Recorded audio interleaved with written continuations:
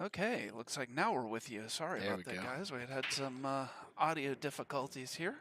This is the 2022 Maryland State Bar Box 8-Ball Championship.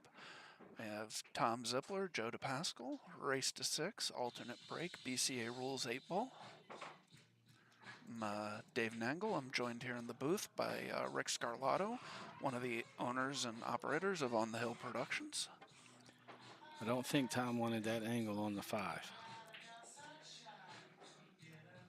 He's got a little work to do now to get on this 1 ball.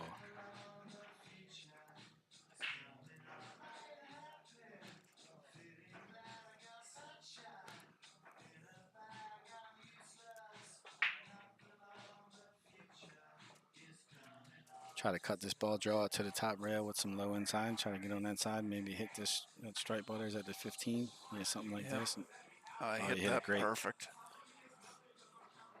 Good shot there, Zip.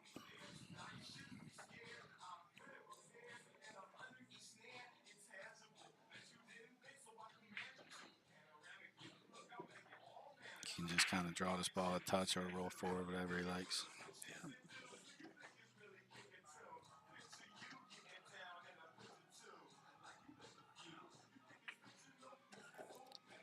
Okay. So Zippler takes the 1-0 lead. Let's take another look at that nice shot on the 5 ball that he had.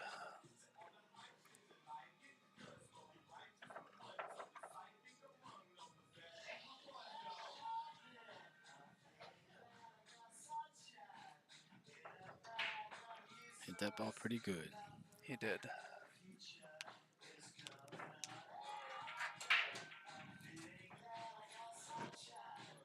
Somebody's got a little bedhead going on this morning.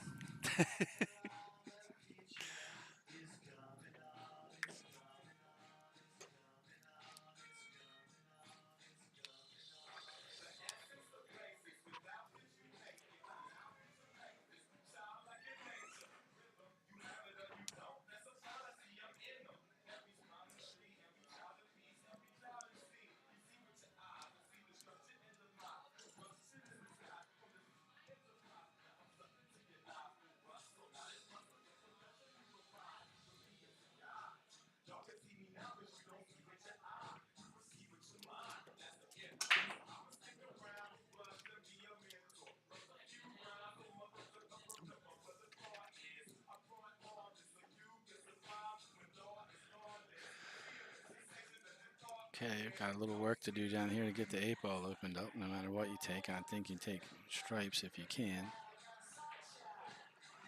I don't know if he's got a pocket for the 11 ball, though. You definitely want to try Yeah. and shoot that one first if you do go stripes. Yeah, it always try and open the 11 up when you shoot the 12 on the side.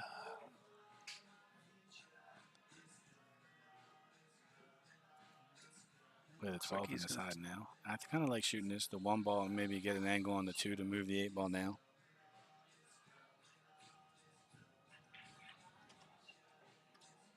Yeah, you just need to figure out what you're going to do with the 7 ball. I guess when you shoot the 3, you can try and come into the 7. Yeah, you got a couple options. You can play the 4 off the 12, send it down there into it, Oh, too. that's true, too.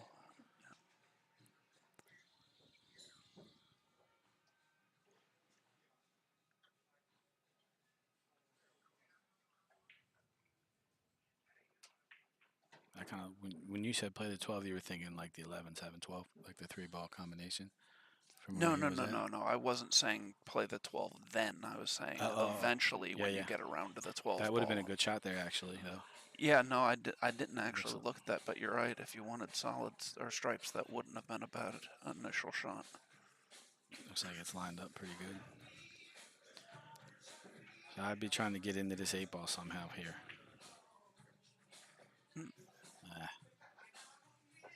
He missed it and didn't get into it.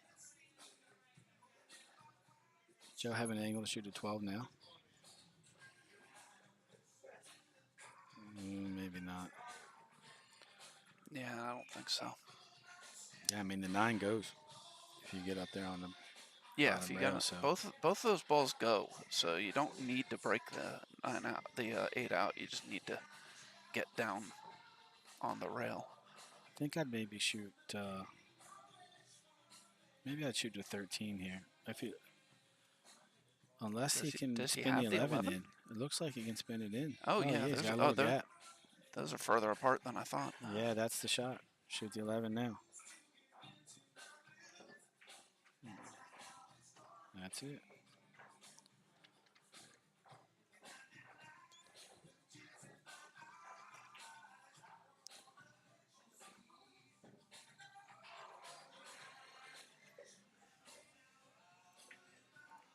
Joe's a very methodical player. He plays good 8-ball.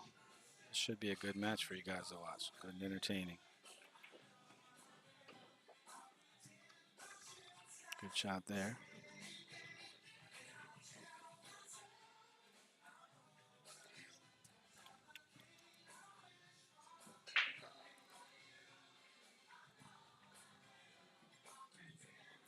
Hi, Linda. Hi, Miss Linda.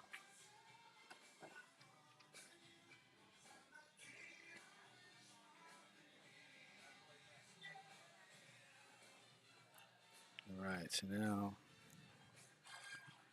from here, what do you like, Dave? Obviously, we're going to shoot a 12 in the side. What are you going to try to get on here? I think I'm not doing much. I'm just shooting the 10 next. Yeah. It's a good shot. Just kind of draw it back a touch. Yeah. Stun it out, rather. Keep just, yeah, basically, Like yeah, so. yeah. Yeah. Just make sure you're not on the rail is the biggest thing. So now the only thing here is the 8-ball can cause them a little issue now with the 9-ball, right? Because you gotta touch the 8 here. I don't think you can avoid hitting the 8. No, I think you can. I don't think he's going to the way he's hitting it, but I think if you hit it with more of a stun, you can avoid the 8. But now he got stuck. Yeah, I mean, you could have tried to draw it into the 2, maybe too, but yeah, it was a little funky.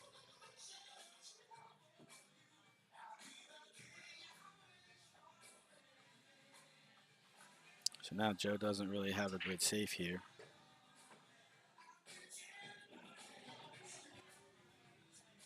Does the 15 go between the 3 and the 7?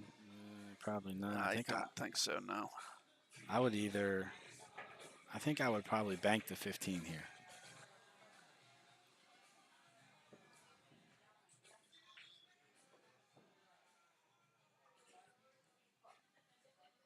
And it looks like what Joe's going to do. Play the bank, just focus on making the ball. Yes. I was going to say, there's not really any bad shape on that 9 shooting that bank unless you come all the way back down and get behind the 8.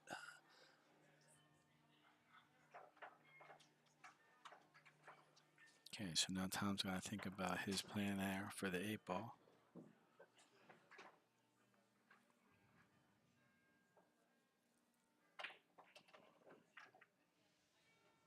Well, that'll work. He's opened it right up.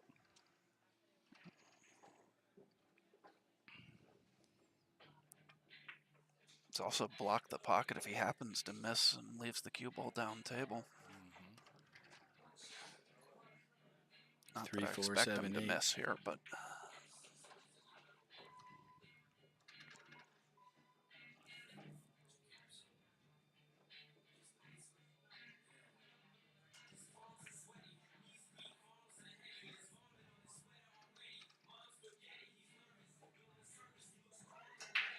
Just draw this ball out off the rail a little bit.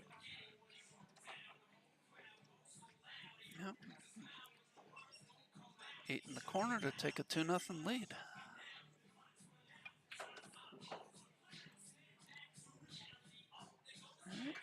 Beat Joe to break. I'll be back in just 1 second.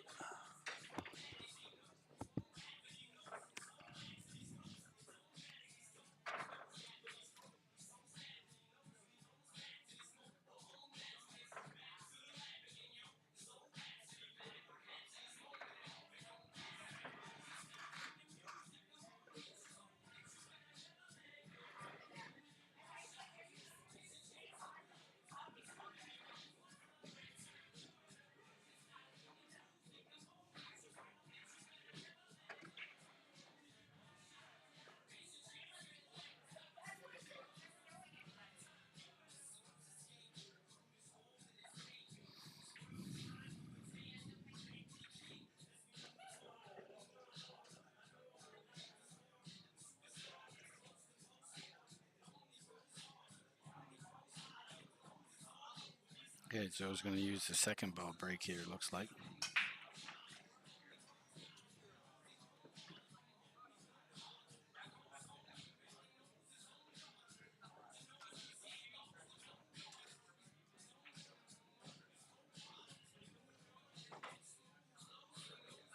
Balls have opened up all right. Only bad thing about that second ball break is sometimes you do leave yourself stuck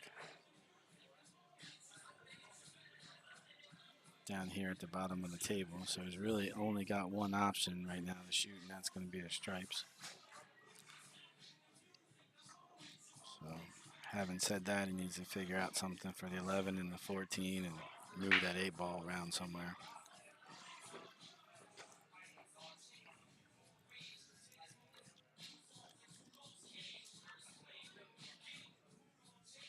All right, and for anybody interested, there's now a link to the brackets in the chat as well as in the description of the stream.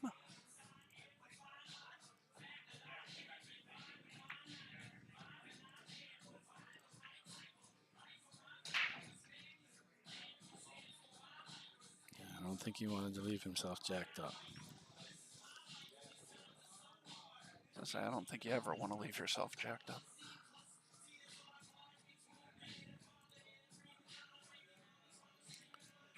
So he can shoot the 10 here, and I would be trying to maybe come into the 8 ball.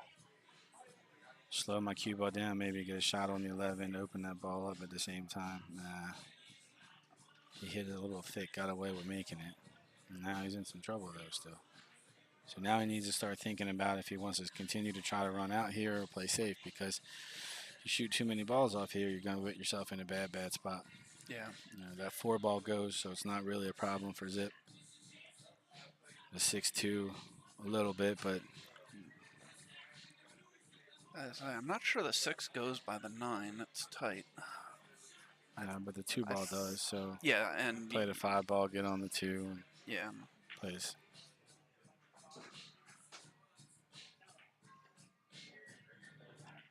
It's like, Joe, does this ball go?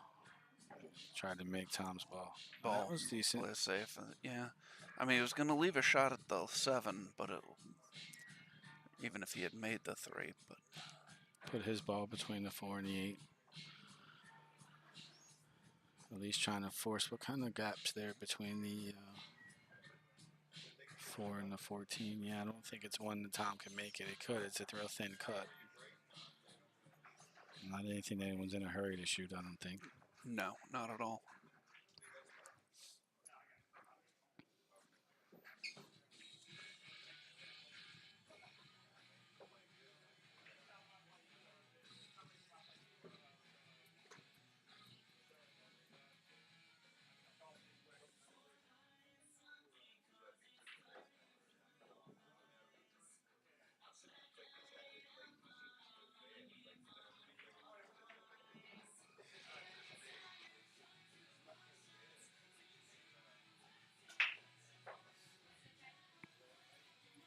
What's up, buddy? Got Mike Burton over here with us.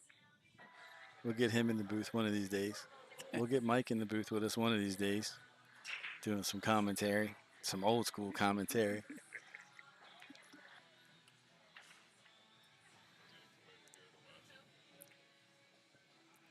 Nice shot there by Tom. That rolled just a little too far. He might have come up enough that he now has the 5 in the side.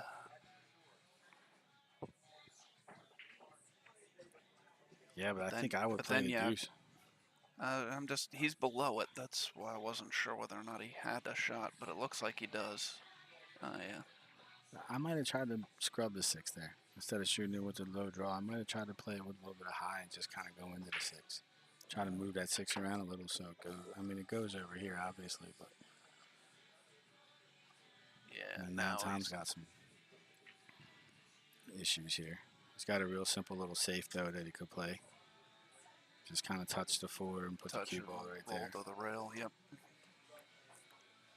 Yeah, Joe obviously can see the 11, but doesn't have a great shot at it.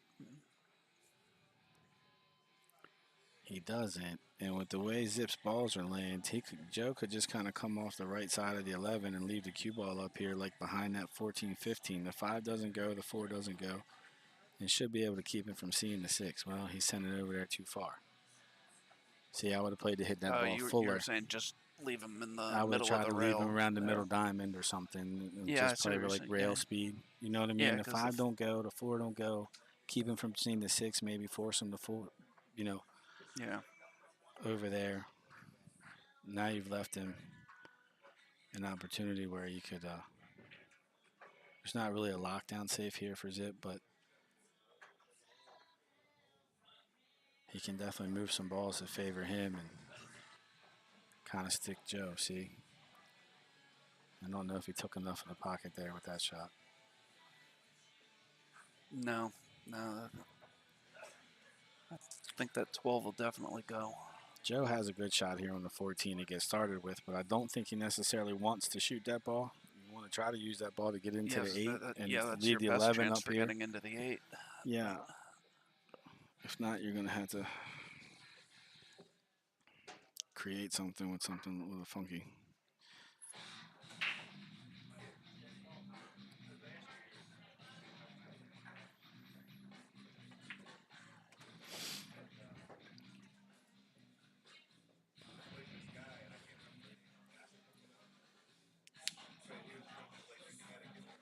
And see there, I might have tried to put maybe a little bit more outside and stay off the rail. Maybe I draw the 11 into that.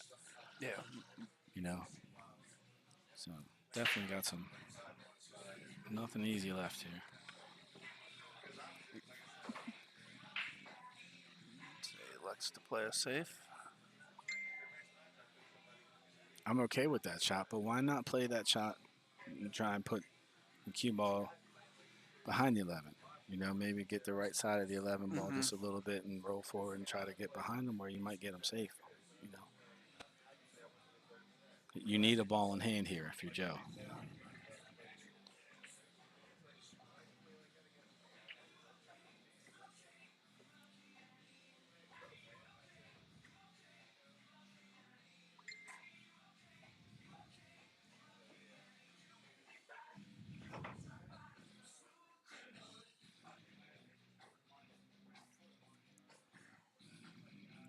I don't think he can really use the 8 ball to play a ball off of. Can he? No.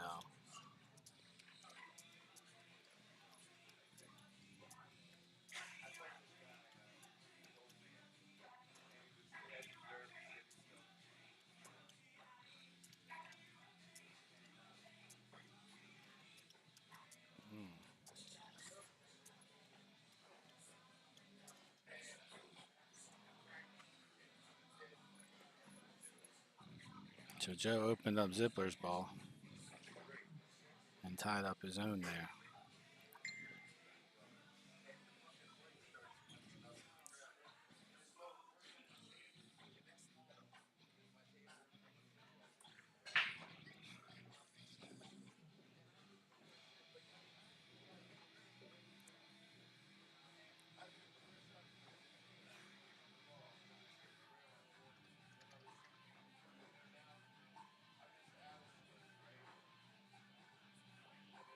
Try to make Zip's ball here, play the 15-5.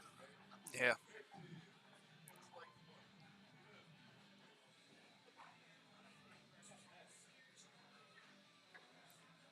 Got to be a little careful here with these because there is a bank there on the 8. Yeah. And Tom banks pretty well. I'm just wondering because he didn't come close to that 5 if he wasn't actually trying to get the 12 or whatever that ball, his ball up by the side pocket to use as a breakout for the 9. Yeah, maybe.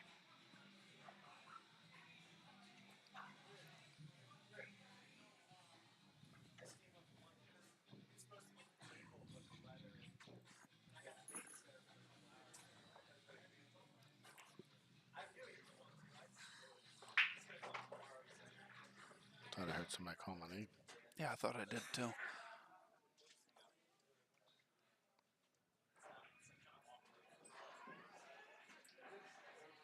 So we'll be able to tell by the way he shoots his ball what his plan is here.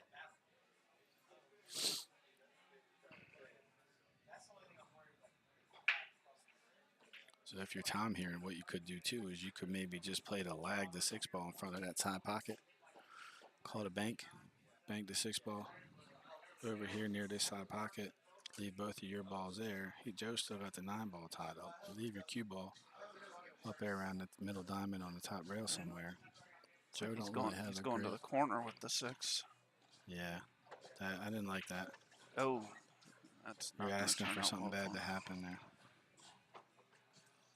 I don't know whether he thought he could miss that ball and come 2 rails up to break the 8 out. I think that's what he looked like what he was attempting, Yeah. but I think there you're better to move, right? I would have played that bank and tried not to make it, but get it close. Leave my cue ball up here. So Joe's ball was there and there, Yeah, not really and leaving Joe a great shot. if you're gonna play for the run out, I think you're better off pocketing the 5 and trying to get an angle on the 6 into the side that you could follow into the 8-9. I agree. Where worst case you play for the bank on the 8. Yeah. Because once you start to try to play for the out there, you're stuck. You're committed. Yeah. Now he's put himself in a bad spot there. You gotta know that cue ball.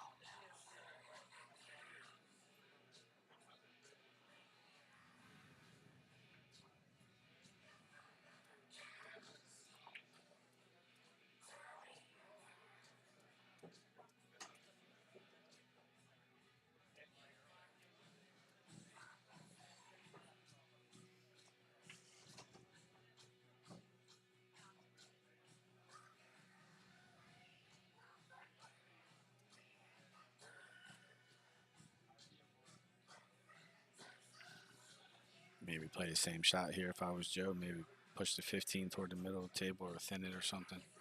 Good morning, Bobby. Get back down there. Morning, Bobby.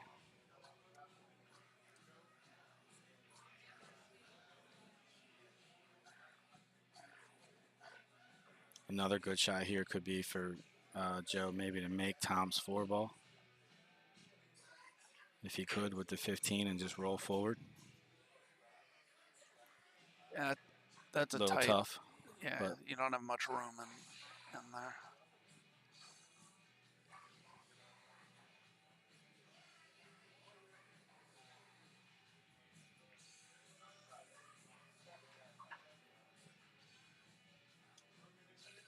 I don't like pocketing the ball here. No, I agree. I don't know that he's trying to. I think, yeah. Oh. Actually, that might be what he wanted, because as your suggestion of pocketing maybe the next Tom's shot. ball, now he might have an opportunity to use the 12 to pocket it. Well, now he can also use the 15 to really get behind. You can send the cue ball up there somewhere.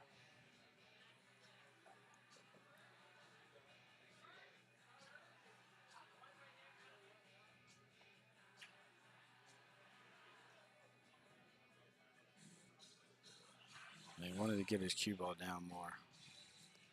Tom's going to make this ball now. Oh. Or try to, at least.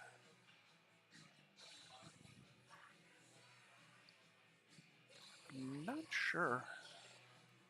But that's not what I was going for. Oh, yeah, that still goes. Okay.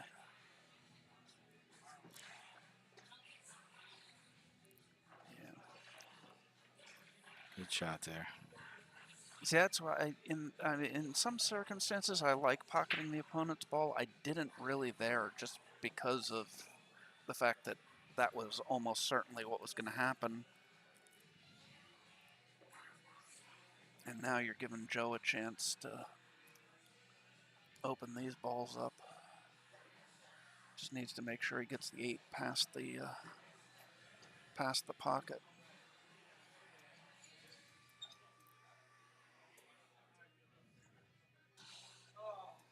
He's left a kick. Not an easy one, but I don't know if I like that there.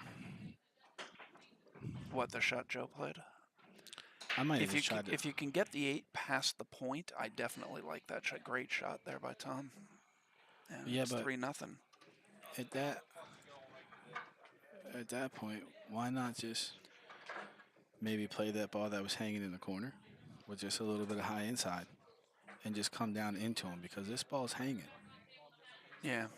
right? So if you come down into them with just a little bit of pace, move something around, Yeah, and I then see you what you're still have, saying. an option maybe to go right behind the 9. You might push the 8 further down.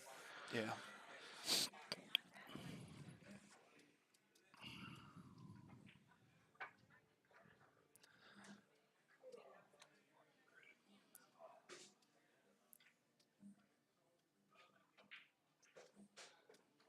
Yeah, this is definitely not the start that Joe was looking for, No, not at all. and he's had some opportunities like that could bode to be a big game there.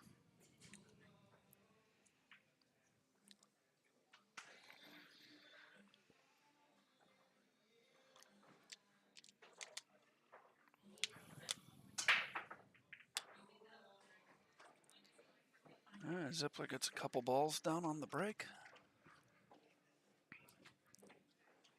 It's like one of each. Nothing touching. As I say, everything's pretty open. But does he have a decent ball to start with here? Ideally, you'd like to be able to take stripes. As I say, if he wants low balls, he's got the 2 and the 6. It looks like he's going to Play the gonna 10 play a ball. He's going to play the carom. carom. All Yeah, right. he hit it good too. Yeah, he controlled it nicely. I didn't like the idea I of the didn't carom either. I because I might have didn't know played where the the 13 would. combination Right. there. I think the combination was a slightly tougher shot, but I worried about where the 13 was going to go with the carom. But it looks like he's controlled it well.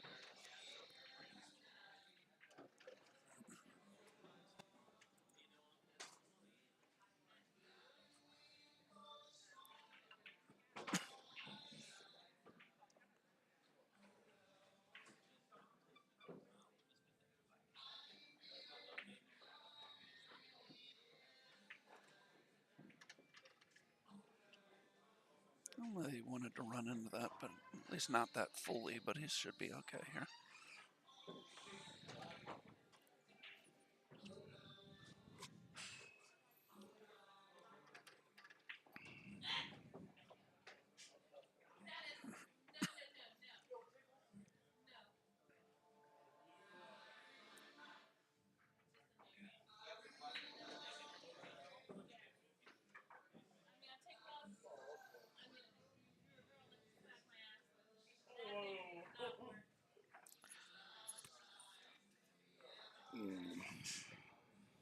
Okay, so you can shoot this ball and then just try to come up, maybe play the 8 inside.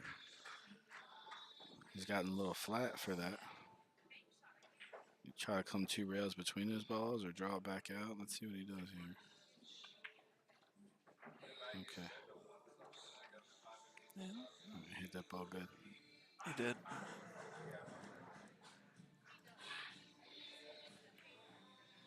That's 8 ball to take the 4-0 lead.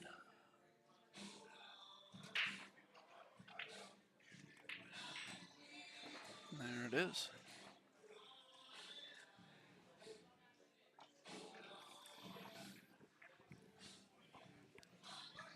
All right, Joe needs a good break here. Okay, Joe needs a break and run here just for get some nothing else. momentum. Just, for some self-confidence.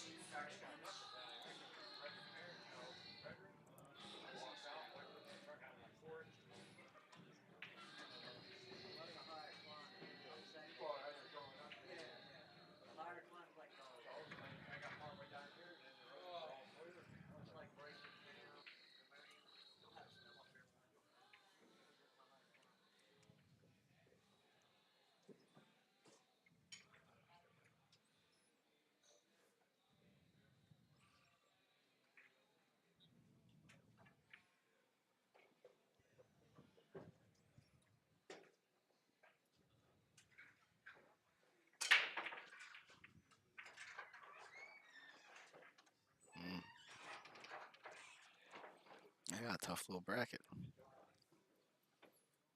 Yeah. Jeez, yeah. Me, Sean, Matt, Paulie, Jimmy, Jimmy. Joe, right?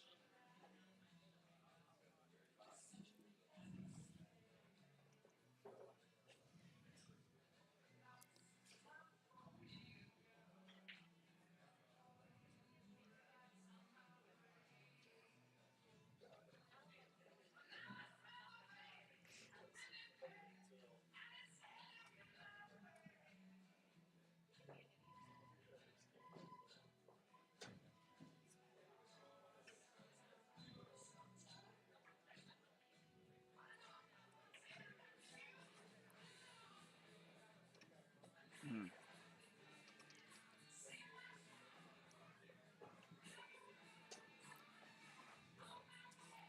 Joe's definitely got some work to do here. The 12 does go in the upper left corner if he gets on it good, but it's not an easy ball to get on. Gotta try to get on it with the 10 or play just to come into it. Now, right? Yeah. With the 10. It's the only shot he can shoot at to make. It's a 10 ball.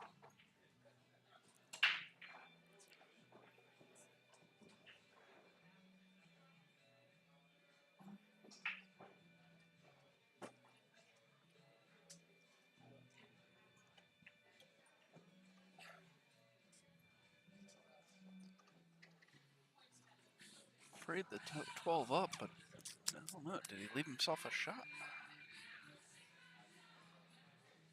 It's a 14 going the side.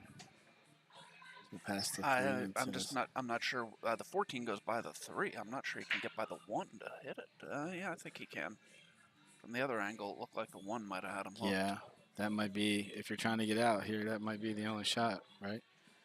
Yeah. Try to hit it real good, draw it to the rail and back into the 3, 12, 13, 8. All right, on table 8, we have Dustin Paris, 2 bars from table 8. He's nomination pushing start your match. There you go. Good shot, Joe. Now. Yep. You just got to make sure you get over far enough to see the 13, give you a little angle. Play the 8 in the side.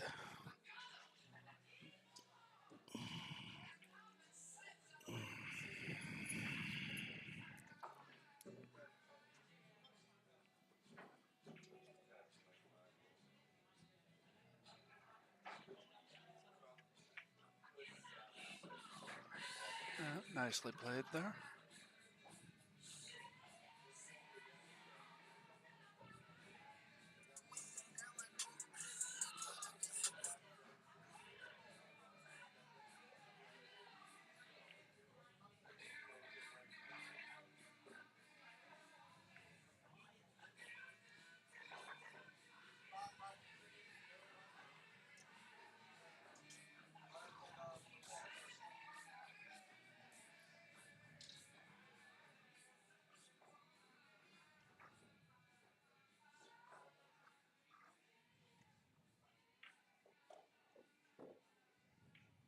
Uh-oh. Road. Got to go to the air. 4's got him hooked.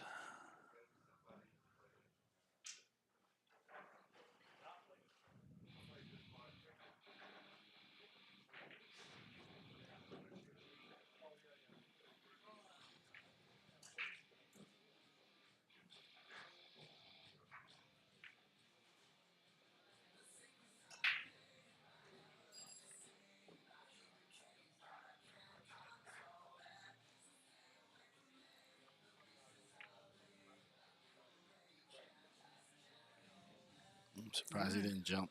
I would have jumped that ball. No, I definitely would have too. Just like that. Now Tom with a great opportunity to get on the hill.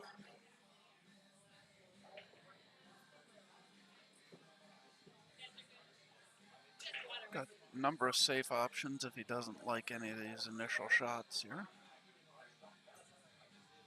And that's what he elects to do. Rolls it up behind the 6.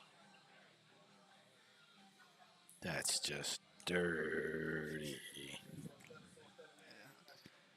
Not surprised he elected to just play safe there. He didn't, although he had 7 balls fairly open, he didn't really have a great shot on any of them. No reason to risk taking a bad shot when you've got a fairly easy safety like that you can play. Even if Joe gets a hit on this 8-ball, Tom's likely to have a better shot than the one he just passed up to play that safe.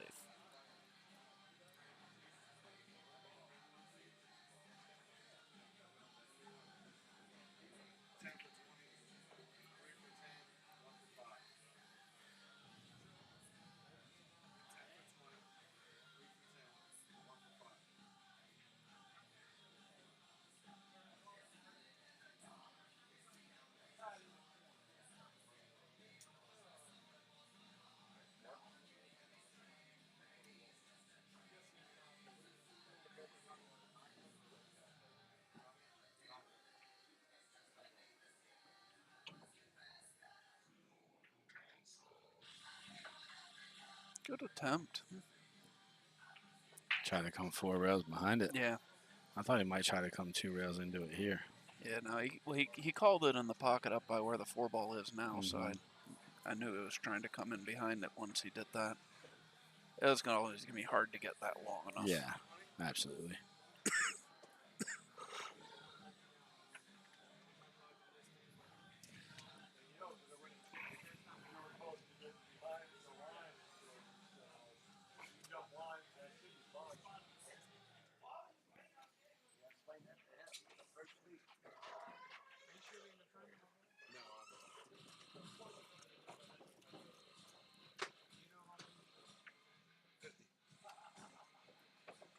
Tom's played this pattern a little different. But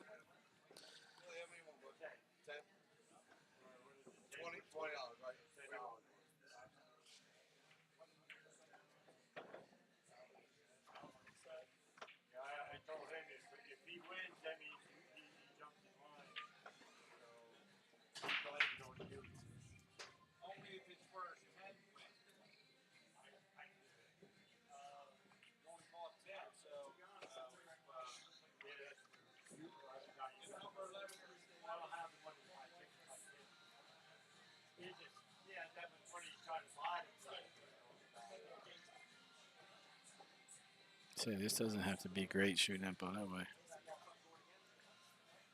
I like him to make it, but this can be missed. Yeah. See? And Joe gets on the board. It's 4-2. Excuse me, 4-1.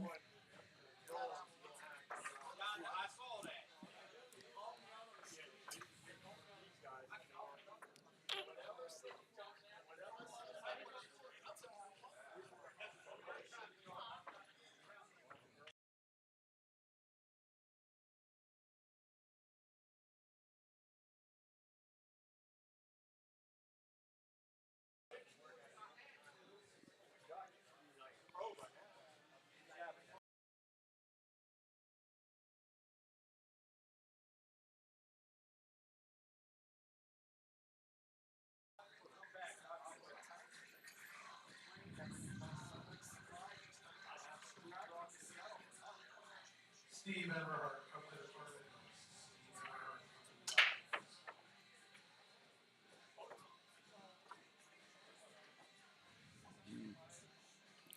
That break looked a little Wilkie-esque.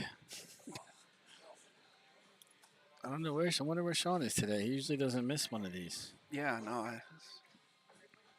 And Mike Soleil is another one not here that usually is I at think he most said of the he's Maryland playing. States. I think he's got some kind of team thing playing for Vegas or something. He said. Oh, okay.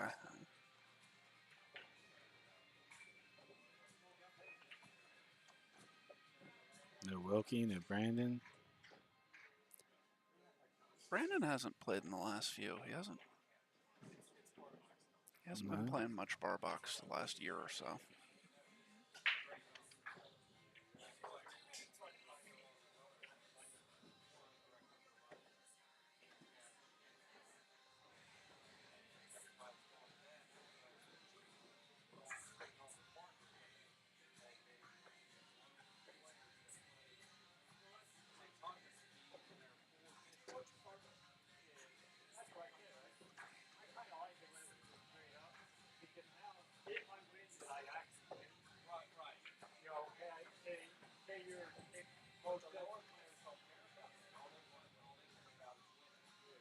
Do you try and get down below the 5-3, or do you try and stay above him and take the cut? I think he's going to shoot the 10 first.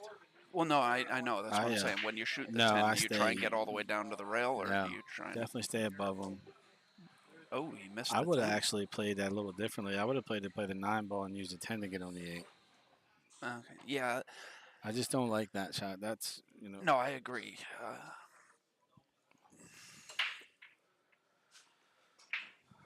He does have Joe like jammed up now. Yeah, with the shot he left himself on the 9, I'd be worried so much about running into the 1 as I came down. I'd probably end up pulling it back too far and being on the wrong side of the 8 with the 4 blocking the pocket. Yeah. But yeah, he hasn't left.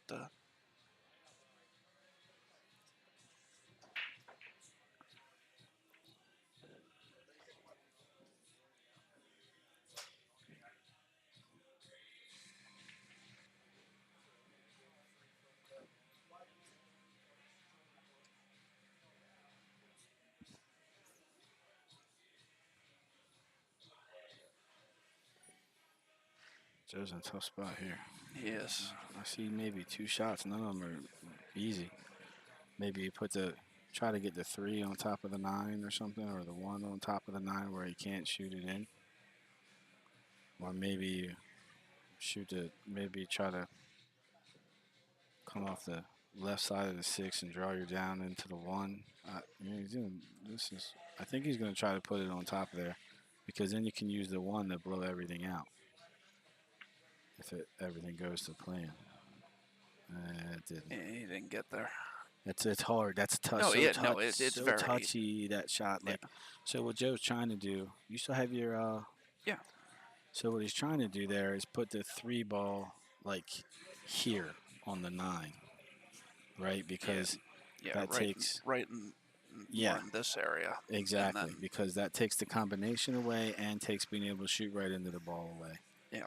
Zip's probably going to put the ball in the pocket maybe and try to play a little, nip and tuck safety kind of thing, but at least buys Joe a little time there. Wow. Why would you kick at that 9 instead of playing the 10 I first? would have just shot the 10. Yeah. He just gave Joe a pretty good opportunity here. He did. That just doesn't make any sense to me at all. As long as you didn't leave yourself dead on the rail, you gave yourself a little bit of an angle, you would have been able to come down to get something. So on Joe's the got 8 a couple. ball. Yeah, Joe's got a couple options here, really. You can shoot the 4 ball into the 10, draw your cue ball back, and leave everything in line here. Make him have to kick at that 9 ball, right? Because you don't care about the 4 ball to get on the 8. You can just shoot the 3 in off the 9 and open that pocket up all the way. You just got to. The only thing there is you want to make sure you give yourself a shot on the. Yeah, let's take another look at the overhead. Got to leave yourself a shot like on the 1 ball or something there. Yeah, he's doing You can what shoot the 4 into the first... 10 and roll the cue ball on top of the 8. Yeah. Looks like he's shooting the 5 into the 10 and trying to draw He's going back. to try to draw back by the 3. I just think this makes it a much easier kick than your suggestion of doing it with the 4 ball. And especially from that angle. Yeah, I mean, if he gets that behind the 1, then he's.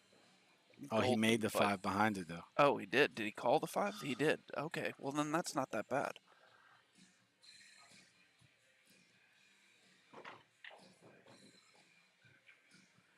So here I may not. Well, you can shoot out from here,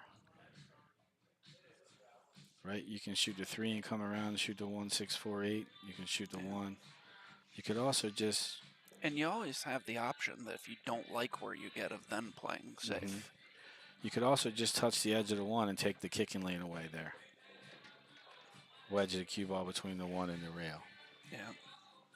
You know.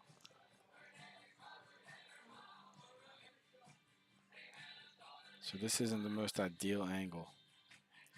Actually, I think he kind of wanted to be a little bit flat on this ball, so you could get kind of straight on the 6 and just roll up. Yeah. But he can go across the table twice and get back underneath the 6 ball. You can draw it into the 6. You can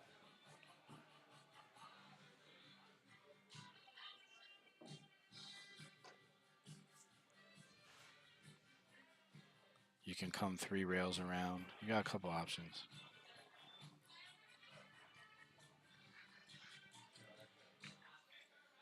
I kind of like the 3 rails around there. Now you got to. See, I kind of like the 3 rails around there on that shot because I feel like it puts me in the middle of the 4 and the 6. Right? If you come 3 rails there, 1, 2, 3, and you can kind of get into this area where you have the option now to shoot the 4 first if you would rather, or Yeah. you shoot a 6 and come out and then shoot the 4, 8. So now he's going to have a little. This shot to get on the 8 ball can be a little touchy.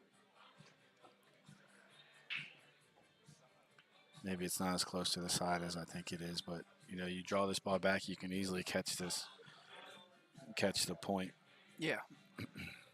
and then you're hating life.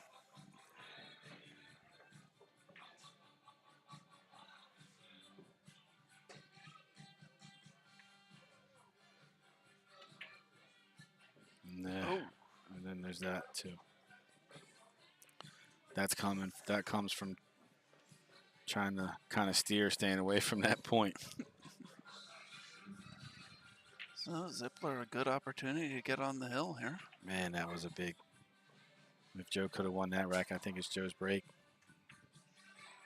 Yeah, it will be Joe to break.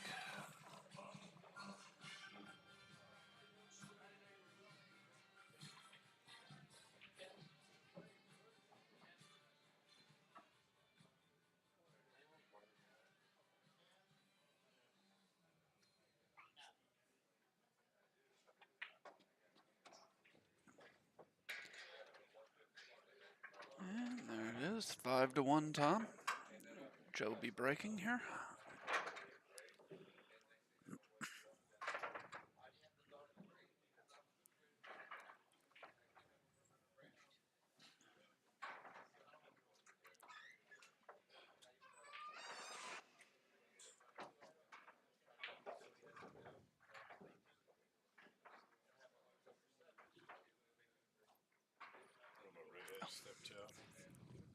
Sorry, I forgot. Your memory's as long as my dick. And that's not long.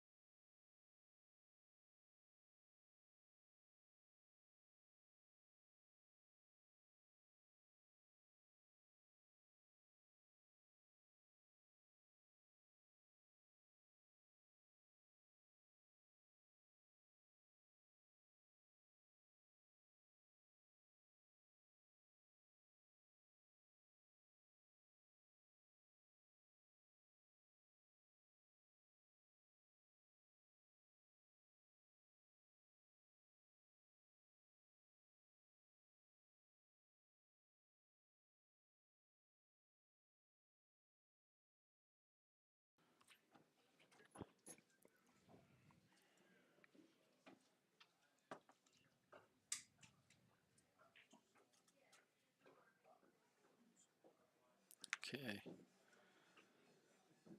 Tom's on the hill, trying to get out here now.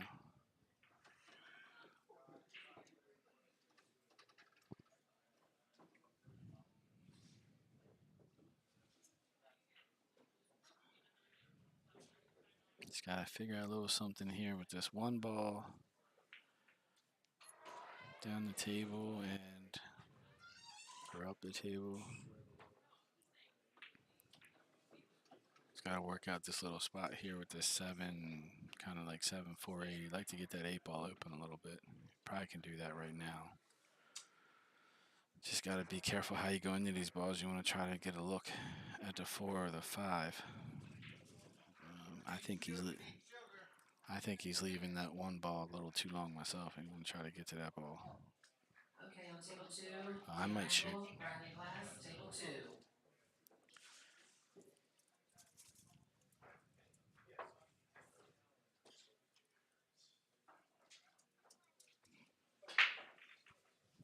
Okay, got it.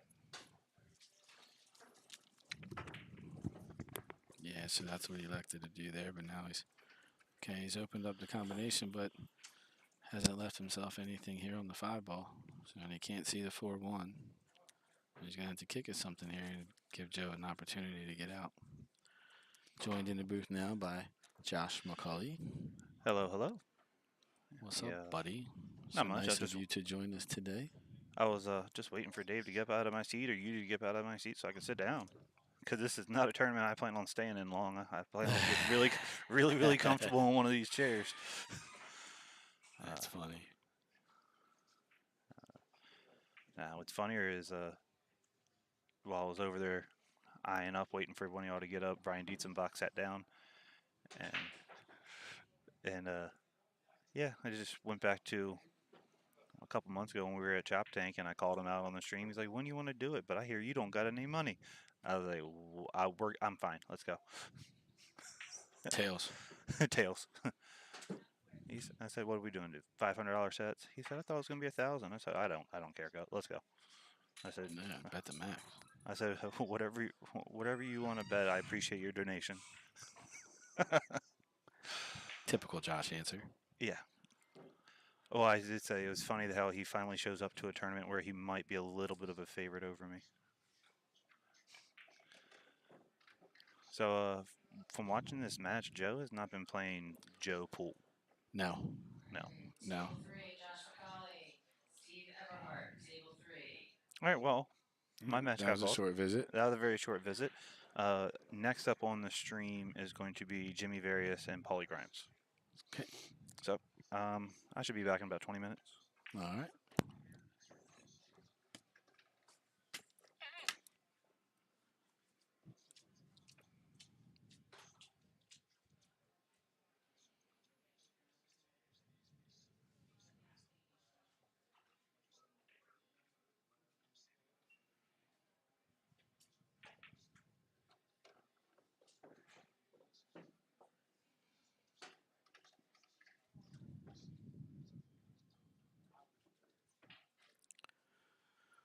All right.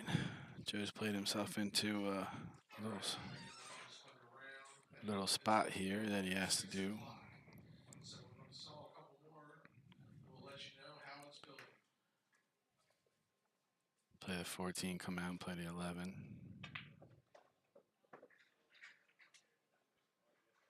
I think ideally from here he'd like to be able to, it doesn't look like he got straight enough, but I guess you're going to want to roll up, play the 13 in the side also, and then get kind of straight on this, whatever that ball is there, the 12 or the 15. Yeah, for a minute.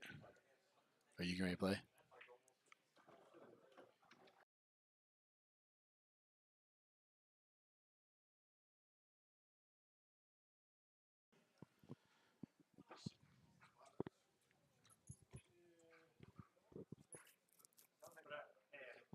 Table 7, Jake Everhart, Thomas Haas. Table 7, Jake Everhart, Thomas Haas.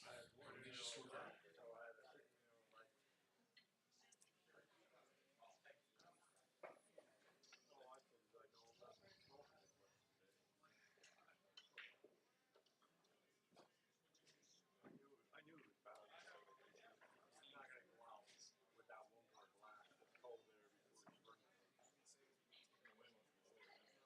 That's a good shot there.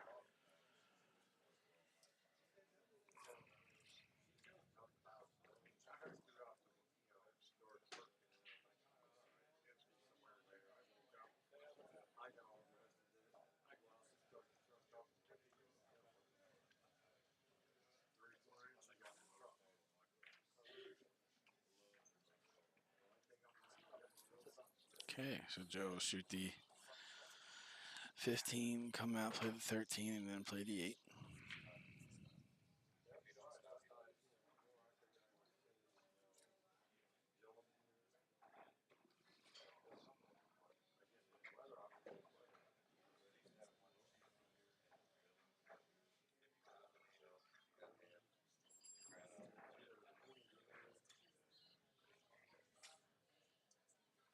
Table 5, Rob Cord, Brian Leetzebach. Table 5, Rob Cord, Brian Leetzebach. Come get your scorecard.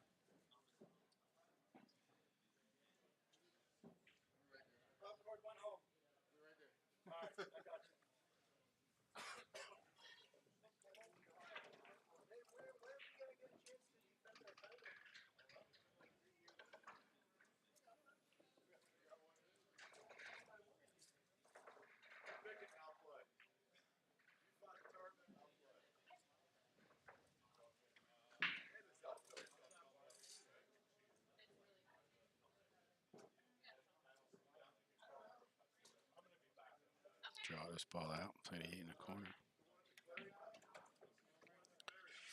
Yep.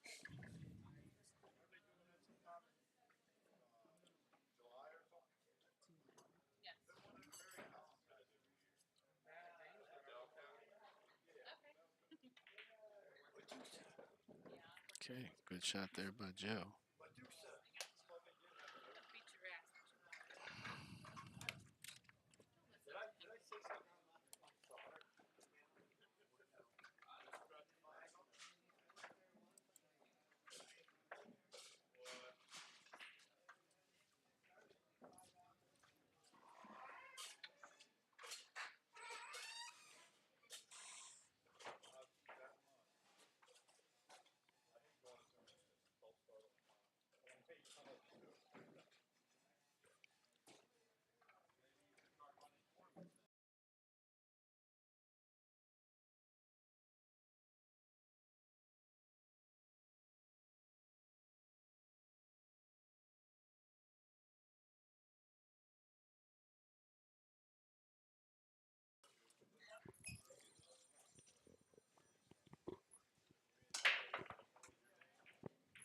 All right, zip to break. Big break, but it looks dry. Nothing touching here. This is a big opportunity for Joe to crawl back in here a little bit if he can run this rack and be his break next.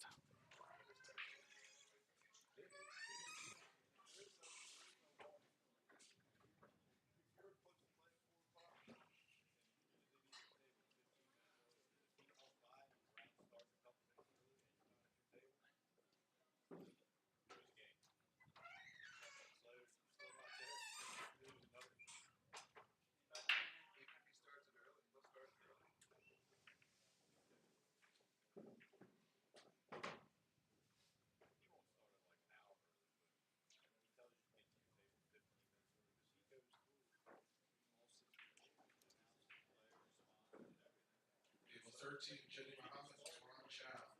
Table 13, Jenny Muhammad, Tuan Chow. Come get your scorecard. So it looks like Joe's trying to navigate which balls he likes to be able to get to this. It's like the 11 ball. The 11 ball and the 3 ball, that's the two for both balls. That's the two that are a little funky.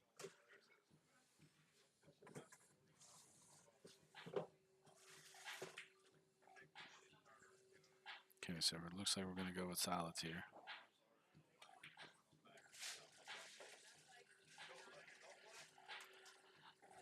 I don't think that was the most ideal.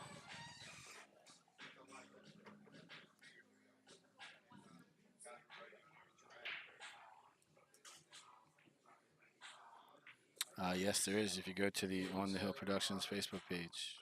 Cigar and Scotty Paz.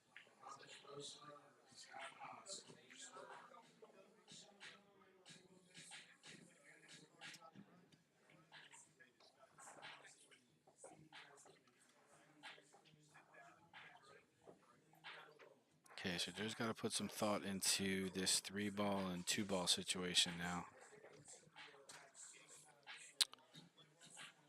He can shoot the 4.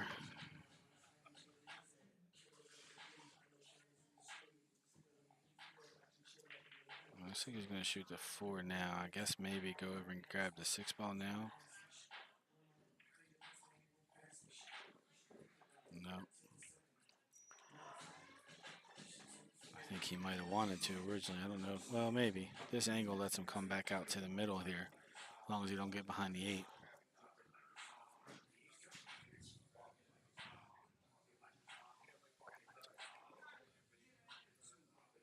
Table 12, William Hague and Steve Fleming.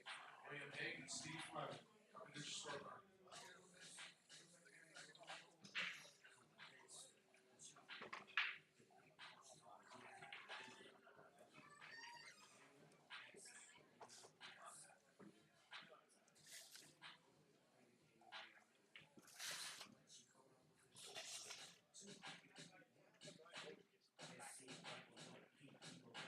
Oh, Joe just hit that ball poorly.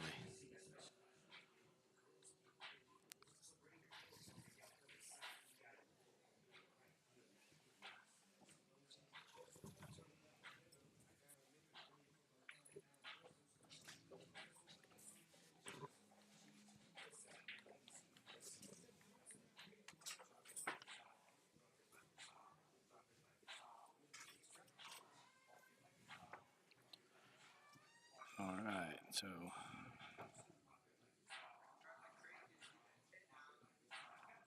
looks like Zip might try to play a little safe here, play Joe's ball in with his and get on this 9-ball.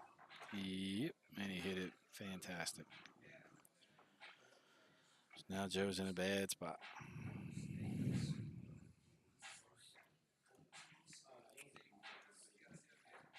I would try, I think in maybe I would be looking, try to maybe kick the 2-ball here as to not mess with that 11-3 any. At least make him have to do some work to get on the 11. Really want to make a good hit though if you can here in this spot.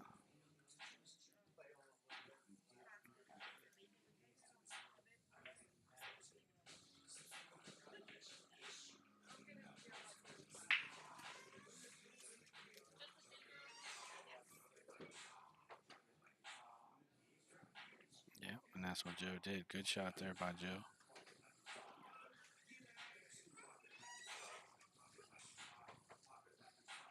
Okay, so Tom's still got to worry about this 11 ball here. 15-13 maybe, but I'm pretty sure 15, just get a decent little angle, go on the side and push the 13 down toward the corner. No major concerns there.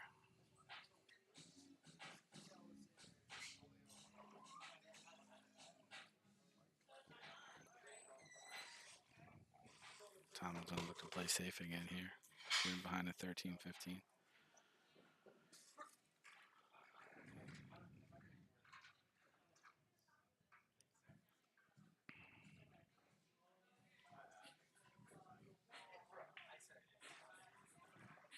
Joe's getting a little taste of his own style right now.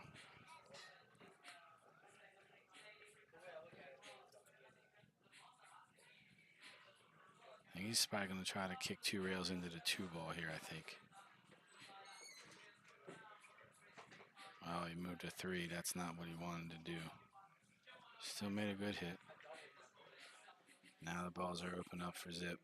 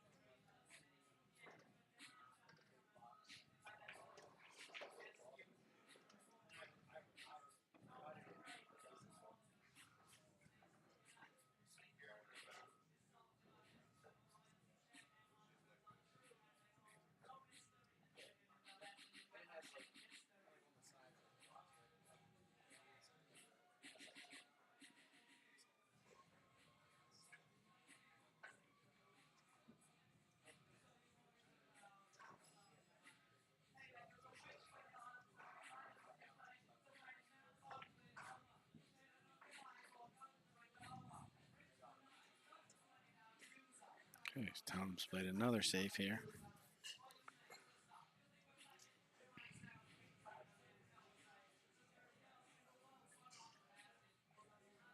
Now this time, if you're Joe, you got to kick in. I would try to kick the 5 with some pace and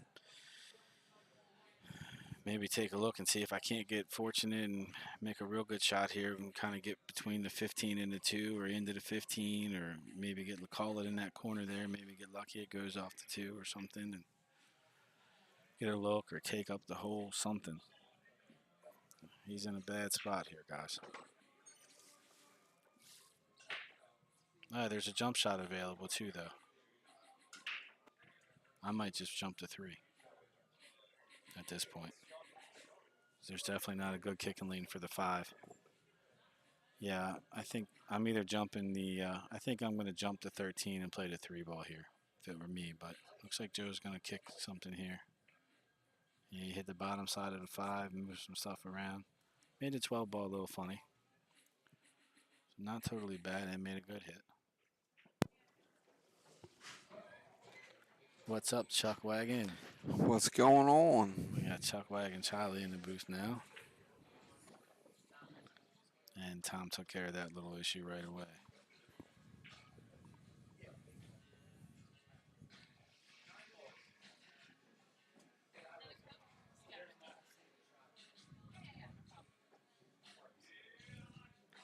It's funny with Zip. Every time he makes a ball, he shakes his head. Yeah.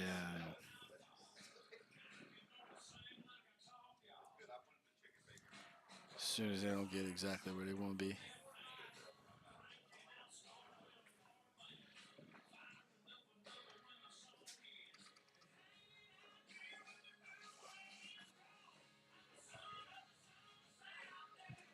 How many people we got watching? 179. 179. He didn't. If you guys are out and about, come on down. I made a good shot there.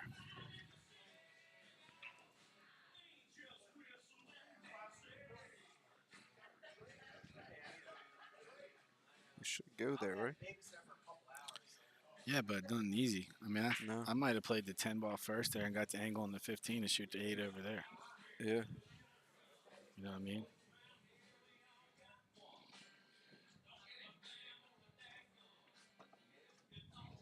You got fortunate there. Yeah, it's tough on this table to hit that side rail like that. Ball tends to hang up. All right, there you There have it it. is. 6-2, Tom Zippler in the first TV table match today. Our next one's going to be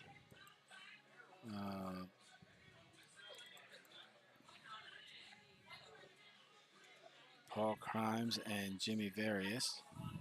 We're going to give you the word from our sponsors here real quick as we take a quick little break.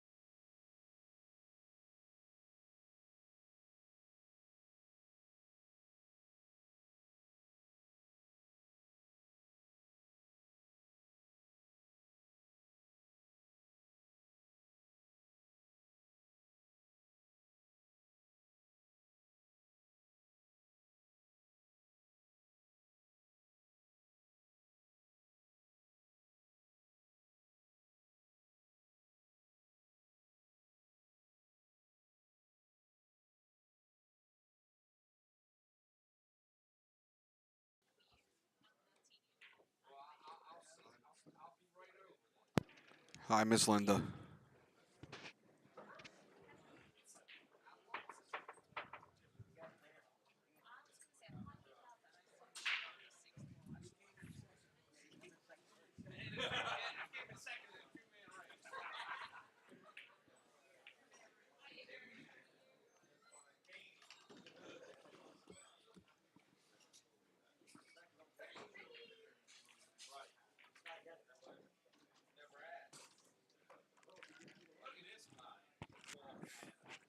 So as you guys can see, the next match we got Paul Crimes and Jimmy Various.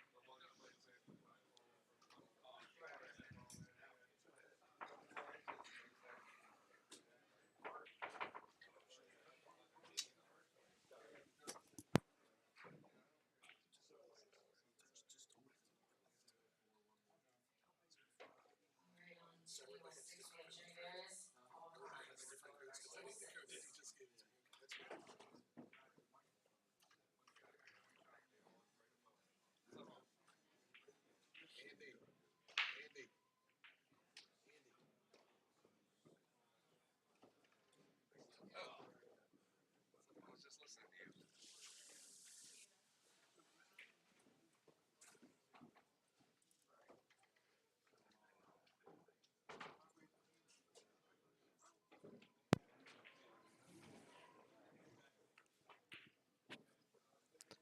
Bobby Ambrose. It's the best jumper around here.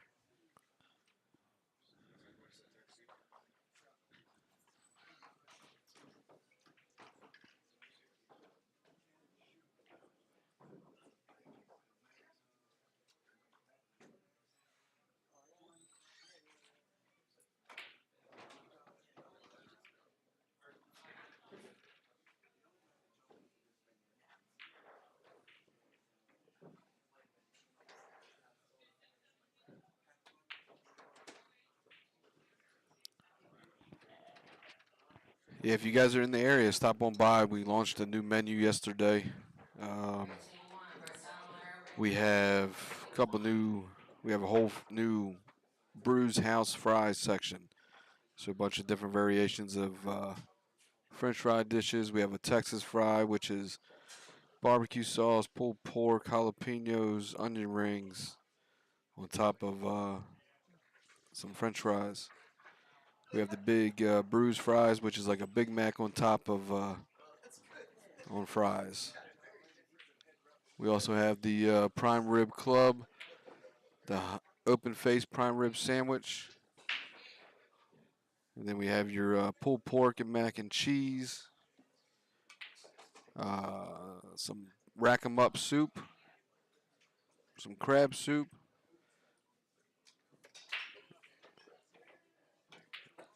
and everybody's famous. Everybody loves the Greek salads here as well.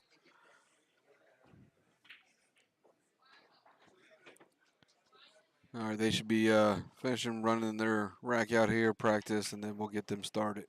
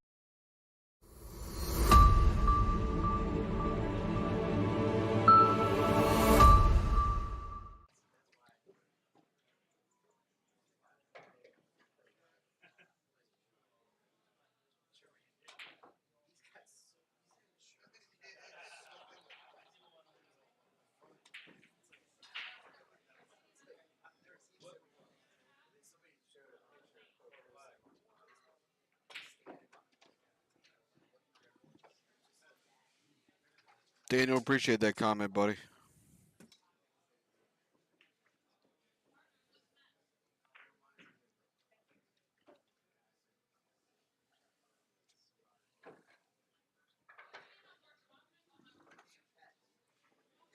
All right, looks like Jimmy won the flip. Jimmy's going to be breaking first here.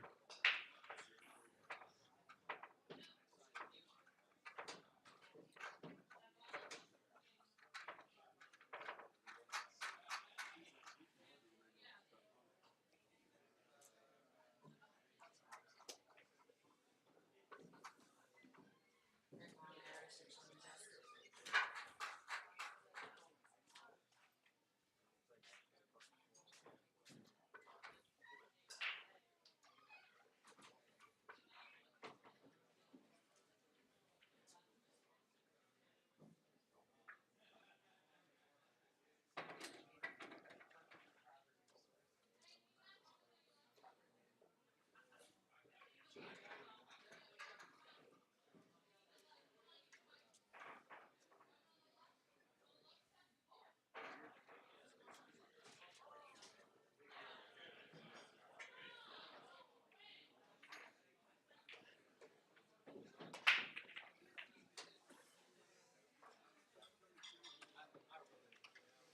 All right, 2 ball falls on the break for Jimmy here. Again, this is Maryland State Bar Box 8-ball championship.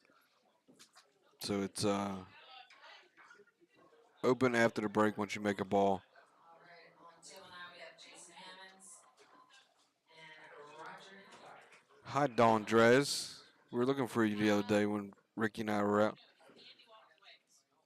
We also still have Dawn. We still have your Dawn Wings here, too.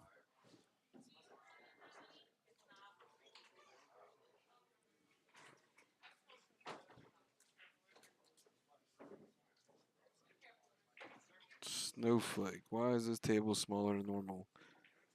These are, this is the normal TV table here at Brews. The regular 7-foot tables.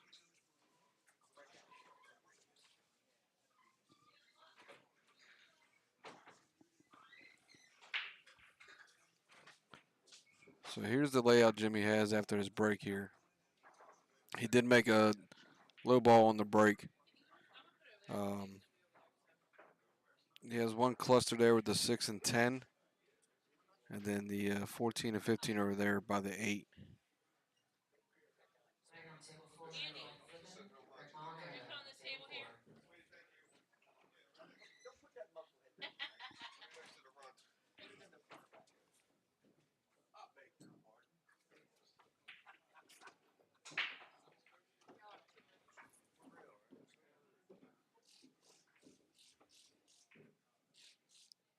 Jimmy's looking to bust the 6 out here.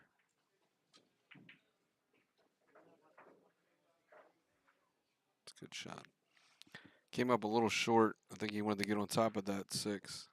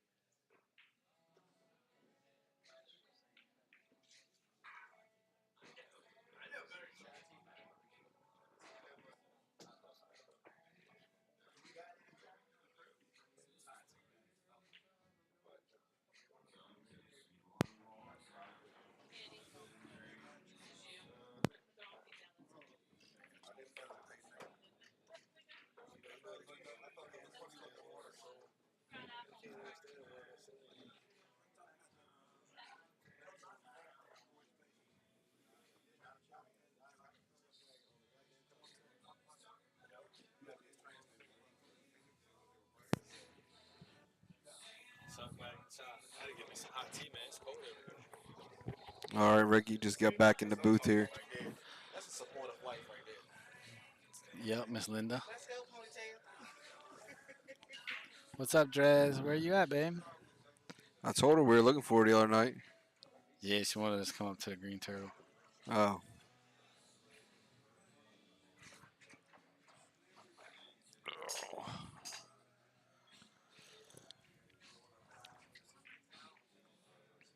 What, you got some hot tea?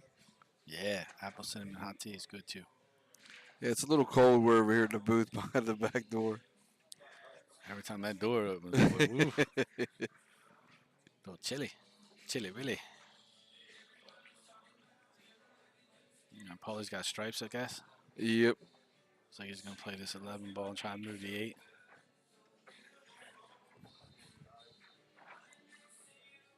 He didn't let that ball go through enough. You got to get that cue ball rolling there and let it kind of go through there. You didn't really want to move to 15, 14 too often much.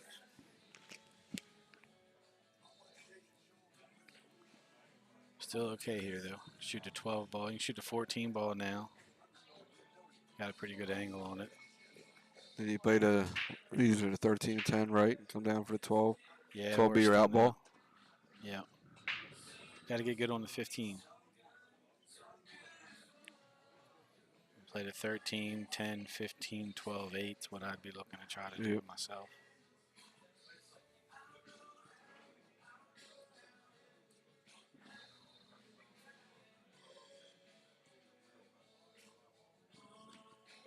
That way, if you play to just get to the middle of the table, at worst case, you shoot 12, 15, 8.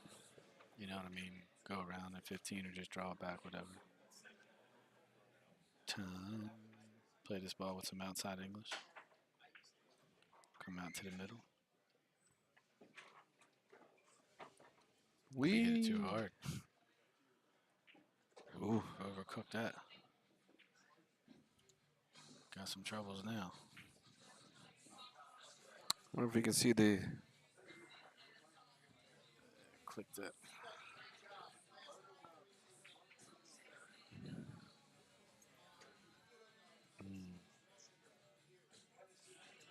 If you can shoot the 15, you got to shoot the 15 now. You don't have a good bank lane here for the 12. You can cut the 12 all the way up in the corner. Try to letting the come cue around. ball go up. Yeah, try to bring the cue ball around 3 rails. Side rail, bottom rail, side rail, and out, you know. Looks like he's going to try to curve and swerve into this ball a little bit. It's a good shot. It's a good shot.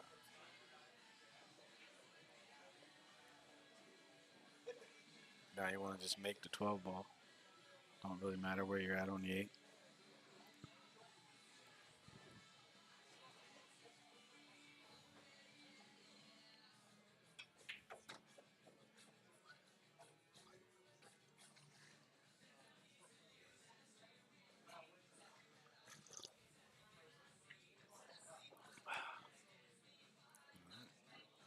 Paulie worked it out. Got out there. 1-0 Paulie.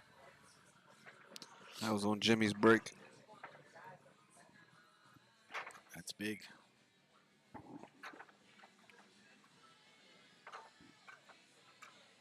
What's the score of Macaulay's match? Anybody know? Who's he playing? I don't know.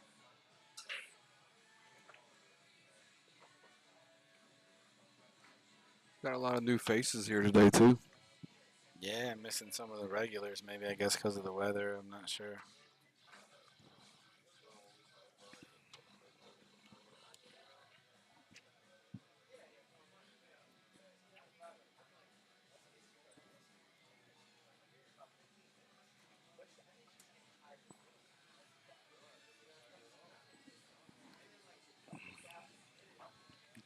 Getting a little hungry. Need a little snack. Yeah. I think about go make something to eat back there. I was telling them all about our new fries that we have, so. Oh, yeah, they're fun. You want to split some Big Mac fries or some big house fries? Big Might eat Brews? a couple. Might eat a couple bites of something like that. Once we get out of the booth. So Paulie broke the second ball there too. Pretty good break. Balls You are like open. breaking the second ball, Rick, or hitting it straight on, head on? Both. It kind of depends on what the, how the table's racking, conditions, what's giving me, maybe where I'm at in the set and the match, what I feel. If I feel like I'm going to outmove the guy, I'll probably break the second ball most of the time, and still get a chance to get out if I get it working good.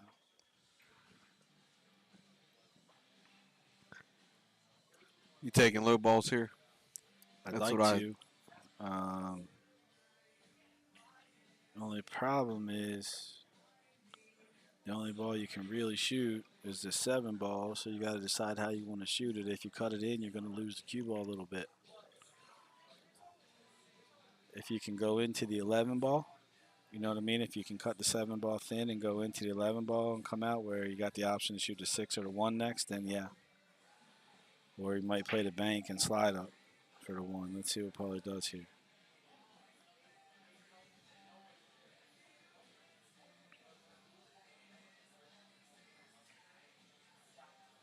Looks like he's going to try to run into them 2 balls there. Slow his cue ball down. Oh. Or hit it real hard. See, I didn't think that was necessary. No, like you said, you bump those, you hold it. Yeah. You hold your cue ball there for the 6-1. You know, if you come off funny, you may have the 4.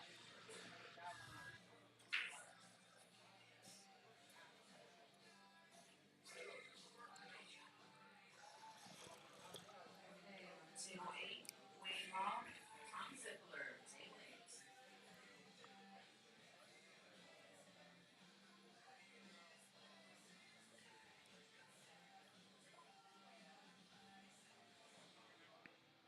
All right, so now he's left Jimmy. Looks like Jimmy's going to play the 15 and try to go into those balls. I think you'll see Jimmy go into him a little gentler than what Paulie just did.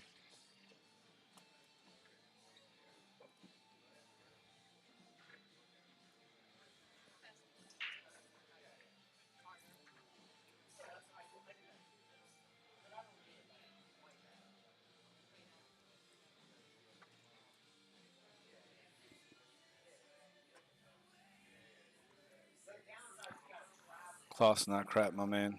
We keep our tables. This table gets a ton of play, and actually there's Simonis is way back ordered, so the cloth has been ordered. Table plays great. It's dead straight. Plays perfect speed. You won't hear anyone complain about anything here. Good shot there by Jimmy.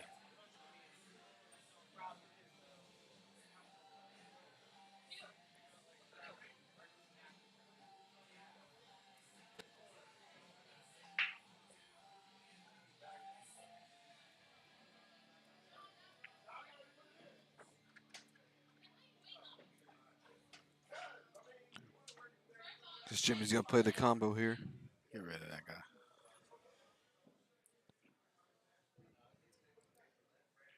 We don't need that.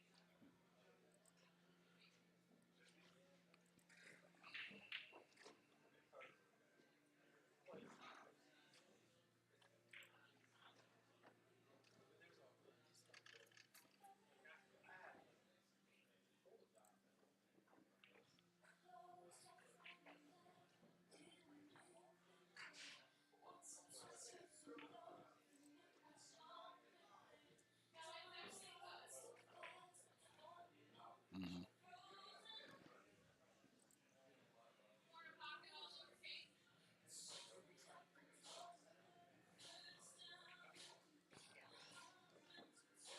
All right, good shot there by Jimmy, maybe.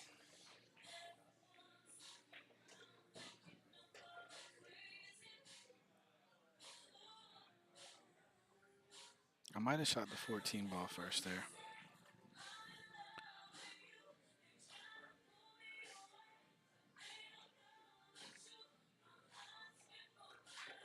Oh, good shot, Jimmy.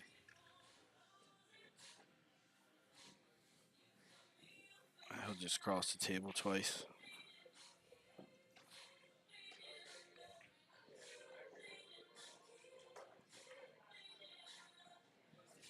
Uh-oh. 8 passes to 3, I guess, yeah.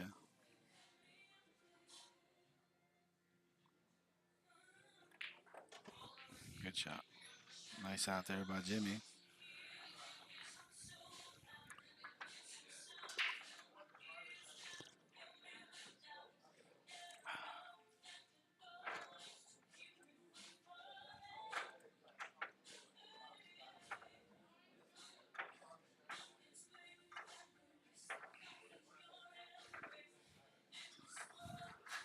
Be Jimmy to break now.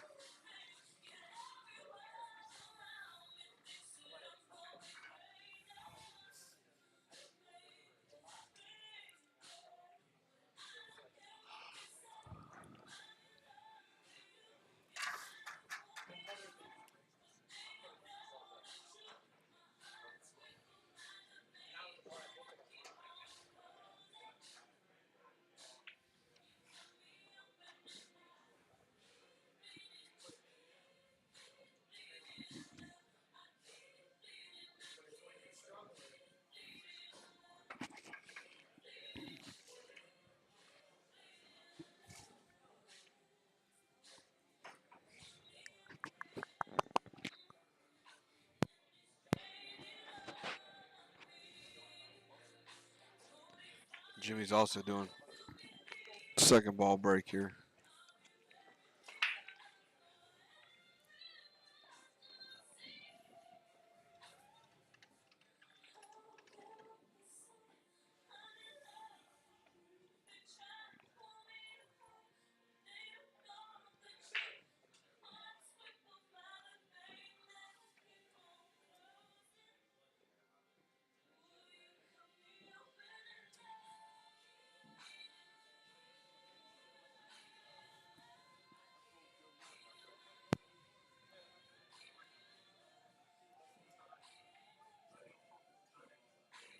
Stripes are a little more open, but you still got some work to do.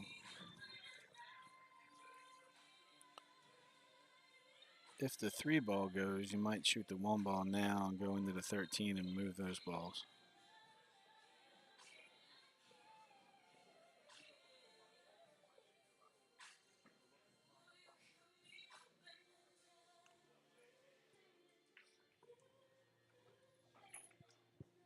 Yeah, good shot there.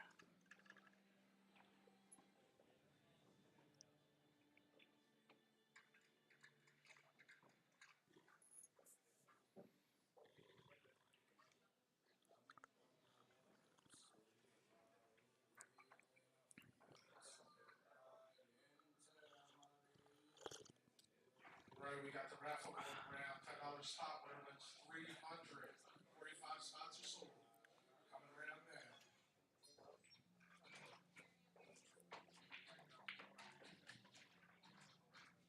Uh-oh.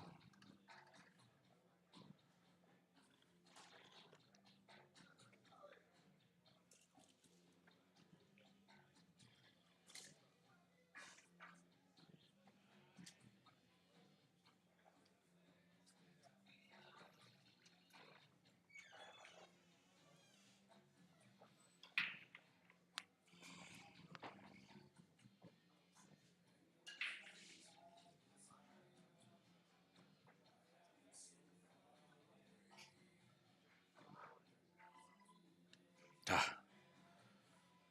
Miscue, stretching, laid out and stretching.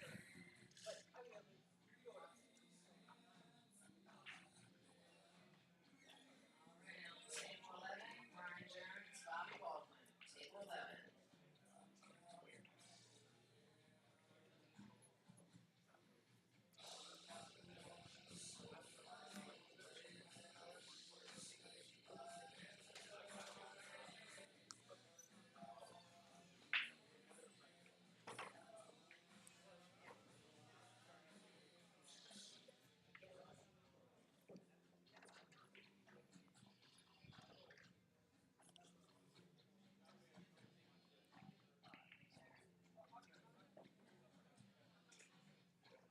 Okay, so Paulie with a pretty good opportunity to get out here.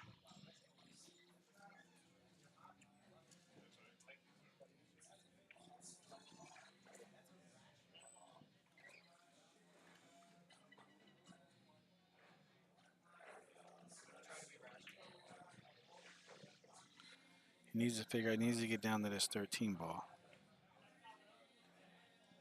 I think maybe he shoots the 11 now on the side, plays for the gap between the 6 and the 8, shoots the 14, 13, 15, 8 maybe.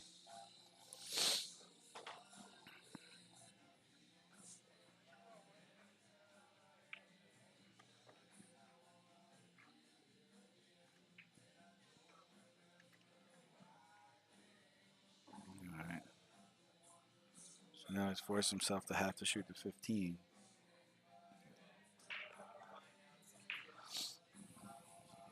If he can follow this ball long, maybe play the 14 in this other side and then 13, 8, and come around 2 rails or draw out 2 rails for it.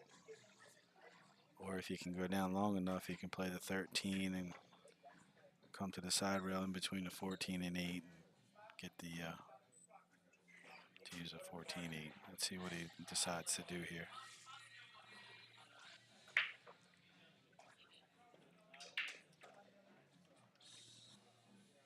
That works too. You had that angle to draw out. That's fine.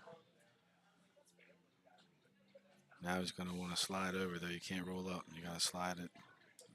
To his left. Yep.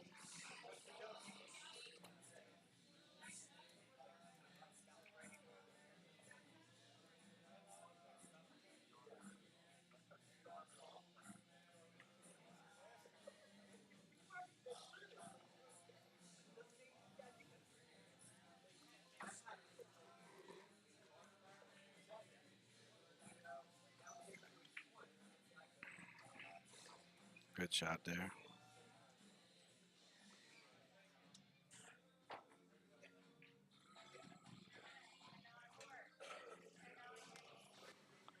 All right, so Paulie takes a 2-1 lead in his break.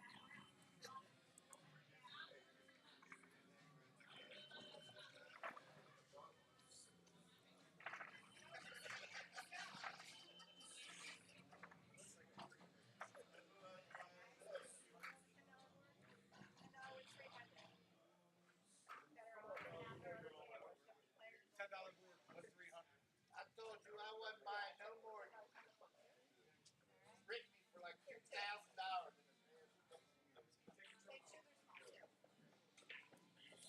Come on, guys. You're holding on to it. Somebody's got to spend it for you.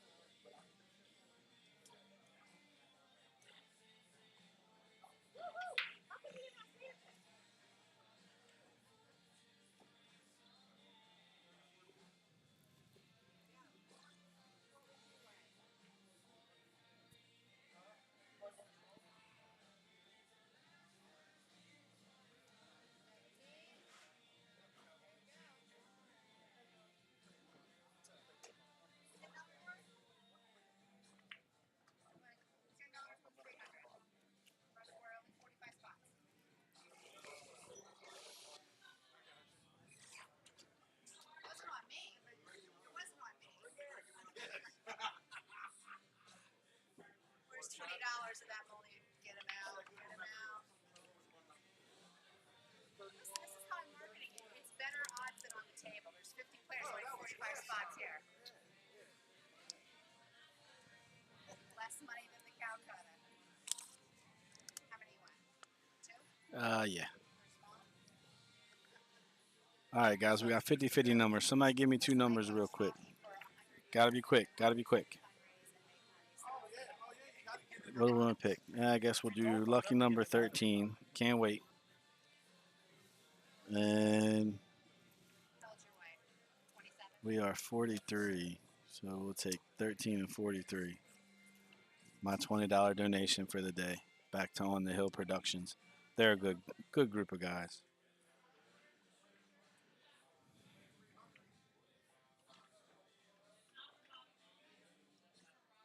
No, you can break anywhere back there.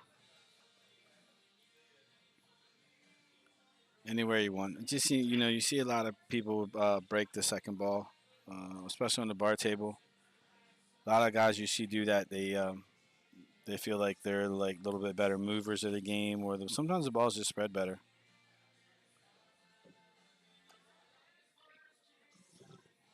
Well, we got 13, so hopefully, see if 13's lucky today. 13 and 43 are our 50-50 numbers.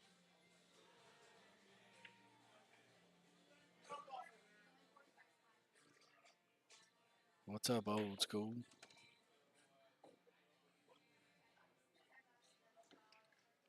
All right, so it looks like this 12. Paulie was playing for this 12 ball in this corner, so I guess it goes by the 6 ball. He's gonna have to be a little careful though. And he'll probably just slide it down a little bit and play the 8 in the opposite corner. No, sir. Cannot win or lose on the break.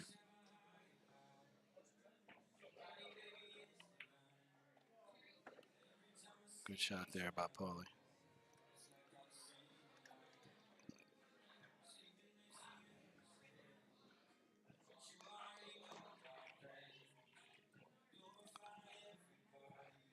All right.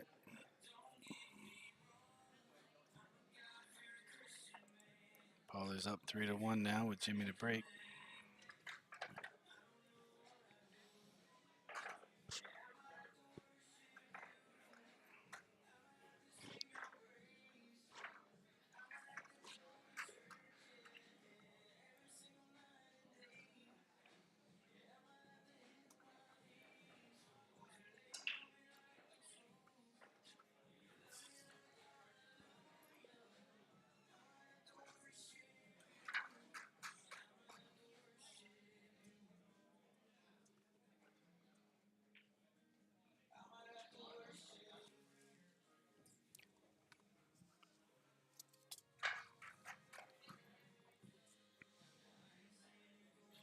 Oh, we got a little snack.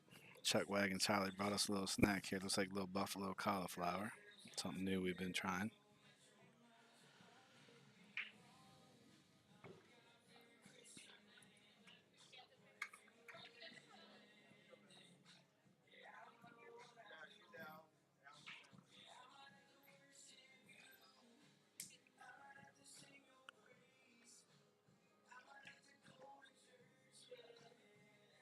It's open after the break, Anthony.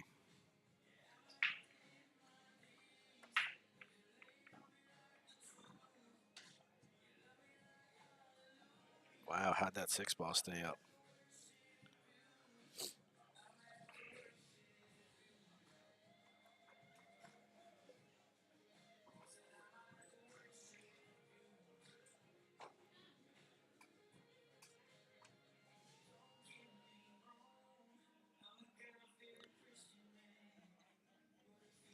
All right, so solids are going to be the balls to shoot here.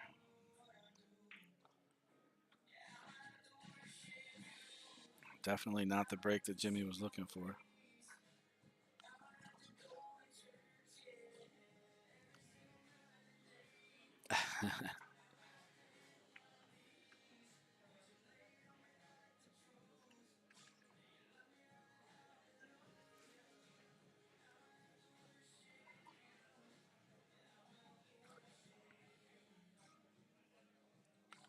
Play this 5-ball and slide out.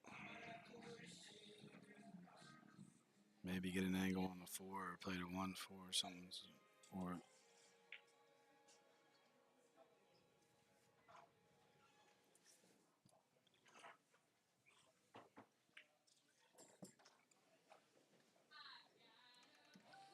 I would have tried to go a little further there.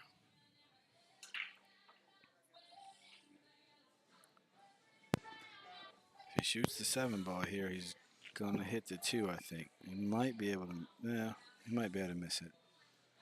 It's important that he does, shooting the 7-ball, I think. And now I would imagine he's planning to use like 1, 4, 8 the last couple balls there. So let's see how he does this here. All right, he hit that ball pretty well.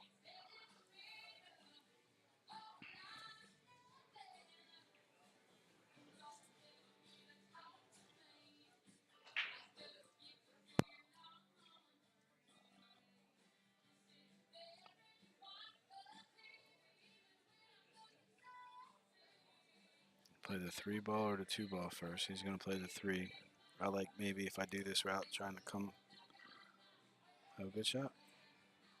I was thinking something a little different, but that can work. I would have maybe went the other way and played the 2 on the side and rolled over and then played the 1 on the side and then 4-8.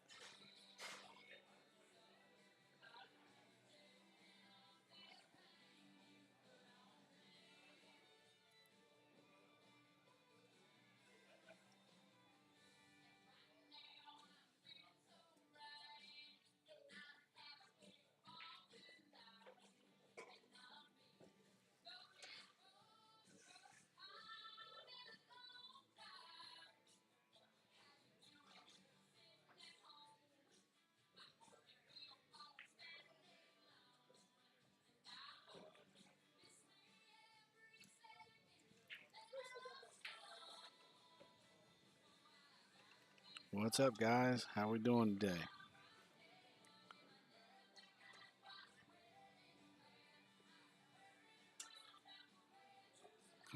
Paulie's got to make a really good shot here to get on this 2-ball.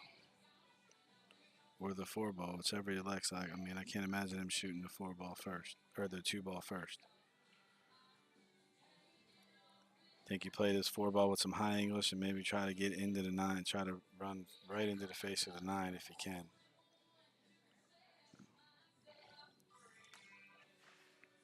Alright, on table 5.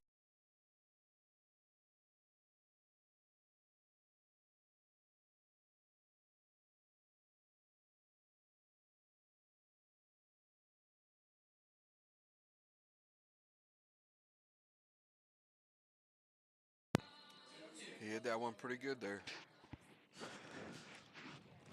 Like you said, he hit it high. He just came on the outside of the 9, got right on the 2-ball here.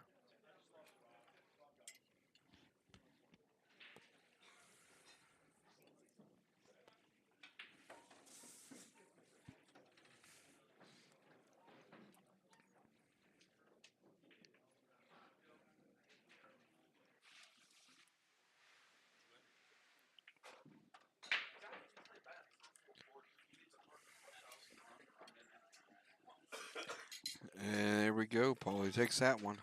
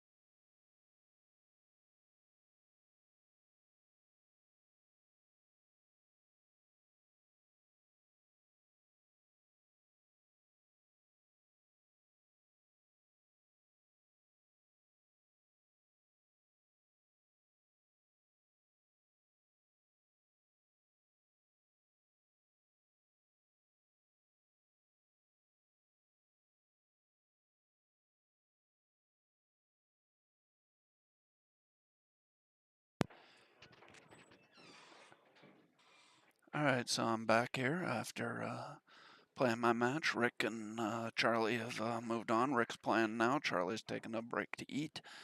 So it looks like Paul's playing a good match here. 4-1 against Jimmy. I know Paul's a very strong player, but Jimmy's also an excellent player, so I would have expected this to be a close match.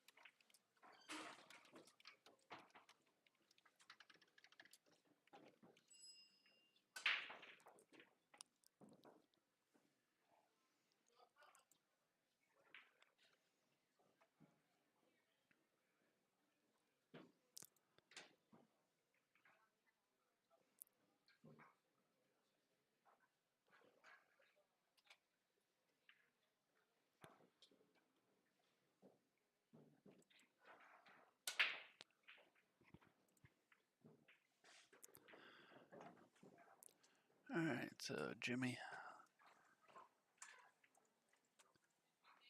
Little work to do with that 10 ball. Other than that, everything's pretty open for him.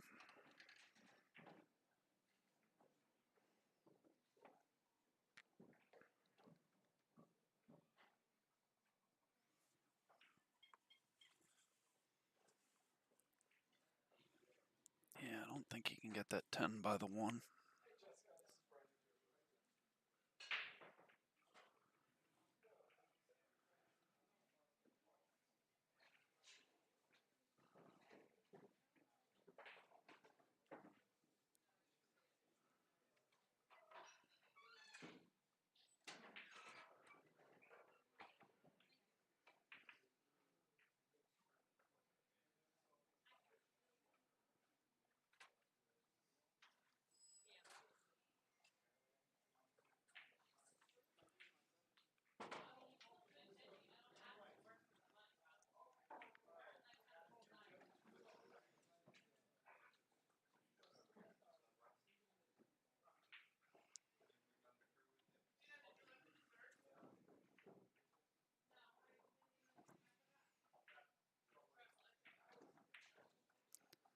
Oh, nice shot there. I wasn't sure if he had that by the 4.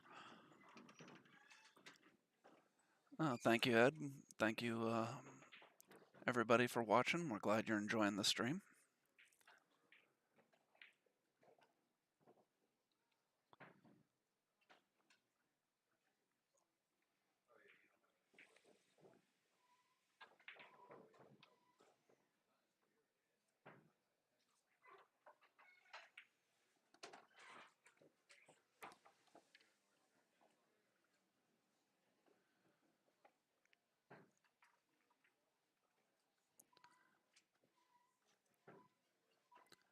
Wants to be straight in on this 12 if he's going to play it up table, because he doesn't want an angle that's going to take him away from the 8.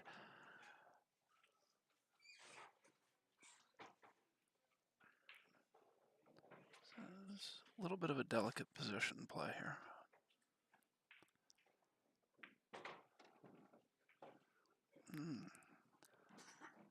I don't think he's going to like that angle, because if he plays it to the top left, he's not going to have a shot on the 8. I don't believe the 8 goes by the 2 anyway. Oh, well.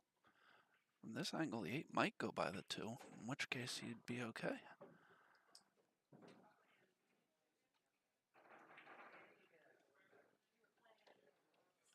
Yeah, he must believe the 8 passes by the 2 to shoot that way.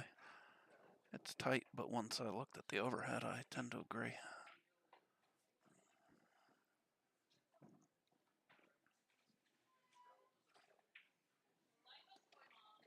And there it is, 4-2. Jimmy gets a rack back. I just rejoined this. Apparently, it's Jimmy's break. Ed, we should be on all day. After probably somewhere in the I don't know 9 or 10 o'clock time frame. It'll be restarted. But if you look for On the Hill Productions, we will probably be streaming right up until 2 a.m. Eastern U.S. time.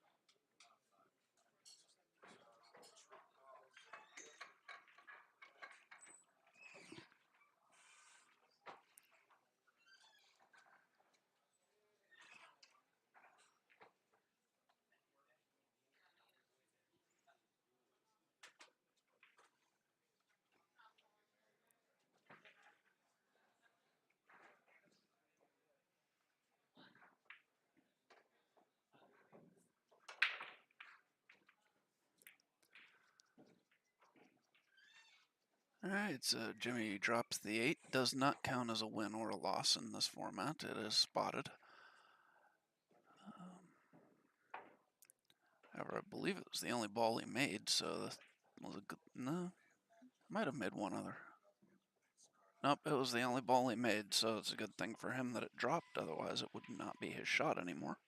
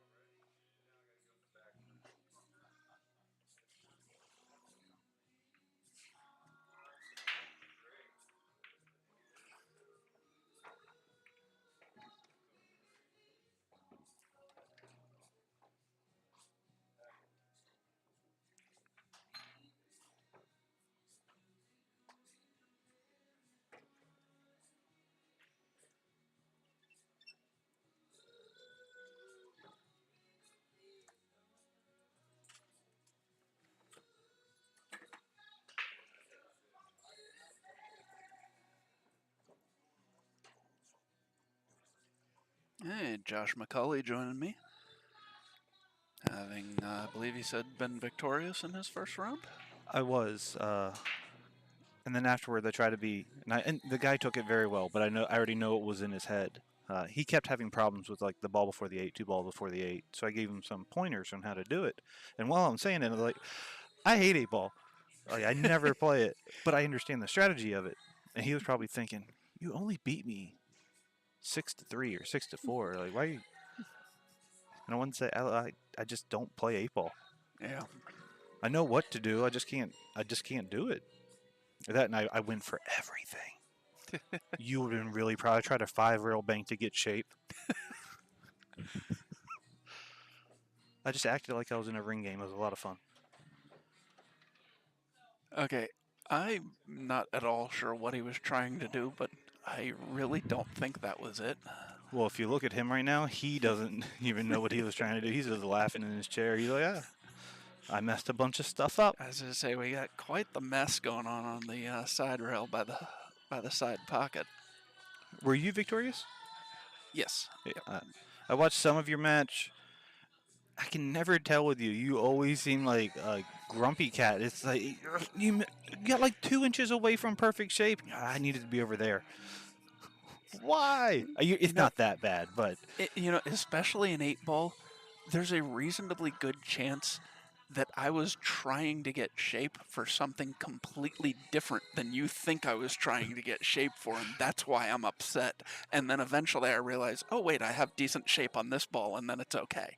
Yeah, that makes perfect sense.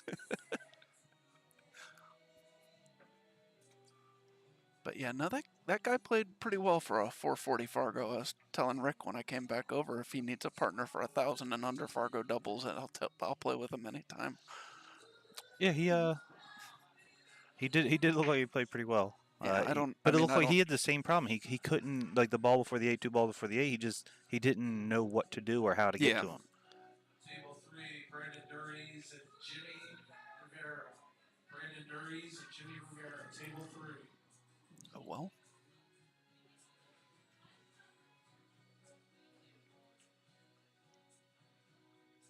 Joe Wright, Dustin Harris. Joe Wright, Dustin Harris. Table 12. Oh, he Come get your scorecard. I don't think that's going to hurt him too much. Paulie is not getting out at this turn at the table. If he does, I am buying him in every Calcutta that I ever see him in. Yeah. I honestly haven't even been able to figure out, is he shooting high balls or low balls? Paulie's on low balls.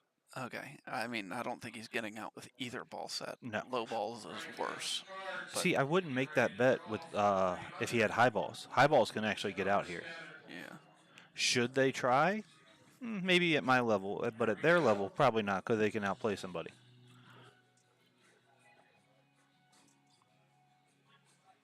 And the winning number is 22. 22 is the winning number. They went 300.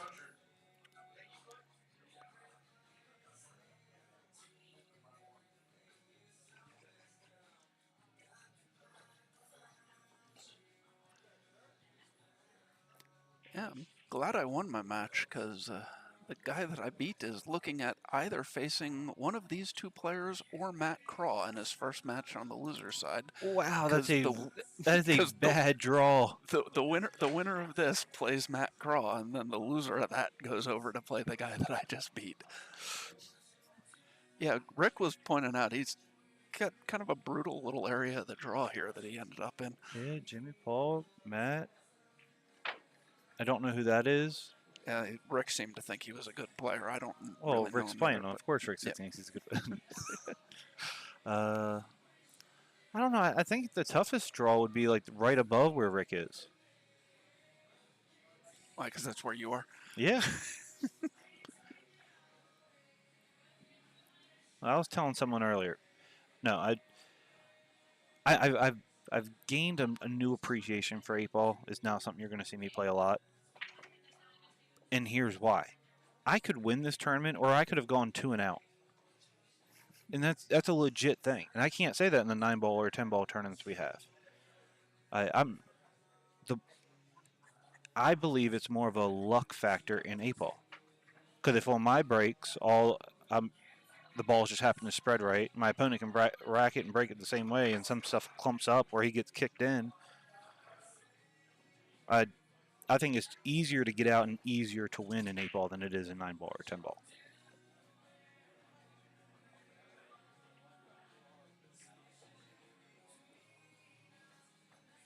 All right, so Jimmy is going to cut this in to the top left of your screen. It doesn't look like he is. And then he's going to go 2 rails right into the 4, break out the 14, and get out. Sure. I actually think he might have been trying to get that angle, but he got a little steep.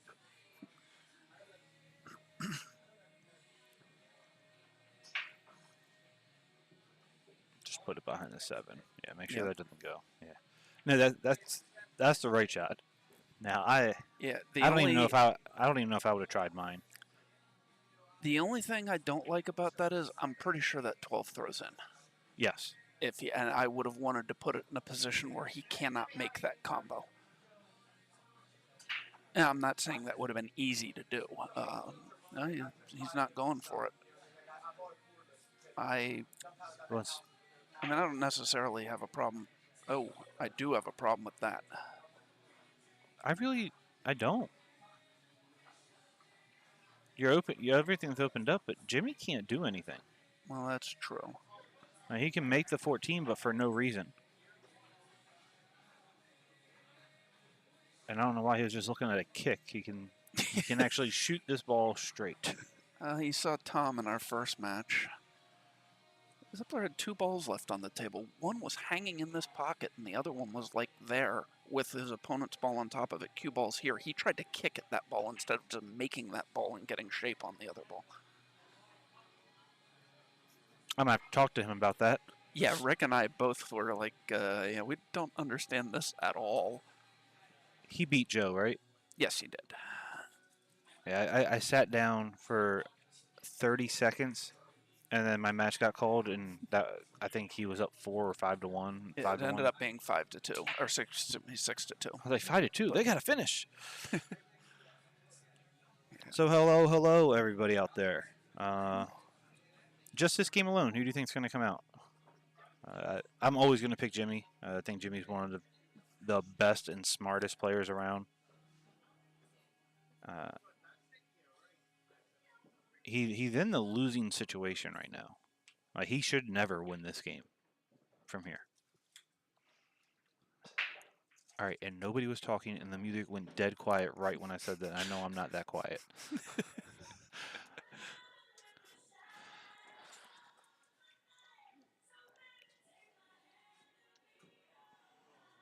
Let's see. Yeah, I don't. All right, hear me out. You make the 14, you draw back, but you try and play off the rail where his right arm is now. Yeah, to play off the 6 and carry him in and make the 7-12, and then just leave yourself a long shot on the 8. I don't even know if you can get that. I think you're down here on the rail if you get by the 4. I think you can shorten it.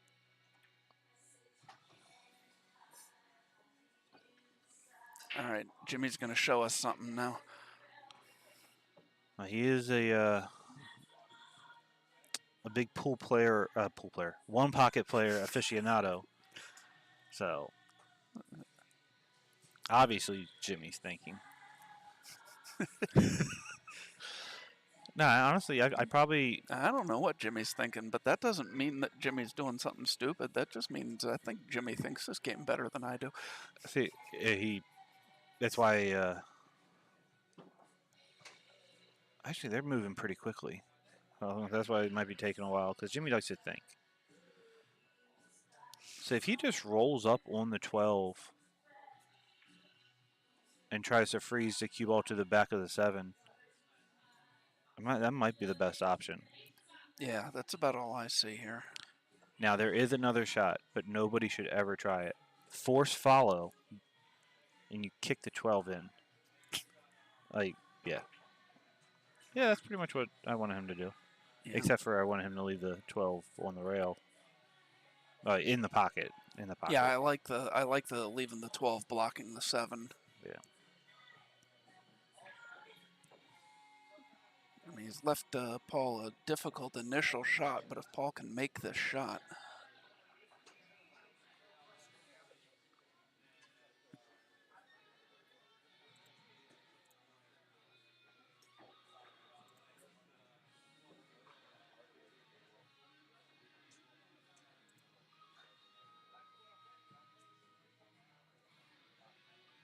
He doesn't even have to make the initial shot. I mean, he can go for the 3 and aim for the open face of the pocket. If he happens to overcut it, he's behind the 5. well, that's true. He might be able to cut in the 6. I can't tell how much he's behind, but I'm rolling in this 3, and I'm rolling it in to miss it. But if I happen to make it, I make it.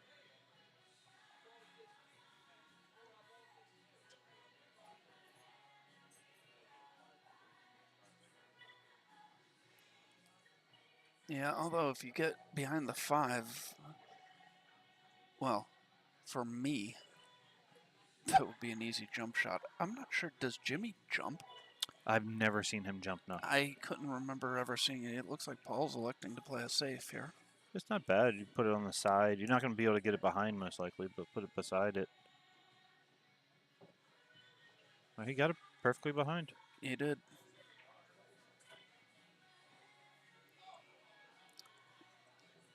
Jimmy's in a really bad spot. He is.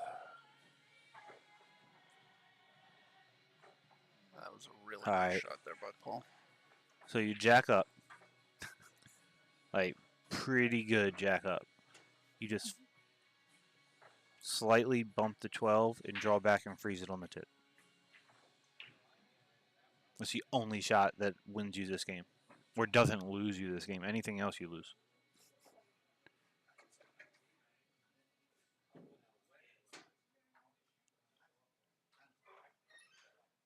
Players looking to see whether the balls are frozen or not. They look frozen to me. I mean, they do, but sometimes it's hard to say for sure from the camera angle. The only question I have is I guess if they're frozen, he can do this without it being a double hit, but I don't think it's going to work. I mean, you still make him make a combo. Yeah, even if he misses this combo, though, which the balls are going to be in the way of the bank, so it's... But then it becomes a one pocket game, and if that's his pocket, Jimmy's just going to send that one extra ball and try and get underneath the other one. Possibly. Who knows? And if he's underneath this, Jimmy might be able to bank that ball actually to the side pocket. Two railing it that way. But I expect Paulie to make this combo anyway. So. And leave it weird. Got it. Yeah. Yeah. It's a dead straight combo, but now you have to make another shot.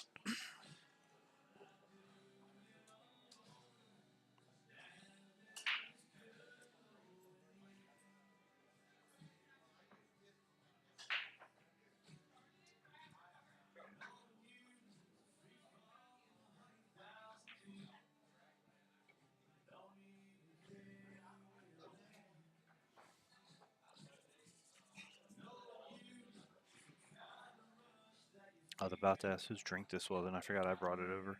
Is he playing a safe here? Yeah. A good one. I think it's an easy kick, but it's still a good save. Everything's an optical illusion. Nothing's actually in the way. Yeah, no, I know. But I mean, you're gonna end up with a tough shot on the 8 if you make this. Yes. But given the positions you've been in this game, given the positions you've been in this game, if he had made that, I think he'd be happy that he had a shot on the 8 at all, regardless of how difficult it was. I 100% agree. he should have had no chance to win this game, and now Paulie still has a lot of work to do. Yeah.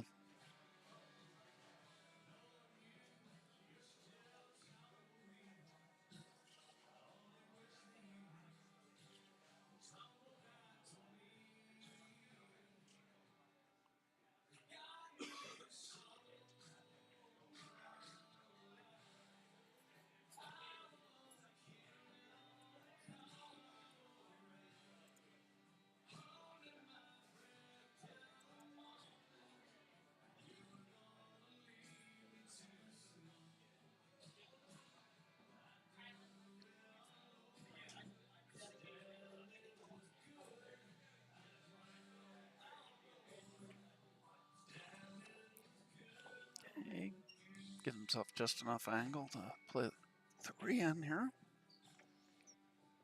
But with him playing that safe, it threw off the combo a little bit, so he doesn't want to be dead straight on it anymore. Yeah, no. Yeah, he's It's- never missing that combo. No, but you do need to worry a little bit more now about where the 6 is going, because you're no longer hitting the 7 full and the 6 just sitting there. Yeah.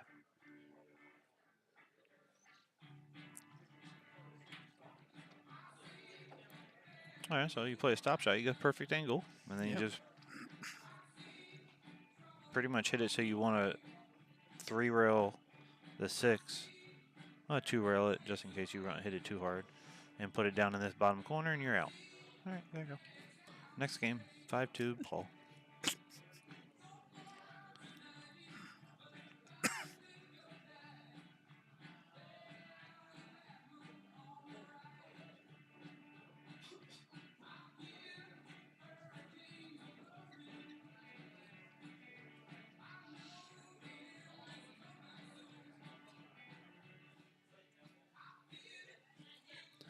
I would almost want to take this combo first, just so that I had 2 options of balls to get position on off of it. See, I wouldn't. I'm rolling this 4 up just a little, even maybe even playing a stop shot, and that is how I'm feeling. And then I'm hitting that 6-7, but I'm hitting it hard, knowing that I'm going to end up 2-railing this. Yeah, no, I get what you're saying, but I like having the second option of something to get position on after the combo. I'm also just stubborn and hard-headed.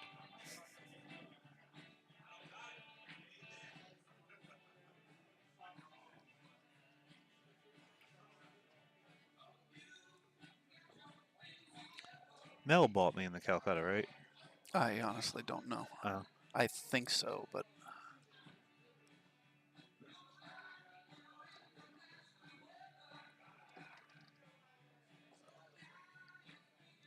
a little further than he meant to come. Shouldn't be a problem for him, but definitely would have rather that stopped sooner.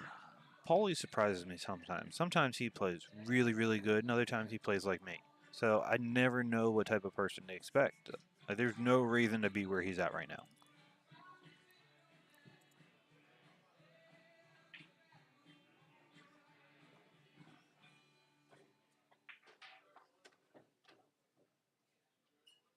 Yep. Like I said, didn't expect it to be a problem, but he still could have been easier. Yeah, a little cleaner. Yep. So 5-2, Paulie.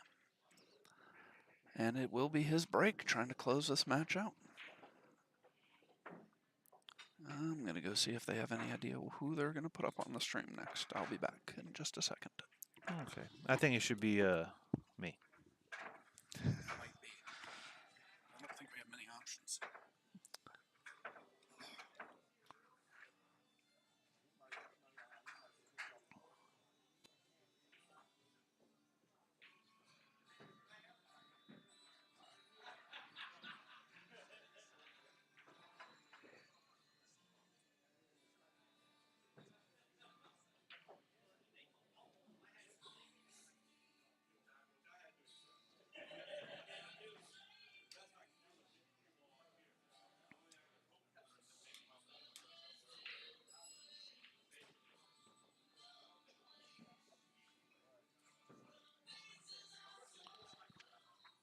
All right, so Paulie up 5-2.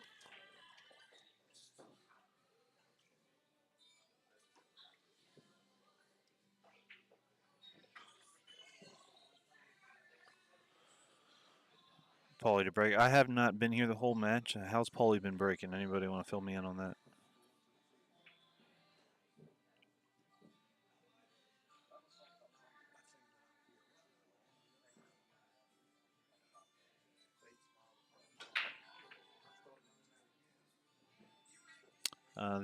These are 7-foot tables, Donald.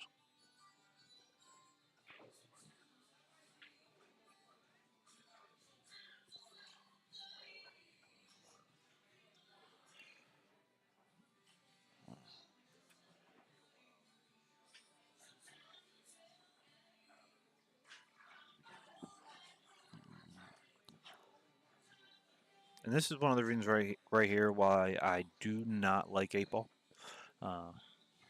There's too much thinking. Like, let me just hit into a ball, open one cluster up, maybe something, and then everything goes, and I can either run out, miss, and my opponent runs out. Simple, fast, good for TV. And I know some of you are going to get on me about that and talk about the strategy of it. I'm fine with that part.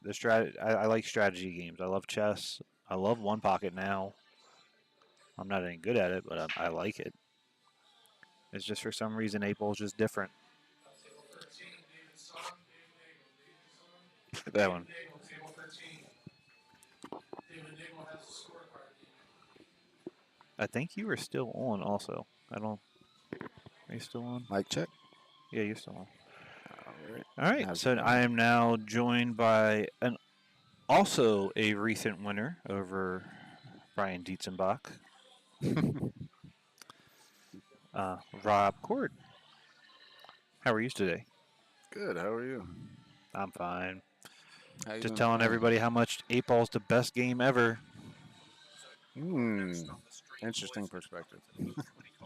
Okay. Yeah. Interesting opinion. How you playing so far? No. I no. Just no. And this is no disrespect to the opponent I had. Really nice guy, and up until like two balls left before the 8, played like the 700 player. Like banking right, playing safes, awesome, good job. But he couldn't figure out a way to get out, and I couldn't figure out a way not get out. I'd have everything in front of me. I'd miss hit a ball. I'd roll a ball too soft. In 9-ball, I don't have these issues. But now I'm trying to set here, and if I don't get there, I'm fine. Oh wait, I don't get anywhere near where I want it to be, so I'm not. Right. I don't put enough pressure on myself to play. How'd you play? I played well. I think I missed one ball. No, I'm sorry. I missed 2 shots at the same ball in the same game. Other than that, I didn't make any other mistakes.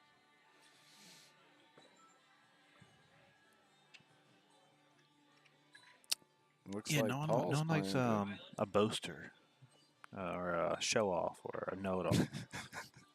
You asked, I answered. Had to be honest. So Paulie went first in the blind bid today. Really? He did. For how Paulie much? was the first blind bid. I want to say 6. All right, real important question. How much you go for? I went for 2. I'm creeping up on you. What'd you go? I don't know why someone paid $120 for me in an 8-ball tournament, but Because you can play pool. well, that's what I told him. I was like, look, I could win this tournament or I could be 2 and out. 8-ball to me is more luck than anything else. There's strategy behind it, but it's all how the balls are going to spread. You can't control that. No, but you can control how you play them, regardless of how they spread. Yeah, I'm going to find the first ball I can and go into that and try and break it out. In 8-ball, I will say, alternating break 8-ball on a bar table, there's a lot of times where you can't dictate what's going to happen. Yeah, It's you just going to be the way the balls roll and who's breaking how, and what are the results each player getting on the break, regardless of how good they're breaking. Because you can break bad, still drop a ball, and then end up winning the game. Or you could break great. Oh, good shot. You can break great and still have a little tie up here and there every time. Just cost you every match or every game. I don't know, it was a good shot. Can we get a replay or no? Oh, you'd have to. I'd actually have You have to. to record it. Do you want to replay because you didn't see it? I saw the aftermath of Oh, it. it was a good Was shot. Is it on delay over here? Sometimes it's on a delay, but it's already been way past. Yeah, This right here is like 5 seconds behind. gotcha.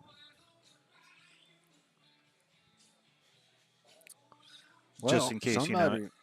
Somebody must have known something taking Paulie in the first blind bid. If I mean, he's Paulie beating plays. Jimmy like this, He Paulie plays good. he plays good, but you know, to get up 5-2 on Jimmy is not Jimmy has an easy feat. made mistakes. Has he? Okay. Yeah. Well, I guess from time to time he can do that. Yeah, I mean, when you are legit considered the best overall player in the area like this, that's pretty strong. Yeah, it depends on who you ask. He's in the conversation for sure. He's definitely in that conversation. And he's up there with some really good players like Brett or Brandon. Just because, like you said, all around.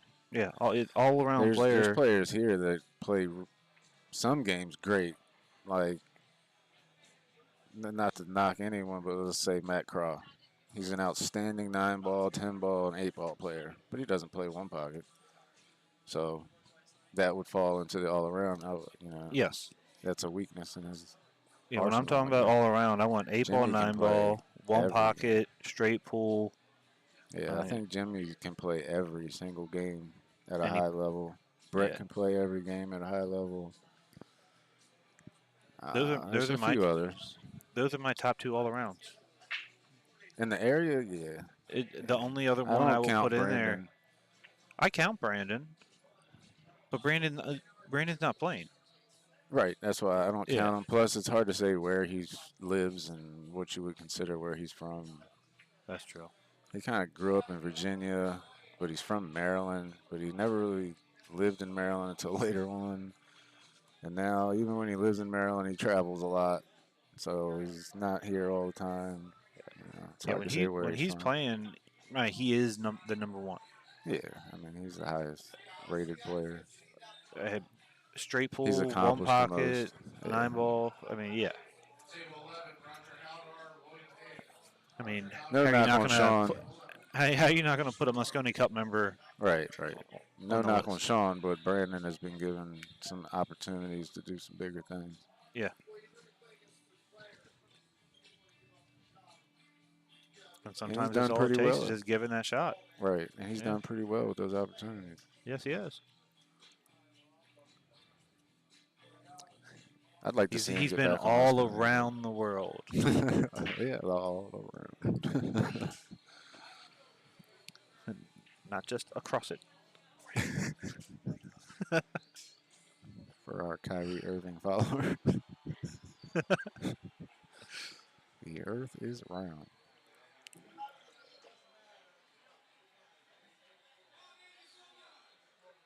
That might cost him. It might be 5-4 in a second.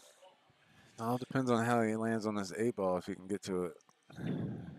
You don't try and get on it now? Like, you don't try and, like, move it now? Oh, he could attempt to move the 14 now, yes. Yeah, he could. 14 or the 8 because you have the 1 up there to save you, or if you come underneath, you have the 7 to save you.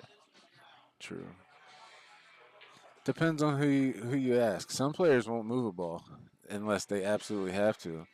They'll just stick with the 2 pockets that the 8-ball is limited to and try to get on one of those. And a lot of other players will move that 14 ball. Remember the conversation we had last night? I don't know where my cue ball's going. I'm not doing that. I'm moving you. I want 6 pockets to put you in. So, yeah.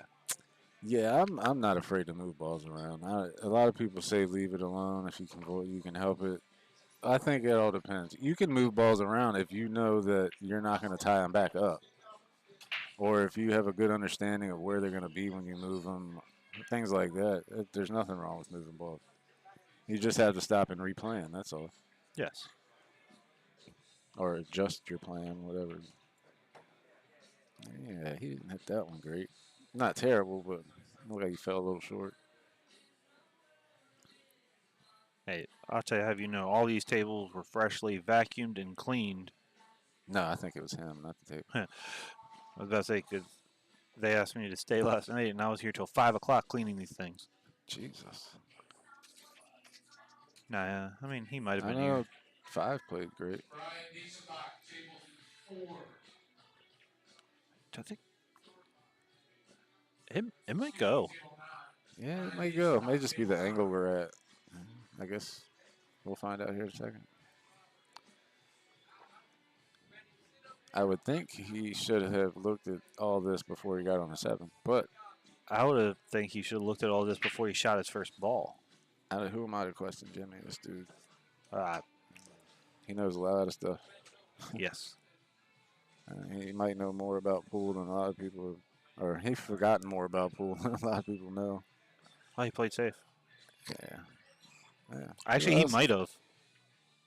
No, he tried to make that ball. I'm trying to give him credit here. But he missed good. he didn't. He missed really good. I have a feeling he's going to be locked behind this 8-14 here in a second. But I'll see. I honestly think Paulie might bank at this. He can't cut that ball. He may, but what's he going to win? But I mean, what does he get by banking it? He banks it.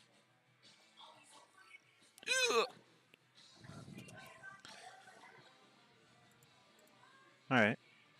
So he banks it. All right. All right. Then Hold the cue ball there. What's he going to no. do? Cue Roll ball it over comes there. right over here. So if you make it, you have the 14 on the side. Yeah, I'm not Let's just playing see. that shot. Yeah, I think that bank was too straight to even try to cut it and get over there, is what I was thinking. So he didn't even really try it. He left it in a bad spot, but I think he should have just committed more to the safe Yes. and just rolled that cue ball right into the back of the 14 or the 8. It was a pretty easy shot to just roll right in there.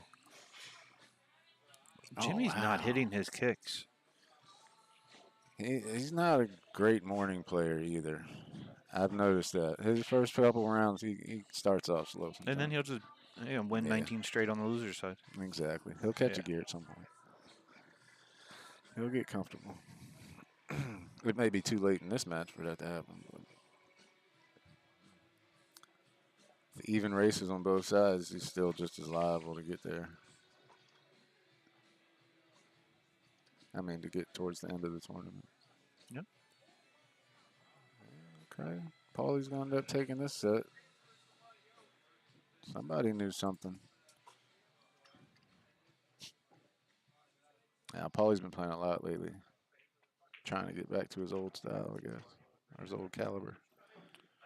All right, so that is all we have for now. Coming up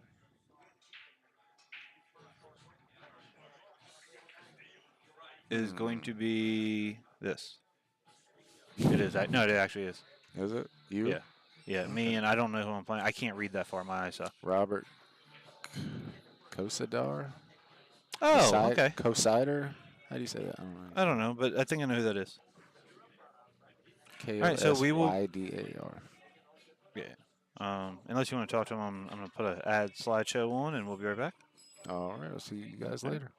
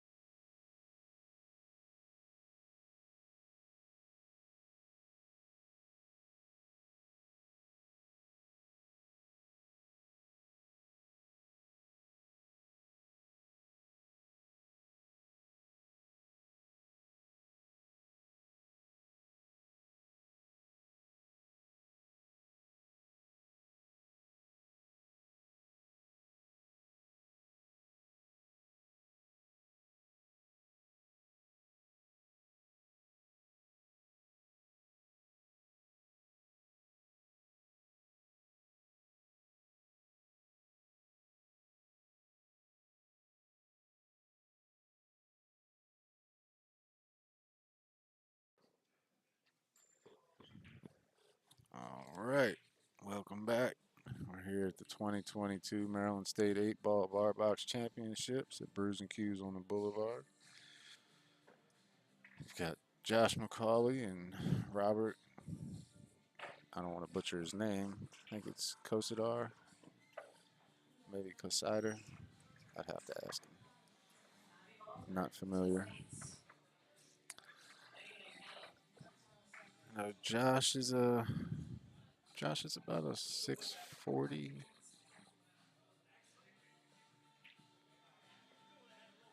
Maybe rated a little lower. I think maybe it's just my opinion that he's about a 640, but not quite sure about this other gentleman, Robert. Josh breaks off in game one. We have a race to 6. Winner side. I believe this is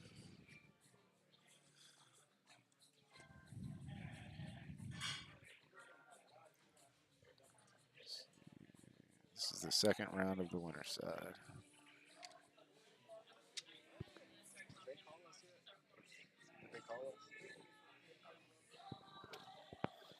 Sorry about that. I was just talking to Scott Haas. So we got a tie up with the 14 and the 4, I believe that is. And I'd like to take stripes, see if he tries to break this 14 out.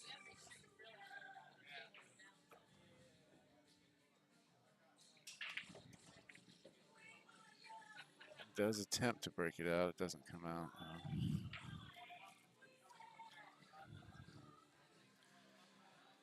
Unfortunately, that ball's in a bad spot. If he can get enough draw, a low right on this ball to get to the 14, he might be okay, but doesn't look like he's killing to do that.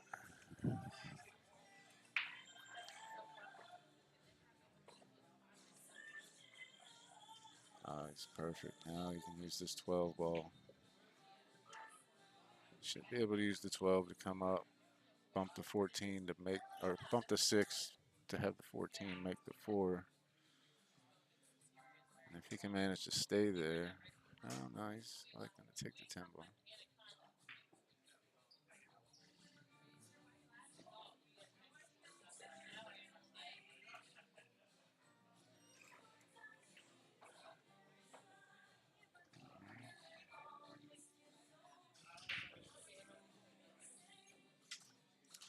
So on his shirt, it says Steinway Billiards. I wonder if he's from New York.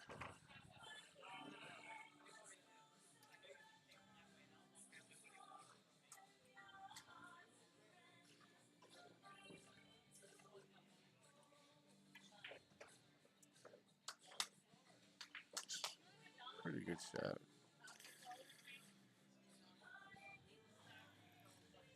May have the angle to get up there now. The problem is now, if he gets up there, he's going to have to land a shot on the 14 or the 9.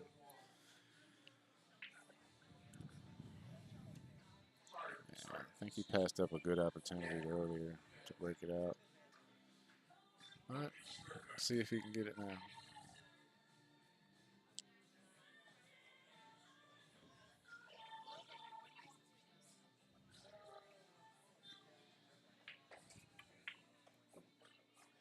Yeah, that's what I was worried about. Fortunately now it looks like he's too straight. Unless he has just enough angle to possibly draw down there.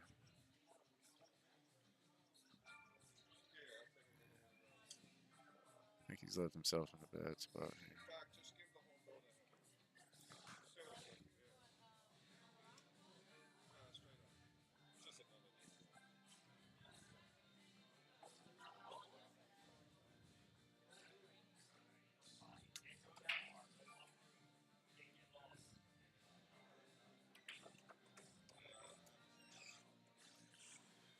For any football fans out there, I just got a notification that the Cleveland Browns have just got Amari Cooper.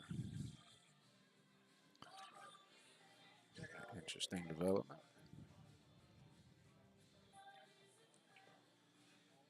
All right, So he's gonna have to play this bank and run into that 6 ball.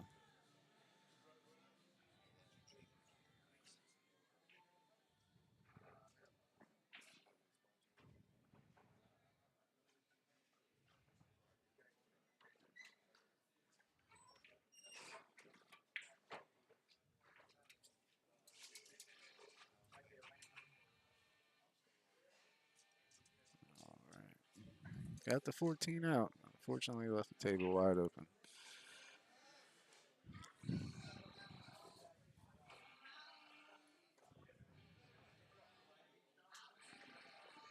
I could attempt to predict how Josh is going to run out. I've played him about 1,000 times. But after playing him 1,000 times, I know better than to try to guess how he's going to run out. So you just kind of have to watch and see.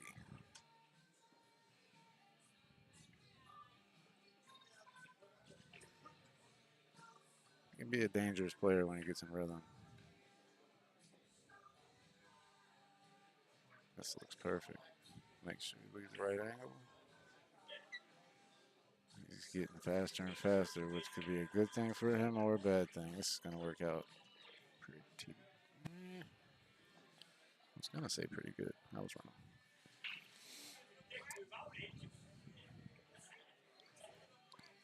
He missed it, but he left it tough. Looked like he miscued a little.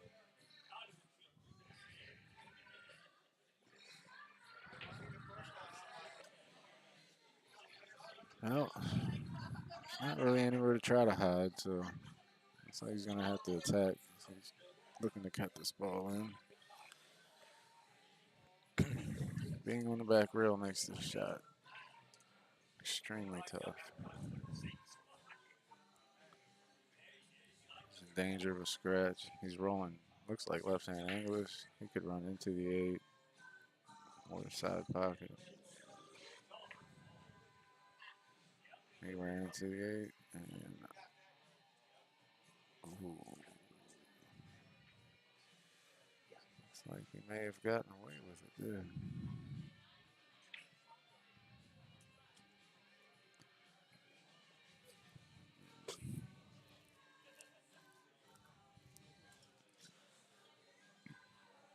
I don't know if he sees this shot or not, but I would definitely want to leave my cue ball at the upper end of the table.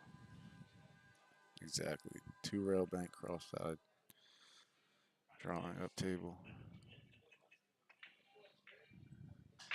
You don't want to land straight in. There you go. Perfect. Unfortunately, he left a kick, but the ball being that close to the pocket, not. I don't think there's anywhere he could have left it and not left a kick. So.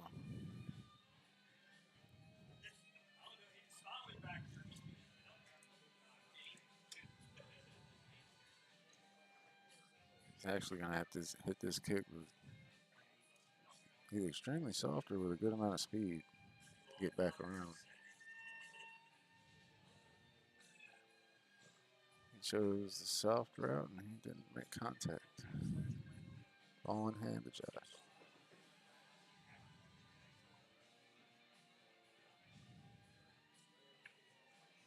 Game 1 goes to Josh.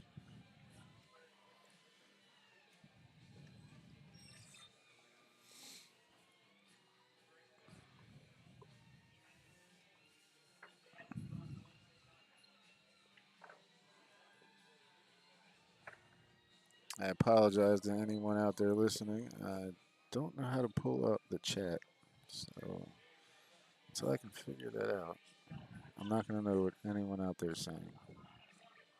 Bear with me. I'll look for it.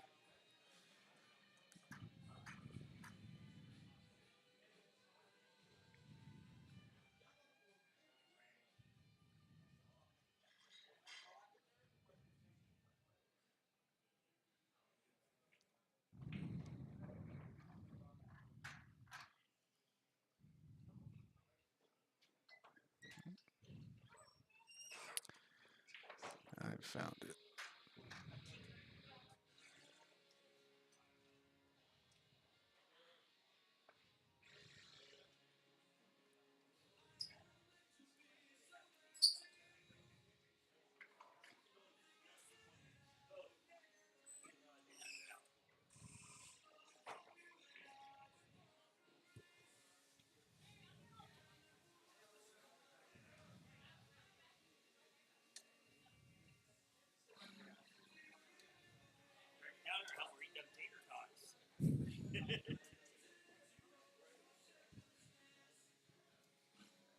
All right, we have Robert breaking off in game 2. And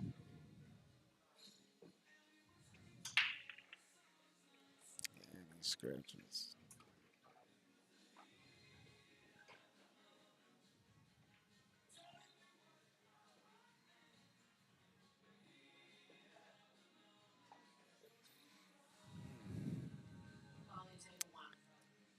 I do believe breaking off the back rail in the 8 ball on a bar table does give you a good foundation for a strong break. But I notice a lot of players that do that will put the cue ball almost to the second diamond out, almost to the kitchen line.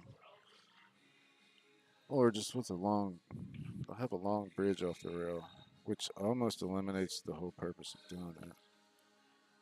And I think in that case, Robert breaking that rack was an example of that.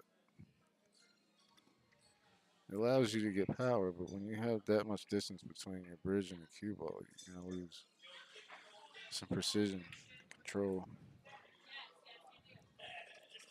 I think that's what happened to him. It's a nice shot there.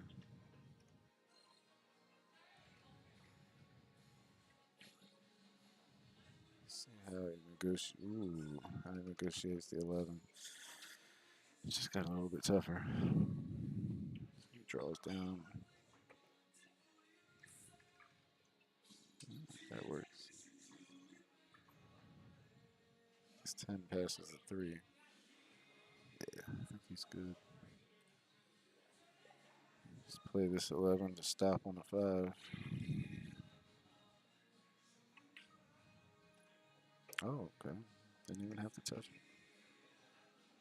It's a good shot.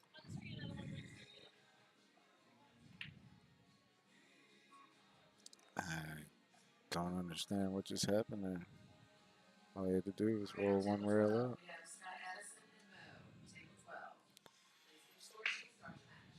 He gets a little, he gets that itch sometimes where he just wants to fire one, wants to let his stroke go. Looks like exactly what happened there. Let's see if Robert can run these balls out. Take game 2.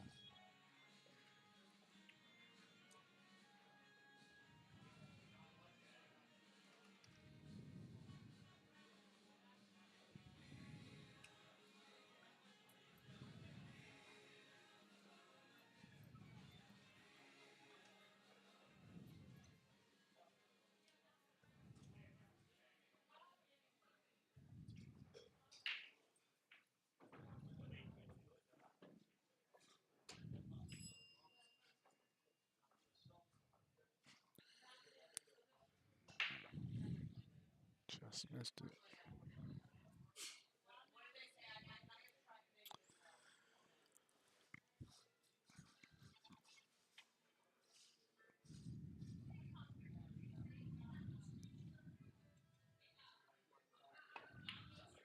Great shot from Josh. He's going to come around. If he misses the 8, oh, okay, he's all right.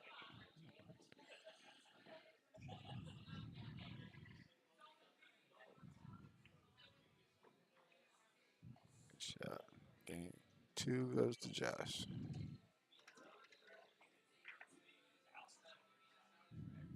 Got incredibly fortunate at that, right? Robert missed that ball.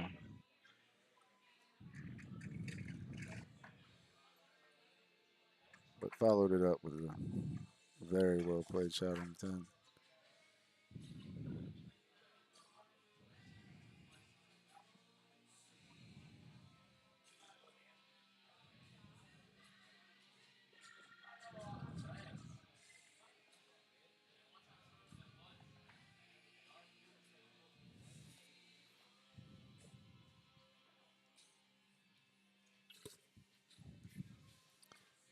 Let's check this breakout from the overhead view.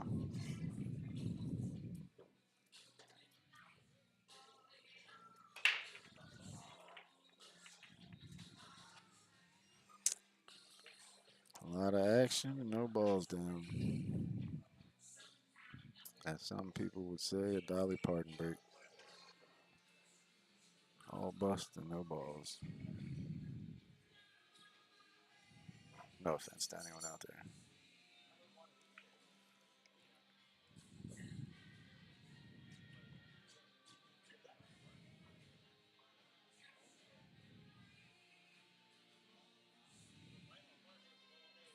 Say it was a good opening shot to get this 4 ball out from behind the 9. Yeah, that'll work perfect. Yeah, looks like he's got murder the only problem. Everything else is wide open. It's just a matter of negotiating path to the 8 ball.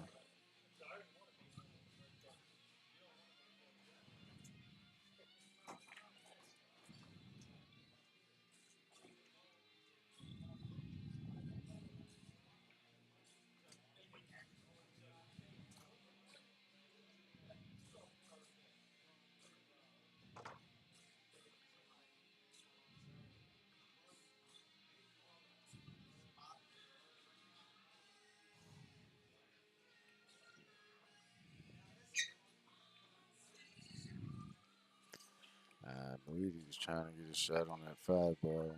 Ended up getting himself behind the 10. He may have an opening to the 2. The 3 may pass the 12 to the corner. Yeah, looks like he's going to play the 3.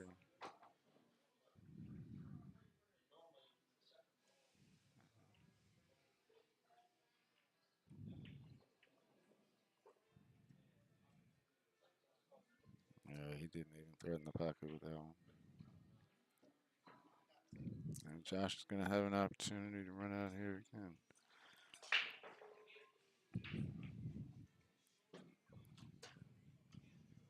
I don't see any problems here.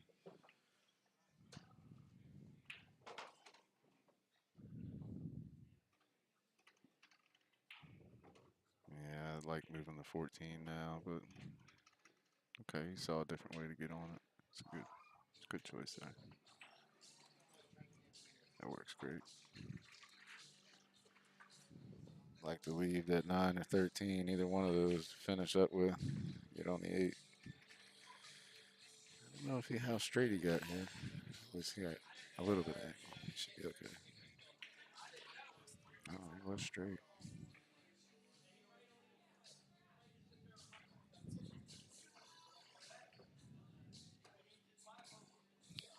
Okay, he looks to take the 9 up table. And he did not hit that ball well.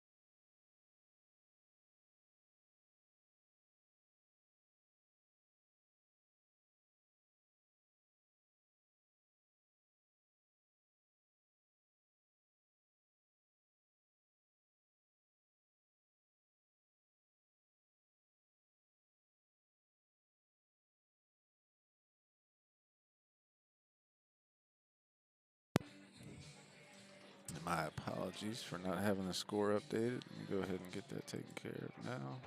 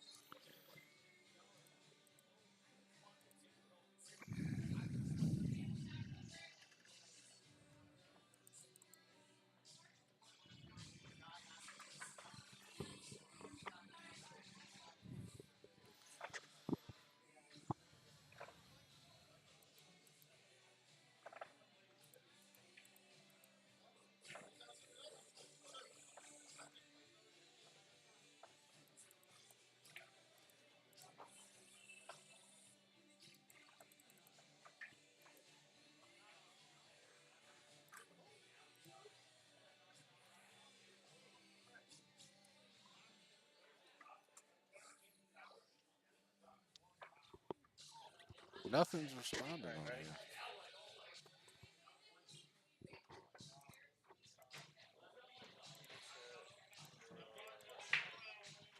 It's the only button that does anything.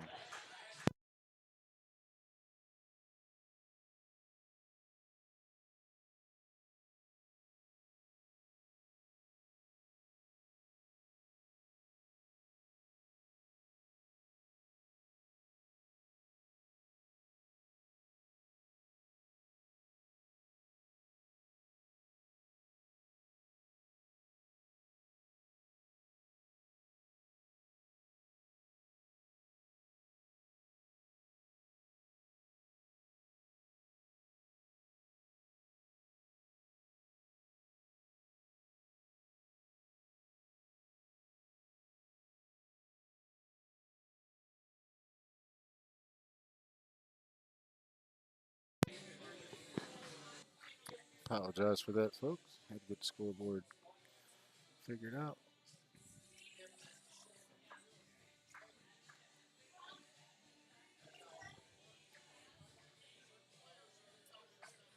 Score is now 2-1. Race to 6.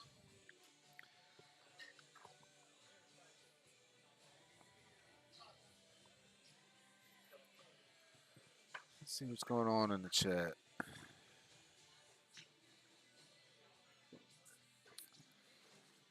I don't recognize any names in here. But hello to everyone. Glad you could join us.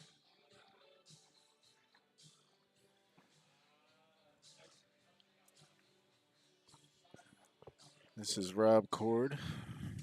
If any of you know me, send me a shout on the chat. If I haven't met you before, hello, how you doing? Glad to have you with us. We've got Robert K. I'm not going to butcher his name anymore. Breaking off in rack 4 and unfortunately fouls. Sending a cue ball off the table.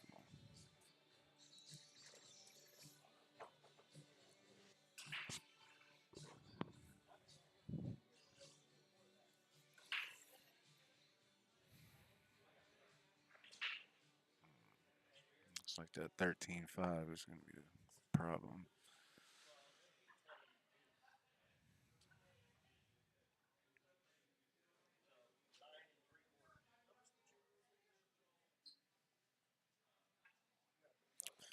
Could elect to play the 5 in the side by the 9 ball.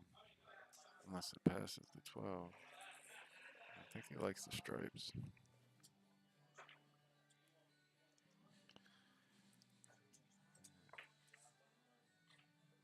And it didn't go. That's going to hurt. He's now left a wide open rack. Choice. And nothing's tied up at all.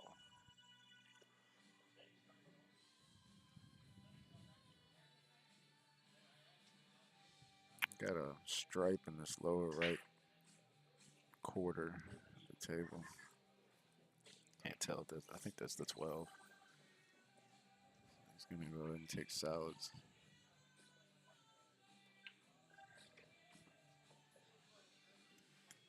With the solids. Excuse me. Looks like the only problem ball may be the 4. If you would consider that a problem.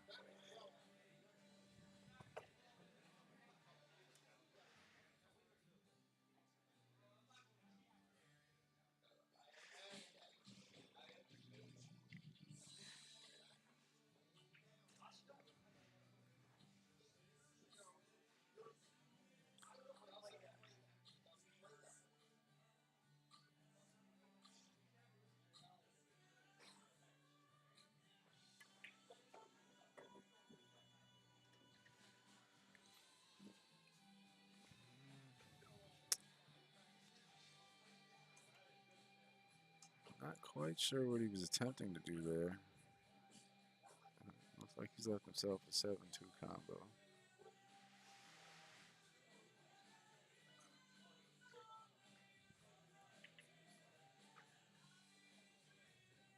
Unfortunately, he hasn't made it.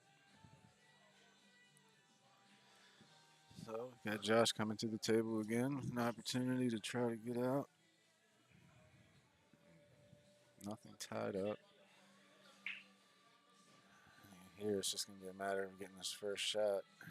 He may only have the 11.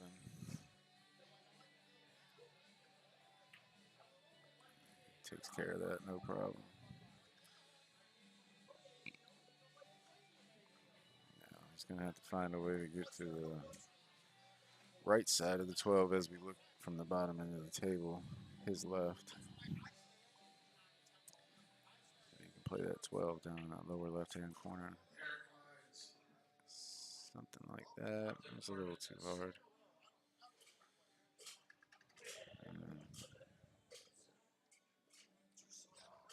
May just have to take a swing at the cutting this ball in. Maybe able to come off the 7 ball.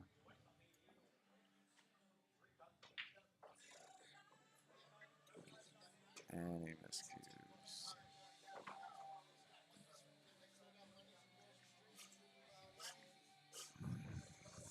All right. Got somewhat of a sloppy wreck, or a few simple mistakes being made by both players here.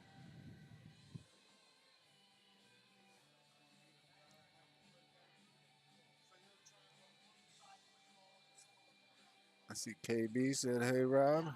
Hey KB. What does KB stand for? Who am I speaking to?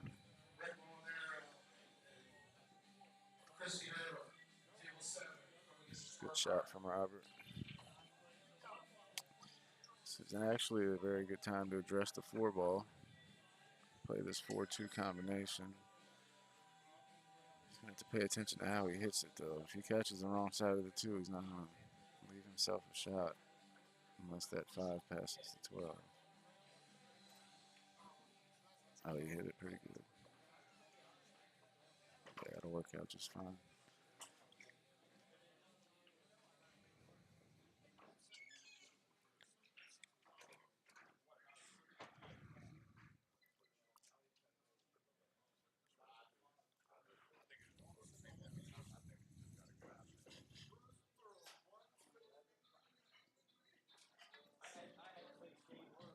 Ooh, we lost control of it.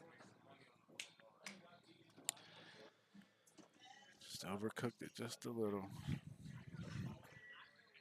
It's actually a lot. He probably rolled 2.5 feet farther than he needed to.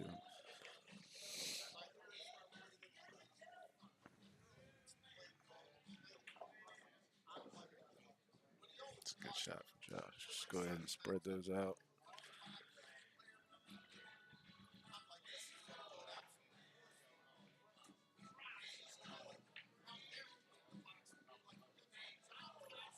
I think he just got there.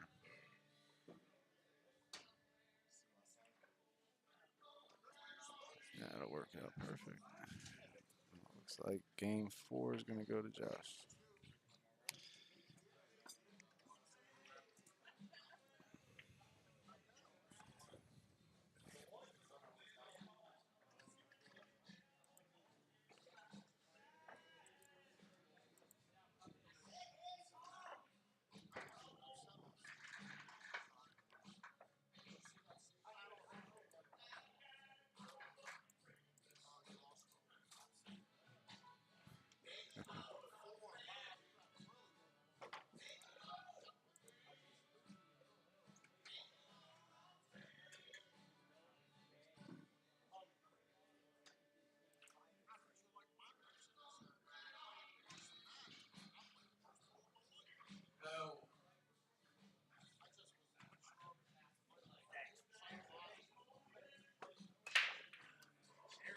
Josh breaks off in rack number 5. He's got a solid down.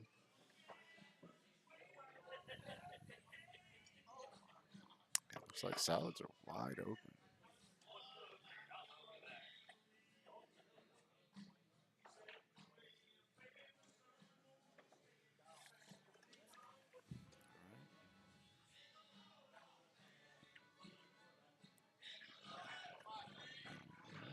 He's going to go 4-7-5-3.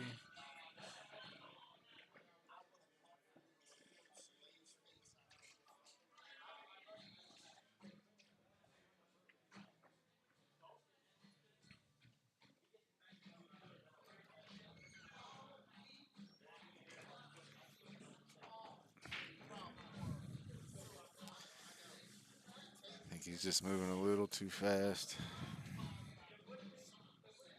Hitting these balls a little too hard.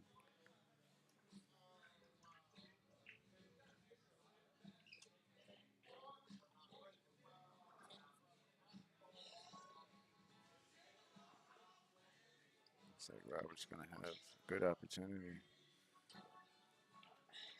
Go ahead and put a beat on his side. And he misses the straight and nine. Fortunately for him, he's left Josh in a bad spot.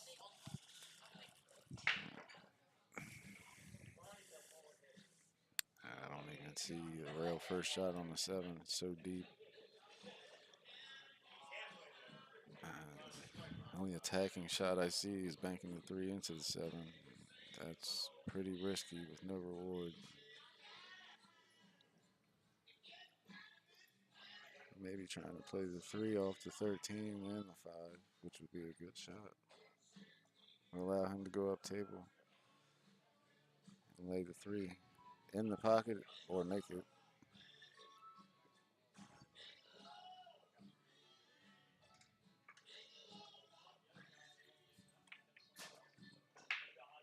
No, it's not bad.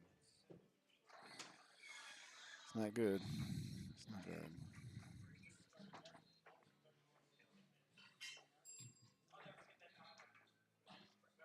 15 ball is going to be his biggest problem. I'm sorry, not the 15. That looks like the 11. The 11 ball is going to be his biggest concern.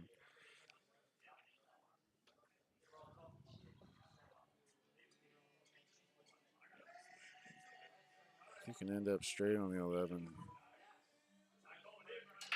With the 7 being as deep as it is, he should be able to follow it in pretty easily if he wanted to play that shot. Otherwise, he's going to have to get below it or back it. So we'll see how he gets there.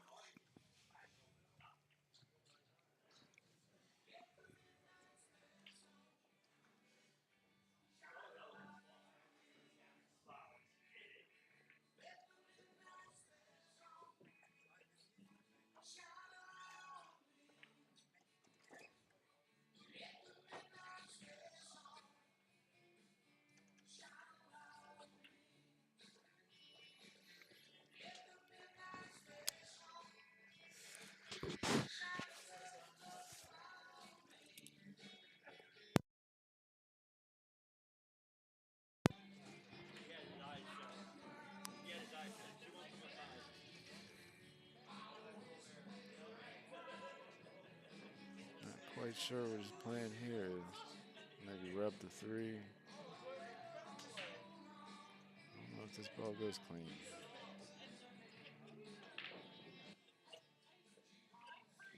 Yes, it's a tight window. Unfortunately for him, he'll have a clear shot at the 3. Josh may be able to, may have enough angle to get the 13 out. Does. Okay, so he's going to play the 5 off of the 13. Rail first.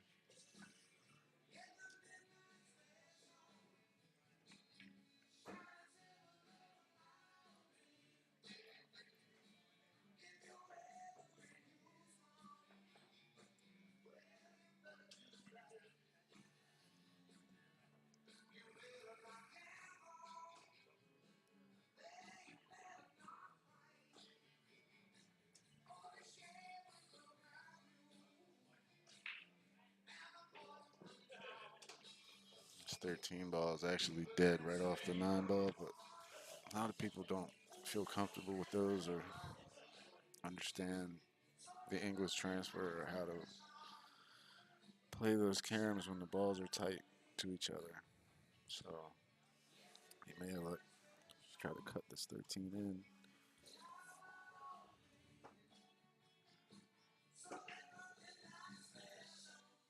Okay, table 2, Jerry Smith, Rick Miller, table 2.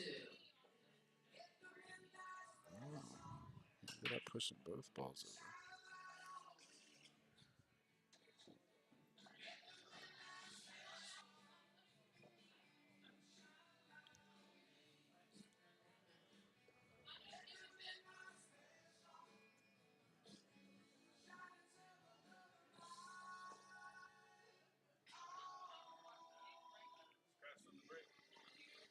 Yeah, that's the shot that I was looking at. There was a way to get out of the spot he was in, but it could end up leaving him in a worse spot.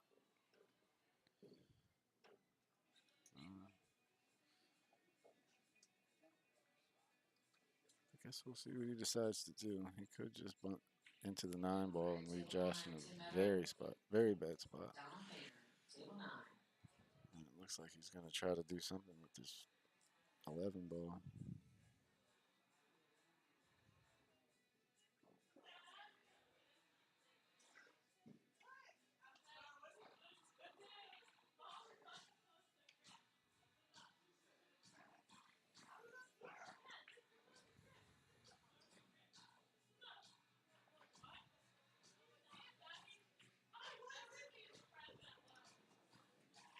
Okay.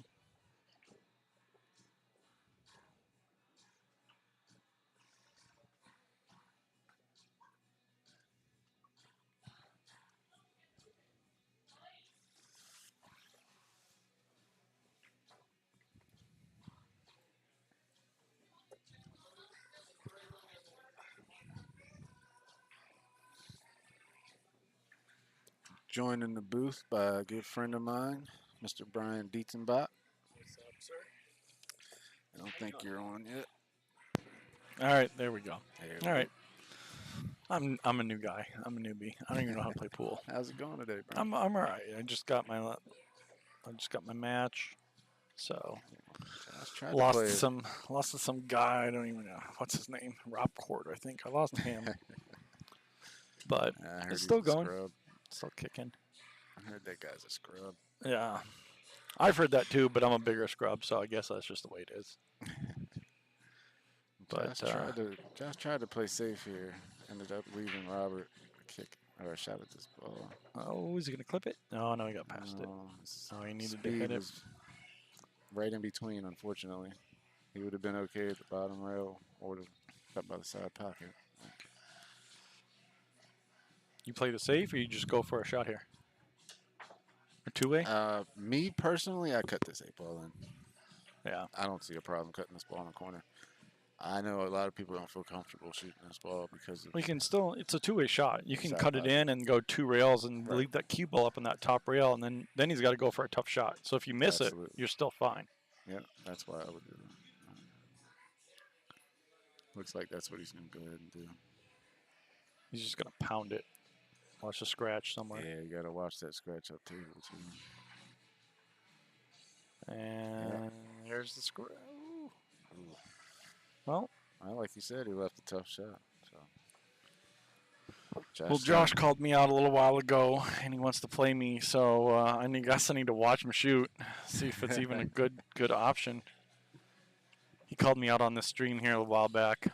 That'd be a good match. He wants to play me a set of each for like 500 or 1,000 in Skittles. That'd be a good match.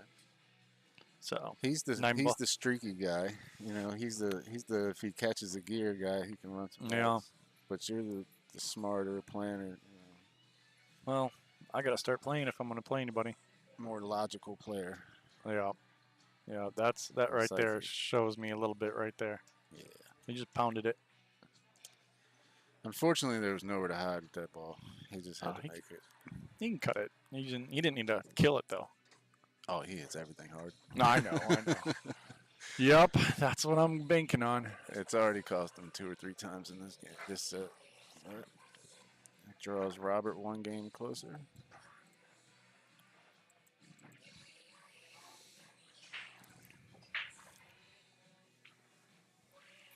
Do you know this guy, Robert? I think I do. Isn't he? No, isn't he with somebody? Before I say a name here, I'm gonna check to make sure. Just gonna do a little research for us. Yeah, yeah. I do know him a little bit. I know I've seen him. I just don't know him. And I don't think I've played him. I don't know where he's from. I said that I thought he might be from New York with having Steinway on his shirt, but that doesn't necessarily mean that that's where he's from.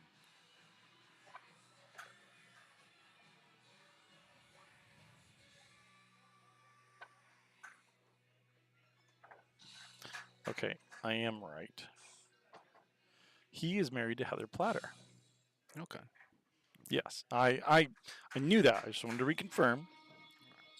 But And where are they from? well, you know Heather Platter. Heather Platter's from Maryland here. Okay. She's a Maryland girl. All right. I wasn't for sure. I know I'd seen her. I didn't know where. Yeah, yeah. It all No, starts to run together after all these years. It all runs together. She used to play a lot of pool, actually. She hasn't played in a while. She probably would. I'd probably hit her up and tell her boys on the stream. But she played and then she got out of it. Obviously, she got her doctorate and working on like a tenureship at a university. Okay. So, but nice people. Heather and Robert are both really nice people.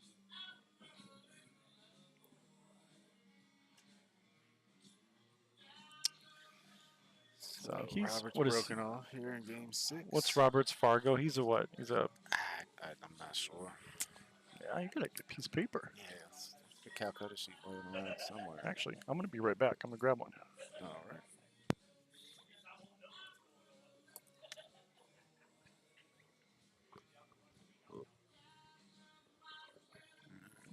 Looks like Robert's going to elect to take stripes here. Looks like they all have an open pocket. He overcuts the 14.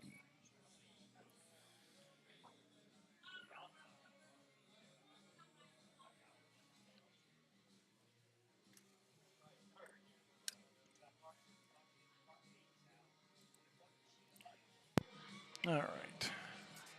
He's a where's he at? Robert. He's a 589. So not too bad. I can see that from watching the first Yeah.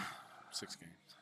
I mean, Josh is only a 613, so this is actually should be a really close game here. Really The interesting score match. looks like it reflects it so far. Yeah.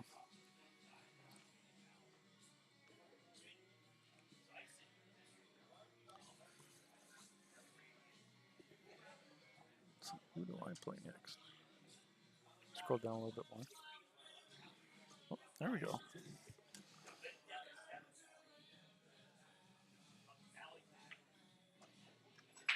I don't know. This was Good shot.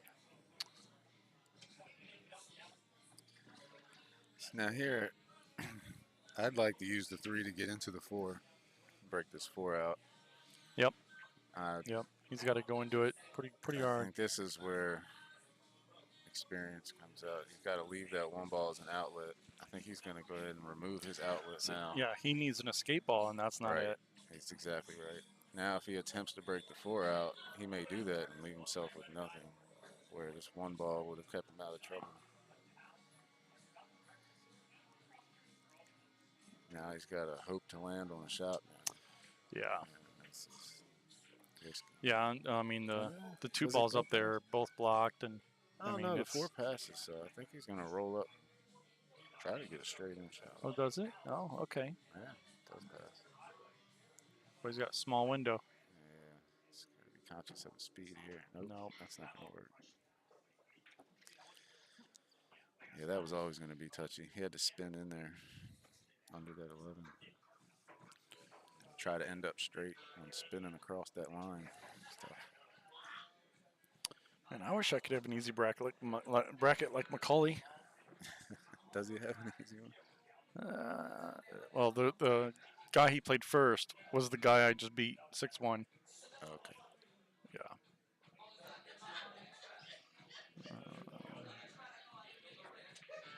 Yeah, it looks like our little section of the bracket on the winner side is pretty tough. Yeah, no, You, it's myself, Scott, Steve, Mhm. Brett. Yeah, I know. As soon as the winner of us, I knew it was going to be Scott, and it's all. That's okay. I'm not upset losing to you because I know that you got to go through some monsters here. Yeah, that's a tough little part of the bracket there. It looks like it just gets harder and harder. Yeah. Scott and then Brett or Steve. I don't know. Depends. I think Steve and Scott are about the same. Pretty close. I guess depends on who you ask. Brett's a little better than both. Yeah. Just a Well, it's little. going to start getting harder here, and I mean, if you're still on the winner side, it's actually spread out really nice. The bracket is really Even. it's very evenly spread out for once. Like literally, Well, if look at the you're caliber of talent in it too, though. yeah, if you're still on the Really winner is. side, like they're all good matches. Yeah, there's so many people in this tournament capable of winning it. Oh yeah, oh absolutely. I see at least 10 people that can win this tournament. I mean, you easily. got Steve Johnson and Joe Ryder playing each other. The winner of this Pass. match plays Tuan Chow next. Skipped over Paul Crimes and Matt Craw. Yep. Paulie just beat Jimmy Various. Oh yeah, 6-2. Oh, Scarlato Stottlemyre lost. and Fleming play each other. You and Haas.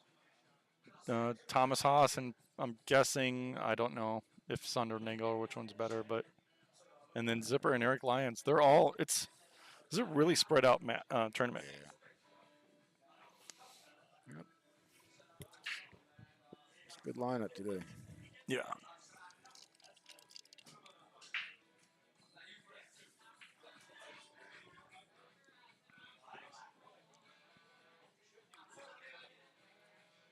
There's really not much you can do here.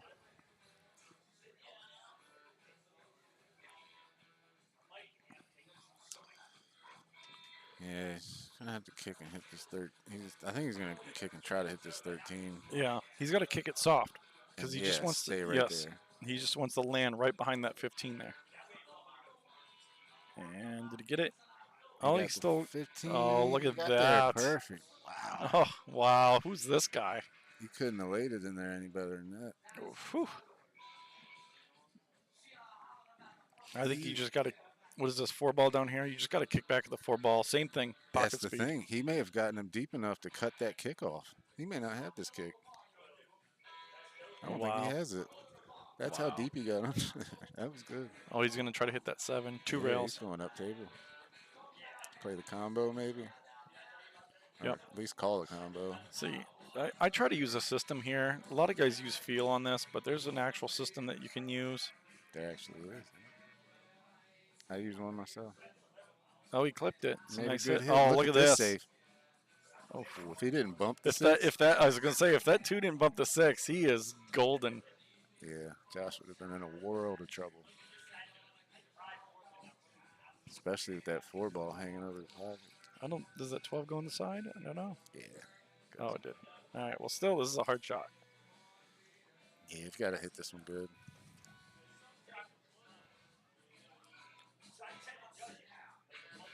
I may actually elect to roll up on this 15 here.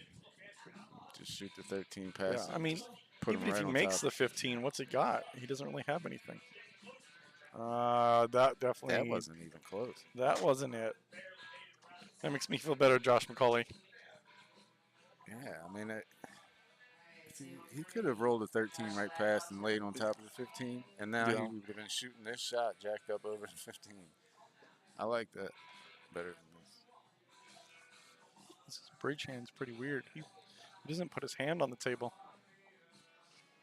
He that long he sits bridge on the side of his hand. Yeah. That's not very steady. He seems to use a long bridge a lot, which can be inconsistent, to say the least.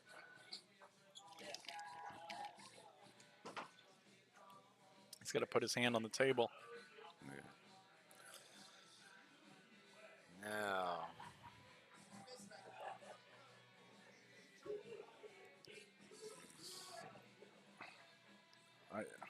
I think he just plays it safe here. Right. I'd like laying on the 13. I'd kick Yeah. one rail and lay on the 13. Just lay right on top of 13. Actually, But he could just he's shoot gonna go straight for it. at the 13. He's gonna go for it and sell out. I think he feels like he can't lose. In his mind, he feels like he can't lose this. He feels like he's match. playing a lesser player. And he's Right, gonna get another shot. Exactly. So he keeps dogging balls because he's taking his partner or his opponent for granted.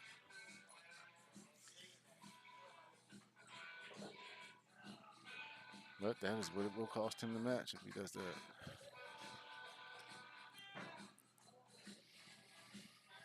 Alright, on table 4, Q Garner, Dwayne Lobb. Table 4. They're probably going through the B side now. Dwayne lost. All right, he's got a good angle. Now he can't sit straight on the 6. Obviously, he needs to give himself an angle on the 6, so he can get down to the 8 and get back in the middle of the table. That was the last one on the loser side for that round, so they're probably going to go back to the top of the winners now. That's fine. Just a little bit outside and just roll right back down. Yeah. Just got to stay steady and hit this one good, and you should be fine. Don't overcut it. What? He went top. There's a pocket down there, sir. What did he do? Ouch. It looks like he used straight high English. Yeah, I think it did. That was a little weird. Yeah, I don't think he understood that he needed to, like Just you said, a little center bit of left. right-hand English. Yeah. Center left Right, English left, and left. I said yeah, right. center left, Left. just brings him right back down. He may have even been fine with center ball, but He pulled a Josh McCauley. he hit it pretty hard.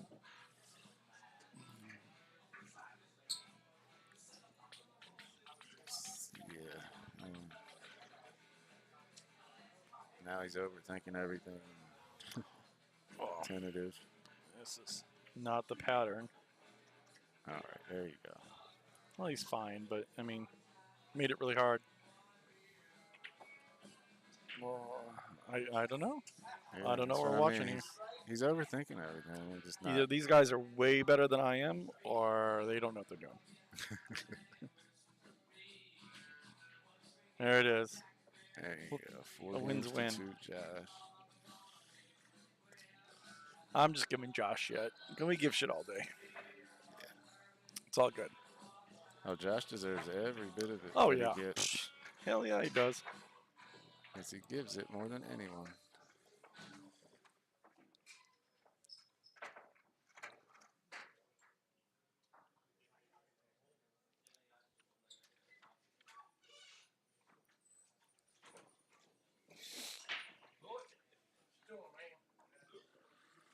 Has it stopped snowing yet? I think it probably has. Looks I know pretty it's windy slowed out down. there. Look at that wind. Yeah, I know. It's coming down pretty good earlier. I came from Maryland and it was freezing rain. Oh, we're It in was the- Maryland. I'm sorry, coming from Virginia. Wow. I was coming from Virginia. Maybe I should go home. Maybe I should just go to the casino. That's what I should do. Just That's stare never at a some good cards. option. Oh, it's always a good option. That's always a good option. You play poker? Yeah, I play a lot of poker actually. Okay. I didn't know that. The sad part is I think I've logged more hours in poker this year than pool. That's not That's sad. the sad part. That's the sad part. It's not sad. You probably had a better time. Oh yeah, that's better money too. Oh, yeah. That's all I'll play at a casino. I don't play table games. Oh no, I I hate only play table poker. games. Only poker. I'm a boring casino friend. Because Yeah, when I I don't go, like I'm there playing to the make house. money. Yeah, it if just I'm doesn't make sense to me to play the house. The house never Yeah. loses. if I go with a group of guys and have fun, and we're a group of people and just be like, hey, we're here to have fun. Okay, great. But otherwise, when I go to the casino, it's to make money. Absolutely. There's no in between. Don't talk to me. Now, what I will do sometimes is, if I'm only, say I go in there with a set amount and I'm coming out a few dollars up or something, I'll throw whatever I'm up on black or red on the roulette sure. on my way out the door. just to flip a coin to see if I can double it Exactly. or give it Exactly. back. And there's That's all. nothing wrong with that. There's absolutely nothing wrong with that. I don't mind losing that, you know.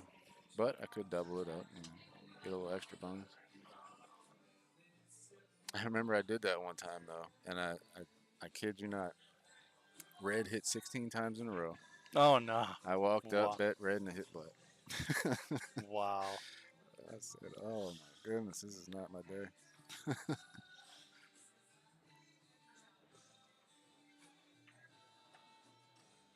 Ooh, I think you got a little too I've far. actually seen it hit the same color 26, 27 times in a row. I don't even understand how that's possible, but I mean, you gotta watch the person throwing it. I mean, I don't know enough about it. I wish I knew more about it.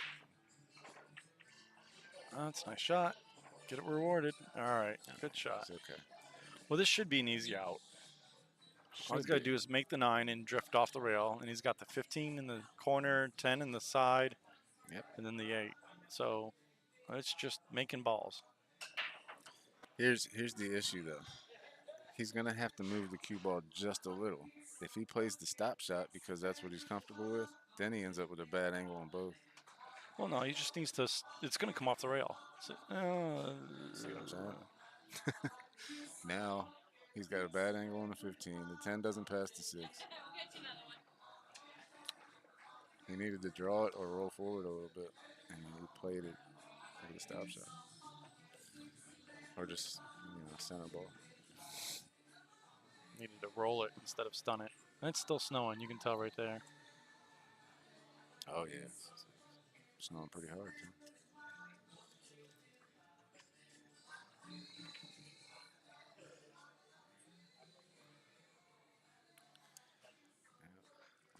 That one little Yeah. detail on that last shot hurt him. If he makes that ball in the corner and rolls forward 3 inches, it's perfect. But Josh just gets up there and whacks him. that's his style.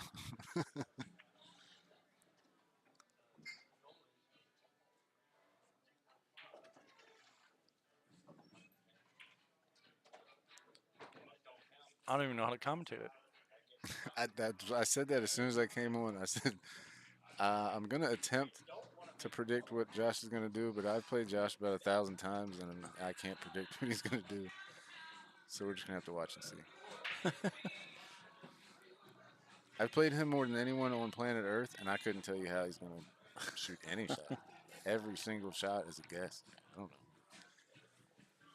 See, that's why he's a rotation player, because then he can count. Here, he can't count. Or he could count. But he plays one pocket pretty good, too. yeah. Well, he didn't say anything about one pocket. He said 8 ball, 9 ball, and 10 ball would play. Race to 15 each. He's going to bank those 2. Nope. He's playing the safe. Look at this. Ooh, he got away with it.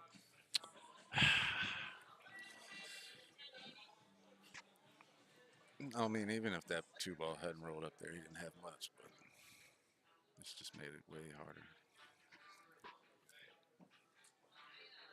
What do you do here?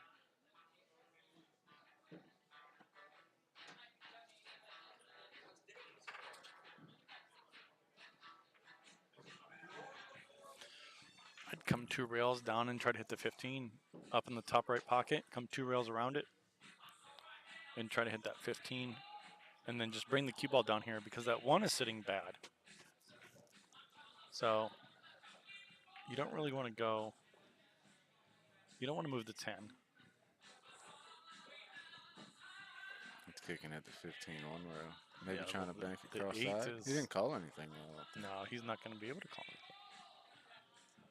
Could bank this 15 cross side doing this. Ew, he tried to. I don't know if he was trying to cut the 10 in or just hit it. Don't know. He missed it.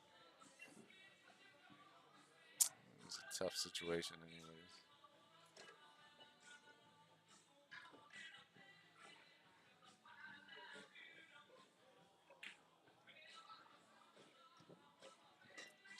That's a good shot.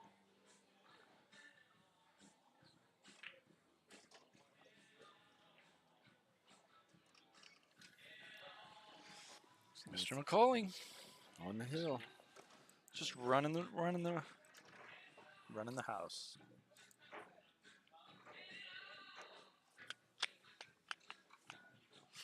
The winner of this match will play Tuan next. Tuan Chow.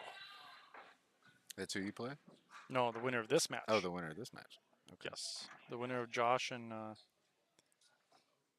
Robert plays Tuan Chow next.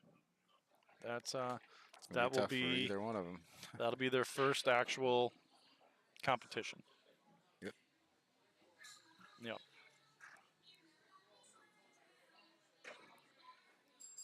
Yeah, Twan's always a threat. Oh, Tuan's a great player. He's been playing better too. He's been playing a lot. I hear he's been down at Streetlights tearing it up. Yeah, he basically lives at Streetlights. I mean, that's basically his house.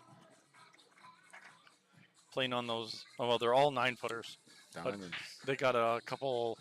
They have some Predator black tables. Oh, The black they do? labels with the 4 1/8 inch pockets. When did they get those in? They've had them for a while.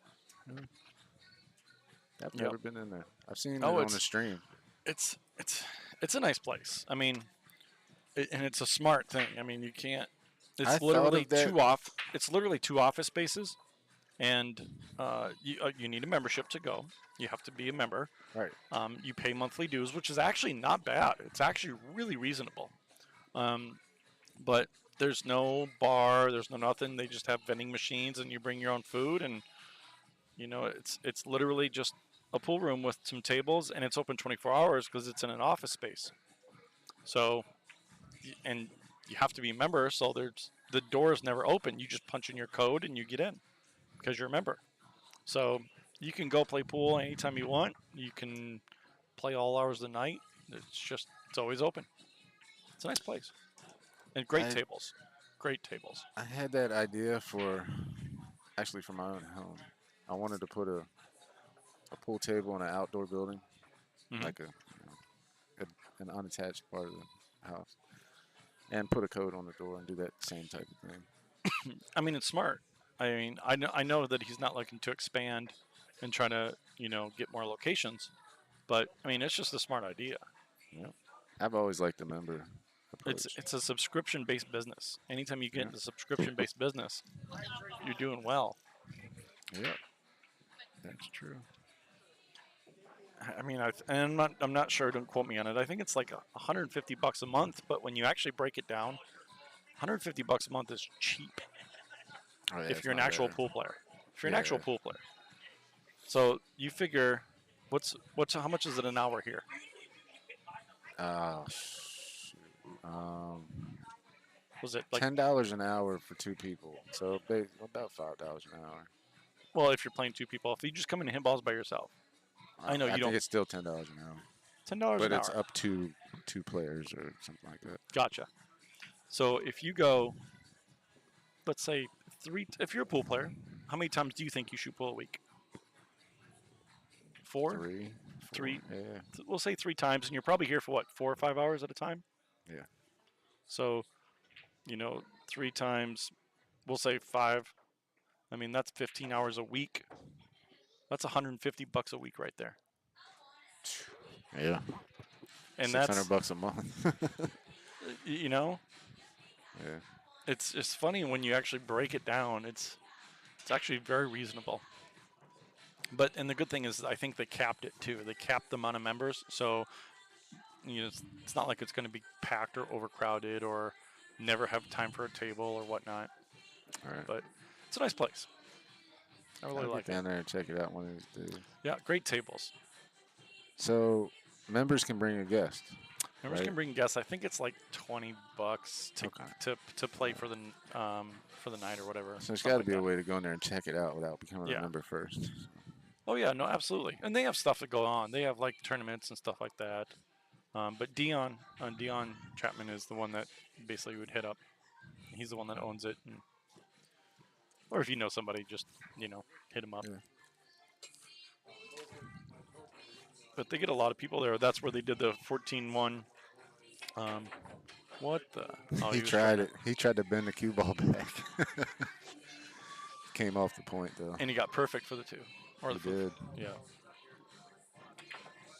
You Well, gotta that's make the where ball though, Josh. that's where Jason Shaw. That's where Jason Shaw did his Record. world Right. record 14-1. I saw that. Yep. I was upset because when I saw that he did it, I didn't know that he was there. If Oh, yeah. if I would have known that he was there doing it, I probably would have went down and hung out with him. Oh yeah. I've Well, a been- lot of people. Shane Van Boning was there doing it. Right. Earl Strickland was there doing it. Who else? A couple I like others. hanging out with Jason. Every time I see Jason, me and him get along real well. Hang Yeah. out, chop it up. So I would have definitely went down to watch. That is where Shane tried his record too, right? Yep. Shane was also trying his record also. Yep. Yeah, they basically walled off one of the tables. It was a normal table. It wasn't shimmed pockets or anything, just a normal regular Brunswick table. And did they have like a record keeper there? They had to have somebody. Yeah, they had people keeping track. They had some, like Chris Wilburn was there for a little while keeping track.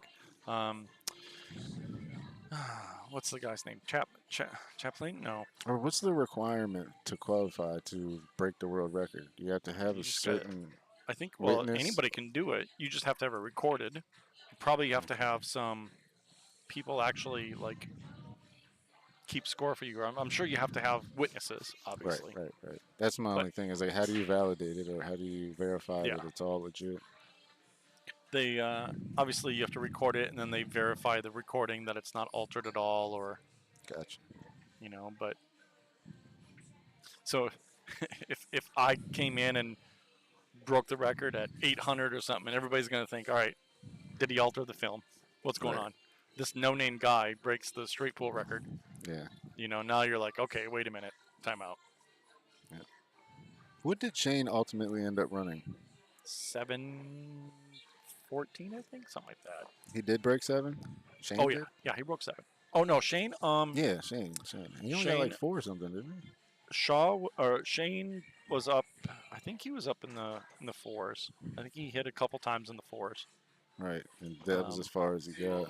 Yeah, correct, yeah. And then Jason comes in, doesn't even play straight pool.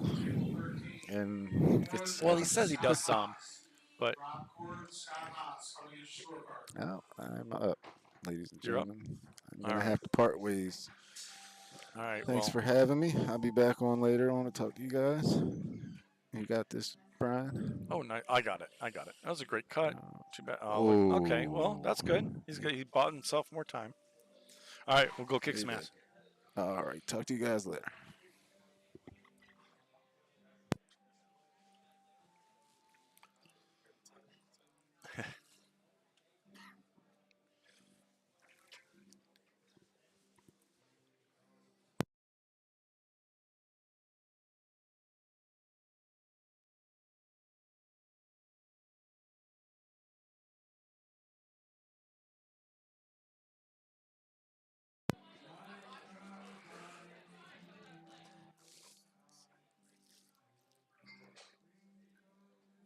Well, I mean, he's going to be aggressive. This is the way Josh works.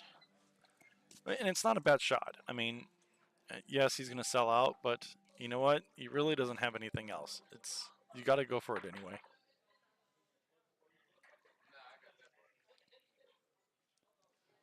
And he might be getting a little lucky. He might have gotten lucky because that 9 is really deep in that pocket. Actually, I think he got really lucky on that. If he can see the 14, obviously you take the 14 down in the 9. Because that 9 ball is too deep. It's too deep for him to hit the 9. He's not going to get any shape.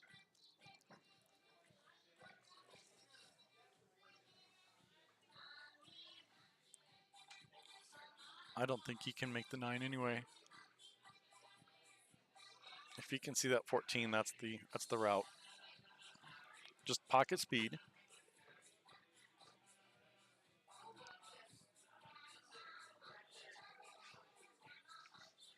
Oh, somebody played Baby Shark. Oh, terrible.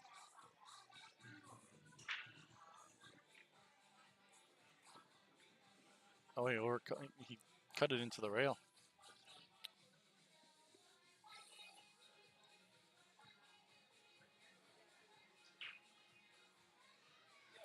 He's got a lot of angle here. I mean, you can't just roll it because he'll bump up in the 2. I think what he does is put a little bit of bottom. See, that's what he was afraid of. But I think he got lucky.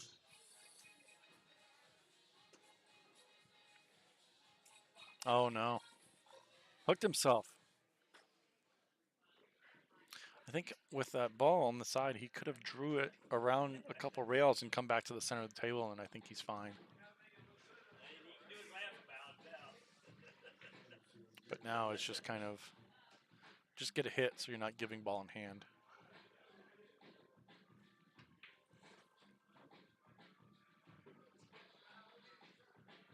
I'd probably come 3 rails, trying to, call the upper left corner there from our screen just because, and just see what he can do.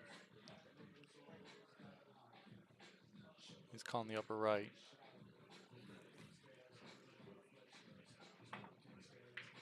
You don't need so hard, so you need to go the other way. I told you the other way. All right. Yeah. Got to go the other way. All right, Robert's still in it.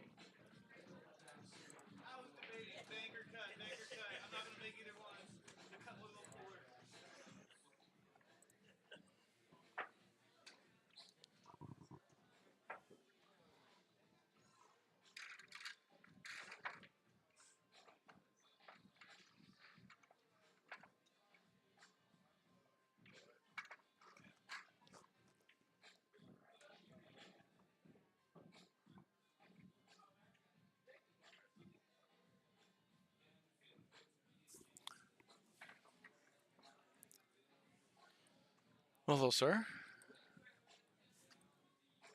Mr. Nagel comes into the booth. Kind of Hello. keep me in check. That's what he's doing. Did you get your match? I cannot believe this match is still going. Mine started at the same. Mine started at the same time, and I thought mine took 3 hours. Well, trying to actually commentate on it too is, I mean, if you know Josh McCauley, Yeah. no one knows what he's doing. So commentating on it, we're just kind of just watching is what we're doing. But did you get your match? No. Oh, David's son got you? Yeah, I was up 4-2. He took a bathroom break, and then I couldn't make a ball. Ah, the old bathroom break trick. Yeah, that's right there. Oh, sorry, I couldn't make a ball. I kept making the cue ball over and over again.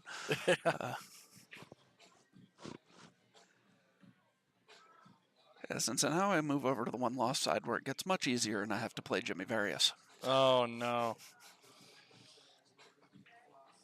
We were talking, I was talking to Rob before, that this tournament is actually spread out very evenly. So it's really, the players are not all jumbled up into one bracket. It's actually very spread out. So when you start did have getting a little bit of a cluster here with Jimmy playing Paul Crimes, Winter playing Matt Craw. Well, still, I mean, Yeah. you get past those two. I mean, all of them are very spread out. I mean, Yeah. Jimmy Rivera and Brian Jones, the winner of this place, Chow, Joe Wright and Steve. If you go up, it's Brett and Steve Fleming, Rob Corden, Haas, Thomas Haas, and David. I mean, they're all spread out. Yeah. So.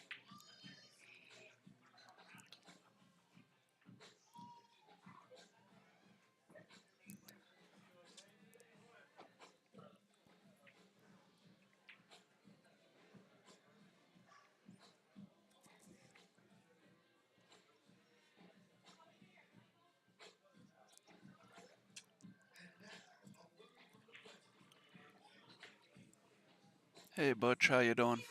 I didn't know we could see a stream here. Or see an actual guys. Let's see who's on.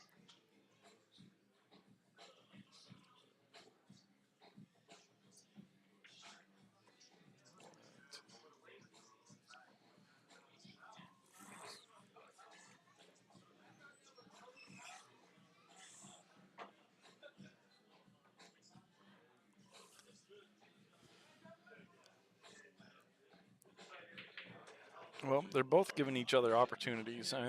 I think Josh had 2 games ago had a chance to put this away, and then Robert just keeps giving him back opportunities. You think Robert's going to get out, and then all of a sudden Josh has a shot again. Good shot. I like that.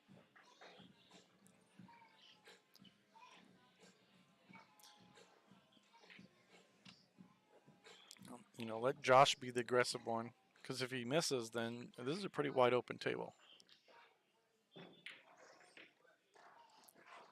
Oof.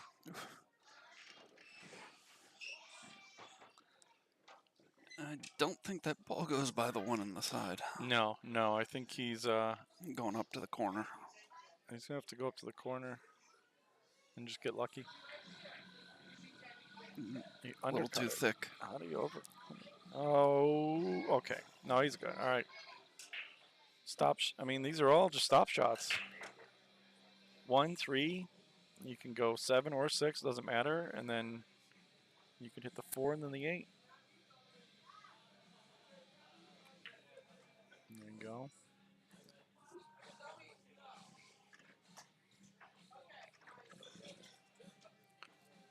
So now he's got to decide on whether he wants to shoot that 6 first. I think the 6 goes up in the corner. It looks like it does. But I think you roll forward here and get the 7 first. Yeah, 6 definitely goes in that bottom corner. Yeah. So I think you roll forward and get the 7 first, and then you can kind of draw back to that middle of the table, and you can either shoot the 4 or the 6 to get to the 8.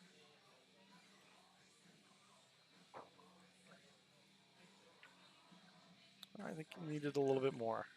Yeah. He's going to take the 4 now. Oh, no, he's not. Okay. No, he's got to take that 7. He's Regardless okay. of whether you're going for the 7 or the 6, I think you want to be further forward for either ball. Well, he can come across the 6 now. Come behind the 6, or this side of the 6. Oh, you got to hit it. Or he can come directly underneath the 6 and play it in the corner down here. Hello, sir.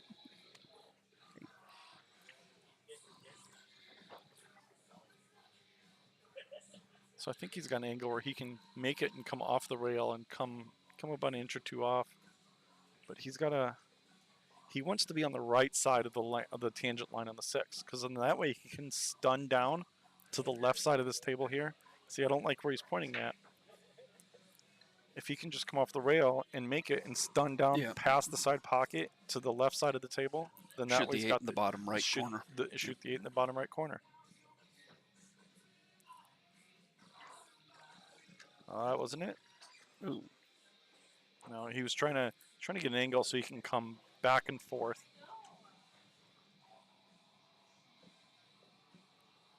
Now he's got to pull some magic out.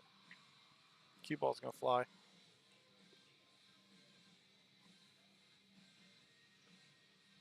His bridge is like half the table length. Uh-oh. That's not going to do it. No.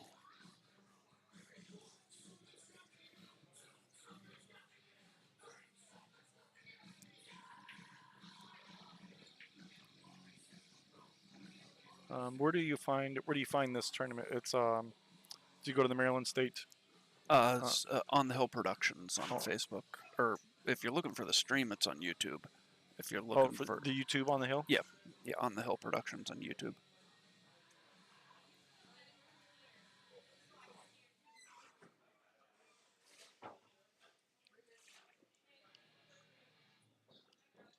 He's going to try and kick at this, and I assume he called the bottom right corner.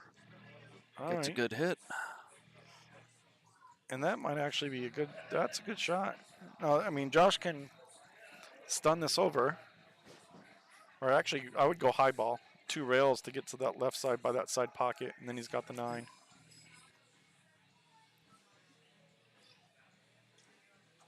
Yeah, you're right, Christos. Josh will find a way to make this really hard. And probably, oh, I think he got there. He got good.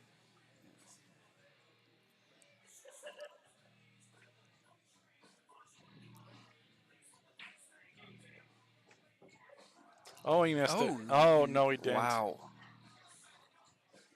Oh, and he gives the game to him. All right, so now it's 5-4. I'll be back in just 1 second.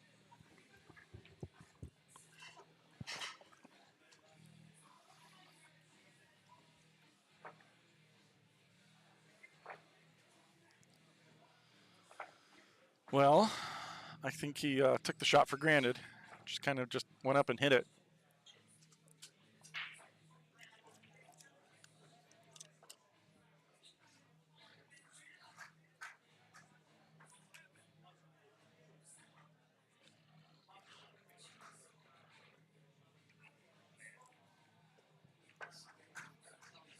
Josh has been on the hill for the last 3 games now, I think. So I think they just keep giving each other opportunities to try to get out.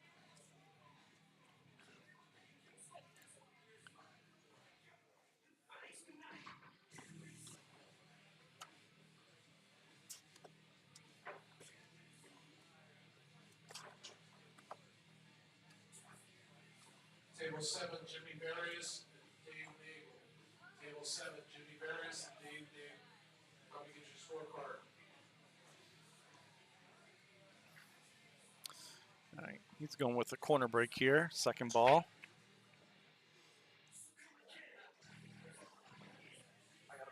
Yep. All right, I got it.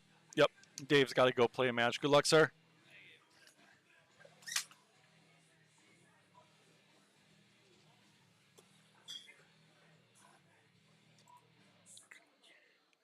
So I think Dave is going to play.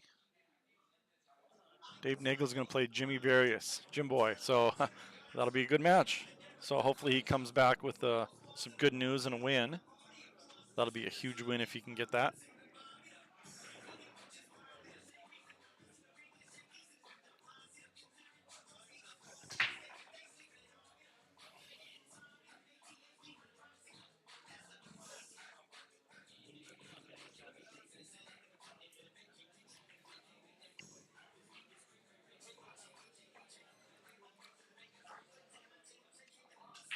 So stripes look all right here.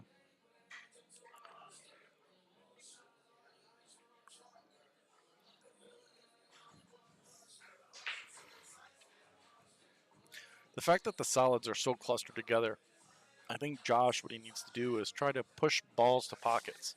He needs to block pockets, and just allow Robert to hit some balls around. Try to make a couple balls, but I think if he just knocks that 9 down by the pocket and brings that cue ball behind that 7 in the bottom right corner, it's going to make Robert try to be more, creative and more aggressive. I think these are the types of racks that you just got to think, I'm just going to let my partner try to run around and hit some balls in, because the run out doesn't seem very likely. But great jump. So I think the 11 might go in the corner. If it does go in the corner, then the table does open up considerably. You could probably nudge this 8. Oh, he didn't need to do that.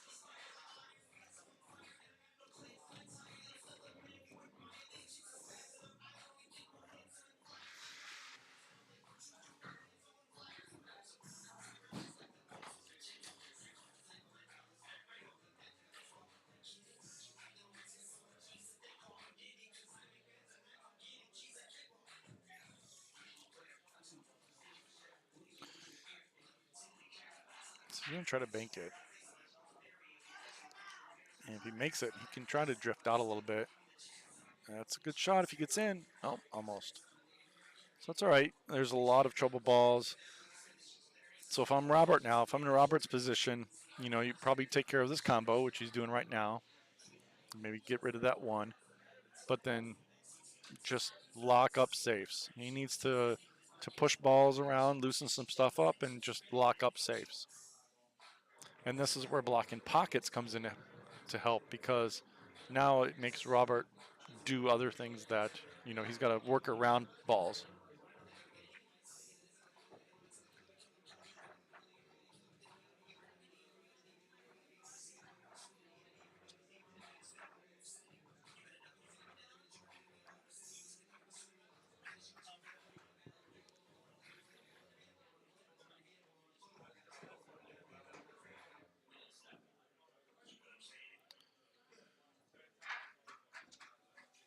So make the 4, get that 1 out of there, and then use the that 6-3 wall down in the bottom right corner. Use that as a little wall there that he can kind of snug up on and put a little lock safe on Josh. Play almost a 2-way shot because this is very runnable actually. If he can make this 1, the 2-7 combo goes, and he can get a shot on that 6. This is a very runnable rack.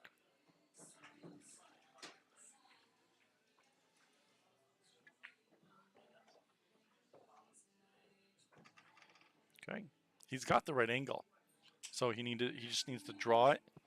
2-7 combo, draw the cue ball back into the rail and just let it stun off. And that 6 ball is right there for the open.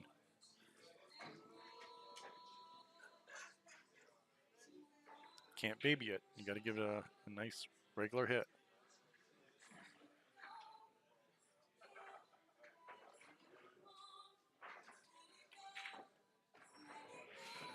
A little hard.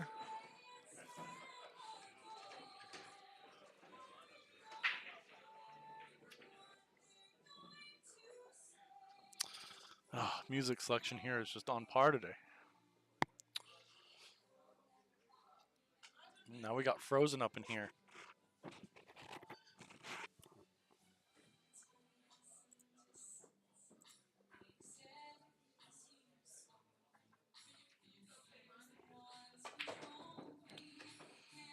Oh, it's going to spin. No, it doesn't want to do that.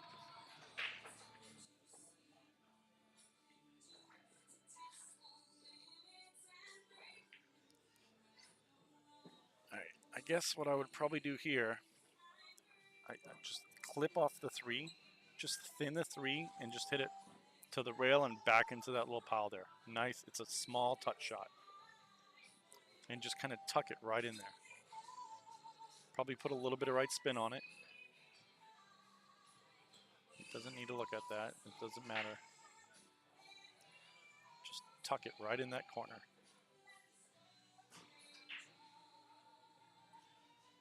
Get up there. That's a good shot. That's a good shot. He can see it, but that's still a good shot.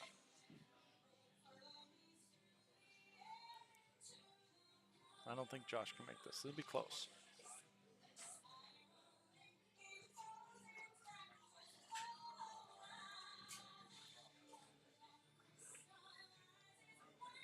So if you look at the 9 and 11, the 9 and 11 are sitting really tough. So if he can come off the 6 and make the 13 with the cue ball, then that cue ball will sit right in that corner there. I think Dave Nagel did play the song. I'm guessing he did. Oh, he missed it. That was the shot, though. He needed to make that 13.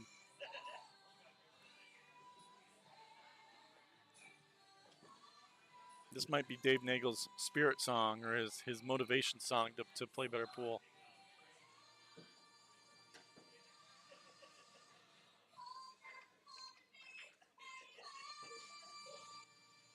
I'll just let you guys listen to the song because it's so good.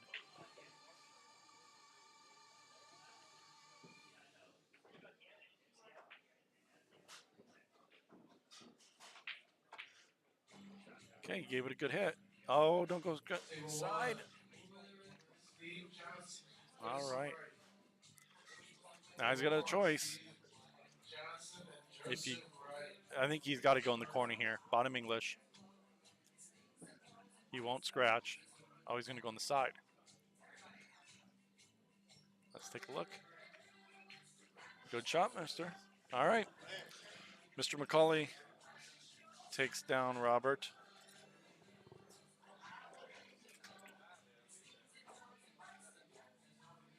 Six-4. Good match, guys.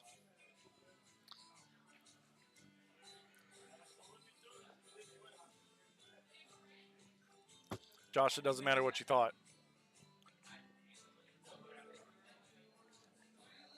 Nope. It was wrong anyway. He played it right. He just played it a little hard.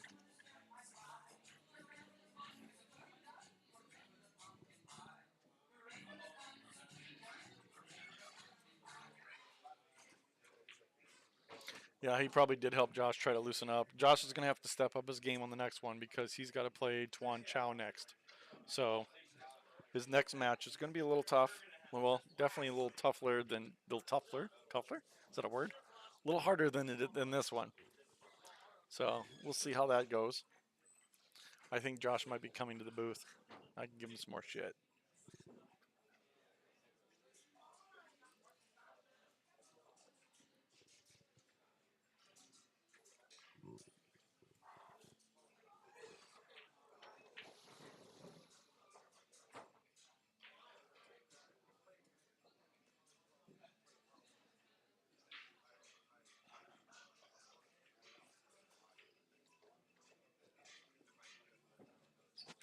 All right, guys, we'll be back in a minute with the next match.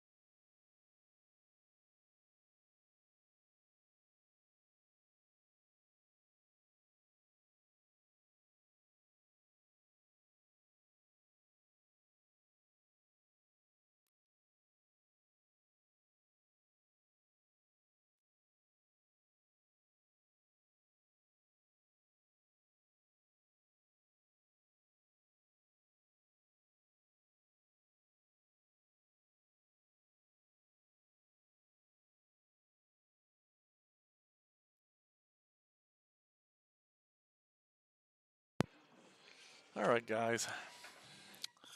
Brian Dietzenbach back here. I think Josh went to go grab something. He'll be back shortly, but it's a big good match here.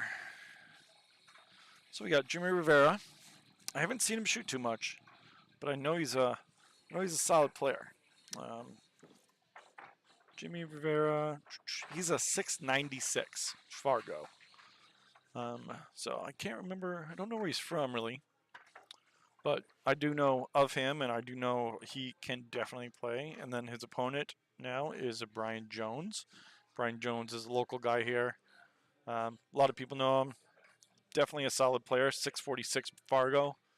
Should be a good match. I know Brian's more of a rotation player, but he enjoys 8-ball some. So I think it should be an interesting match. I think we'll definitely have some good pool here, or we'll be able to see some good pool.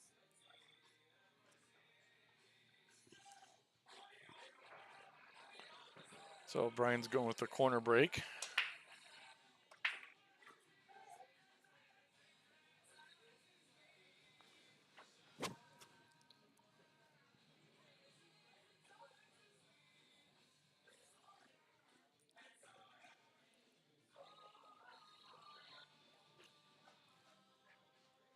So the thing about these corner breaks is that basically you're going to have a lot of clusters. So chances of running out are probably not as good compared to a head-on break.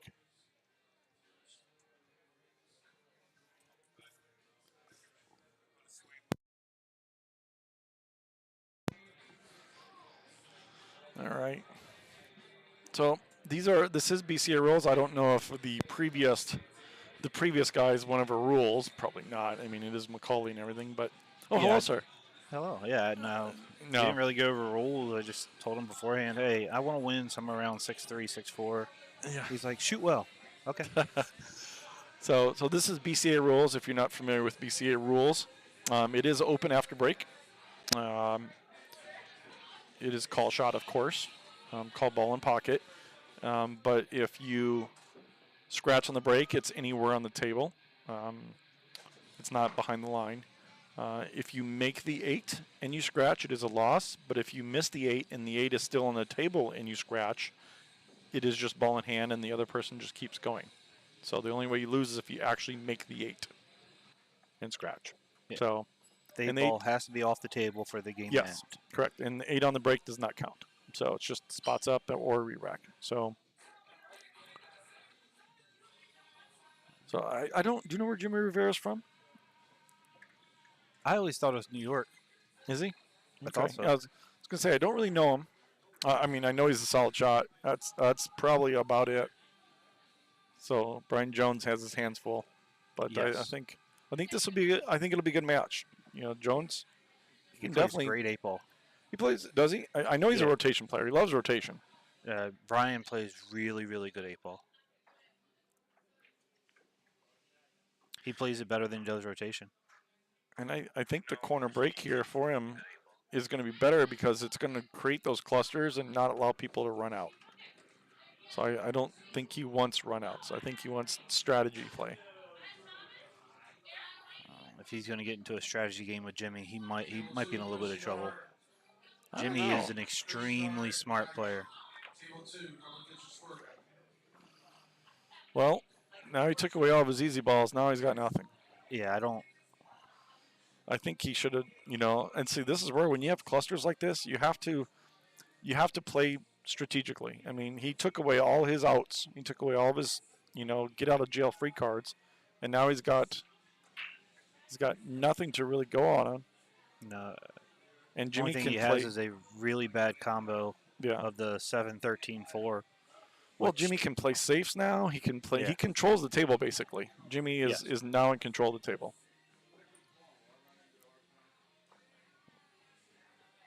Let's see where Jimmy from.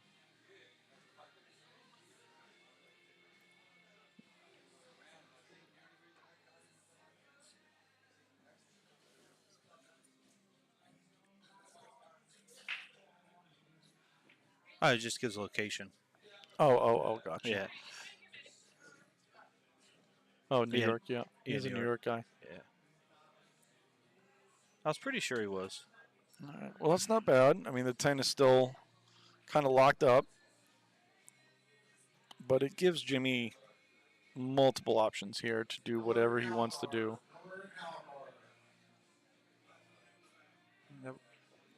That was a much.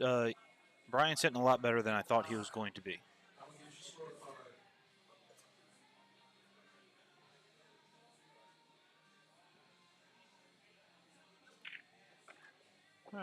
Oh, wow. Great shot. That 4-ball is going to determine this game. No, he'll make it. What he should do is make it right away. Draw the four? 10 ball. Yeah, just shoot straight the 10 ball into the rail into the 4 and draw that cue ball all the way back. And use 8, 12, And 14 use as that- blockers. Yep, use that as Yeah. blockers. Because he really doesn't have another shot right now. Like, nothing really goes. So now he's just got to, I think that's what he's going to do. Yep. Oh, he didn't make the 4. That's all right. But that's what he did. Yeah. So even if the 10's still blocking the 4. I think Brian can see the edge of the 7 and play the 7, 10, 4 carom. That's a tough one.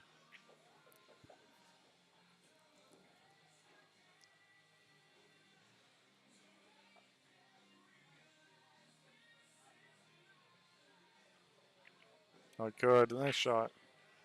Just a little hard, I think. But, yeah, he knows it, too. He hit it just too hard. If he babied it, he would have been perfect. Yeah, because now he doesn't have anything. No, he doesn't have. I mean, if he wanted to get creative, he could take the 4 off the 9 into the side. He could, yeah. There's really not much to do here. He kind of has to be aggressive because there's really no hiding places. No.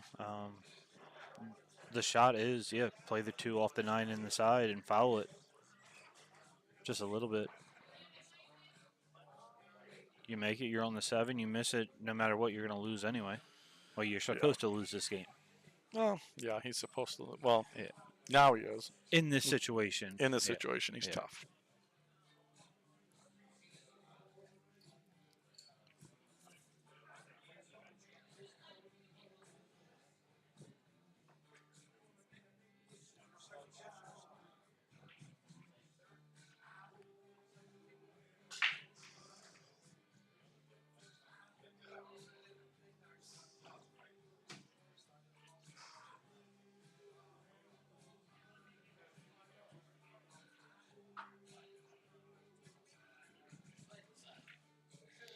I think you might cross bank it. I think he's actually looking at a 2-railer in the side. Oh, I see it. I see it. Yeah. He's going down table and. Yeah.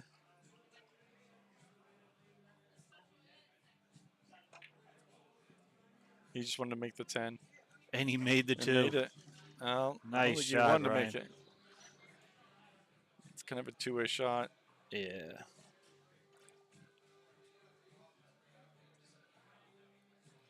After you make that bank, you got to make this one. Well, he's got to put a lot of outside on it because the if he's got to put a lot of outside English because the cue ball is going to basically make the bank short. So he's either got to overcut it a lot, or he's got to put right hand spin on it to take away the friction on the 7 to make it go short. Hit it There good. it is. Hit See it how he real- spun that? He spun that ball. That was a great shot. And Jimmy's like, I've seen enough. Yep. All right. Whoops. And Mr. Jones coming out of the gate. Great banks, great shooting. yeah, that 2-ball in the side is that was an amazing shot. I That's a think world- you're right though. He was just going to play draw back on the 10 Mhm. and leave Jimmy tough, but he hit it good. It's world champion pool right there.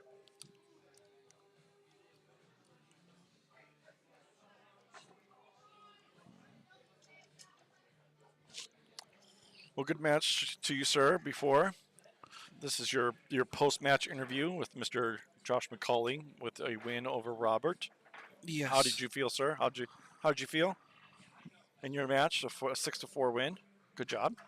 Win's No, a you- win. Yeah, a win's a win. I don't want to speak ill of it, but I didn't play well Yeah. at all. Sometimes an ugly win is just as good as a bad or a good. Well, You play I well mean, and you lose. it got me loose. Yeah. But there's just a couple shots. A couple. It's not even really the misses. I had played horrible position on a shot where I had 3/4 of the table to get to, and I Yeah. got to the 1/4 that it's just little things like that I know Small going stuff. forward I'm not going to be able to get away with. Sure. And your next match is is Tuan Chow. Yeah. So He that's going to played- be. He plays above average, yeah. No, he's a solid player. I mean, he's. And I think he won the 8-ball event Did he? No, up he's in a- the big table one up in he's Frederick, I believe. He's a 650 player, and he's a definite full 650 player. Like he's not one of those fake 650s. No. He could probably be a 660 or even a 670. Yeah, I have a lot of respect for Twan's game. He plays very, very well. Yeah, a great guy, good player. Yeah. And the couple times that me and him have played, like there's never any issues. Oh no, Yeah, no, he's a quiet guy and just plays pool. Just plays pool. That's what he does. So I know his homeroom's out of Streetlights down in Virginia. So one of the Virginia boys. I did not know that's where he was playing. That's where he normally shoots out mostly. Okay. Yep. He used to be in Rockville, right? Or I think he's always been in Virginia. okay. But I mean, he goes to a lot of places. He shoots a lot out of so in Northern Virginia. I mean, you can go all the way out to Front Royal and Winchester. He plays a lot of on cue on Front Royal. I think they actually sponsor him a little bit, but all those Northern Virginia, everything's 9-foot tables in Northern Virginia. So we don't have bar boxes in Northern Virginia. Bar boxes are unheard of in Northern Virginia. Bar boxes are the greatest equalizer. It can be, yeah. Yeah. Yeah. So this is a good shot here. Obviously, the 4, and he's going to try to, cut it in the side, try to come back down for that 7, and then get on that 6, so he can go forward to the 8 in the bottom left corner. I just spin this with straight left. Do you do anything different? No, don't just. You got to go high because if you go straight, you don't want to go too far. He needed to get a little straighter. I think he's too much angle right now, so he needed to get further down the table. That's why a high left would have brought the ball a little bit farther down. Because otherwise, he's too close to his ball right now. And he's got too much angle. So he's going to have to either come 2 rails back over or just kind of like roll this in. Well, luckily he can be on either side of the 6 and be fine. Yeah. He So rolled, he's- rolled it in. Yeah, he basically just a kill shot. Which one does the overhead? Oh, there we go. So I think, yeah, he's just going to stop it and cut it back in the same corner. He's too straight to go to the upper left because he'll get too close to the 8. So I think he's just going to stop it.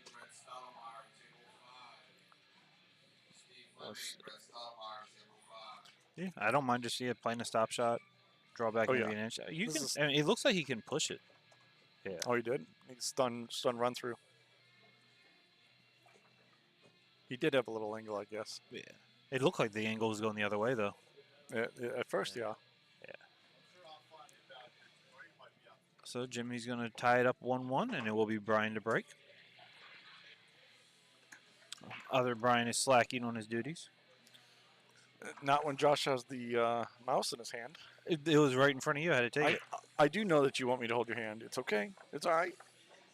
It's All right, now we can have fun. All right. The only time I want you to hold my hand is when you're putting money in it. That ain't happening ever. You're never going to hold my hand when you put money in You it? know You're just what? going You to know put it what? on the table? I probably have $1 I could give you, maybe even a penny. I found a penny on the floor. I could probably give it to you. I do appreciate that. Hey, find a Yeah. penny, pick it up. Then all day you'll have good luck. Hey, let's go with it. Only if it's heads up, though. I am No. very weird like that. I will not pick up a coin if it's tails up. If it's a quarter, I'll kick it around. I'll kick it around and try to get heads up, and then I'll pick it up. But I will not pick up a coin that's tails up. Just won't do it. You know what? Call me weird or superstitious. Great, but it's just something I won't do. Yeah, I don't really have that. I heard a couple people say that they won't pick it up if it's. They won't even pick up a dollar bill if it's face down. I'm like, Yeah, what? it's I'll just say, weird. yeah. Yeah, I might kick it around a little bit and be like, "Is it face down?" Yeah, nope, it's not meant to be picked up. Yeah, I'm kind of superstitious. I have that in me. I'm not really superstitious. I'm a little stitious, but I'm not superstitious. I mean, I believe in some things. Like if I'm betting with someone, I want to use all 50s because it's supposed to be bad luck. Really? So, yeah, $50 bills are bad luck. Really? Yeah. I think it's because in Asian culture, 5 is a bad luck number. Yeah. Yeah.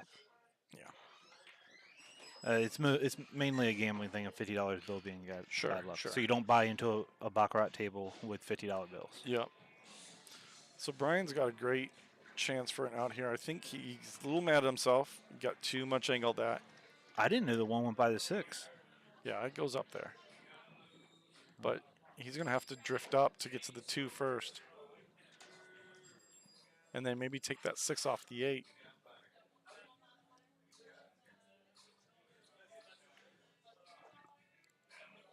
Oh. I don't think he got what he wanted anyway. He was kind of in a bad. Yeah. He 2 shots ago, he got just a tad out of line and wasn't able to get back where he needed. But these are the games you got to win. When you're playing Jimmy Rivera, who's a 700 player, you got to win these games. These are the. This is what's going to make or break your match. Yep. Because this is a free table for Jimmy now. So if he doesn't run this out, I'm shocked. If he does miss a ball, it's going to be this one. That's all it's going to be. No, I mean, yeah. And he has so much help to not miss that ball. If he overhits it, he runs into the 8. Yeah, no, this is a pretty easy out. Yeah. Even you could probably get this out. Which one of them? I probably wouldn't. No, I'd mess up on the 11 right. somewhere. Probably. Yeah, you're right. My bad. If you notice when I was playing, I was trying to run them in order because I'm a rotation player. We were talking about that. We were actually talking. Rob Cord and I were talking about that, and be like, he's like, we don't know what Josh is doing. I'm like, because he's not counting. There's no counting here. Yeah, I'm like, he could probably run him out in order and try to count a little bit, but there's no counting. Yeah, Like there was one game where doesn't force you to go. he gave me ball in hand with 2 balls in the side pocket and the 8 ball over in the side rail, and I got down to put the ball down.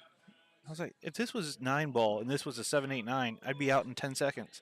Yeah. Because it's 8 ball and I have options, my brain is fried. It makes you want to go, what should I do? Is this the? Oh my God, he missed.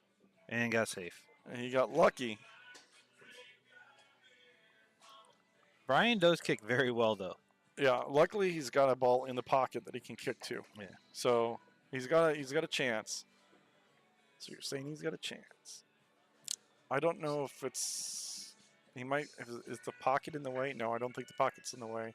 I think the pocket's exactly where he wants to go though. He can go a little bit past it and then just kill it. No, he's at his stick is going through the 7.5 mark. He's going to hit just past the pocket. He held it. He hit it he hit it too close to the pocket, and the rail was too. The facing. So, yeah. So the fact that he was too close to the pocket, the rail didn't take very well, because it's thinner over there, or there's not as much support. He needed to come further down and go past the 9 or past the 1 ball rail first into the 1. That's what happened. He tried to go into the 1 instead of going rail then the 1. And he would have made it. You don't want to run directly into the 1 anyway. You'd leave yourself with nothing. Yeah. All right, so Jimmy played a good save there, and yeah. Well done, sir. Good save. Yeah. If you're not feeling confident about the run out, just play safe. He's not feeling confident right now. He's under-hitting a couple balls. I mean, he's fine. Don't get me wrong. He's fine here. 12, 10, and then 11 and 13.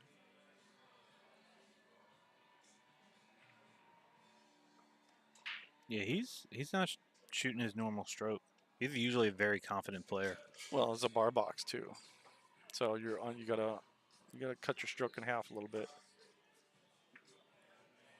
See, he's kind of. All right. I'd go 11 first. Yeah. Because you can hit it any way you want. You can stop Any it, way you draw want. it, or put top on and just follow it. And you're going to have a pocket for the 13. Yeah, he's going to draw it back for the 13 on the side. That's all right. He's good.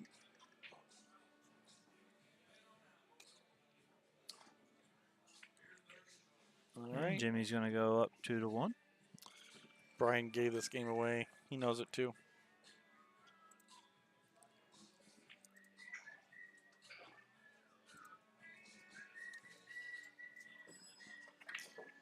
You have a fresh haircut Dave Nangle on the table right next.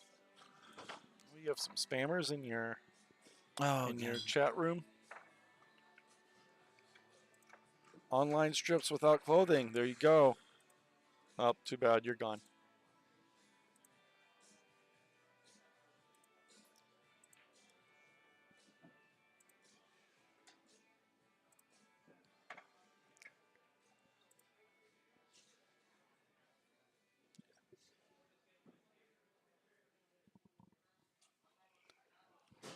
I could use some naked strips, I guess. If you're talking about chicken. Chicken. I'm sorry. I mean, we're keeping score, but the remote should be. Yeah.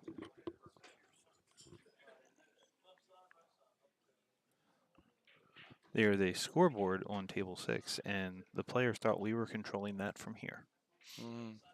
Well, we have the right score, so if we were, then yeah. Yeah. Yeah.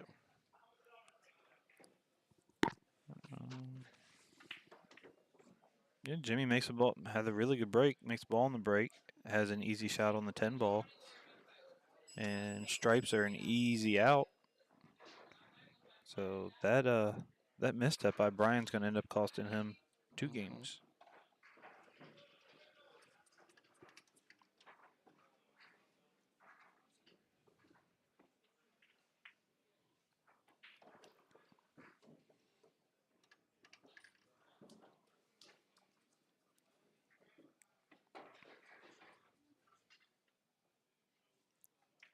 Now, do you like using the 9 or the 15 to set on the 8?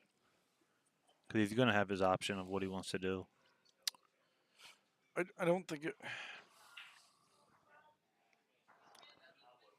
I don't think it really matters, honestly, as long as he just gets back to the center of the table. Obviously, it's going to be the 11, 14. I would probably use the 15 first because it's going to be more natural. When he makes the 14, he just needs to get straight in on that 15 so he can draw back and then make the 9 to get back to the center of the table. But he just needs to end up in the center of the table at the end. Doesn't matter if it's the 9 or the 15, whatever he uses. Doesn't really matter.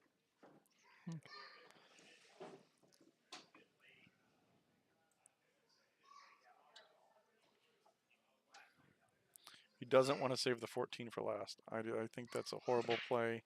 A ball in a pocket like that, it's just not going to really. No. Yeah, I 100% agree with you. Yep. Oh, See, wow. he tried forcing it. He didn't need to. He did 14. Get yourself a tiny little angle on that 15 and just draw it back to the center of the table. I think he was setting on the 9. Well, he was going to leave the 14 for last, which is the wrong ball. Who's this guy rated? What? Who is he? Probably kick my ass though. Probably in a fight. He's a little jacked. I don't know if he's pretty jacked. Yeah. See, in a fight though, who would win, Brian Jones or Jimmy Rivera? That's a good one. I'm taking Brian. Brian Jones he's A very husky guy, strong guy. I bumped into him once and I was bruised for a week. I was like, I know I'm never gonna make this guy mad. Well, him and the wife both are power lifters. Yeah. Yep. Not him so much anymore. Yeah, I think she stopped lifting too. I think she's slowed down, but they're both big into the weightlifting scene. Yes. I wouldn't want to mess with either of them. No. Oh, slow down. Don't get behind. Okay, he's good. So he has 2 options. He can come around it, I would just go one rail back to the center of the table there. See, I actually draw this ball out. Go 2 rails. I say it doesn't. But then you're coming across the line. That's I'm the coming. problem. Well, that's actually what I'd be going for. I'm coming across that line, but if I hit it bad enough, I know I'm not going to just barely come across it, and it's going to be easy to get on the 8 either way. Most people are just going to go straight back up table. Yeah, and he hit a little hard, but that's all right. I think he can draw it back behind the 8 there. Is there another one? Did I miss one? All right, he went forward, but that's all right. Good shot. Good out.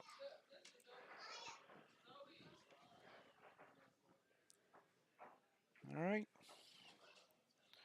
So As predicted, this is a good match. Brian makes it 2-2, and it is he is now in control of this match. It is his break. Jimmy can play perfect from here. If Brian does what he can do, Jimmy can't win. Because Brian has a great break, usually. And he's a really good ball maker. So being able to run out 4 racks of 8 ball isn't really a high unlikelihood.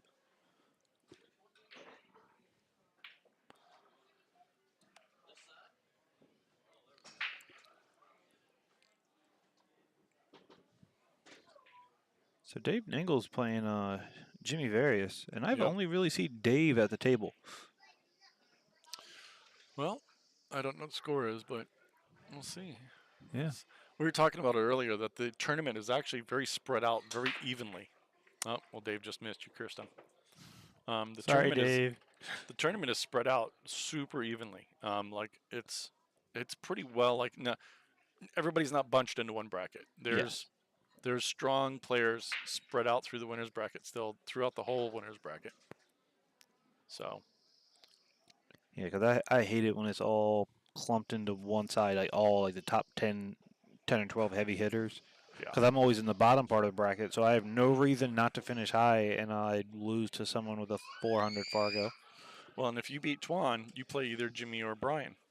So it's really spread out. Yeah. Yeah. No, everybody's. I mean, all of the A-side matches are all very solid matches. There's really no gimmies on the A-side. I know nothing about the guy who beat Rick Scarlato. Sean. Sean Bogowski? Oh, no, he's solid. Okay. He's a solid player. Sean Bogowski is a solid player. Can't. Where is he at? Where is he 662. Okay. Oh, yeah. Oh, he's a solid player. I play the loser of the Sean's match, so they come over to my side if I beat these next 2 guys, which hopefully I do. I don't see why I wouldn't. How did you do against Steve Everhart? I know you won, but 6-1. Okay. I should have beaten him 6-0, but that's all right. Never lose that lack of confidence. I lost the first game and didn't lose since. No. But it's all good. Yeah, I saw that you beat him. I'm like, oh, Josh McCulley can beat him. I'm good to go. Yeah. Although I saw the guy that you lost to, I was like, he lost to Rob. Rob Cord is. I put Rob Cord on money on Rob any day against you. Any day, anytime, anywhere. Rob's definitely a good player. Rob is a really good player. Me and him play, because I mean this is his homeroom as well. Yeah. Yeah, me and him play a lot. Yeah. No, I know. Yeah. So no, he's a very good player. Yes. No, I had some unfortunate rolls and made a couple jump shots and got hooked again. I had to jump again and just it's just one of those things. Sometimes you have those matches that just don't go your way, which is fine. I agree. Ooh. So speaking of jump shots, what did you think about my jump shot in my match where I could see all my balls except for the one that I was jumping at? I'm trying to remember. It was either the last game or the second to last game. The one you're jumping at. I You only can see all your balls, but except for the one you were jumping at. Yeah. He had his cluster like down here. I left myself a weird angle on a ball to cut, and I thought I was going to run into the cluster. and then I had a ball on the rail here that I know if I made it. Oh, I and you could get jumped it and you made it. That Yeah. was a good jump. That was a nice jump. I even thought about it, I was like, oh, Brian's probably killing me in the booth. Why are you jumping a ball? You can see all your other balls. No. Well, I mean, true, yes, but it was a good jump though. Yeah, with all his cluster right there, it was a safe jump. Oh yeah, no. Yeah. You were good. Sometimes you want to leave that ball there as like a get out of jail free card or something like that. But otherwise, the jump itself was a good jump. So good job. He's not going to correct me on my choice or pattern play. Yeah, it might have been a horrible shot, but the jump itself was a good jump. You don't want me to learn anything and get any better before we play. No. Well, that's all right. You're not learning anything. No, I'm really not. Yeah.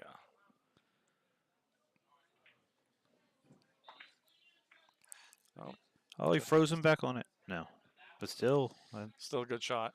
He blocked the 5 ball now, and Yep. So he's going to get more shots at the table. Yes. And now safety becomes harder. Yeah, I couldn't jump the nipple on that 8. I was actually mad that I called the wrong pocket. Yeah. I actually told you to call the other pocket. I'm sitting here on the stream and I'm like, you made it in the top left. And I'm like, you need to call the top left. And you called the top right. I'm like, nope, it's going to go in the top left. Here it goes. And then you fired it in the top left. I was like, yep. I told you. Because even when I was down there, I was like, I'm not going to make this ball. But if I am, the cut looks a lot cooler than the bank. And that's a good way to end. Always aim for the rail first. You actually hit it, because this is a diamond, it actually came short and hit the ball first and pushed the ball into the rail instead of cutting it. And it went in the upper corner. Yeah. I never should have been in that situation anyway. I don't even know what I was thinking. So this is a good two-way shot here. He can make both his balls. If he can make the 7 and the 4, which I think he might be trying to do. No, he's shooting the 9. Yeah, but he's trying to make both of his solids.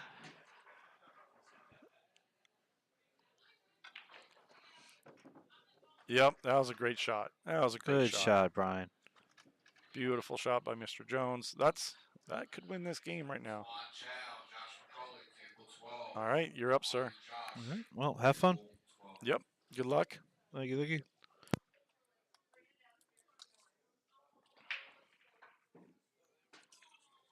All right. Well, this is going to be a hard one. He's going to have to come off the rail, obviously. Lots of bottom, lots of spin.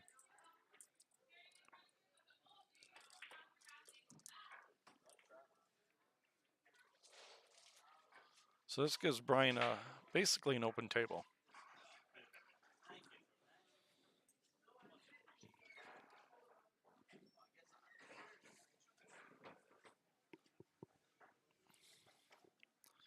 Yeah, Christos, I wanted to see him jump on the nipple too. It would have been all right, but that's all right. Josh knows he can't do that.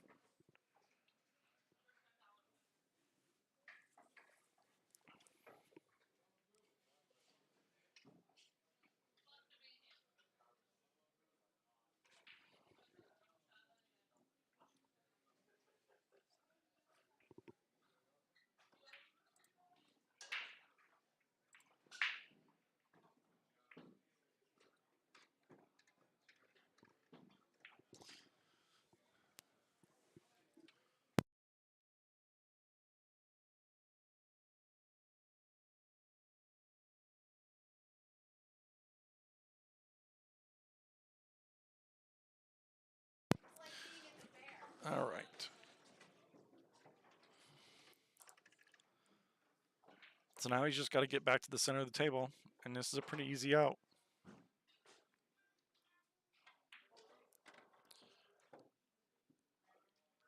I would probably go rail first on this.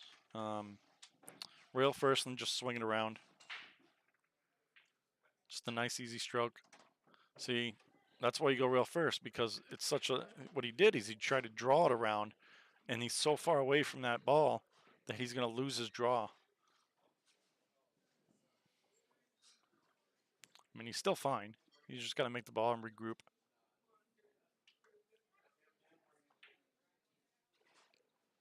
Oh, wow. Wow. You know, it's when you make a shot like that where you get bad on the 8, where you get bad, you gotta just take a step back from the table and just regroup. I don't think he regrouped. I think he was in his head still about that last shot, and he missed it.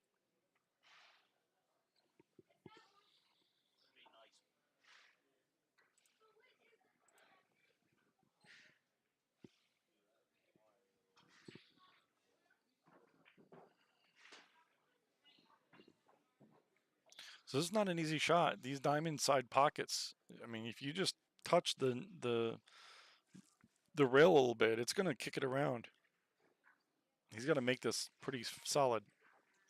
Oh, gets in there. All right.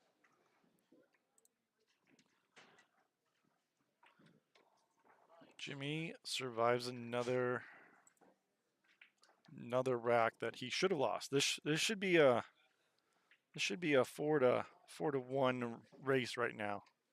I think Brian gave away a couple games there where he didn't need to give away.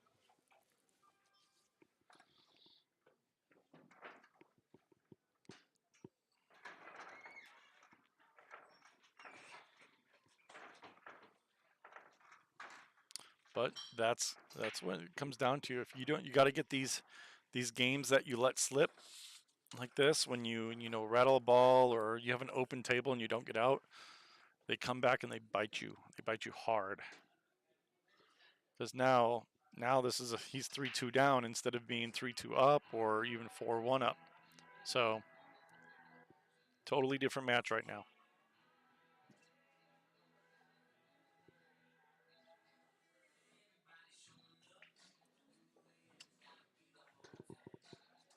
I knew this would be a good match.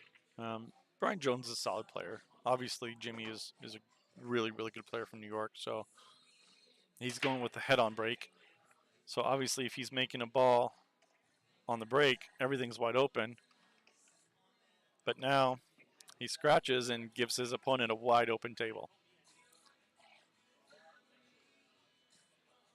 Brian needs to get out here. He needs this game. He needs this game bad. 3-3 compared to 4-2 is a totally different match.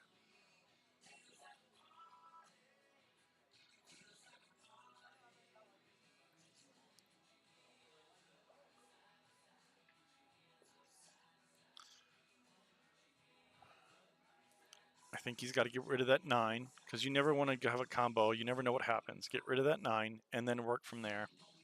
Get to the center of the table. And then he can work around the table. So he's got the 13 on the side. He wants to get rid of that 14. But I think the 15 to the 14 is going to be his ball. So if he can get that 13, I would work that 14 as soon as possible. 13 to the 15 and then get the 14 and then come back out. Get that 12 on the side, 10, 11, and then you can go 8.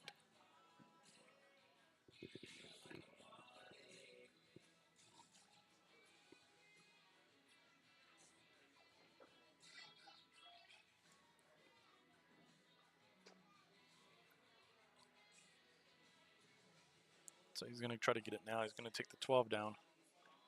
Got to get down there. Well, that's fine. He's fine. He's got a cut, but he's got a lot of balls to play with. He'll probably run into the 3 ball here and give himself a shot on something. He doesn't like it, but that's just kind of the way it is right now. That's where he's sitting. He's got to take that 14 now. Didn't want to be on the rail.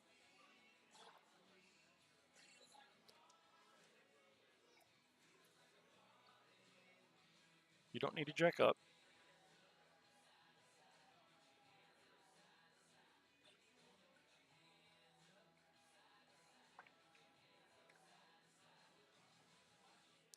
And he's going to get there. He got there. He got there. It's a pretty wide open table now.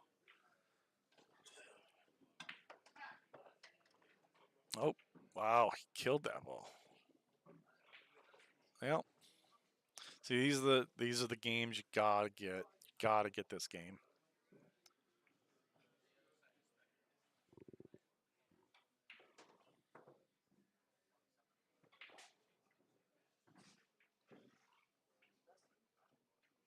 I mean, he could even end up short and shooting that 15. I don't know why he tried to go so hard.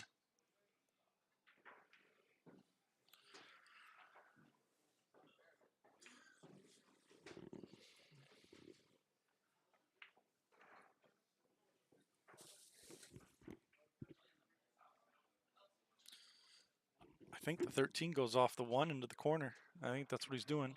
No. Well, he tied up a ball, so I think he's probably going to get another shot, but that's one that you got to run out. You got to run that table out.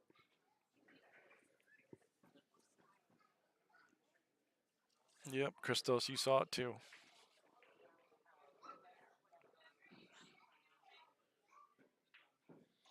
The good thing is, I mean, the 10 blocks the 4, the 1 is covered. I think he needs to get shape on the 3 so he can get that 1 out.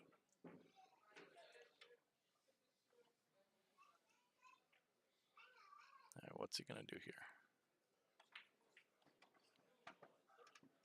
All right. Great shot. That was a smart shot. Totally changed the table around. And now it's all on him.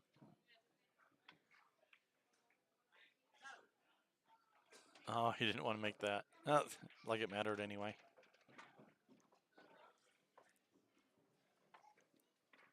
I think he just wanted to sit it up there.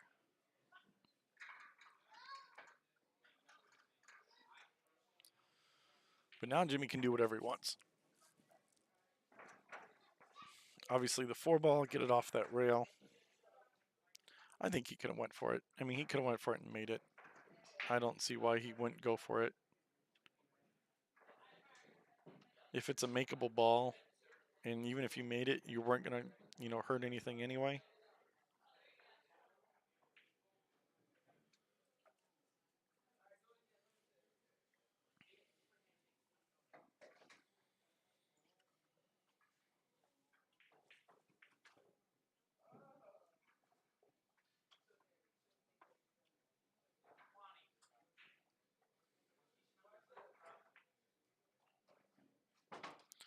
So I think Brian is just going to roll this right up there. He's just going to have to set it right up there.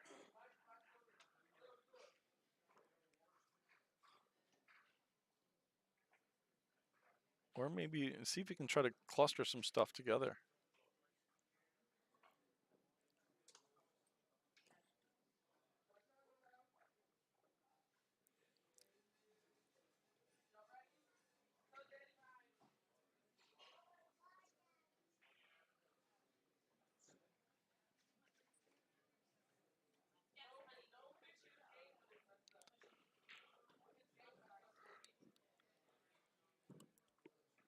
There you go. There's nothing wrong with that. Pushing that 6 down to the 2.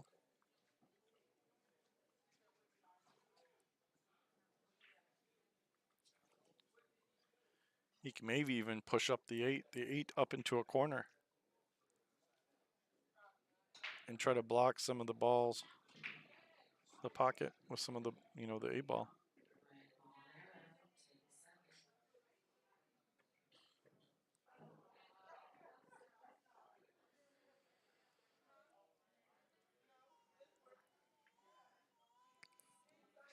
Well, the 6 goes.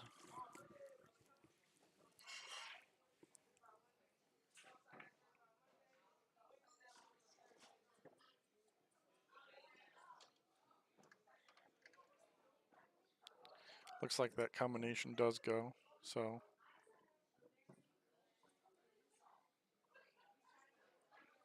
If he's going to take the combo, he needs to take it early because you never know where the balls are going to sit and you want to use these other balls.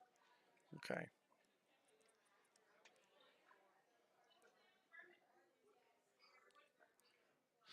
I would try to get the 8 up in an area where it's going to be a bother.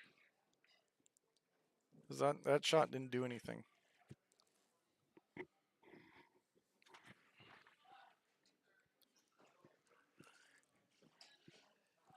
You just get the 8 up in that cluster.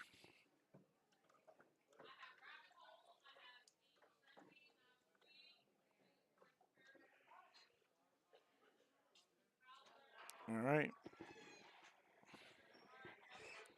And if he's going to do it, he needs to make sure he puts the cue ball back down table. Because he can always use the 2 in case he rattles it or something happens. The 2 is his get out of jail free card.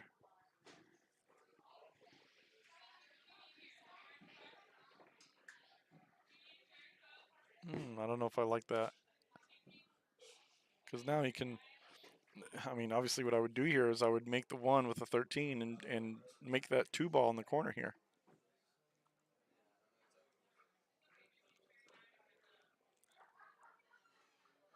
And if if he makes that 2 ball in the corner and his cue ball is sitting down, I mean, that's this whole game just changed around.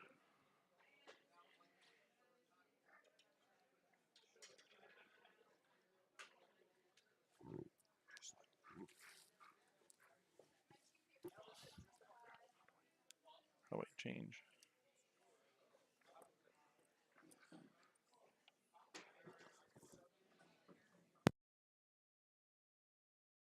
These 3 buttons. Okay.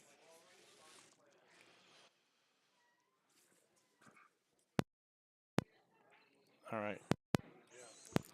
Yep. Can you hear me?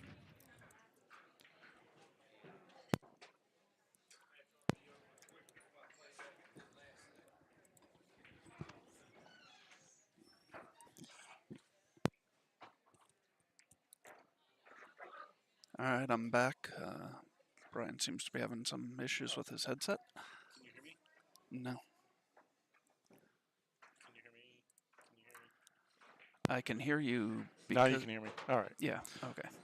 So he needs to. I'm telling you, he's got room. Make that 1 ball, and then bring that cue ball all the way down the table and bump into that 2, and leave that cue ball.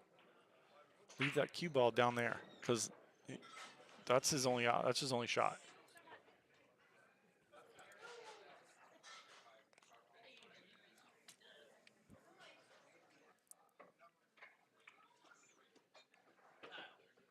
Oh wow, that got really good. That got really good for him. I don't know. The 3-4 looks like it's pretty. Well, it got good for wired, Brian so- Jones. It got good for Brian Jones. I don't think it. No, I think the 3-4 goes. Does it? I think so. Yeah, There's it might go. there's a little bit of a gap in between them, so Okay. even if it's not dead straight, Well, he's still going to come around, and he can make it. He didn't get far Hey, enough. Came up short. He came up short. He's still going to make the combo though.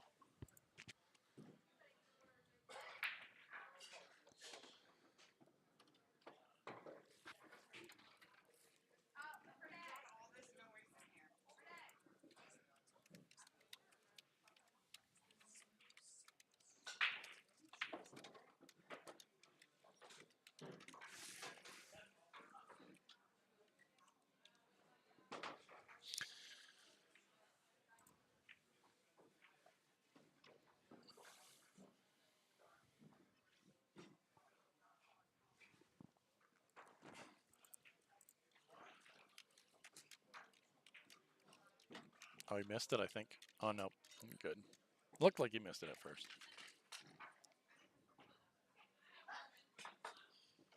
And this should be just a high ball. He should be good to go.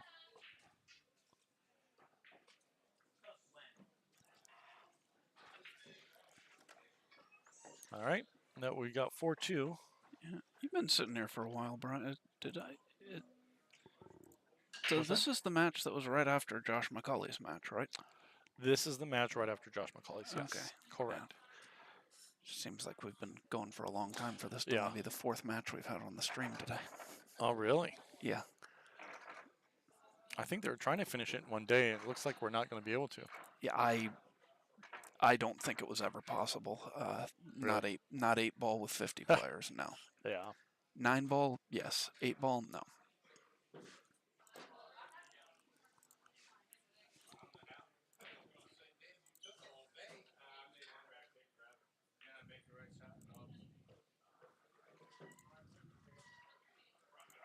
Yeah, he already did that.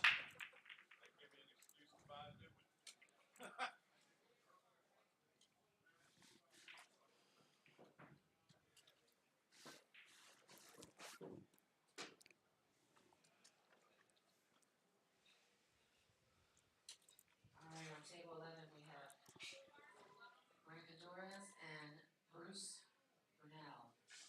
Table 11. On table 10, we have Hey, you finally get to play again. Oh my God! I think I've played 2 matches while you've been sitting here. All right. Well, talk to you later, guys. I'm gonna go shoot. Good luck, Brian. Okay.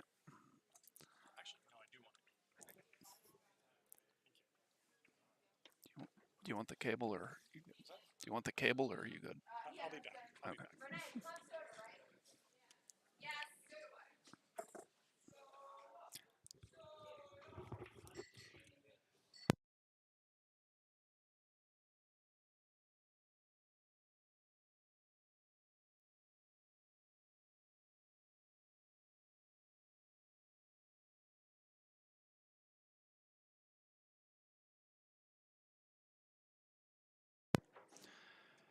All right, so Brian is off to play his match, and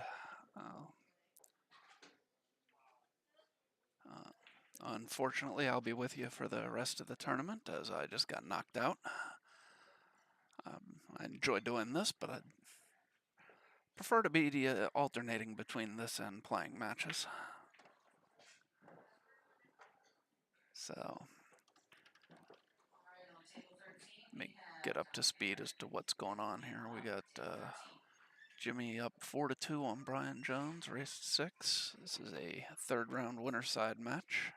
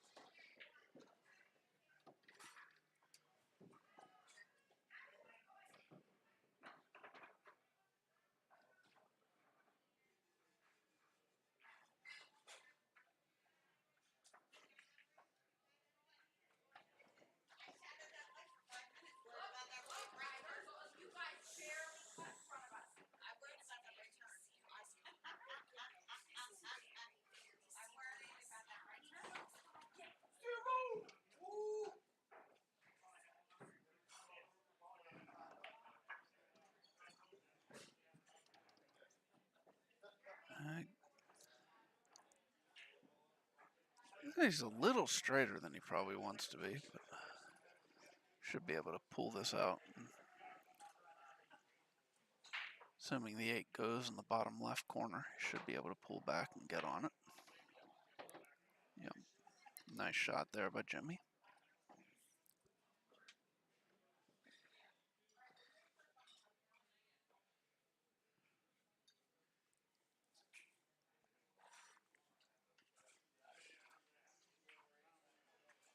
And Jimmy takes a 5-2 lead over Brian.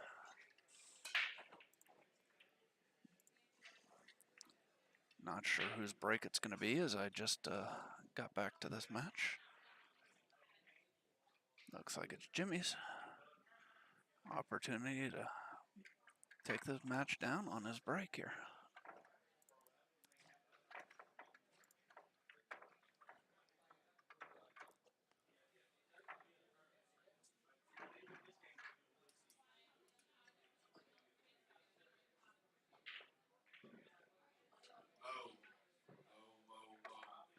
Table 10.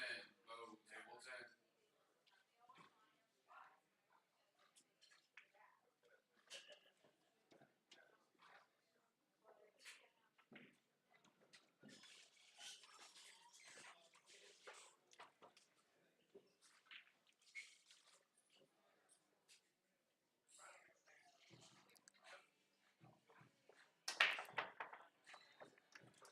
Okay, gets the ball in the side.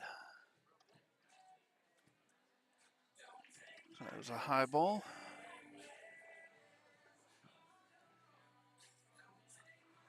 High balls are fairly open.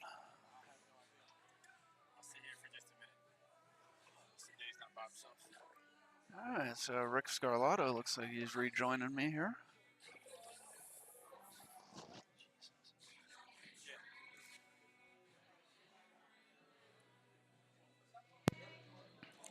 In case anyone's wondering, it's frigid outside. There might be heat in here, but goodness gracious.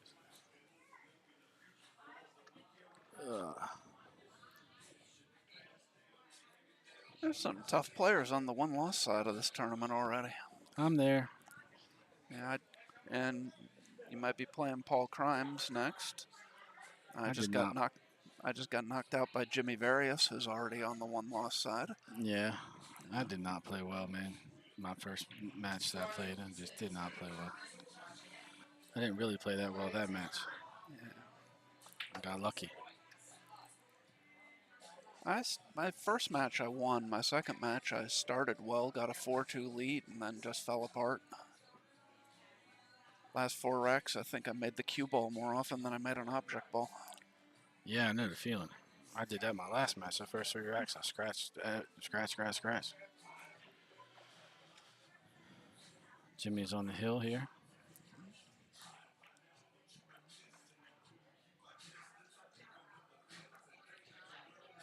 What's he gonna do with the 8-ball? Nope. Well, it had been clustered up closer to the spot. When he tried to break it out, it just pushed everything down towards that corner instead of actually breaking it out. So if you're Brian here, I think, do you move or do you try to? I think maybe you move here. I think, can you come off the edge of the 5 and just kind of keep him behind them balls right there? Brian elects to shoot.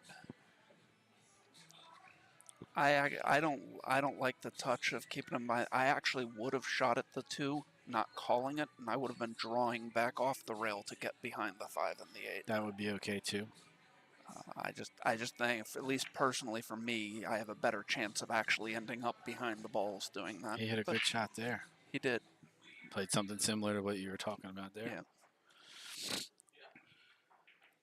Although I think maybe I might have moved a 5 there and stuck him on the back of the 8 because the 5's a problem, right? Yeah. Oh, Jimmy Jimmy's kicks it just right going in. to kick the ball in. But he's still got to figure out what he's going to do with this 8-ball. Does it?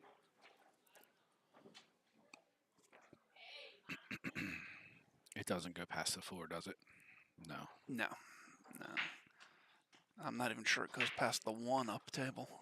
No, I don't think it does there either. It looks like just Yeah. right now that side pocket's open there. Yeah. But I mean, trying to get underneath that ball to shoot it there is going to take some. Does he have an angle to shoot the 9 in and try to come into him now and just take what you get on the 13? Because really, if you can see the 13, you got a pretty good chance to make it.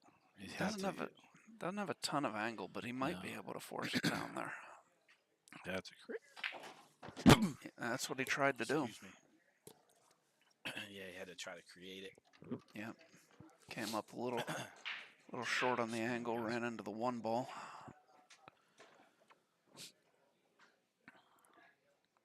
So really, by all rights here, I mean, Jimmy's supposed to lose this rack. Yes. From this spot. I mean, unless he just comes with a monster shot here. That's why we played a rack. Yeah, I mean, he can try to, like, jack up and just try to, like, power draw the hell out of this ball. Come slamming into something and hope for something lucky.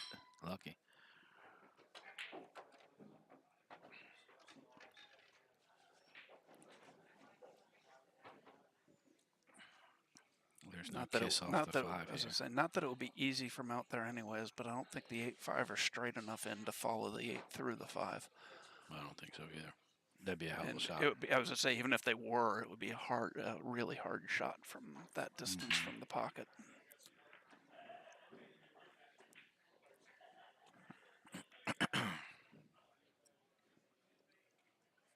And there's nowhere to duck to here.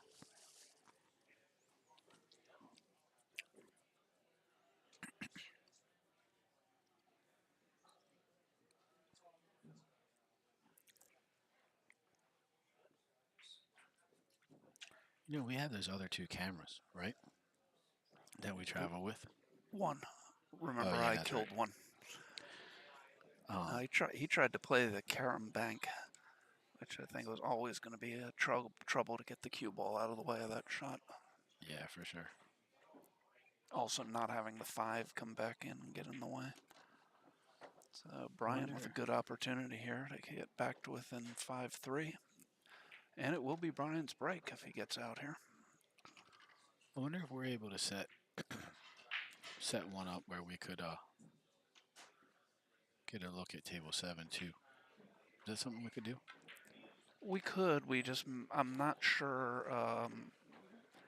Well, there's a few things. One, the cam links. I'm not sure how many camera inputs the computer can process. Okay, it might run out of. Then there's also, just depending on where you're. Actually, I guess if you're putting it on this side, it wouldn't be as far away as. The other thing depending on where you want to put it, is the length of the HDMI cable. But if you put it on the side, looking at it, it'll be closer than the one we have on the side of 6. That's what I was thinking. Yeah. Yeah. Good shot there, Brian. We could consider that. He definitely didn't want to be that far away from 5 ball when he shot, but worked it out. Yeah.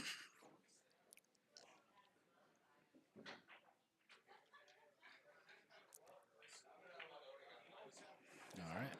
So Brian gets Brian back to to break. 5-3, and he will be breaking.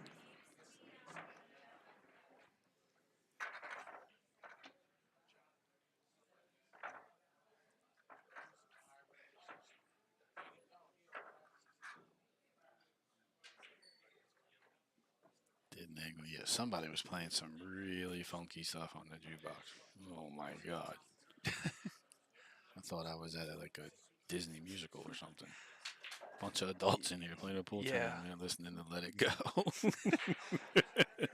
Honestly, Let It Go was better than a couple of the. Yeah.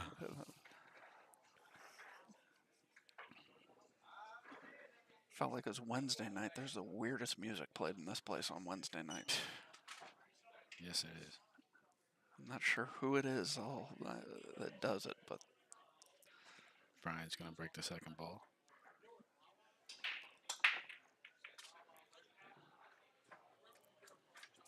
gets a ball in the side.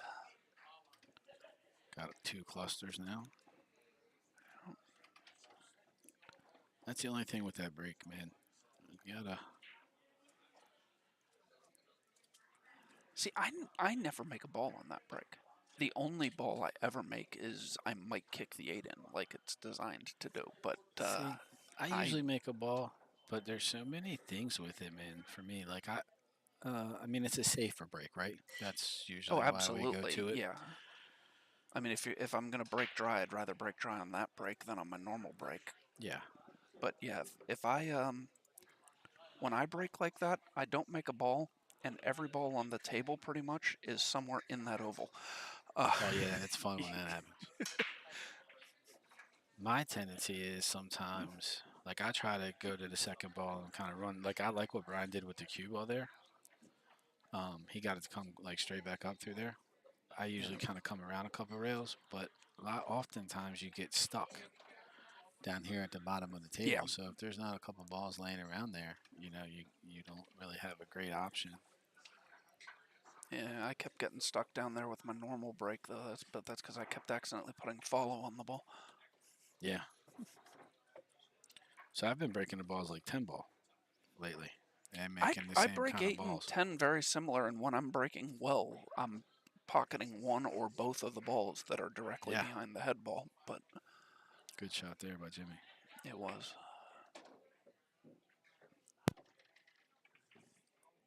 Jimmy looks like he's gonna get out here and take this match down.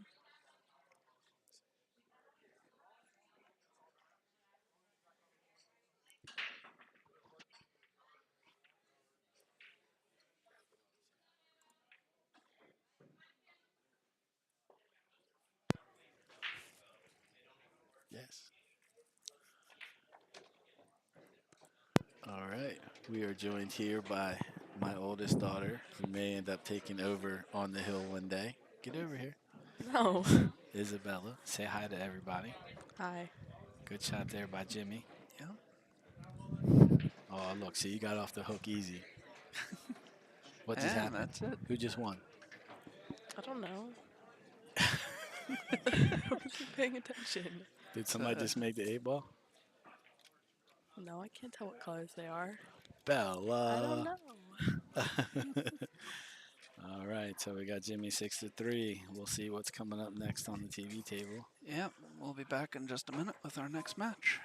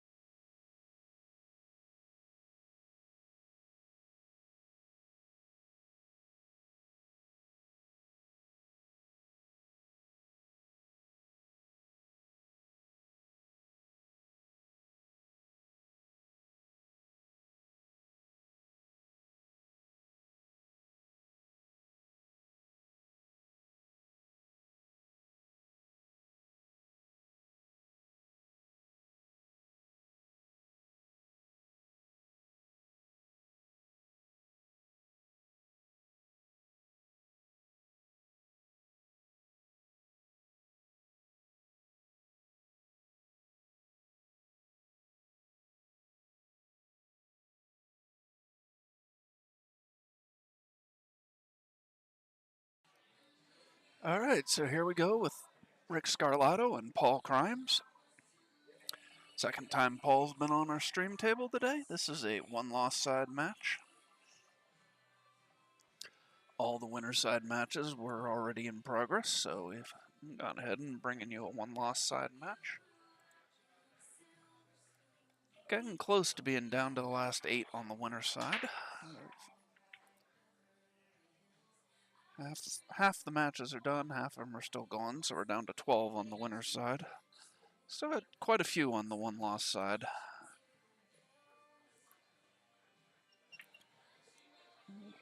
Down to 33 players in the tournament. Got one match still going that'll get us down to the final 32.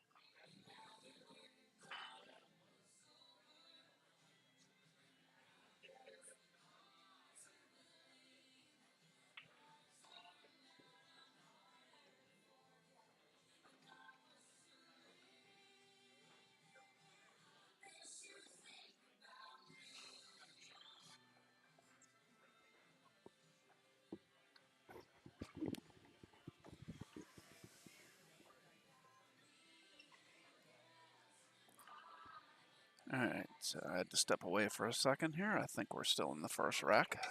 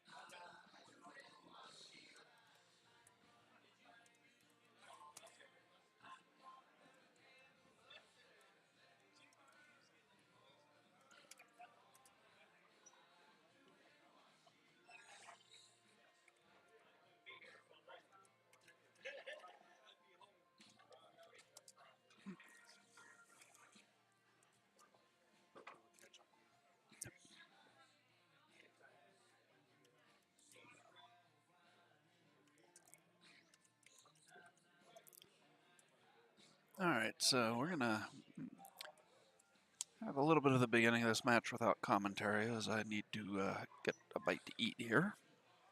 But I'll be keeping the score update, so you at least know what the score is.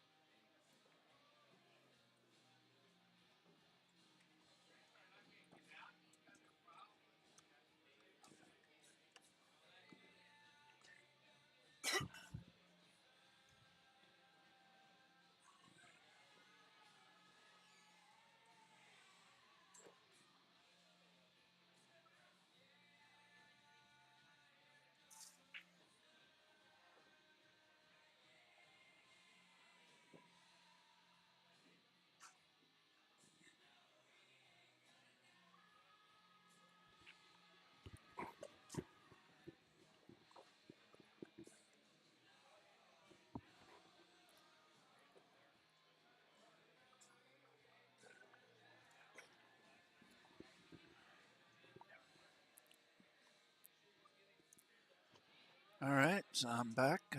Rick up 1-0 here. Looks like we got a bit of a defensive battle going.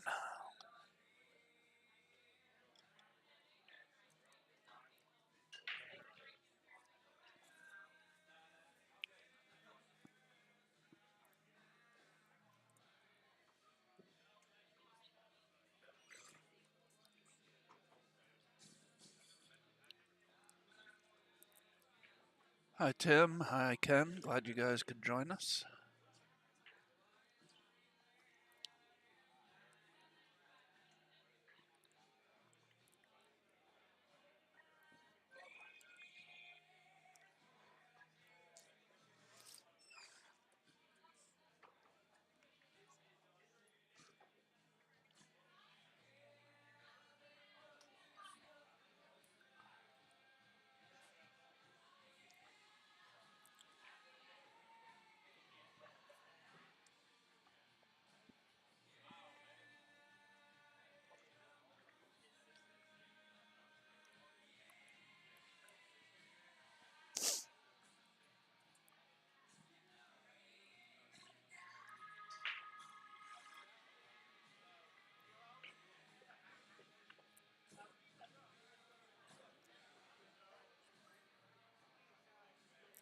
All right, so Paul cuts the 11 in.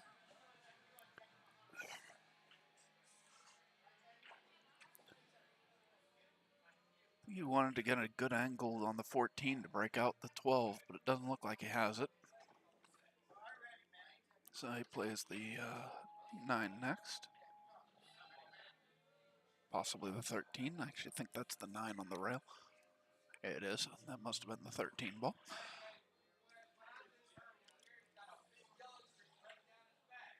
Oh, nice combo there.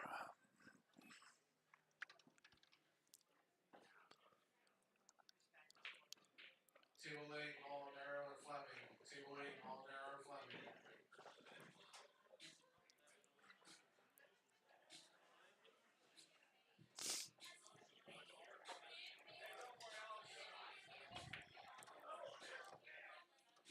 Again, trying to get that angle for the breakout, and I don't think he's got it.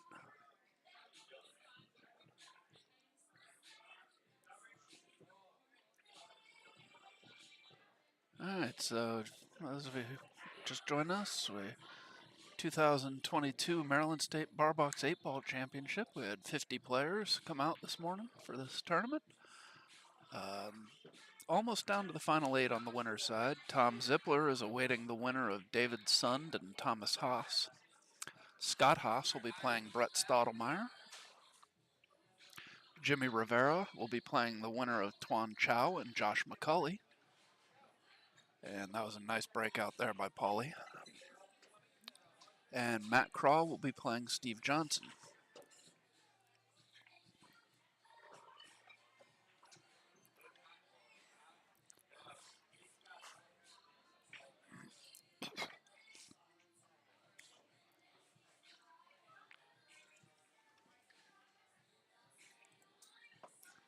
Alright, Rick tells him that's good. And so it is 1-1. And it'll be Rick to break.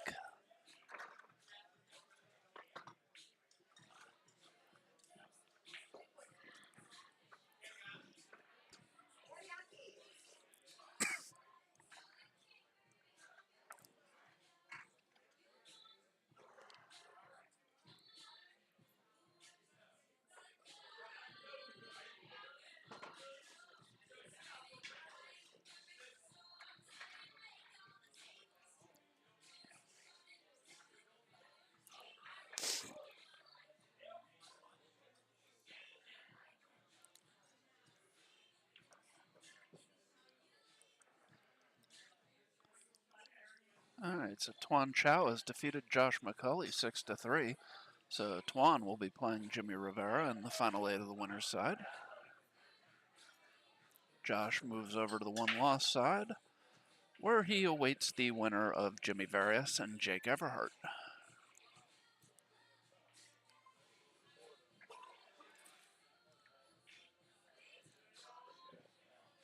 So Rick comes up dry on the break.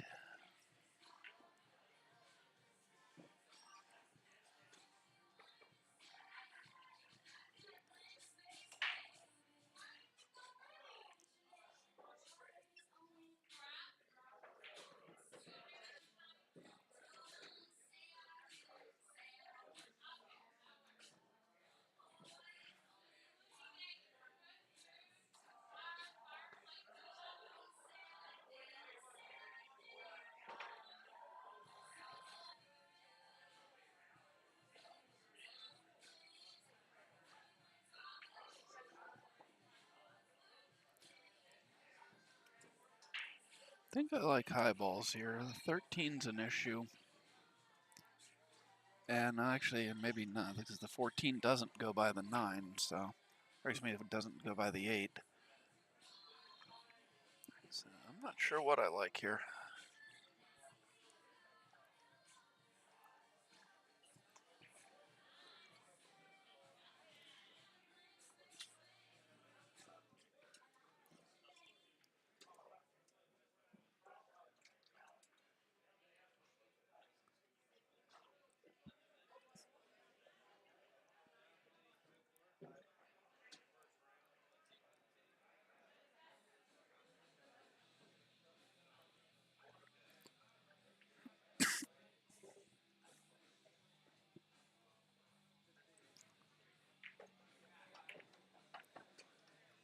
See, so he does take high balls.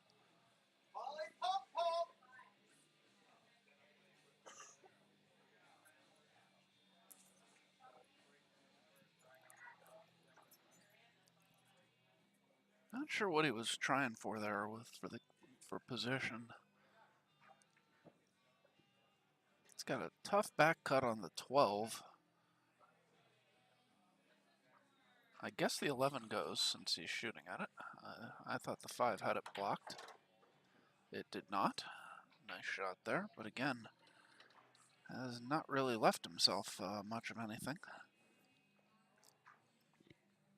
I don't know if he was trying to come into the 13 ball off the rail there.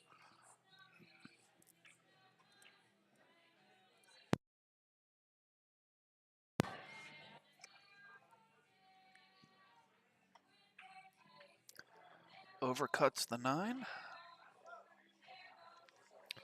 And we'll see what Rick has here. 2-3 does not look like it goes, although could always bump him when you play the 6.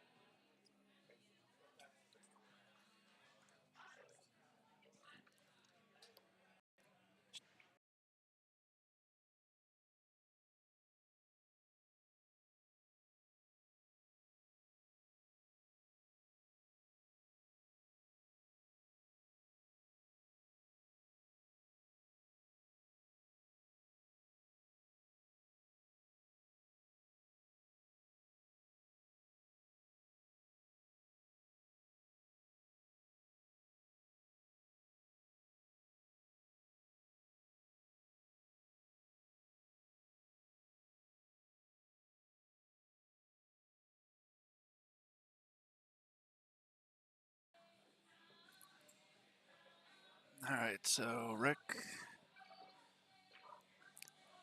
broken up the 2 and the 3. He just needs to figure out what he's going to do with the 7 and the 8 here.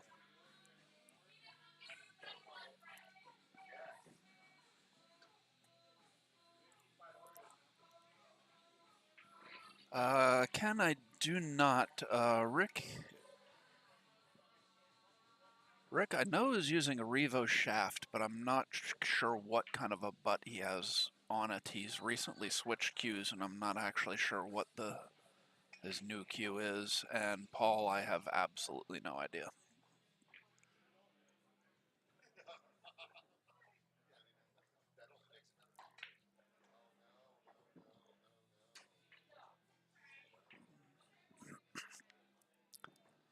So Paul's going to be able to see the 9 here. Be a tough shot to play it down to the corner. Doesn't go by the 4 into the side.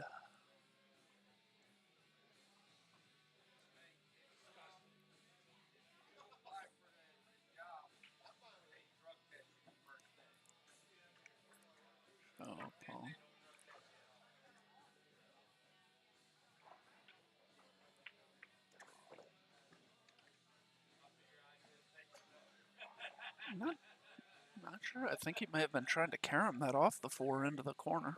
Interesting idea. May also have just been playing safe.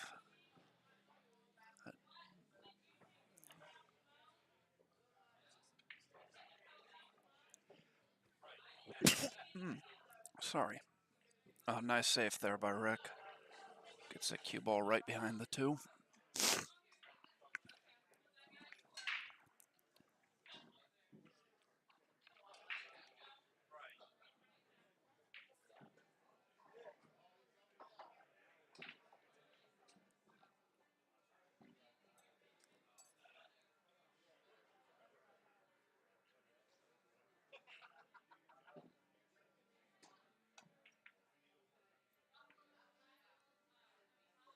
All right, so he gets a good hit on the 13, but he's left Rick an opportunity here. Once again, still needs to figure out the 7-8.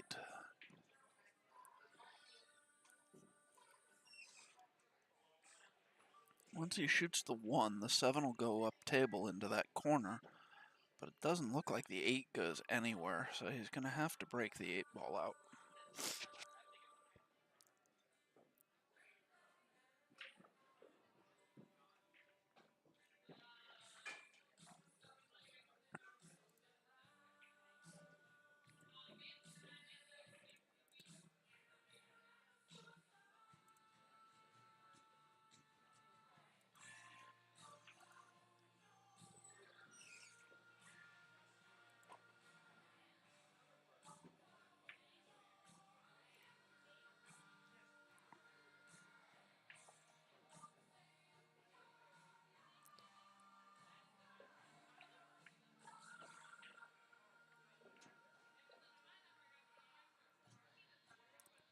Eric tries to get over behind the 1.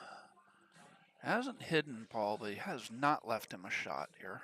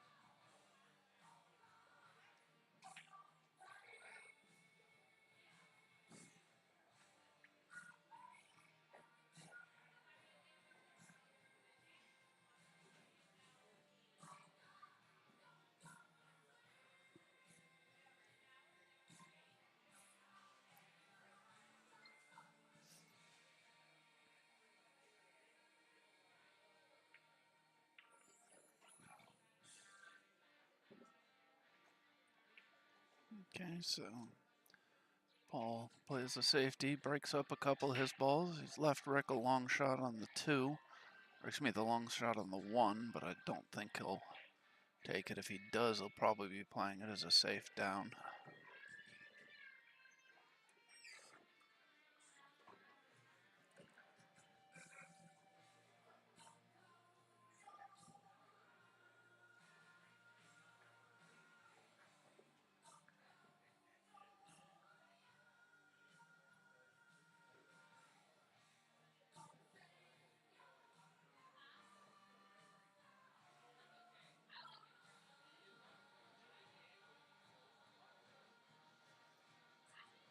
I guess he can get a piece of that 3. Doesn't really look like it, but yeah. It's a piece of the 3. Rolls the cue ball back down the table.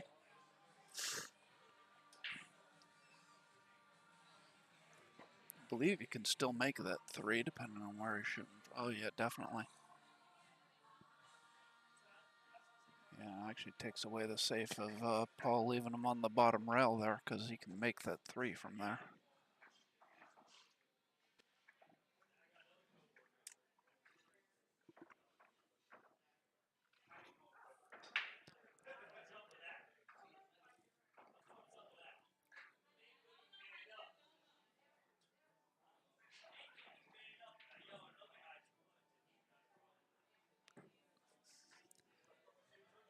Is he looking at a 3-ball combo off the back of the 3 here?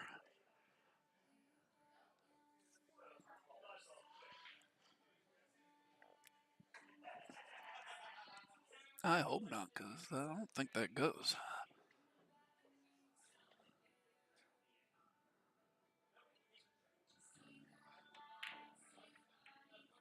Certainly doesn't go if you don't actually hit the 9.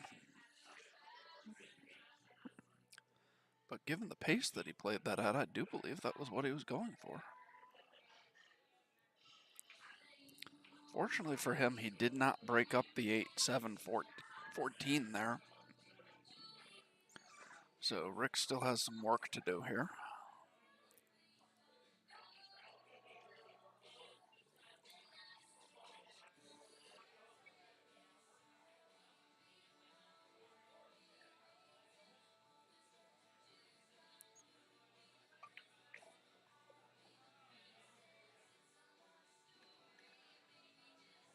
I mean, it's a good breakup, but I still don't think he has a pocket for the 7-ball. Let's take a look at the overhead. Oh, yeah. I mean, he might be able to play it off the rail, off the back of the 12 and in, but he doesn't really have a pocket for that ball.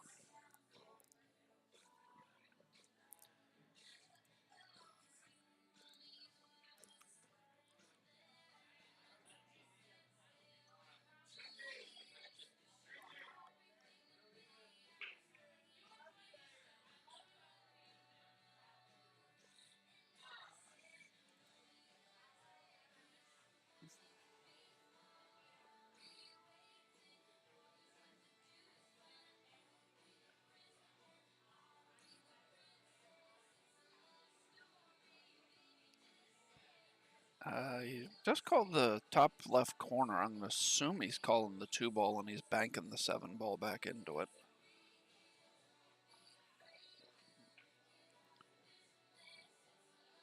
He's got to worry that you're going to run into the 12 here and get stuck.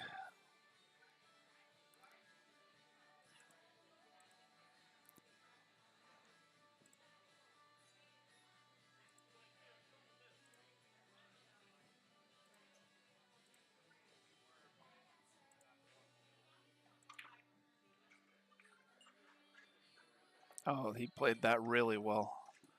Makes the 2 and the 7, and he does not get stuck behind anything. He can see the 1. So now the question becomes, does the 8 go past the 10? I believe it does, yes.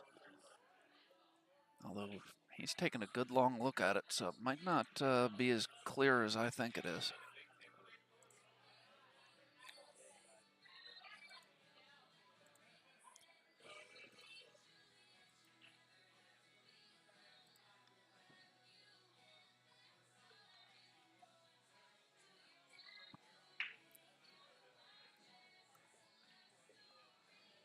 So let's see what Rick goes with here.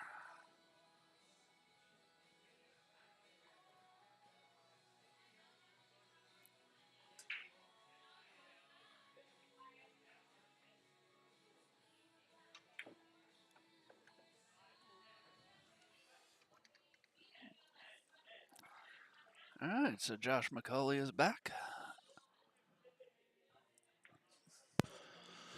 Hola. Came back just in time for Rick to make this 8-ball and go up 2-1.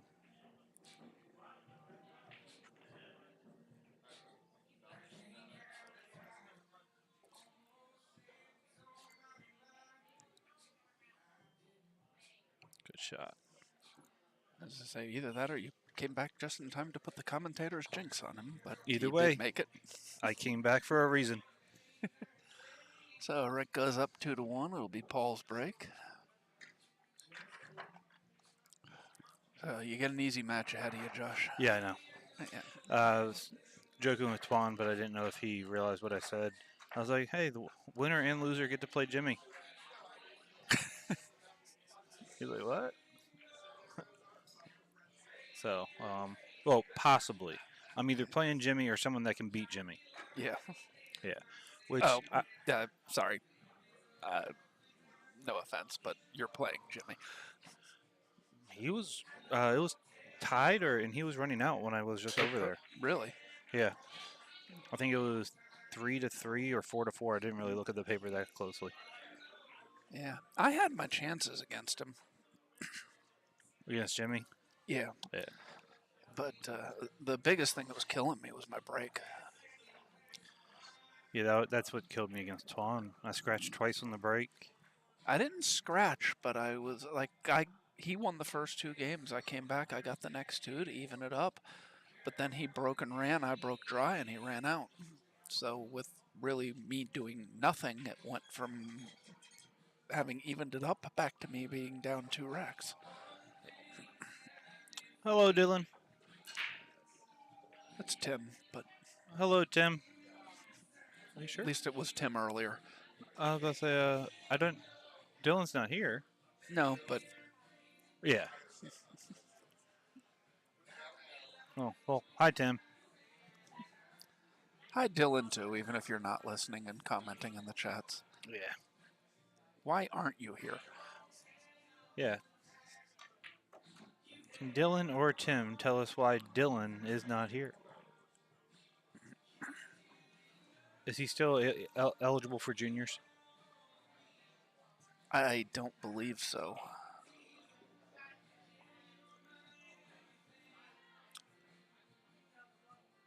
Hello from Maryland, Greece. Dionysus Mao?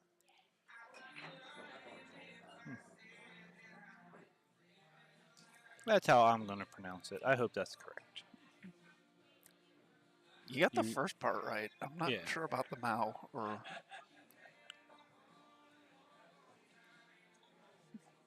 He really loves his wine.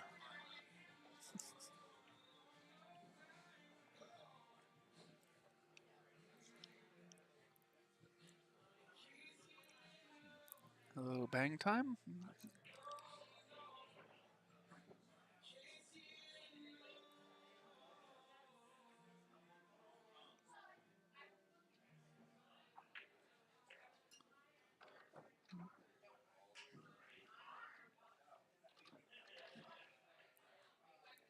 That's why you can never trust family. I don't think that's the moral of that story, but hi, bang time. Does he have an angle to get it? No, he doesn't. Yeah. Well, you can let him know that we all miss him here, and we when both you guys show up, I mean, you're cool too. But as a player, we all miss it when Dylan's not here. Some people don't miss it as much as other people, but I miss it. I like watching him play, especially 8-ball. You're gonna give that man options? He runs out when he doesn't have any.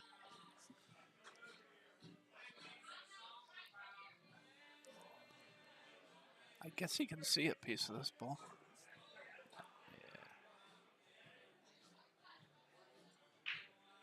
No, he can't. Well, just Well- because he didn't hit it doesn't mean he couldn't. But Oh, I played a really good safe that I'm going to go back and watch because I will never be able to do it again. I even looked at it, lined it up. I had to slow kick Karam and slide a cue ball under a ball and try and freeze it to the rail so that he had nothing to shoot at. And I hit it perfect. When I was walking away from the table, I was like, okay then.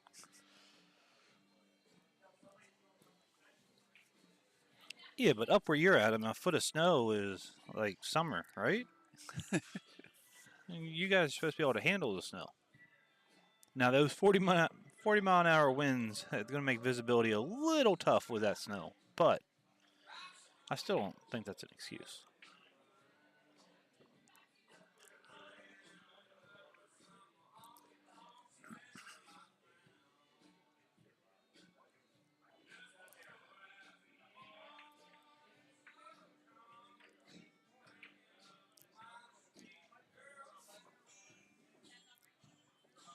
yeah, I think he just got him onto, Yeah. onto the 10. Little more, actually, I think that's the 12, but same difference. Just a touch more follow to make sure you got there would have been better, but Yeah, but if you you put, didn't want it too much though. so then you 'cause leave then the you one. come out. Yeah.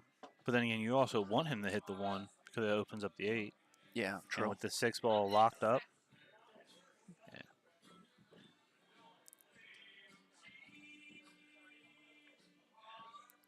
Did he make that ball? Good He shot. did.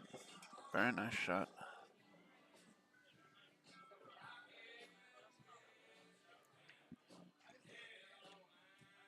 He doesn't have an angle to go directly into those. Can he come one rail off the short rail, back up into them?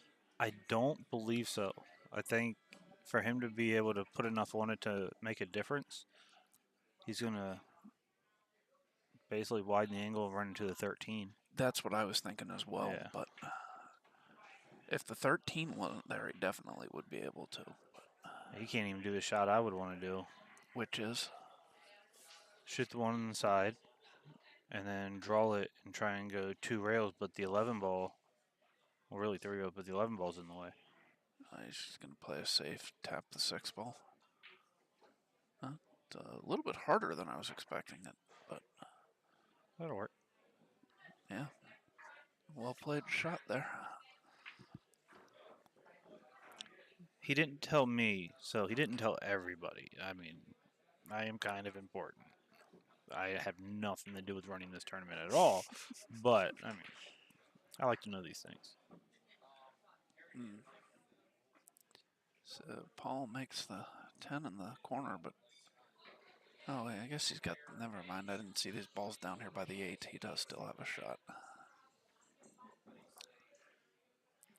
While he does have a shot, Yeah, I don't know if he wants to go for it because he's going to break the 8-9 up. It's going to be the 8 and the 1 up. he's going to break something up. And the 9 does not go by the 6, so. No. So if he wanted to, play a safe, come off the left side of the 14 and try and leave the cue ball behind the 13. I go the other way. I play it off the 11 and try and butt up to the 14, make him have to shoot the 1. It's not a bad idea. Yours, not what he did. Yeah, I don't like that at all. No.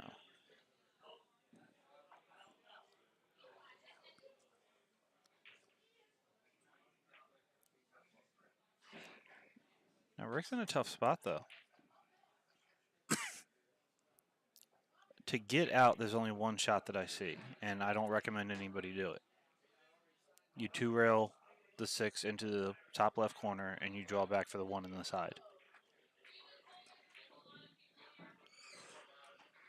Because I don't think you can't cut that ball and get shape. I'm not even sure you can cut that ball. He must be. He's having Tom watch the hit, so he must be going for a cut here. Otherwise, there'd be no reason to have it watched.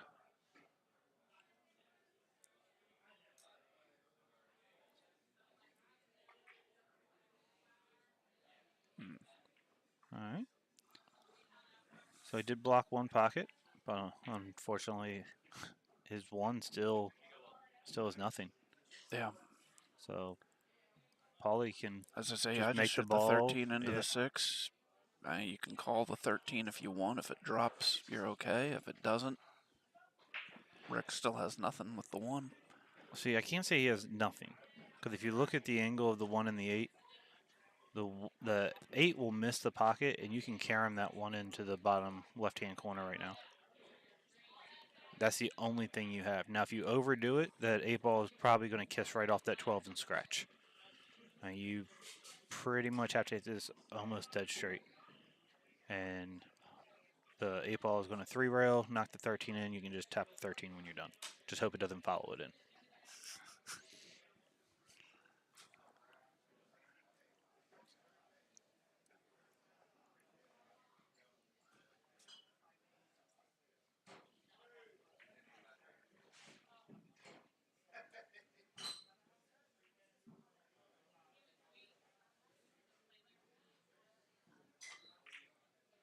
Oh, wow. Or you can just try and cut it, and you overcut it.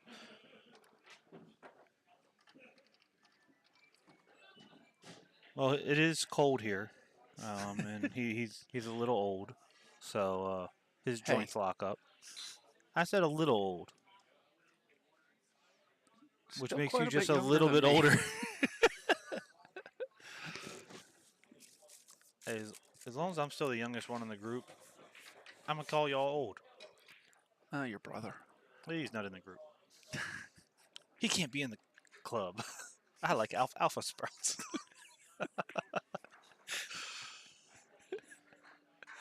If anybody here is fans of Mitch Hedberg, you understood that joke. If not, go listen to Mitch Hedberg, because I'm not going to change my jokes. All right, so a little closer than he wanted to that pocket, but it just gives him perfect shape. He's fine.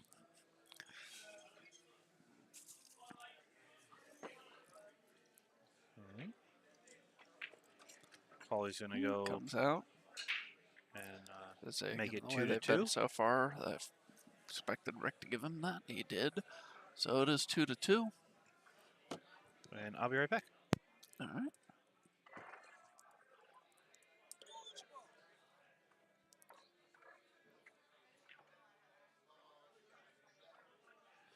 Hey, Thomas Haas has defeated David Sund. He'll be playing Tom Zippler, so the final four, or it's going to be the final 8 of the winner's side is complete.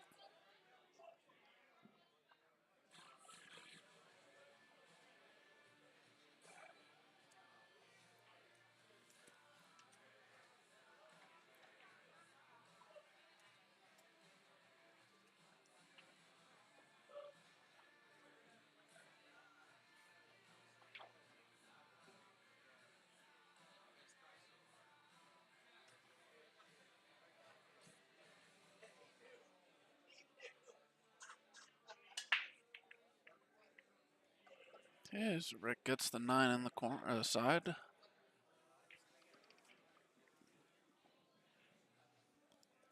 Other than the 11, stripes look pretty open. The 10-15 looks like it's a dead-end combo. And he's got good position to take right now.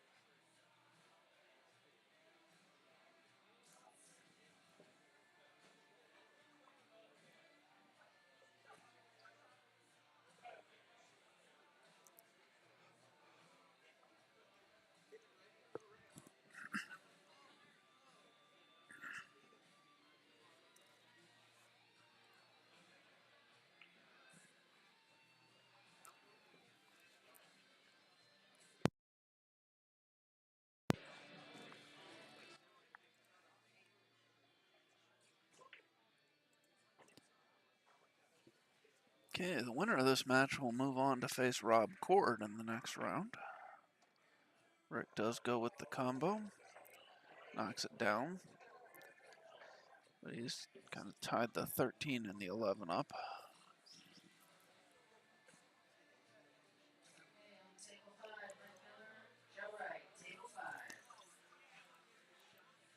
Table 3, Jimmy Marius, Josh Paulie, table 3. All right, well, Josh had stepped away for a minute, but his match just got called, so he will be playing now.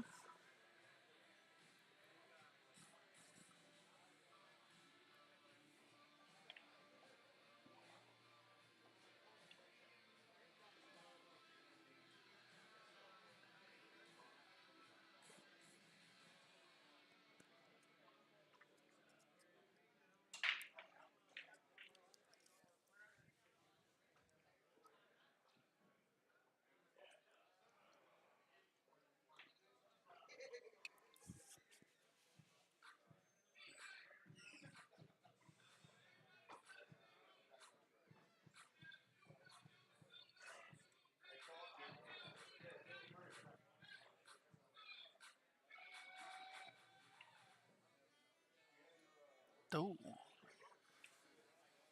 Rick comes up little wide on that one. Hangs the 11 up. Good opportunity for Paul to try and take the lead here.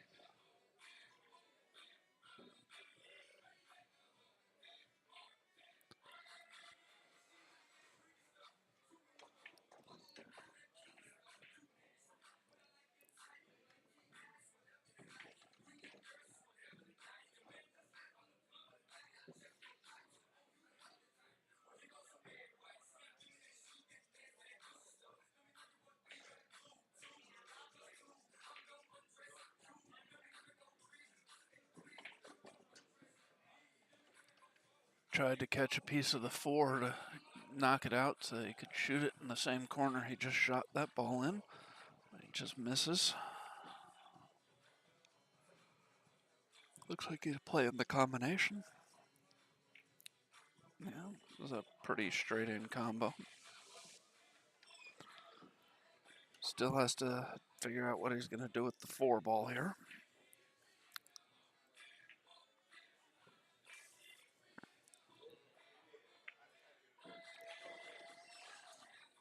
Again, tries running into it. And gets a piece of it this time, but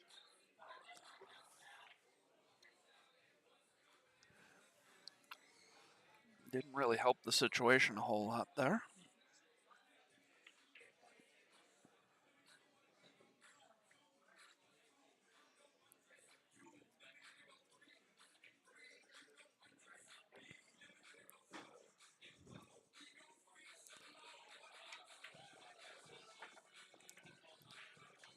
Oh, that was a great shot to get underneath that 4 ball.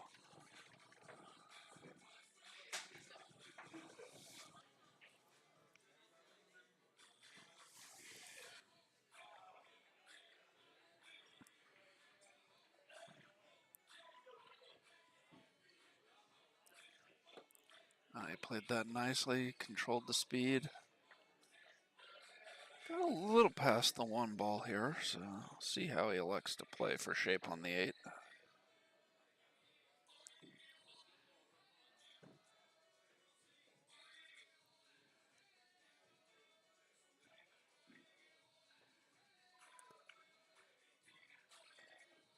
Just rolls it down, take the long shot on the 8 ball.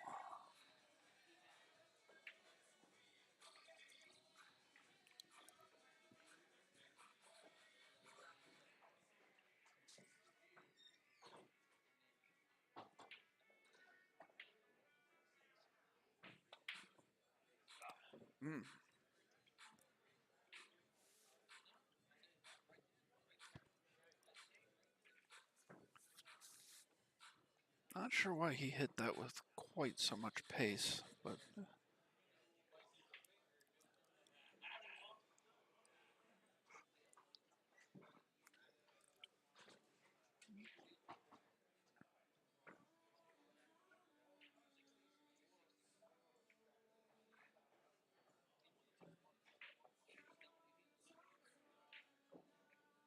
oh wow. Hangs up.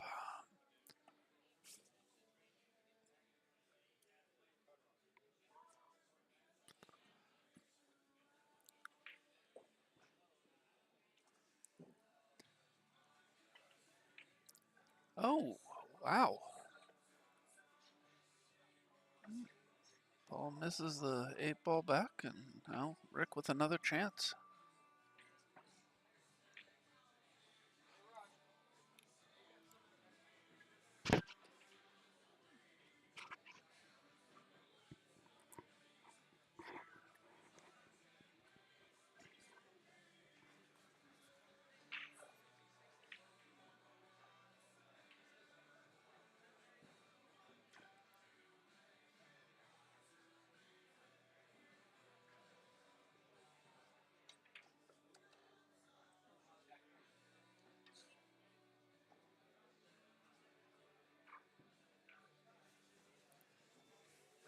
Looks like he's just gonna roll this ball in the corner, play the 10 in the side. Wants to leave himself a little bit of an angle.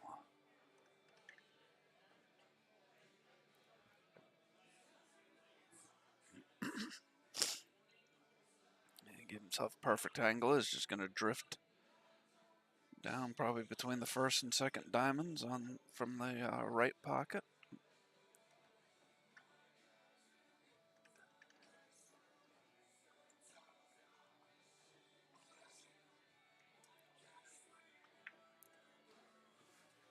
Rick gets out, takes the 3-2 lead.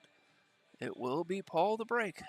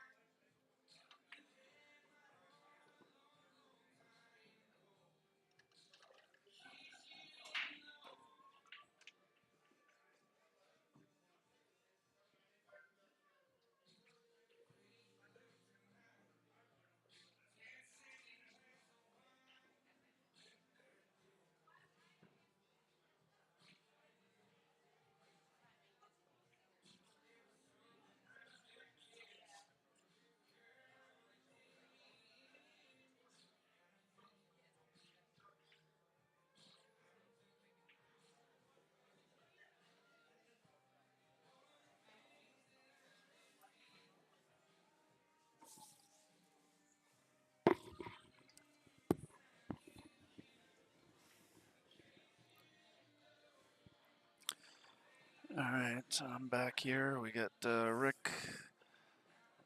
Look like he playing the 5 ball in the side.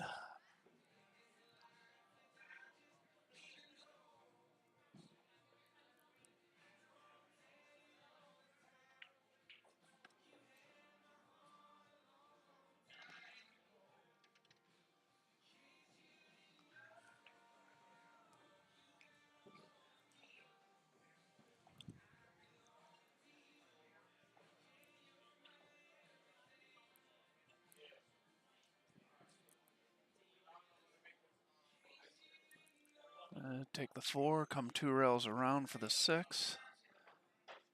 Then, excuse me, the 2, then the 6.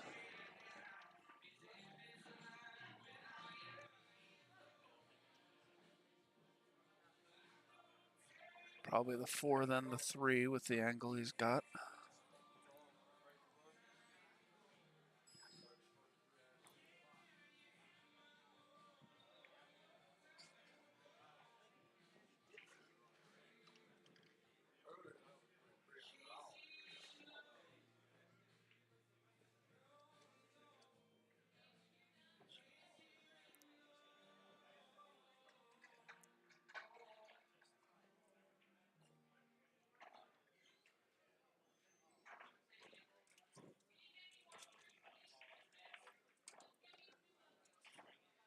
All right, so he comes up, gives himself a nice angle to roll in the 4 and come up table to shoot the 8 in the bottom left corner.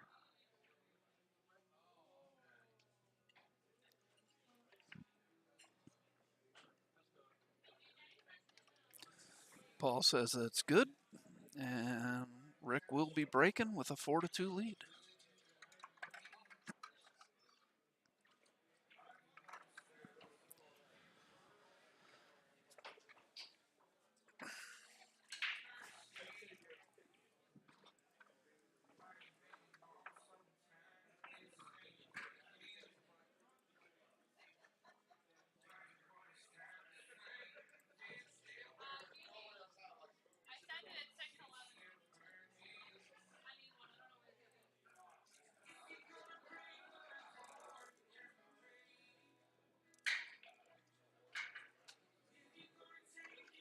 Table 7, Robert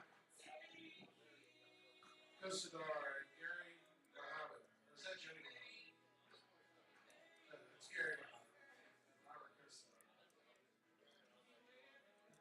All right, so the marathon match in the previous round of the loser side is finally over, so we are down to the final 32 players in the tournament.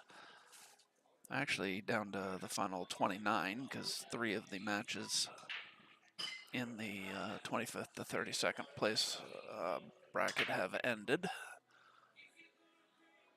Okay, Rick gets the 9 in the side.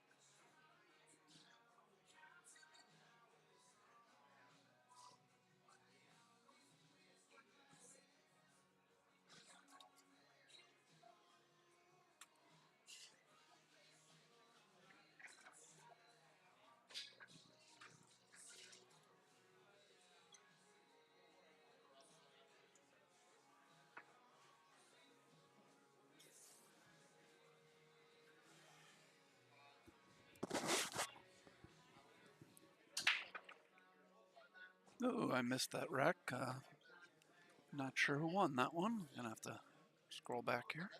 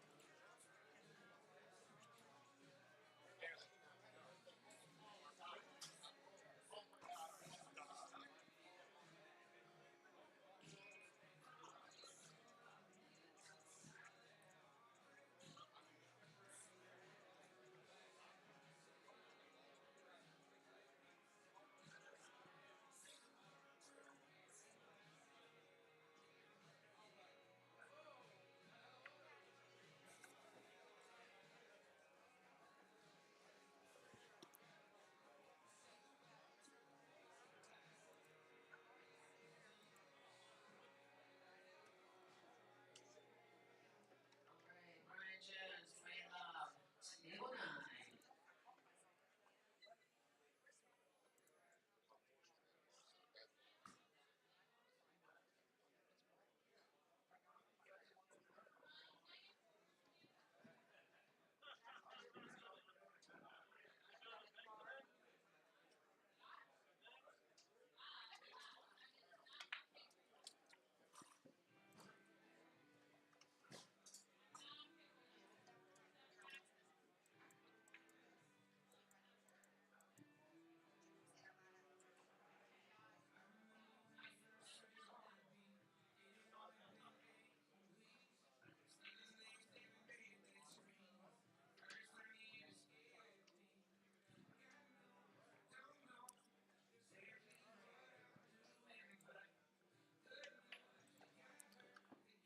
All right, so just had to look back at the replay there and see.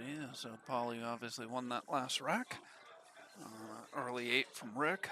So he's got a good opportunity to tie this match up at 4 here.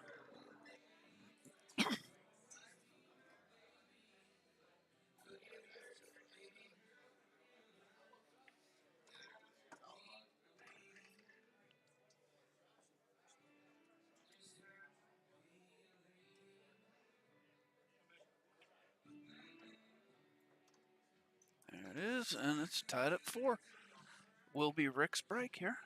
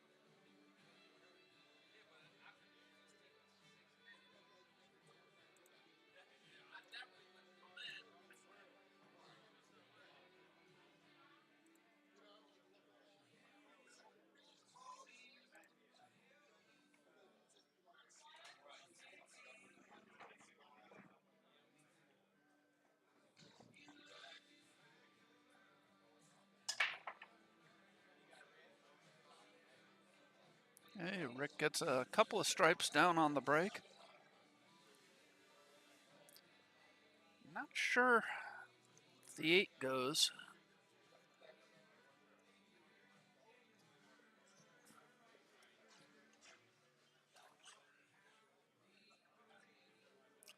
Not sure if the 8 goes up table or once you shoot the stripes if it goes down table.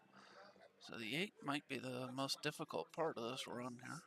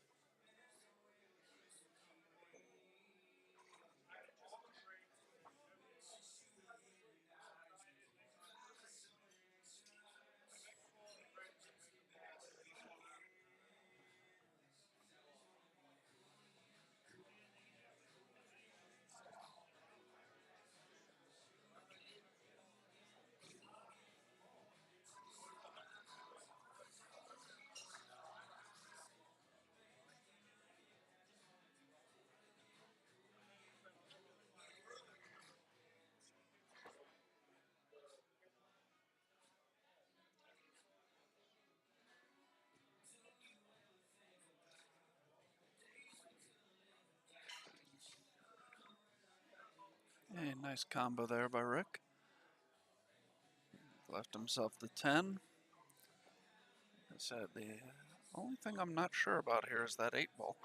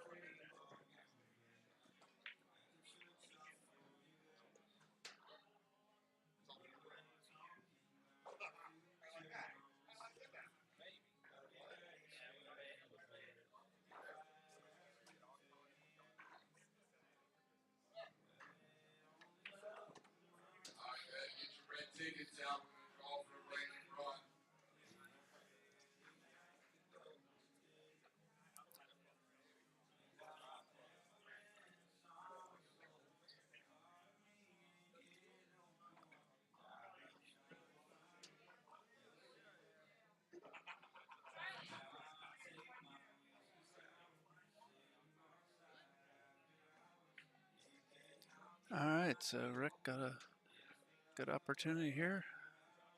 Tough shot. Can get on the hill here. Oh, he played that nice.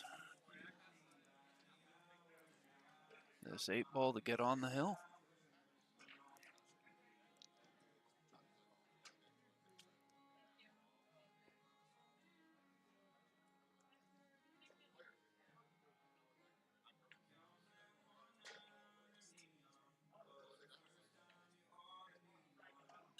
There it is. 5-4 Rick. Paul will be breaking.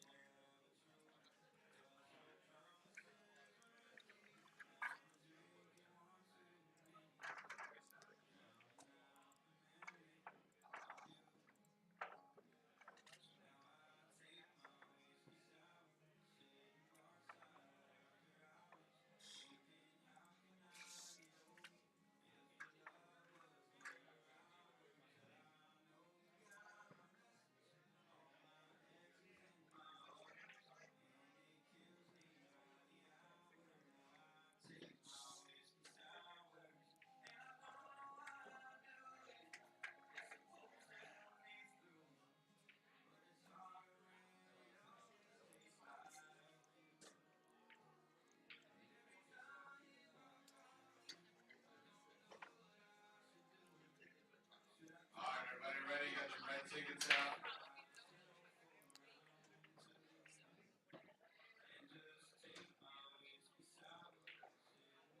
All right, first one up. 796-818. 796-818.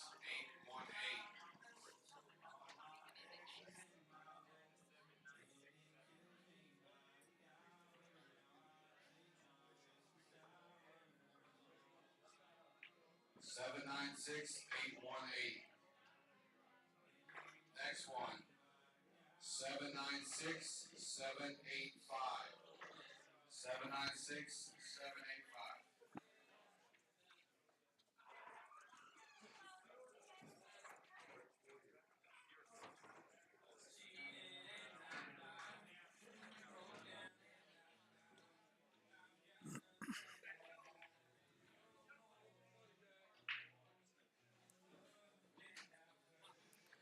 A bit of a mess here.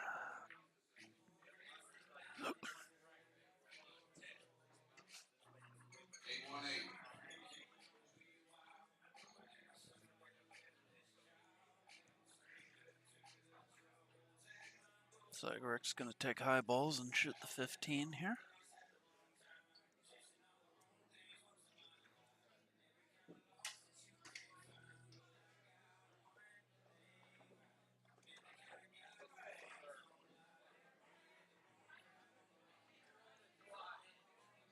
I don't think that's what he wanted there. I'm honestly not really sure what he wanted there, but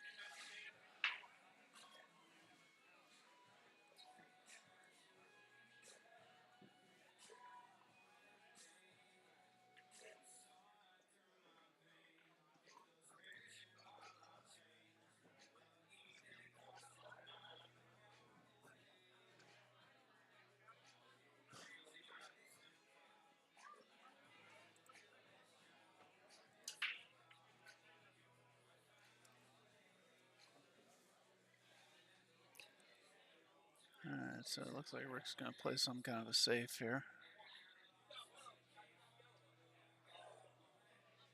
Either that or carom the 11 in off the 10.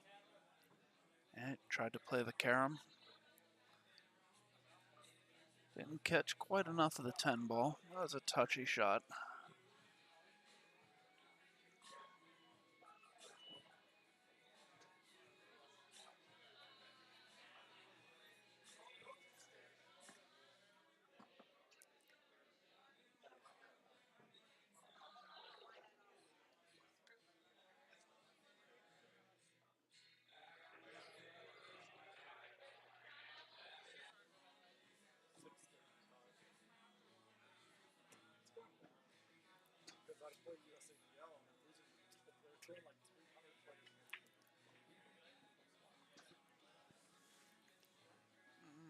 Good shot there. I'm not sure what he's left himself here other than the 4 ball.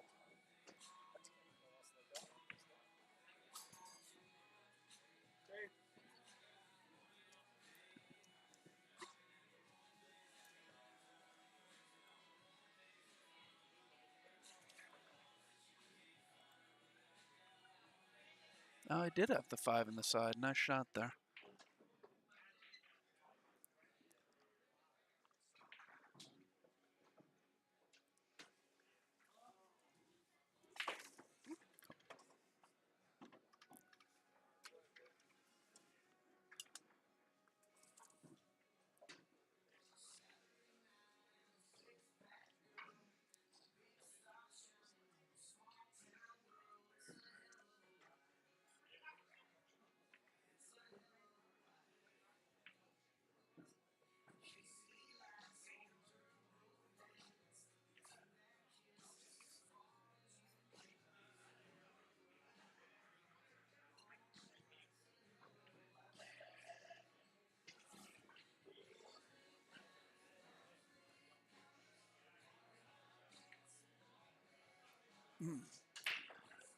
A little bit of an overcut there. There's something on the table there. That 4 ball rocked back away from the 12, or the 10, rather.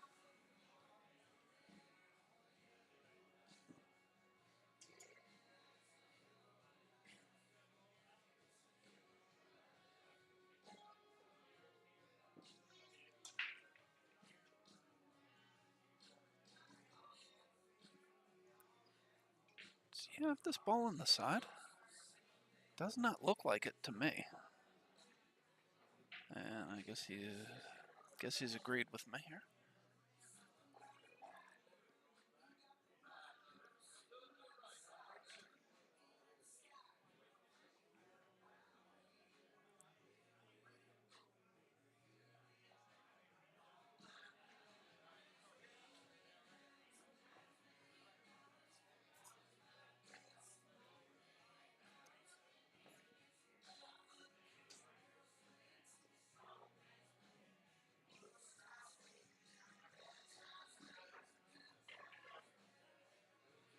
Nice shot there by Rick, but don't know if he's going to like the leave. He may have enough to cut the 14 in the side.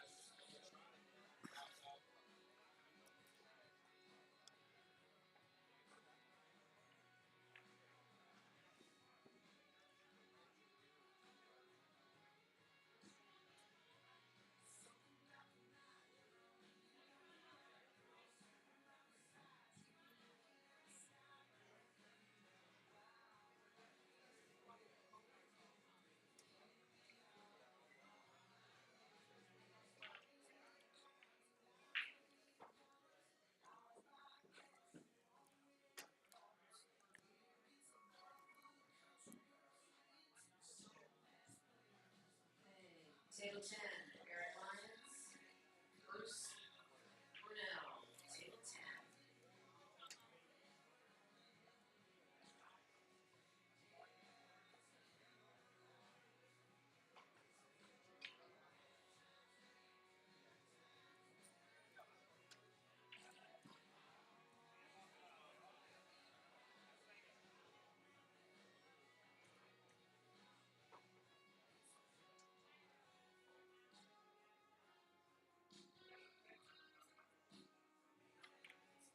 Oh, wow, he could see a lot more of that ball than I thought he could. But now what's he going to do?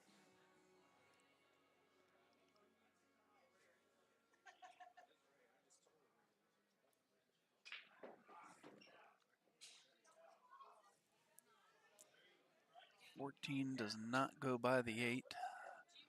$10 does not go by the 4. He cannot see the 9.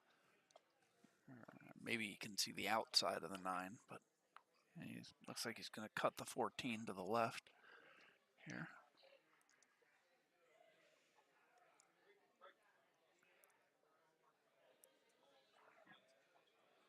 10 does go to the bottom left pocket, so he wants an angle on the 9 that he can drift up table. He's overcut the 14, though. It's not a terrible leave, though. He missed, but has not really left Paul much of anything here.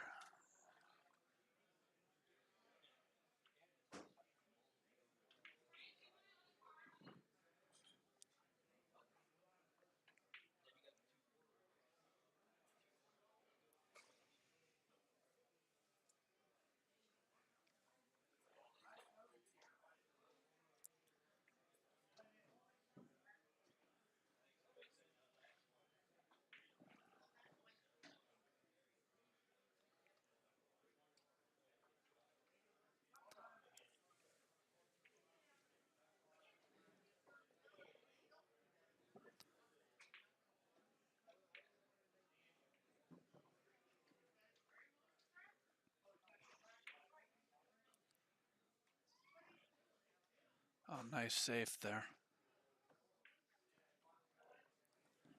Played that really.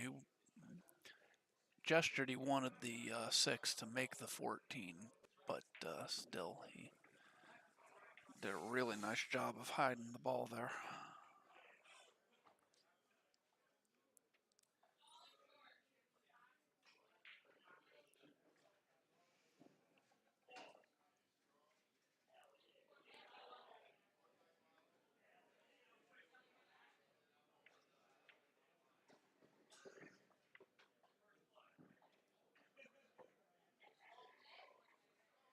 Well, surprised he'd kick at the 10 here. I guess he figures even if he gives up a shot on the 4, the 1 doesn't have a pocket. The 6 he'd have to get up underneath. So.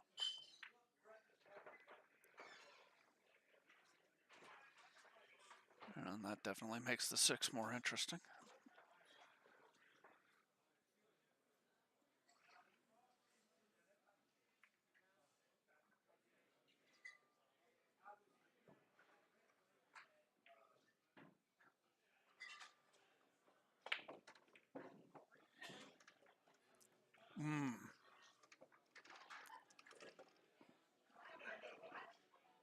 Played for a breakout there. He got a bit of a breakout, but he unfortunately scratches in the corner.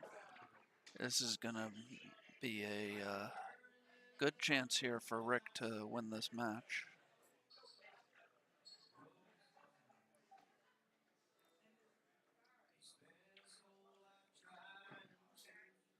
Probably one of the few people, but I honestly think I start with a combination here. Well, looks like he might be playing the combination second.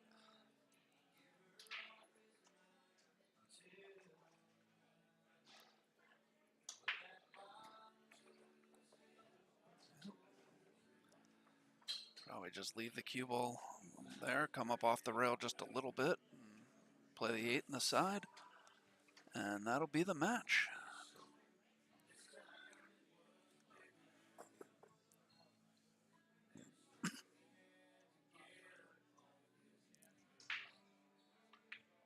Hey, Rick takes it down 6-4.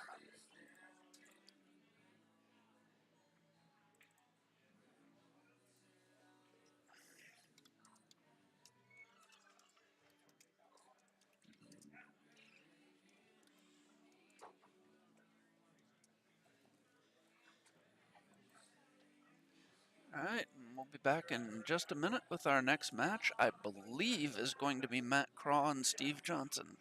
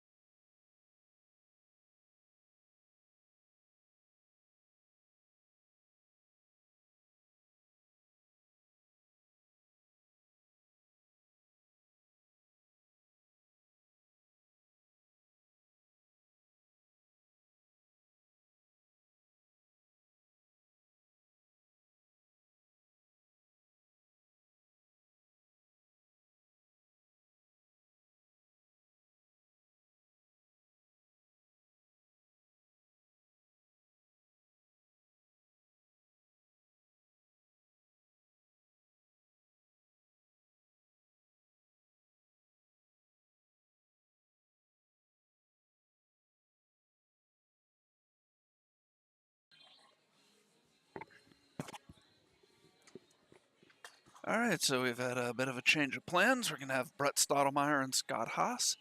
I believe we will be getting Matt Craw and Steve Johnson immediately after this match, unless this match is a long match. Scott drops a ball on the break.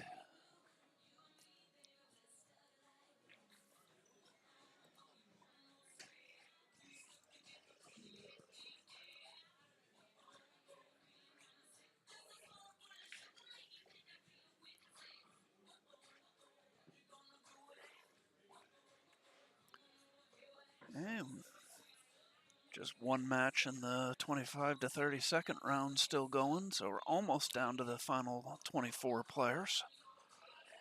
And while that match is going, Steve Fleming has, or excuse me, Rick Molinaro has actually defeated Steve Fleming in the 17th to 24th round. He is into the final 16 on the winner's side, or excuse me, the loser's side. We're down to the final 8 on the winner's side. This is one of the final 8 winner's side matches.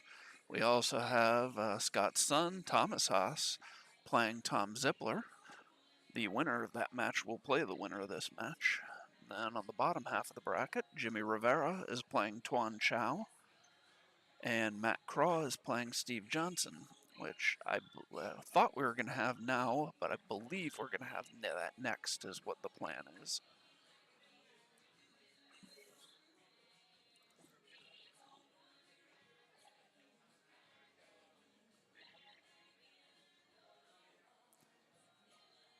All right, so Brett signaling to Scott that he's calling the 4 ball. Probably going to go off the 1. Yeah, I didn't think that would go clean.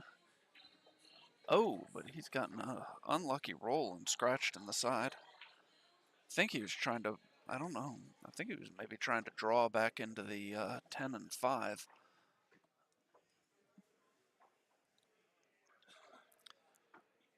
Good break for Scott there.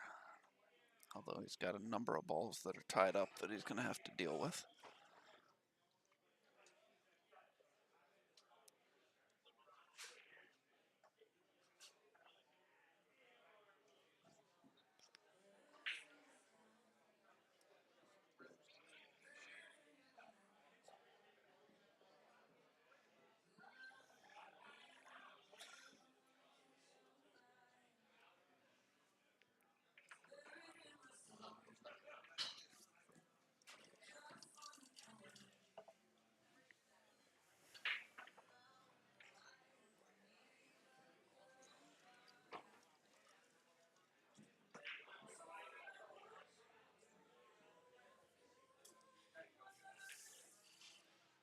Scott a little unsure with how to start this.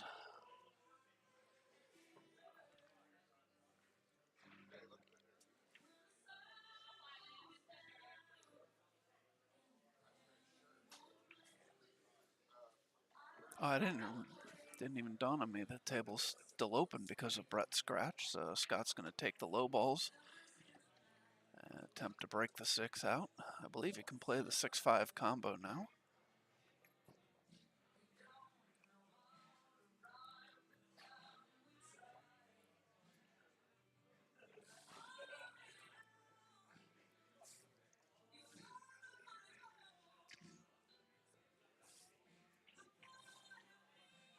Scott just waiting for Gary Muhammad on the next table over.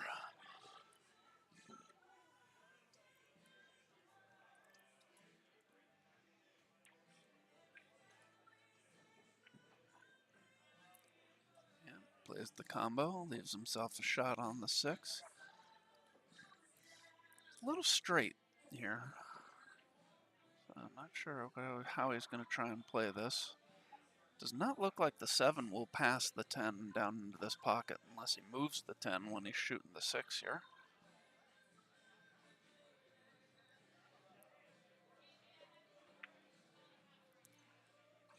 And he tries to cheat the pocket so that he can move the 10, get the cue ball up table a little bit, and he ends up missing the 6 because of it.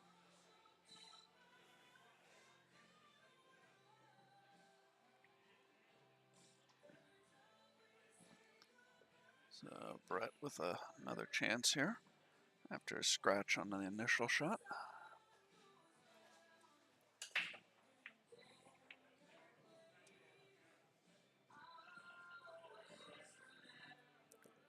Guess he's able to get through. I couldn't tell if he could get by that 13. Obviously, he believes he can. Shoots the 15 in. He's trying to get around the 13 to play the 13 in the same pocket, but he's bumped into it. Might have the 13 in the side now.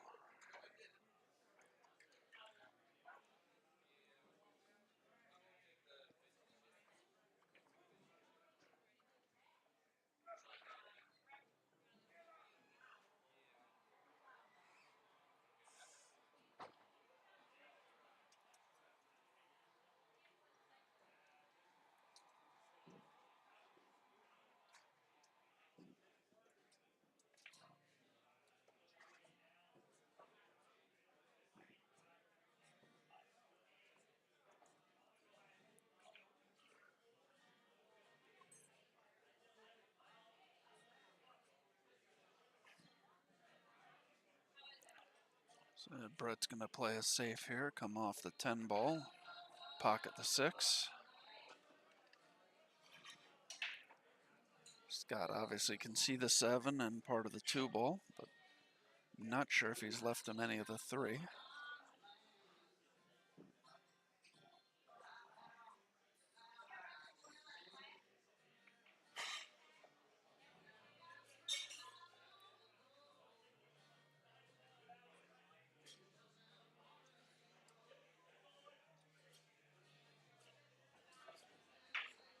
Must have enough of the 3 here.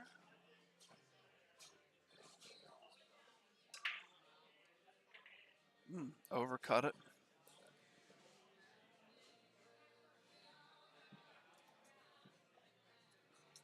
That's tight. I'm not sure if he's got.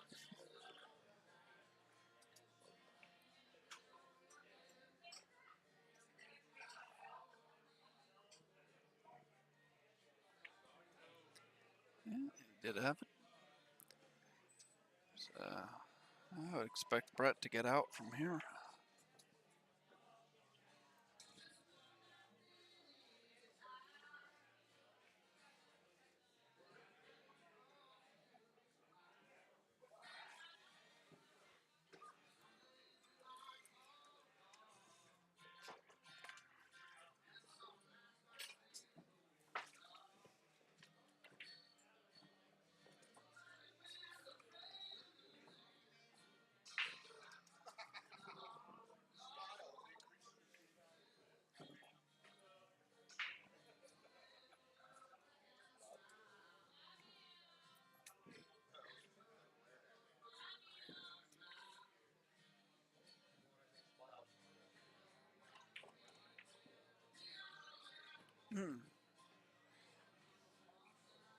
Not exactly what he wanted here.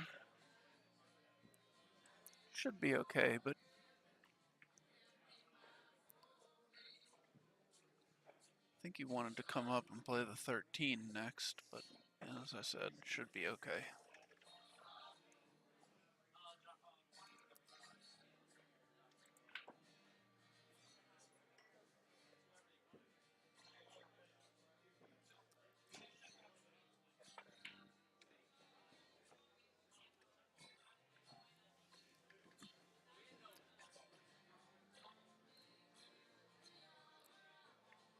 Yep. Brett knocks the 8 in the side, takes the 1-0 lead, and I believe it will be Brett's break.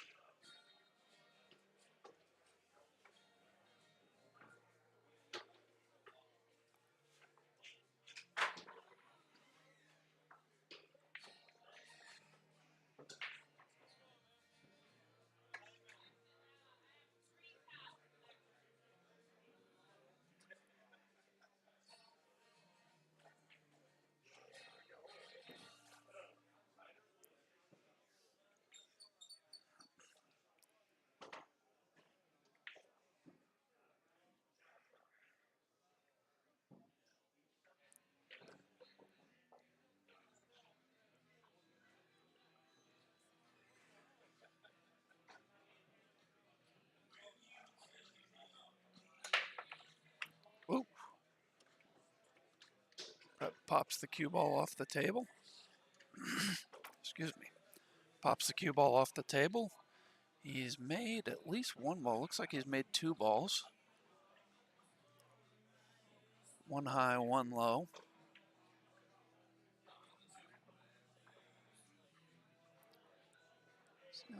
Scott wasting no time, looking like he's going to take high balls. He's got to figure out what to do with the 13. He could go up into the 13 now. But if he, yeah. Alright, I think he's got a shot. If he had hit that a little softer or hit the 5 a little fuller, he might not have ended up with a shot at all.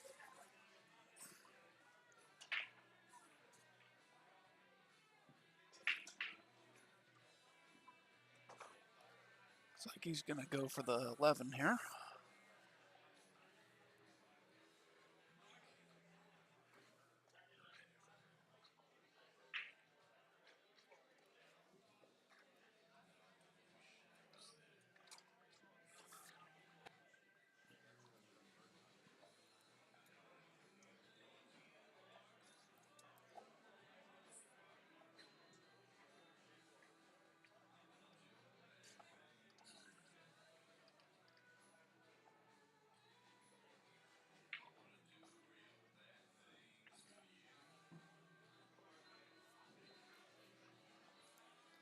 It's a tricky little out here. Probably going to go from the 14 to the 13 and then to the 15.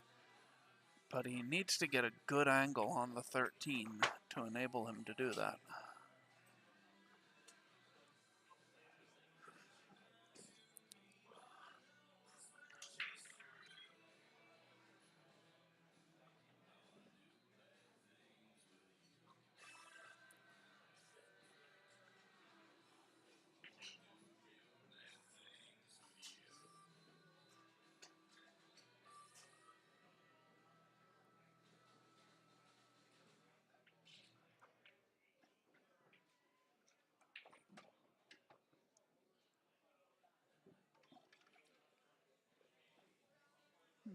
Little straight in here, so I'm not sure how he's going to elect to get on this 13 or 15.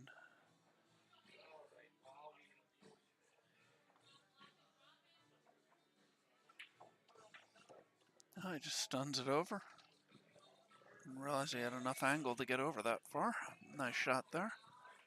Would have liked to have come over a bit further.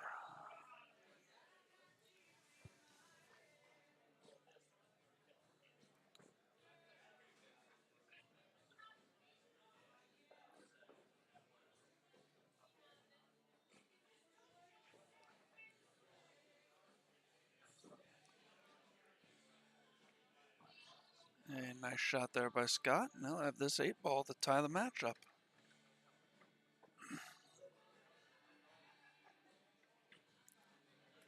Brett tells him that's good. And it is 1-1 with it being Scott's break.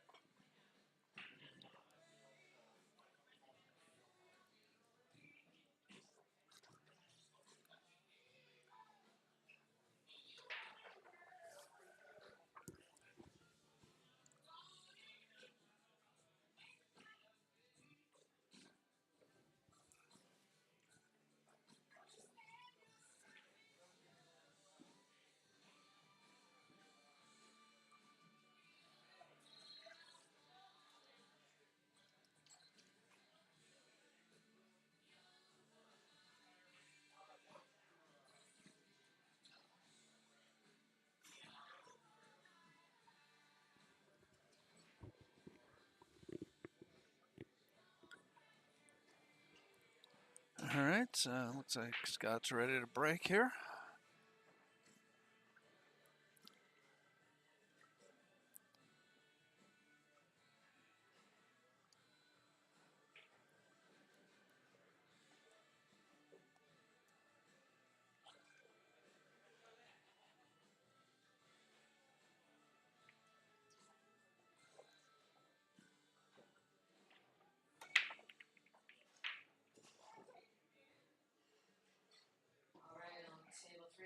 Chow, Jimmy Rivera, table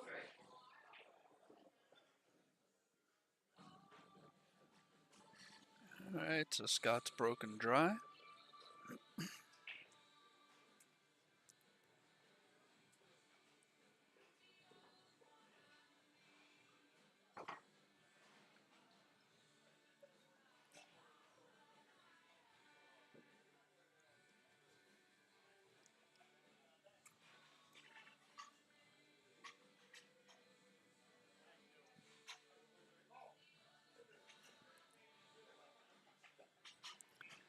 Okay, Brett going for the combination here.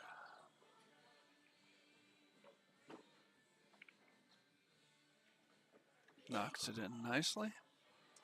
Gives himself a good angle where he can play the 9 ball, get it away from the 14. You're looking to see if he had the window to shoot the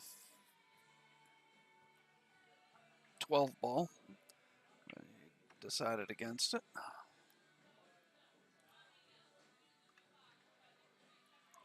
12 will go between the 2 and the 7 to the bottom right corner, so he might just roll forward here to play that next.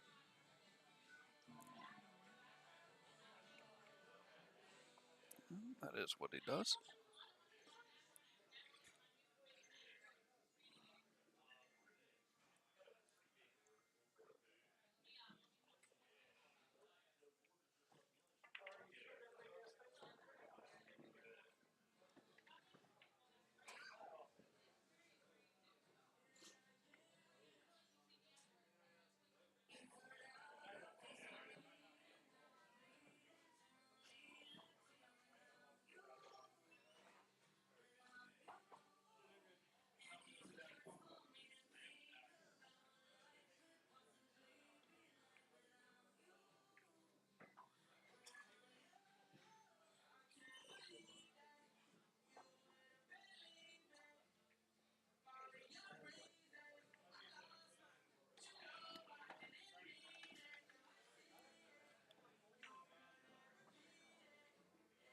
That a bit harder than he meant to. I'm guessing he probably thought he was going to run into something. Didn't think he was going to get down clean all the way to that end of the table.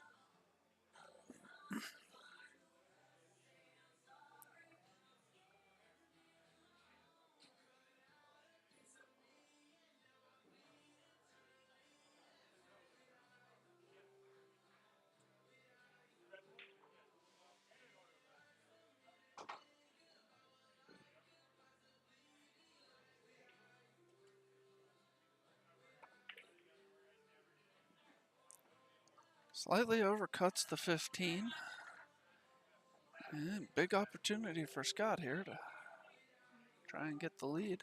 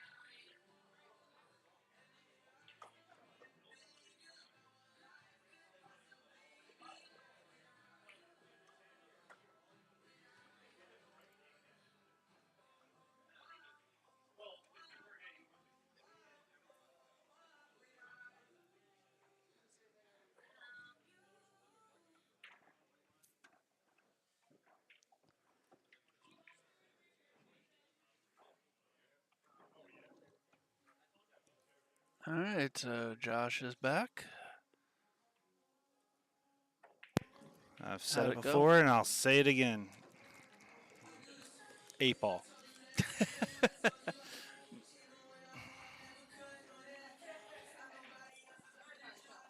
So, before the match started, Jimmy was like, "Oh, you probably get me today. I not play good." I was like, "Jimmy, you usually speak better than that, but whatever." He's like, All right, so I'm Scott. just not playing good." I was like, "Okay, cool." So, first rack, he breaks dry. I run out, leave myself hooked. He wins. Second game, I break him scratch. He runs out. Third game, he breaks, runs, misses a dumb ball, leaves me hooked. Like dead nut hook. Can't do anything. I can't even come up with something. All right. He ends up he misses. He said he missed 3 times in the whole set. I think he only missed twice. But both times that he missed, I had no shot. Like, Oh, yeah. I didn't have anything to do. So afterwards, I was like, "So, not shooting well, huh?" He's like, "I missed." Jimmy, I'm not above beating the hell out of a 75-year-old man. I have no clue how old he is, but Yeah, I don't know either. and he I'm even when thinking it's not quite that old, but no. And when he was like, when I said not shooting well, huh? He was like, "I missed." I understand that. I understand missing twice. Yeah, he actually missed 3 shots in 1 rack against me. I think they may have been the only shots he missed in the entire match. Yeah, and the He thing was is, forced to play safe a few times, but I think he only actually missed 3 balls. but that thing is that is playing bad for him. No, I agree. Yeah, it's I was very surprised to get those opportunities that I got. Excuse me. So Brett's going to have some work to do here to figure out what to do with this 2 ball.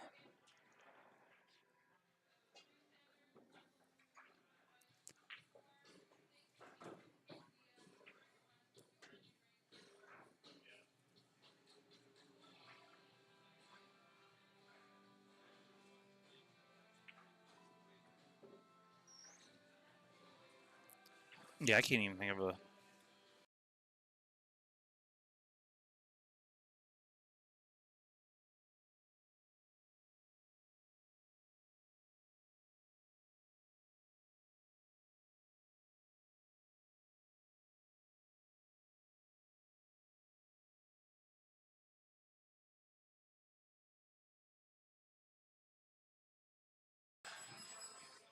That was a really nice shot by Brett there. I'm not sure. Did he get enough for this? He can go rail. Oh, he has to go rail first. Yeah. And think if you can overcut this. I mean, undercut this ball a little bit and play it off the back of the 10, so you have room to work. Yeah, there you go. Yeah, just like that. And he got perfect. And He he did. opened up the pocket for the 8. When you're as good as he is, Yeah. everything just falls into place.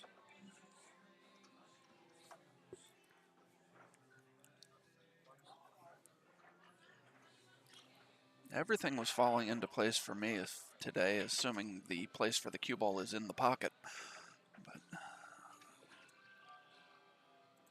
all right, so Brett knots the match up at 2. Will be Scott to break. So are you out as well? Yes. Oh, Yeah, sorry, Jimmy was. Yeah. Yeah, Jimmy knocked me out earlier. Well, see, if you would have beat Jimmy, me and you would have played. And then I would have had a chance to play you in one more tournament. You would have had you would have. Yeah. Yes. Yeah. If you all you had to do is beat Jimmy, and me and you would have played. Way to let the team down. I shouldn't even have been on the 1-loss side. I fell apart in my previous match. Who'd you lose to? David Sund. Okay. I was up 4-2 and then just fell apart.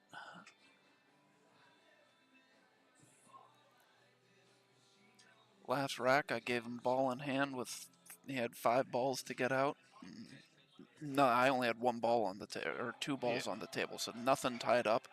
He wasn't able to get out, but he left me nothing, so I tried to play a safe, and I rolled the cue ball straight into the corner pocket on my safe. I mean, it was off the rail down to the other end of the table in the corner pocket, but still, that's not a good safe. So with the second attempt with ball in hand, he was able to get out. Yes, they're a good safe when they get to put the cue ball wherever they want. Yeah. That's a bold strategy. His balls were all down here. All I had to do was get anywhere down at that end of the table, and yeah, okay, maybe he doesn't. I mean, he can see his balls, but he doesn't have a shot at them. And instead, because both of my balls were over here, so I shot into him to try and break him up some and send the cue ball that way, and I ended up just going straight into the pocket.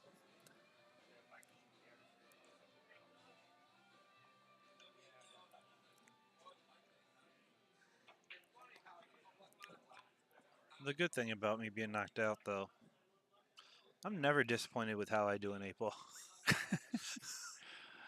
Oh, I am. I disrespect the game so much that it's one of those. I'm never gonna practice it. And I don't. I mean, I try. I'm always gonna try and win. It'd be best if I did win this tournament. It'd be the funniest thing. The guy who only plays 8-ball in these tournaments.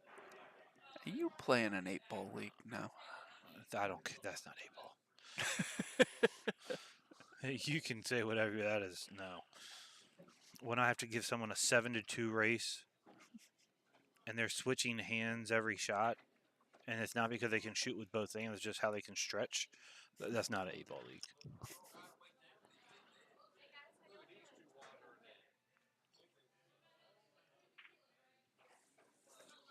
In all fairness, I don't think any. How to say this right? I don't care about that league. That's the best way to say it. I'm there for fun. I'm there to. I don't even know why I'm there. So Scott's just going to run this out so we can change the topic. Now, do you shoot the 10 ball here and come underneath the 9, then go one rail across for the 15? I think that's what I do. Because you got so straight on the 9. Yeah, no, I agree. If you had some angle on the 9, then I like taking the 9 first, but he doesn't have any angle on the 9. So he decided to listen to me. Not many people do. Looks like he kind of got straight in on the 9 again. Yeah, but this time it's going to be fine. See, his whole thing is, all right, 9 ball. I want to get on the 9. I want to be dead straight. Because he's thinking, it's 9 ball. A real game. So then he's thinking, why am I shooting the 9 ball with so many other balls on the table?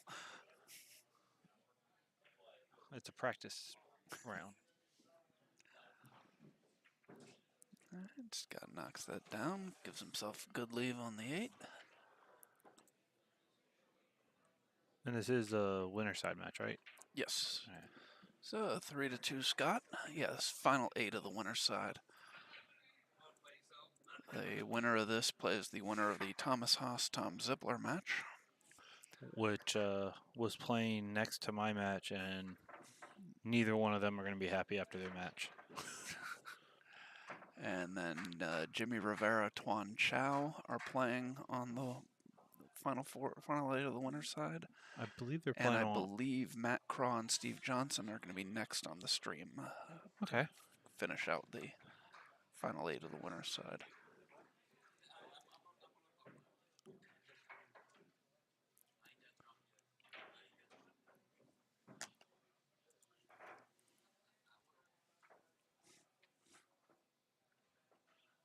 I was just looking at this. You know, maybe I should have lost.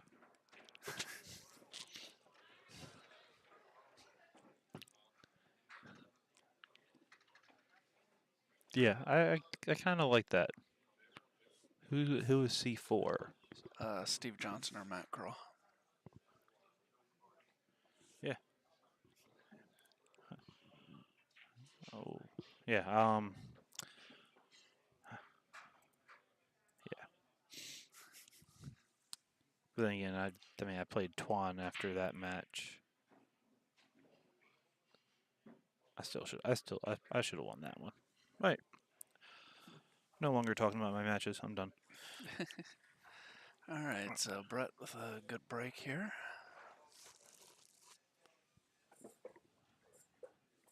Just gonna float this in. Oh, he tried to break it out? He did. I didn't think that needed to be broken out. I thought I could have just stayed over there for the 11 ball. I think he had too much angle to stay.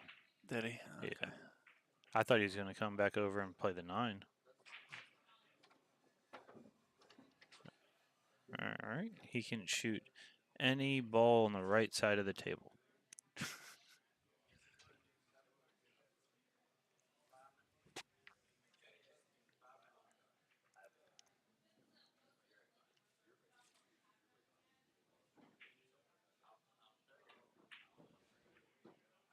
He overcuts the 15. But at least he didn't open everything up.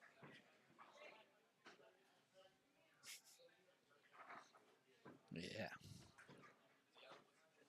So Scott with a good opportunity here. Can get up 4-2, and it will be his break. 2 balls still a bit of a problem. A little bit.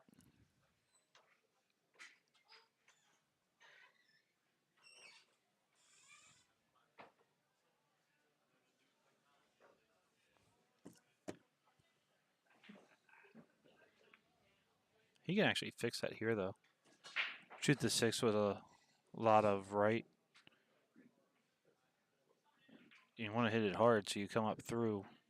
If you end up hitting the 11, you open it up. If you don't hit the 11 and somehow get in that little window that I don't think is possible to go through and hit nothing, you still have other balls to do work with. I think he's going to carom the 2 off of the 13. Yeah. Either way, he takes the pocket if he misses. Yep. Yeah. Smart shot.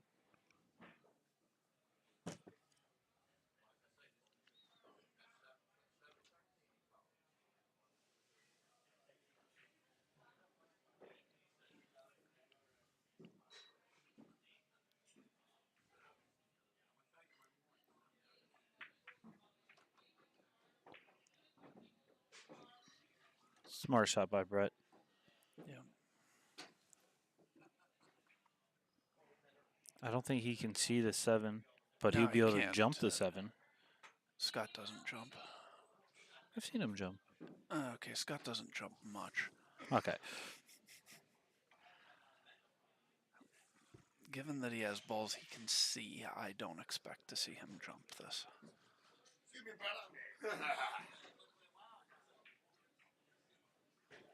There's a lot of people that I do think would jump this. I'm one of them. I would imagine you are as well. Yeah. But I think he just looked at the jump. yeah, There's the jump cue right there. No, I'm not sure if that's his cues or Brett's. Like I said, I know he has a jump cue. I know he can use it. It's just not his preference.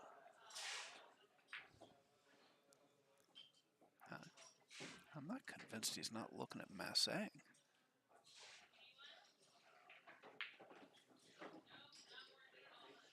Yeah, what's your question?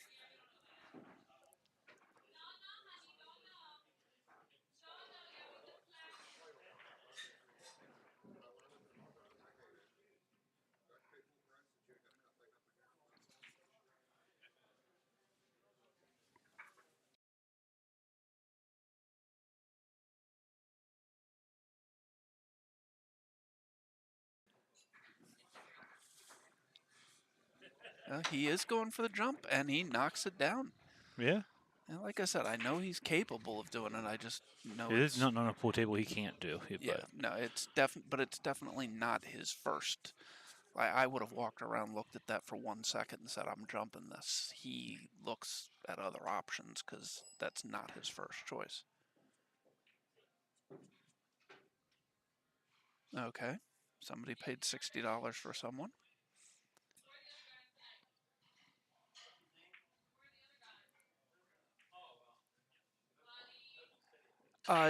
It's not.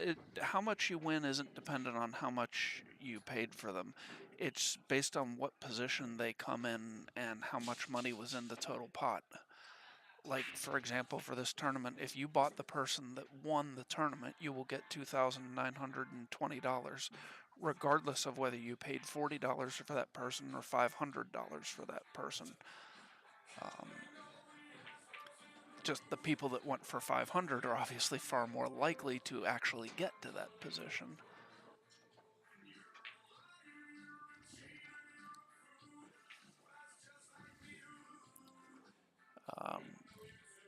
The position that we're in right now, the players on the winner's side are only guaranteed 9th, 12th. So there is nobody that is guaranteed Calcutta money at the moment. You have to get to 5th, 6th to get Calcutta money. Which is just winning one more round on the winner side, right? Yes, the winner of this match will be in the Calcutta money. All right, and Scott's going to go up 4-2. Yep. Brett says and that's it's good. Scott's break. Yes.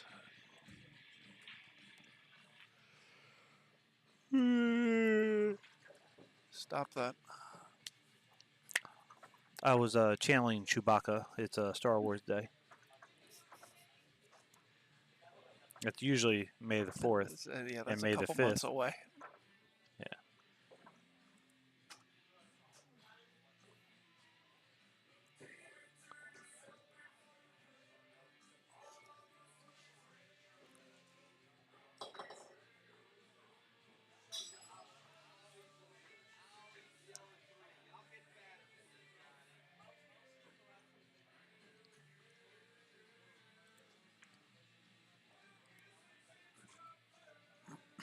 It's just near. Scott looks like he's been hitting the gym a little bit. Yeah, actually. Yeah.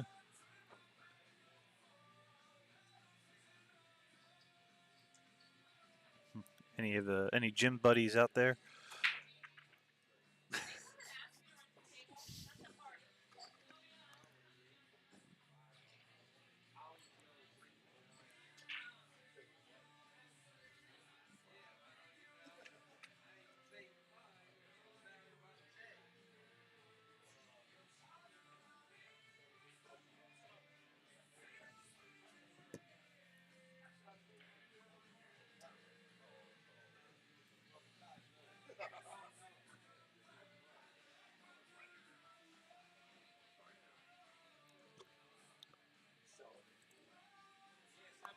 All right, so you play the combo, and then later you have to try and set for the 4-8-2 combo.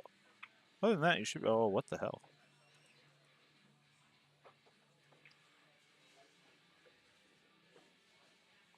That is not a mistake he usually makes.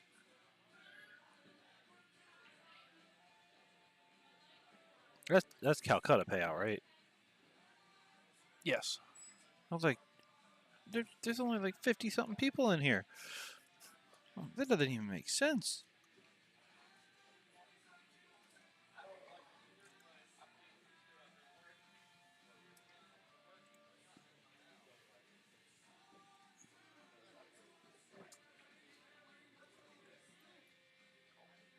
I know why you like me here. I block the wind from the door when it opens a little bit.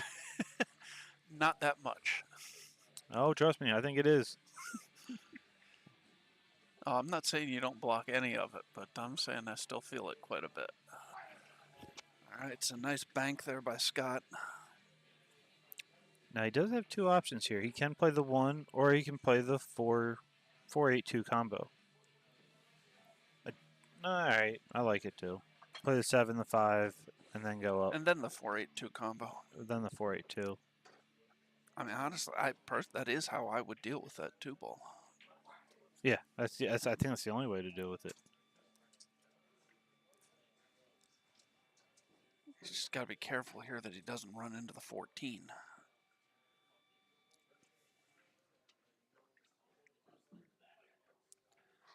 If he runs into the 14, he could end up on the wrong side of the 4-ball.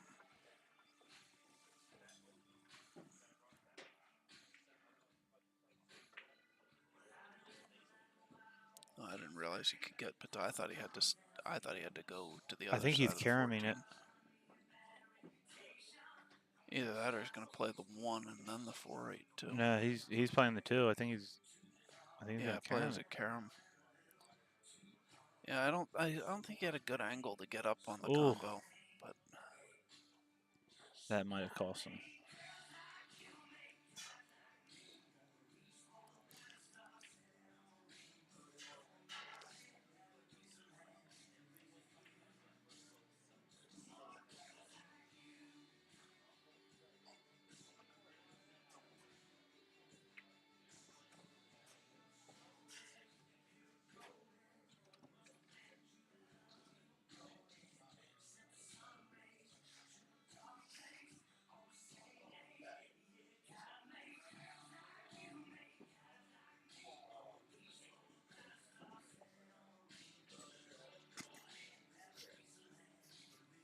send me a picture of a drink, I'm going to send you a picture of a drink.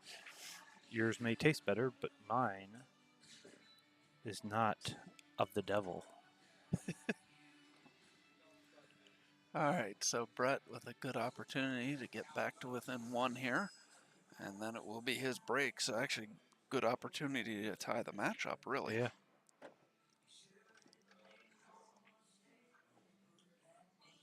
He's not. Yeah, he's certainly fine, but he's not happy with that. 10 go off the 2, or is it too far past? Even, I mean, the 10 just Oh, goes, the 10 though. just goes. Never mind. Yeah. I thought the 10 was a little bit further back than that. Yeah. I thought the 10 was more on the rail. It's a good thing for Brett it wasn't, because I don't think that would go off the 2. I think the 2 was too far past the pocket. But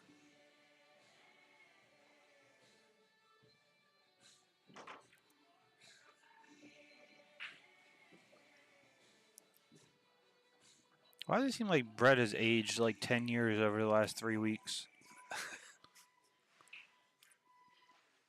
I can't be the only one that thinks that. nah, I don't know about 10 years, but he definitely does look older. He's got some good beard growth going. If it gets any worse, is he going to be able to use it as like what, tinsel for Christmas trees? All right, so 4-3 Scott now. Brett to break. The chance to tie this match up here.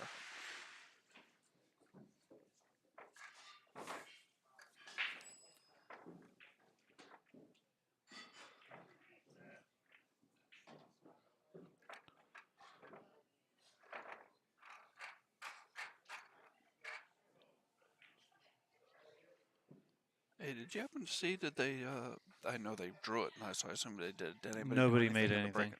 it? No. So next time the break and run will start at, I think, 150 a ball. Wow.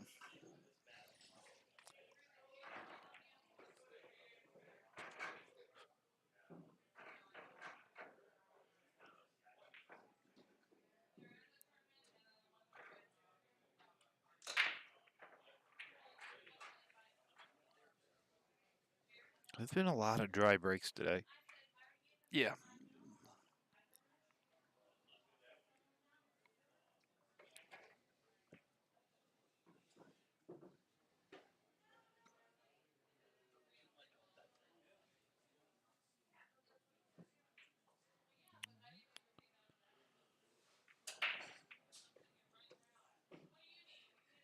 So Scott's trying to figure out if he can do anything with that 9 ball. Because if he can take stripes, and stripes are not bad. Now, if the 3 goes by the 5, I'm taking solids. And it looks like it does. Yeah. Um, 1 yeah, goes by the 8. yeah. And if it doesn't, you can get down and shoot it in the side. I agree. I think Yeah, I like I'm taking solids here. And I think the 9 does go by the 5. So actually, whichever way he wants to go with this, I mean, the 13 and the 15 are a little tricky. But no matter which way he Taking the goes with 10. this, Brett should not see the table again. Actually, that was the 12, but that was the ball I meant.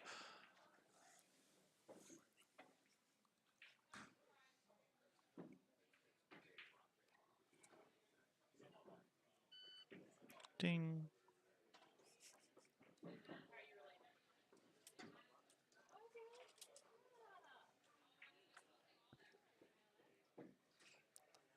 Scott is not happy.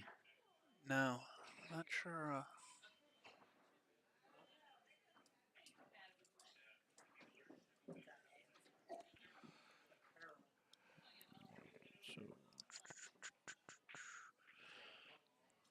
So he's going to try and come underneath the 14.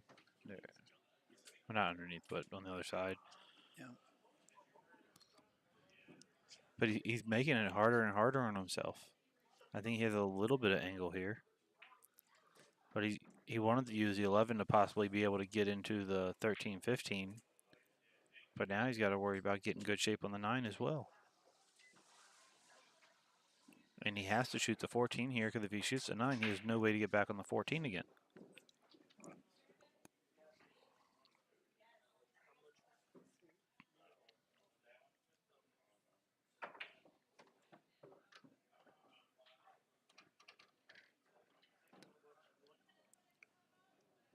He's really hard set on that.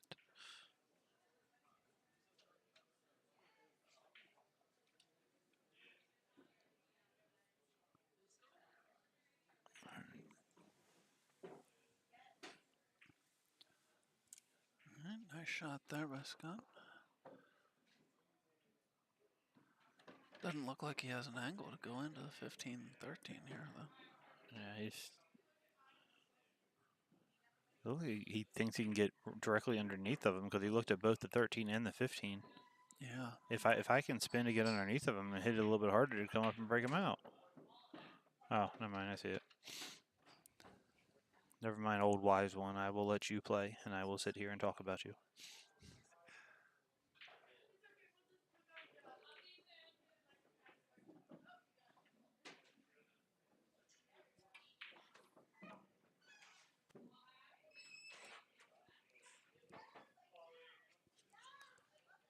So what's he got here? Does the 13 go by the 5?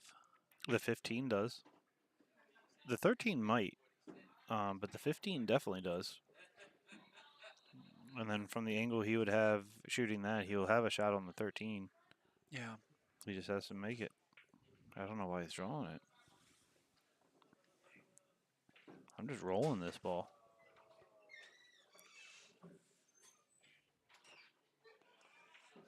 Yeah. I think before he was thinking about putting it in the side.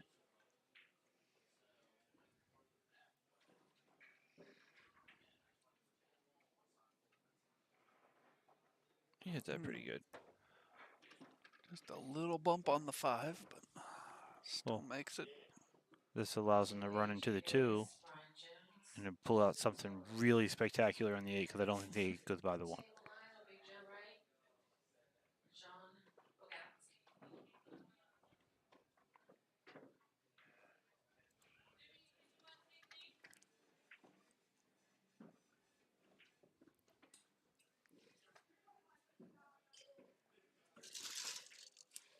Nice save. Thank you. All right, so Scott goes up 5-3. I really think it's Scott's break. If it's 5-3, it is Scott's break. Yeah, didn't Brett break dry that rack?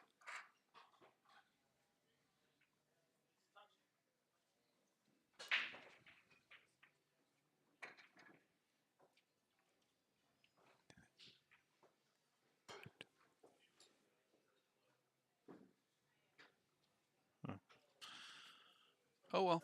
We cannot get involved.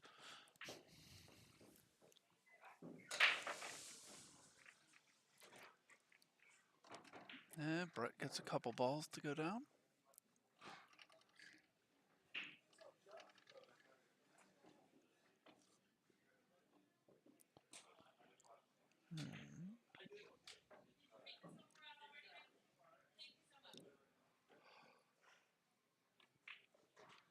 Gmo just in the way on the other table.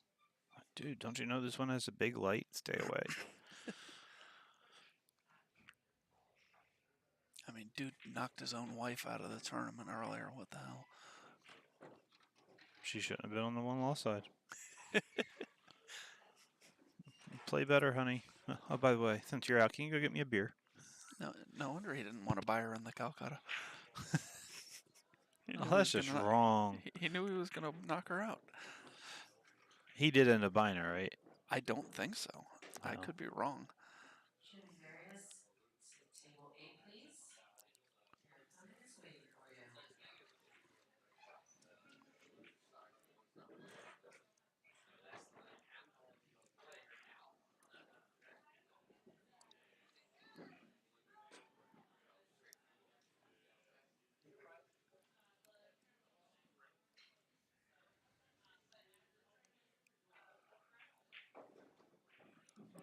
See, I don't.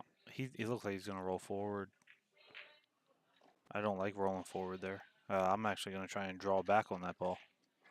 Play the 2, 3, then 6. Because there's no way to get a good shot on the 6 from that.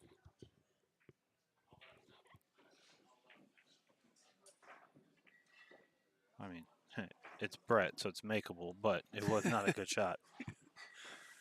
Yeah. Very fortunate not to scratch in the side there. Yes. Very fortunate that they can't keep track, and it's supposed to be Scott's break. Because he's going to break and run this and bring it to 5-4. Yeah. And if it gets down to it, he'll now have the break. True. Yeah.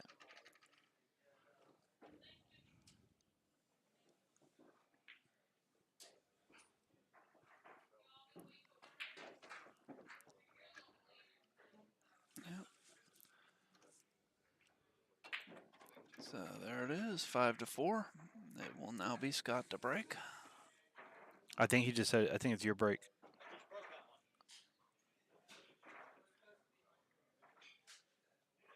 And Scott just said that that one was supposed to be his break.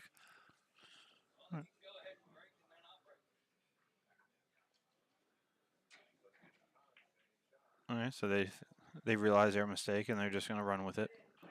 I don't really think there's anything else they can do. Scott told honestly, Brett to break again. Oh, see, I don't think that should happen. I think Scott, because at 4-4 they had both broken 4 times. Brett broke at 4-4, so Scott should break at 5-4. But Scott should break again after this so that Scott gets the Hill break that he should have gotten because he won the lag or coin flip. And I think that's what they were trying to do with Brett breaking there, was to make sure that he would still have... With Brett breaking here, Scott misses a break. Yes. Whereas if Scott breaks here and then breaks again, either at 6-4 or at 5-5, they'll have both broken 5 times, and then they can get back onto the break correctly. Okay. Instead of trying to get back onto the break correctly with Brett breaking 6 times and Scott breaking 4. Okay. That makes sense. That's fair. Of course, if Scott just breaks and runs this, it won't matter because it'll be over. Yeah.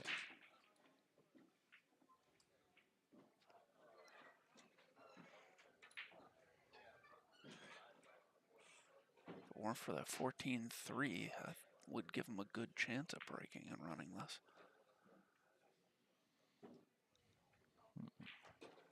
The 12 looks like it goes by the 2 and the 5. So I'm playing the 11 to give myself an angle to go into the 13 to break out the 14-3. Yeah. Yeah. Yeah, you just got to hope that the 3 doesn't go over and mess with the 12 here. Yes.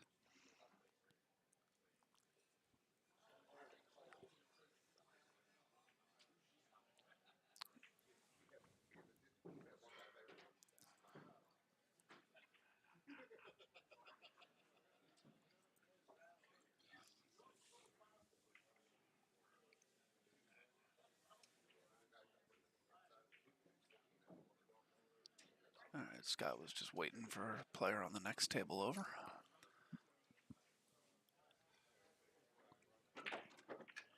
Oh, that was Robert. So, I can't tell. Do you think that 14 goes by the 4? Yes. I think it does. And although the 3 did bump the 5 a little bit, I don't think it made a difference as to whether or not the 12 ball will go through there. I think it still goes. And he thinks so too. But from that angle, it doesn't look like he thinks the 14 goes. Yeah.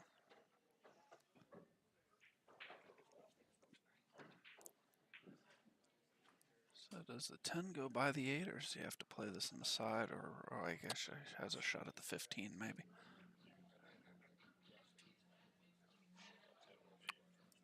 The 10 goes by the 8 from the looks of it. But even with that, I think I shoot the 15. Yeah, when I started saying that, I didn't realize he had a shot at the 15.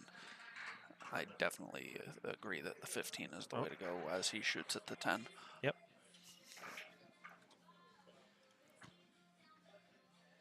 And he got pretty much exactly where he wanted to be.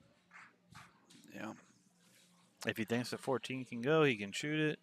But if not, he can shoot the 12 and go either into the 4 or behind it into the 14. And he has the 15 up there as a saver ball if he doesn't like where the bump is. So that was a very good shot and great position.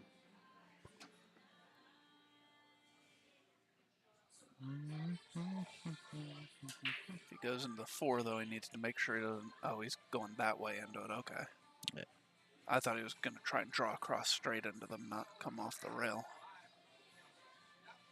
Did he leave himself the 15? It's tight. I think That's he really tight. I think he might have, but that is tight.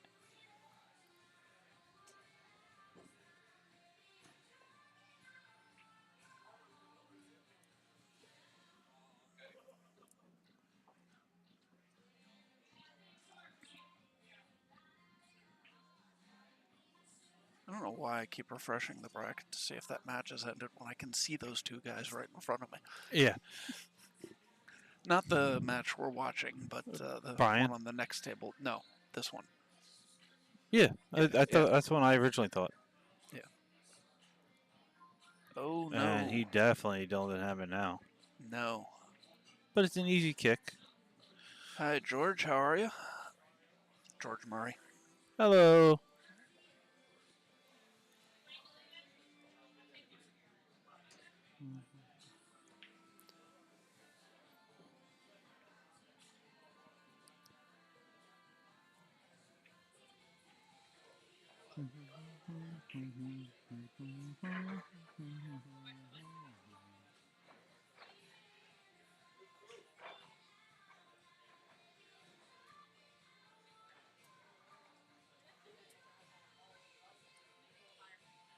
Oh, he hit that ball Oh, pretty very nice sporty. try.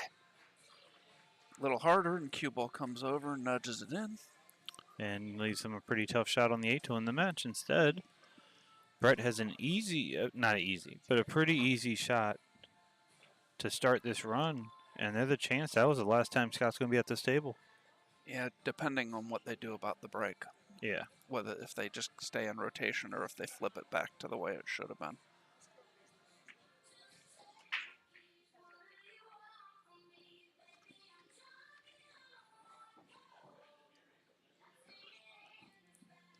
But either way, there's a good chance that this is going to go hill here.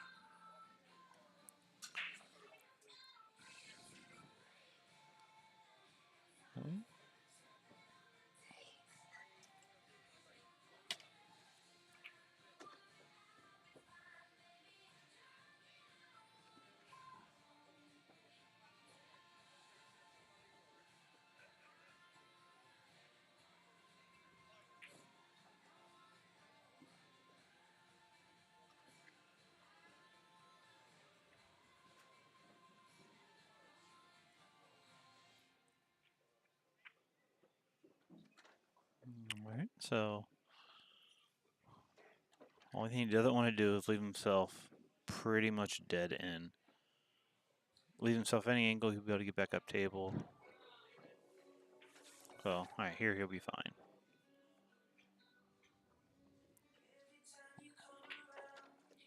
So just don't want to run into the 8-ball. And don't want to leave yourself. He's left it a little tricky. On the rail, Yeah. a little bit of a back cut. I fully expect him to make this, but he could have left it easier than that for him. Yes. Hill So, to the 5 hill. to 5.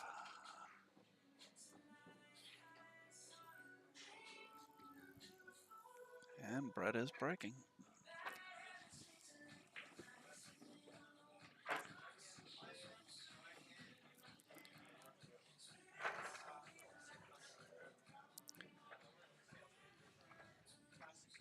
The mistake of not realizing it was his break could be the crucial moment in this match for Scott. He should have been breaking up 5 to 3. Instead, Brett broke. Broken ran. Got to 5-4. Scott broke, was unable to get out, and Brett ran out to tie it at 5-5. If Brett breaks and runs here, but decision on, or that mistake on who was supposed to be breaking will be crucial in this match.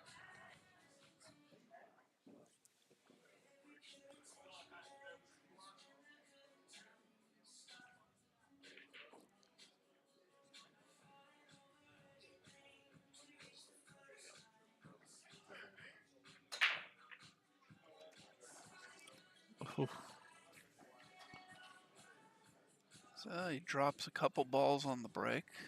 Straight in 3, on I the believe. 2, or he can play the 6, but he's definitely going with solids here. Oh, absolutely. Yeah. I'm shooting the 2. And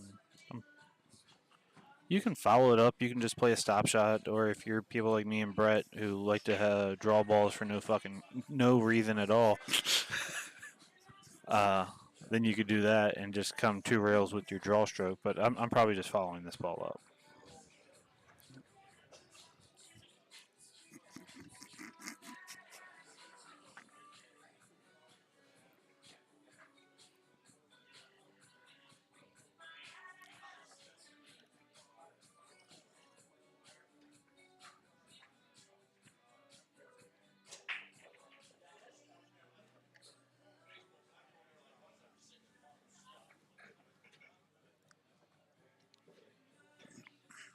Now, do you play for the 7 in the side and roll up for the 1? Because that looks like what he's going to do. Yeah, that's. So, yeah. The only thing I don't like about this is, I mean, I realize you can just kind of stay there for the 8 in the side. I don't like leaving the 3 as the key ball to get on the 8. You don't like leaving any ball in a pocket to be the one that you set on? Yeah. I mean, it is out of the pocket a little bit, which makes it a little better. And like I said, you can always, because of where the 8 is, the 8 didn't go on the break, did it? No. Because that thing really looks spotted. Yes. Oh, I don't think he's it went not. on the. He's, no, it didn't go on the break. I think it just either. Yeah, it's actually behind the spot, so but it's directly behind the spot, so it's blocking the spot from our point of view. As we go over to the side view, you can see that, but from the behind camera, that looked like that 8 had been spotted. And Okay, yeah. So that's gonna be all she gonna be wrote. it here. Yeah. Just a change in the break, change the entire match. Yep. And Brett takes it down 6-5. We'll be right back, I believe, with Matt Craw and Steve Johnson.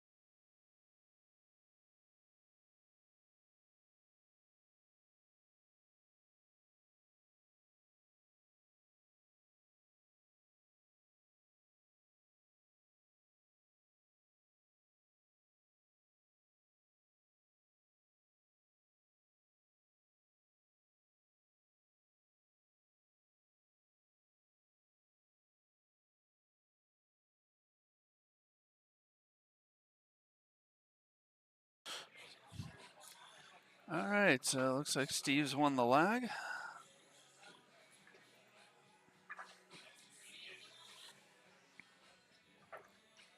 So this is the final 8 of the winner side match. We just saw Brett Stottlemyre defeat Scott Haas. In a controversial match. Yes, Thomas Haas defeated Tom Zippler 6-3. So I'm gonna go with that. Scott didn't want to beat Brett because he didn't want to have to play Thomas. Yeah, I don't think. No, I don't think that's yeah. true either. They've played each other plenty That of is times a in tournaments. tough part of that bracket right Yeah. there. Rick Molinaro, Steve Fleming, Rob Cord, Rick Scarlato Jr. Paul Yeah. Crimes. Yeah. If you already know, finished top 32 with nothing to be, hey, look what I did. Got to get one more round after that. Because that's where I was at. Top 24. Yeah. All right.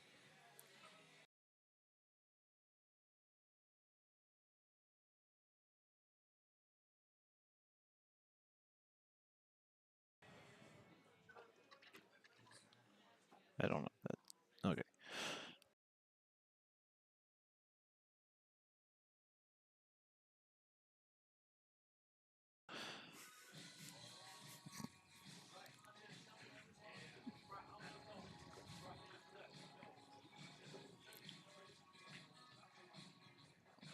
All right, so who do you have in this match? I gotta take Matthew Bartholomew Kroll in this one. Yeah. Over Steve Irvin, Magic Johnson. Apart from the made-up middle names, I'm gonna agree with you and say that I have to take Matt.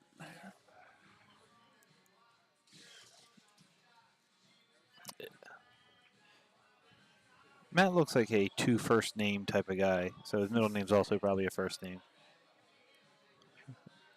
Matthew Jacob. If anybody knows, by the way, like I don't know what my fascination is with middle names, but I like to know everybody's middle name. That's not even true. If you're on the stream and I'm doing commentary, I like to know your middle name. Other than that, don't really care. I don't know most people's middle name. No. I used to know yours.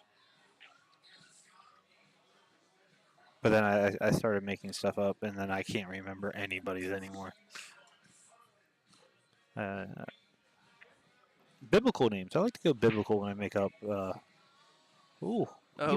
He played shape for the 8 like I do. He just wanted to use his jump cue. Yeah, he just got it in the early '80s, I think. They didn't even have jump cues then. That's why it's so special. I guess I can't say that they didn't exist at all, but they certainly weren't common until some point in the 90s. Yeah, that definitely looks newer.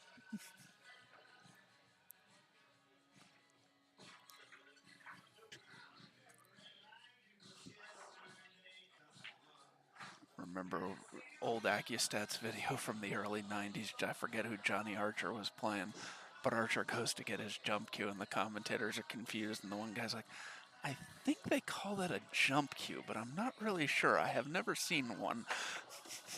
Good shot. Yeah. All right, so Mr. Johnson. No, Chris, we don't know the scores of any of the other matches. They have been planned for a while, though, so I'd imagine it's probably close to done. Robert and Gary, it is 3-2. He is making things up. He does not know. I'm watching it. Not closely.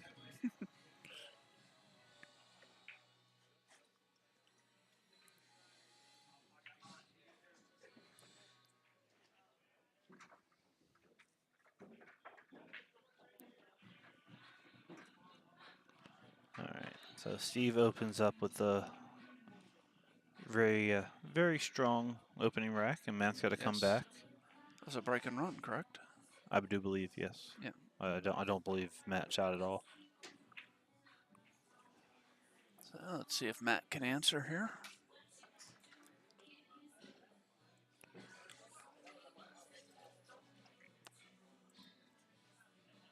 I'm going to order the most disgusting wings I can think of. Because they're going to be delicious to me.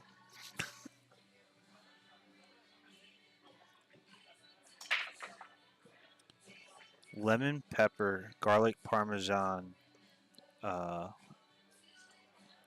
Old Bay.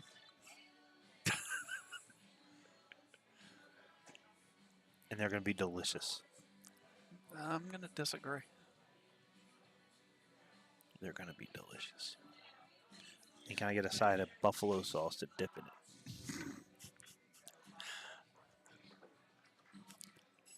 So you basically just want to get all of our wing sauces on there. You need to get Yes. some peri-peri in there. Actually, I was told I've never had our peri peri wings. Oh, really? Oh, I love them. I've been told they're absolutely thebomb.com is what I was told. But As a matter of fact, they're a I little might get that messy. for- I don't find them to be so much, but No, you talked me into it. They just have a little kick, right? yeah. Yeah. Because after I went through my stomach issues a couple years ago, I cannot handle hot anymore. Yeah, I didn't have any issues, but just as I've gotten older, I've gotten to where I can't. Yeah, I but used to eat that. when you started eating hot sauce, there wasn't even warning labels. So who knows what you were actually ingesting? That Wild West stuff, anything went.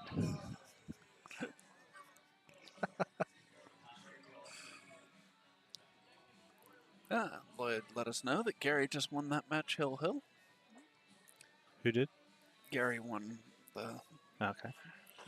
See, I told you it was close. I actually. You said it was 3-2. That's close, isn't it? Yes, but it's nowhere near being done, and they are done. They played really quickly the last couple racks. You cannot prove that when I said that it wasn't 3-2. And it's not what you know, it's what you can prove in court.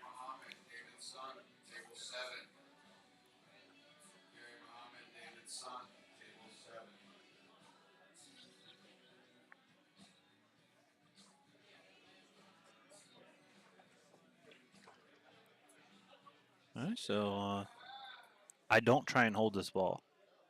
I put a little bit of left on it to actually make it come straight back up.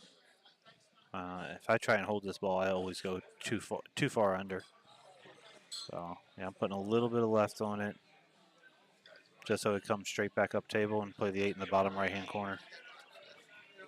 Left? Yeah. Just hit a little bit of left. Outside. Left. Yeah. That's left. Oh, man, I don't know my left from my right. Leave me. See, I stopped using inside and outside with you because years ago at Sharky's, when I say I put inside on it, and you're like, yeah, I wasn't watching the shot. I don't know what that means. Did you put left or right? I was actually having a discussion with first of all, what Steve just won that, right? Yes. Okay. I was actually having a discussion with someone, and the reason I had so much trouble is when somebody was first trying to explain inside outside to me, they kept shutting up a straight in shot and then telling me that left is inside and right is outside, and I could not figure out what that meant because the shot was straight in. Okay then.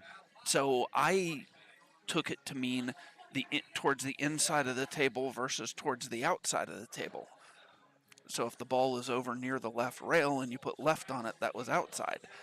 Eventually I figured out what it means, but the person that was trying to explain it to me was not doing a very good job. Or if they did have any angle in the shot, it wasn't much, to the point that I thought it was straight in.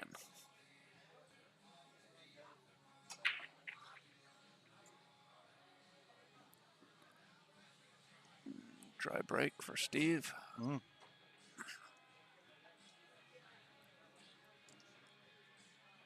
That's going to start out by shooting the 1 in the side. And then from there, it matters how he wants to play this. There's zero chance I'm taking stripes, but I'm definitely shooting the one on the side first.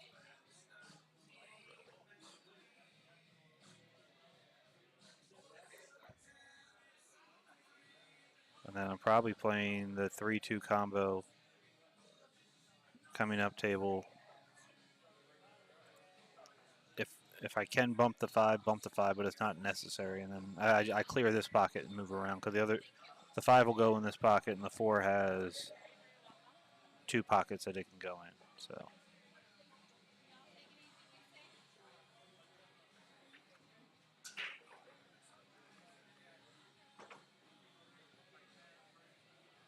He looks like he's not even playing the combo. Okay. I like it. If you don't have to play a combo, don't play the combo because you don't know exactly where those balls are going, which, I mean, you should, but you don't.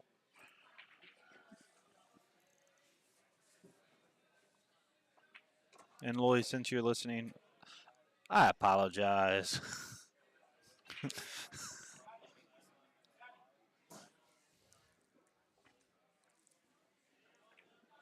I don't know if he's listening or if he's just reading the comments, but. Oh, okay. Sure. Ooh. Well, he looks like he does have a little bit of angle here.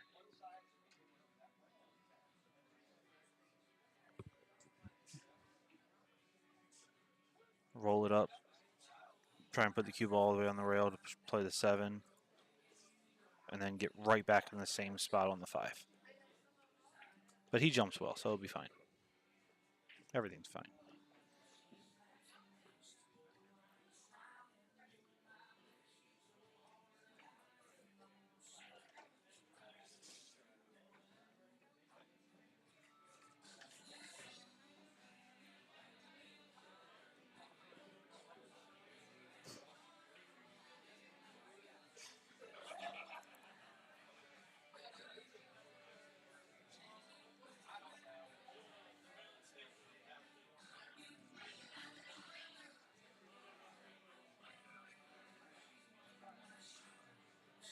Got to be careful. All right, it's not ideal, but it's makeable.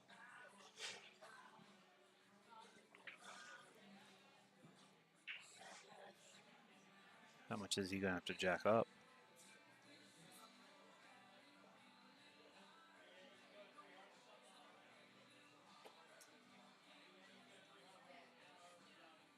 Yeah.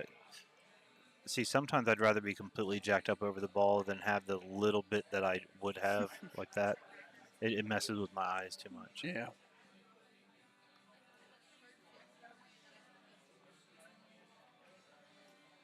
Oh, he overcut it. All right, so if Steve with a continues to big play like he has opportunity been, here. Yeah. it's going to be 3-0 real quick.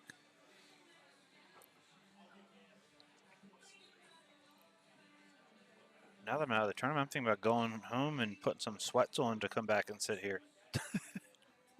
Yeah, you don't see me sit around with my jacket on very often, so. Yeah, I can't say the same. I'm always in a hoodie or something. No, I know, but Yeah. you know I'm not. So. Yeah. Yeah, for those not familiar with the establishment, we are right by the exit to go out and smoke, so every time somebody goes outside, we get a nice blast of cold air. Yeah. Feels great. Because right when I feel like smoking. I'm sorry? I said if people would stop smoking. I know. It's horrible.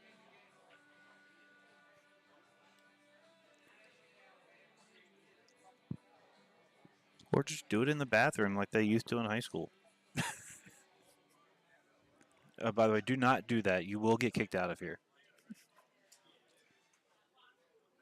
I can't read any of that. Okay. I'll look at it in a second. Right there. They're not even smoking. They're just looking for someone.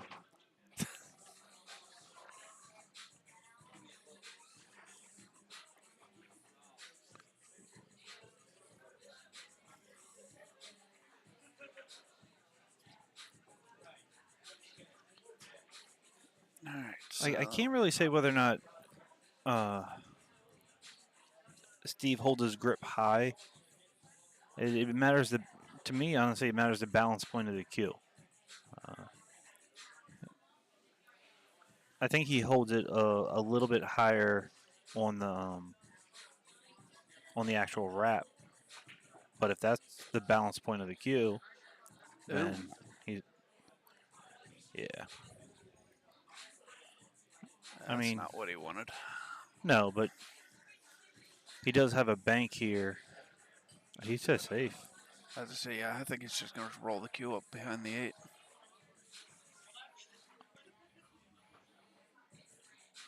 And now Matt's going to go one rail long and try and kick the 5 in. Not really a huge fan of that.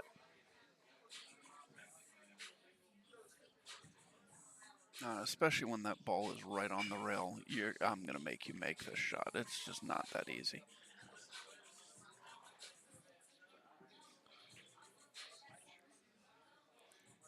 All right, so now do you hit this ball with center or do you spin it a little bit with the left? I tend to hit this with left, but I also tend to end up underneath the 8, so I'm not the best person to ask.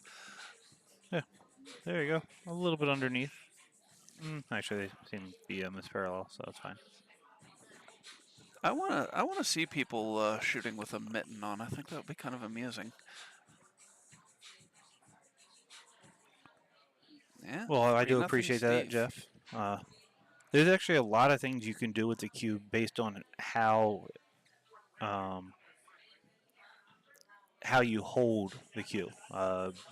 You can use the cue's actual weight for different things. Like for really, really soft shots, if you just want to like tap a cue ball, you actually want to find the balance point of the cue and hold it there. That way the cue's pretty much weightless and everything coming forward is just your arm. You're hitting it actually extremely soft.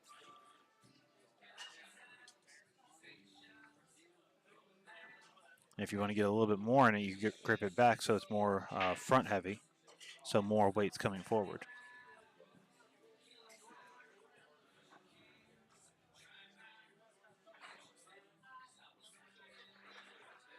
Now, if you grip it really far forward to where the weight's all the way in the back, you got action with me anytime you want to come here. Because that is impossible to shoot with.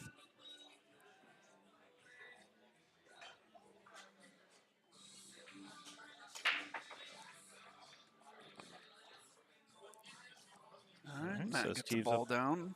Yep.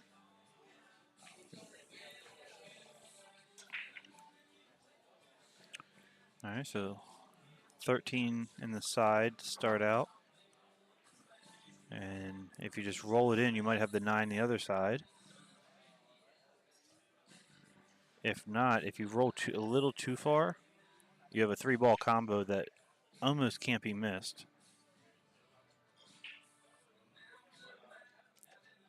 So, all right. Now he's going to play the 9.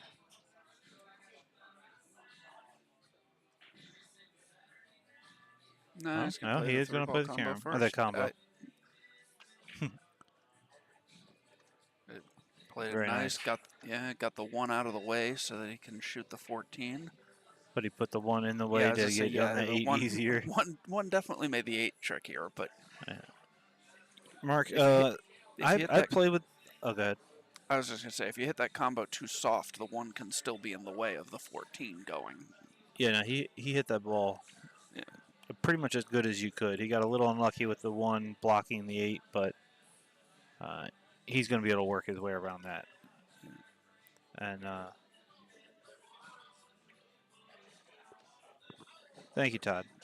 Yes, Now, Mark, I sometimes play with the glove, sometimes I don't. And if I know there's going to be a lot of people in the room, sometimes the rooms get a little bit more humid. So I will wear a glove as soon as I feel my hands no longer sliding freely. And in the summer I use a glove all the time.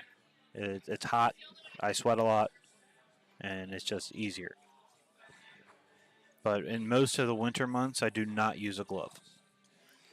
Yeah, see, I used to try and do that where I wouldn't use it all the time, and I just found that whenever I felt it was good to use it, then it was uncomfortable because I wasn't used to it. So I just started playing with one all the time. All right, see, this is About where 2 me and years Matt are ago, going. Oh, I'm sorry. Go ahead. I was just saying about 2 years ago was when I started playing with a glove all the time, and I haven't played without one since. See, that's where me and Matt disagree on strategy right there. But I'm gonna say he did it the right way. I like actually using the 14 where I was to bump the one out for the 8. Because you showed the ball that was in the pocket that you could get shape on the 8. There, he actually had a slow spin that ball. He almost got hooked. So it's 3-1. It will be Steve to break, and Steve can put a lot of pressure on Matt right now.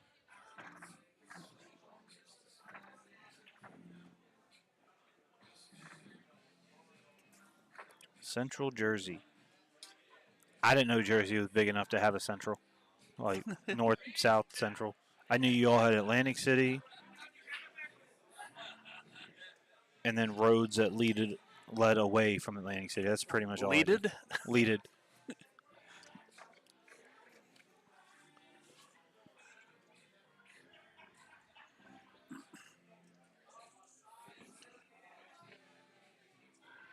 Yeah, Mark uses a broom, but it doesn't even have a tip, and he still gives me the 7 ball.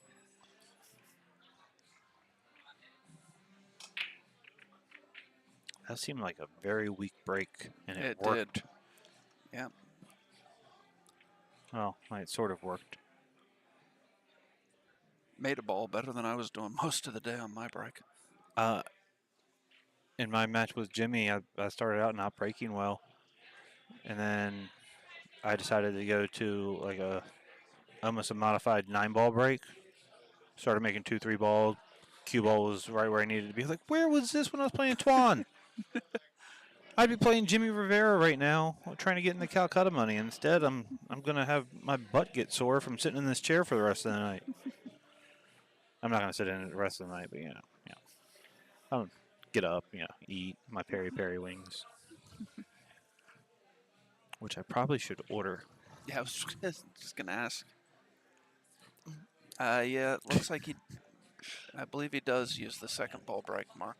Yes, he is using the second ball break, which me personally, I think it should be outlawed.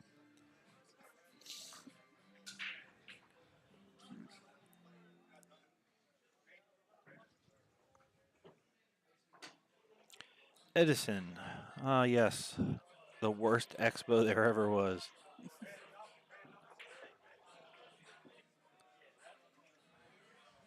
That was Edison, right? That was hard concrete. They had nothing down. Yep. Yeah, no.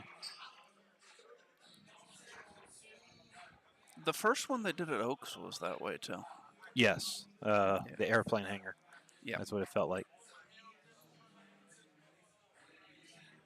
I missed. Now the I old have been to place. Sandcastle,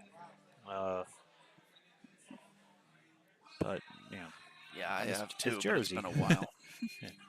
Well, every once in a while, Rick wants to go play in a tournament. Hey, we're gonna go to Sandcastle. Oh, we are. Okay. When are we leaving? In about an hour. Oh, yeah. I have no plans. That's fine. Just take a shovel. Yeah, just take a shovel. You never know where those Russians are gonna be. Hey, we're all gonna be laughing because in the end, he's gonna be right.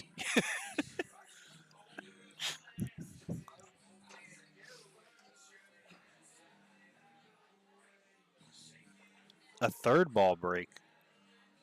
Yeah. I'm a definite no on that one.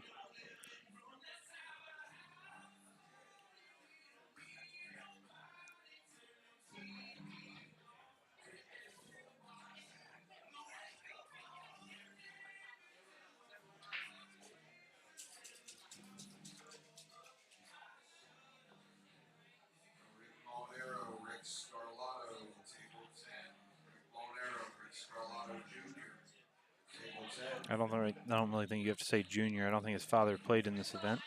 He did not. Yeah. You want order? Tina, peri peri wings, please. As many that can fit in my mouth. I mean, on a plate. 10, please.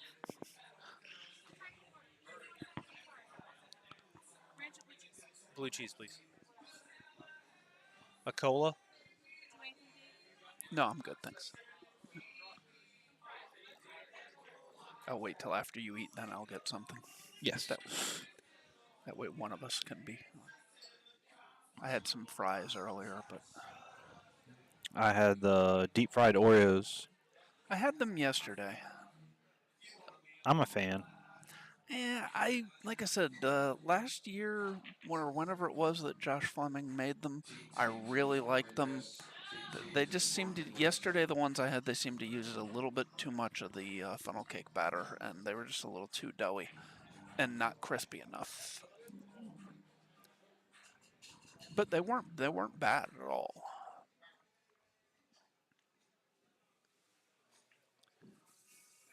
No, it haven't been at the Sheridan or the Raritan in years. No, the Raritan Center was where it was in Edison. That was the name of the place. Oh, isn't that yeah. the name of the old hotel too?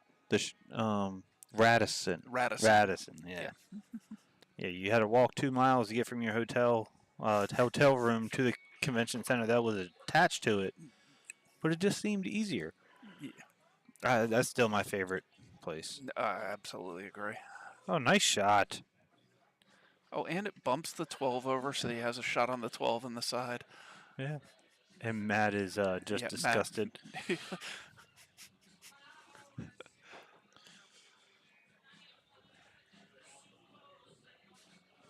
That's just funny.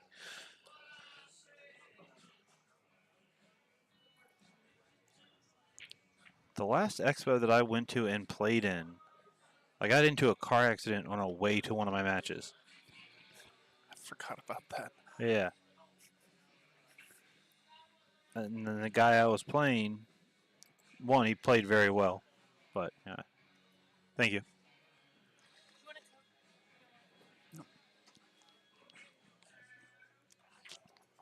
And right. Steve's going to go 4-1. Yep. And Matt is shaking his head. Like, of course he's going to get all the lucky rolls. He's playing good, and he got that bump.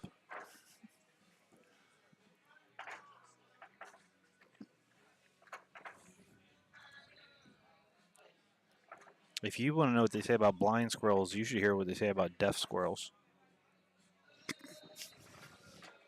You can say whatever you want. They can't hear you. All right, so the winner of this match will complete the final four of the winner's side. We have Thomas Haas versus Brett Stottlemyre and Jimmy Rivera versus the winner of this match. I would imagine, especially with as far behind as the loser side is, that we'll be bringing both of those matches to you on the stream.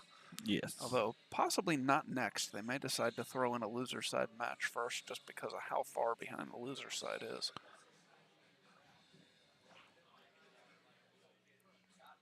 Honestly, they shouldn't be able to. It matters when this ends, but we have. This would be the only one that they might be able to. They would have to hold that, possibly. I don't think so. I think this is going to end before that does. That started after this. Yeah, but they're both high quality players, and they shoot really quickly. That match can be done in 15 minutes.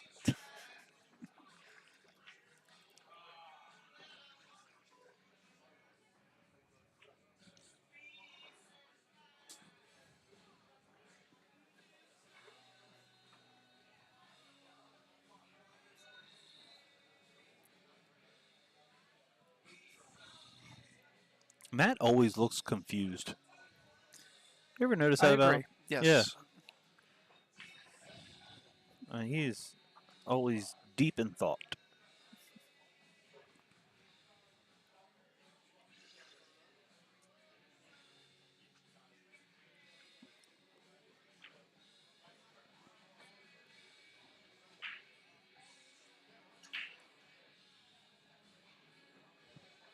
And Well, Matt is. Hey, no one can deny it. Matt's a great talent. Plays very well. Plays very consistent. I don't understand his patterns sometimes.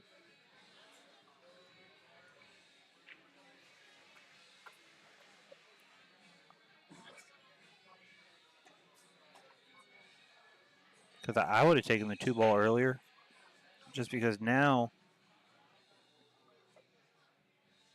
you're shooting a ball and you have to get almost perfect on it to be able to get where you want to get on the 6. The 6 only goes in that side pocket. Yeah.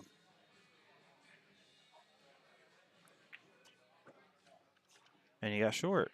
He's still gonna be able to make it and run into the 10 and be fine, but he got short.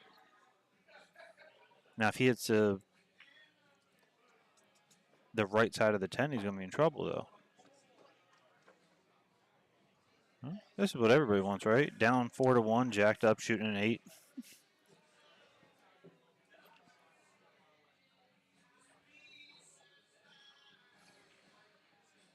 No problem, says Matt. So 4-2. It'll be Steve to break.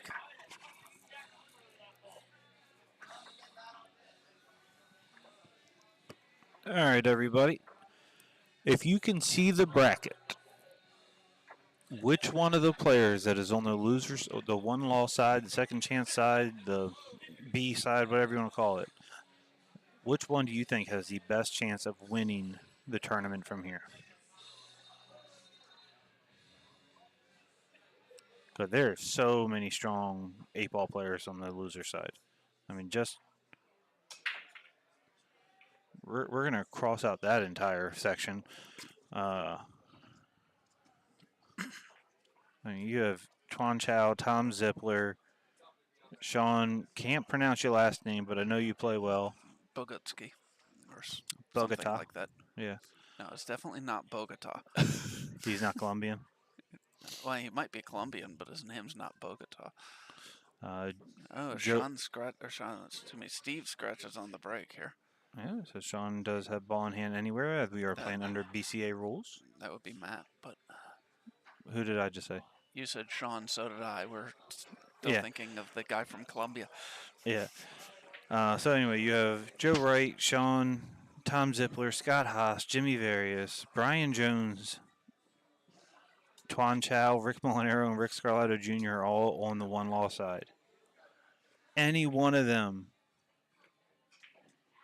in a different degree of handicapping of like odds can actually come back and win this tournament. It's one of the rare times that majority of the one loss side can still win the tournament.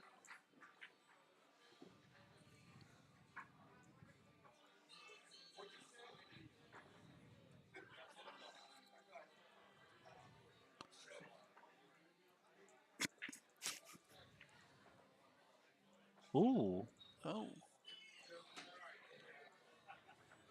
Matt is that's an uncharacteristic miss by Matt. Yes. Yeah. I'll never be able to say I like Earl. And the guy Earl could be not really nice, but just the Earl that we're probably talking about, I just can't say I like him. Or anybody with his name. Ooh. That's called pocket speed.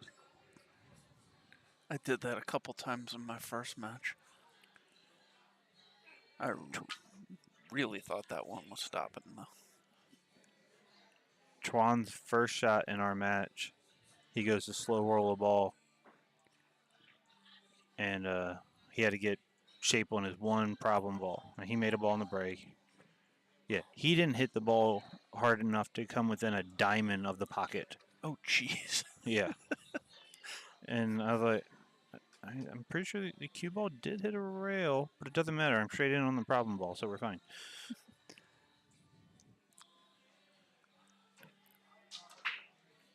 Yeah, Rob, my pick would be Jimmy. Jimmy plays great 8-ball, and Jimmy just plays great pool. It's hard for me to ever go against him. And I don't even want to call him the dark horse, but my dark horse for winning this right now would have to be Joe Wright. It's hard to bet against him playing bar table 8-ball.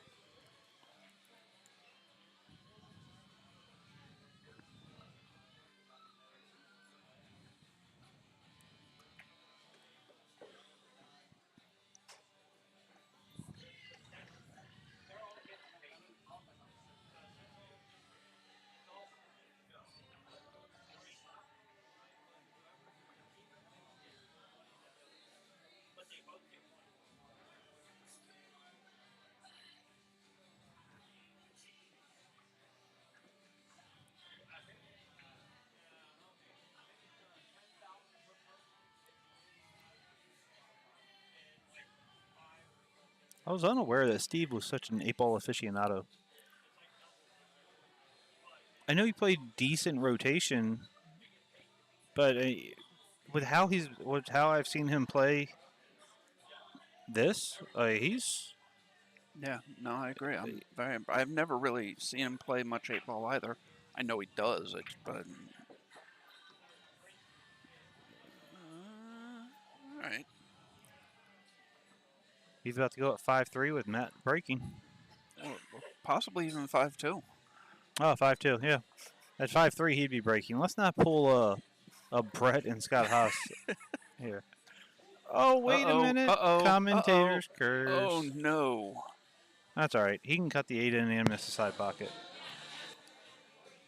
Did I accidentally turn the... I did. I turned this headset on.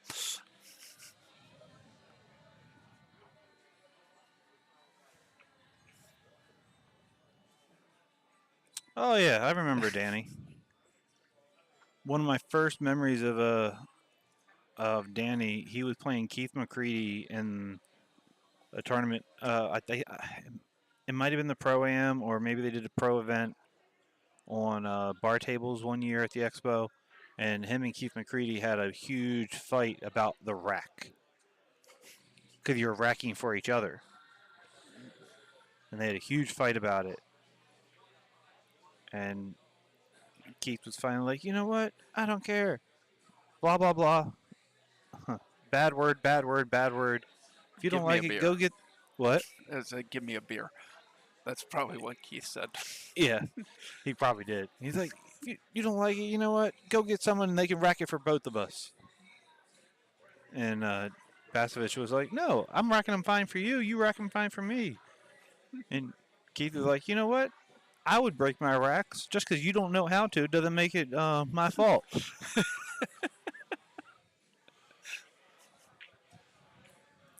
So big missed opportunity for Steve here unless he's able to come with something. He had a great chance to get on the hill. A high-level skeet said hi. Yes. Yes. AAA. Yeah. Have to spot me at least 4 games.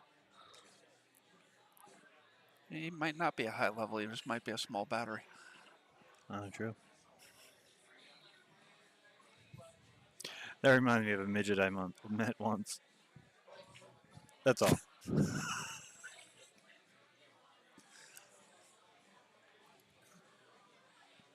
And it was basically that I kept making jokes. It wasn't little Jason.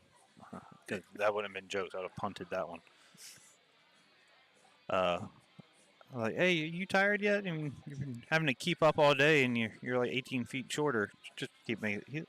And they're like, I have the same energy of you. I'm just in a bite-sized form. You know what? I can't really argue with you anymore.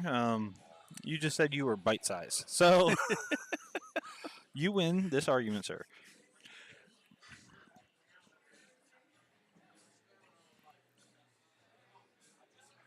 Oh, I know.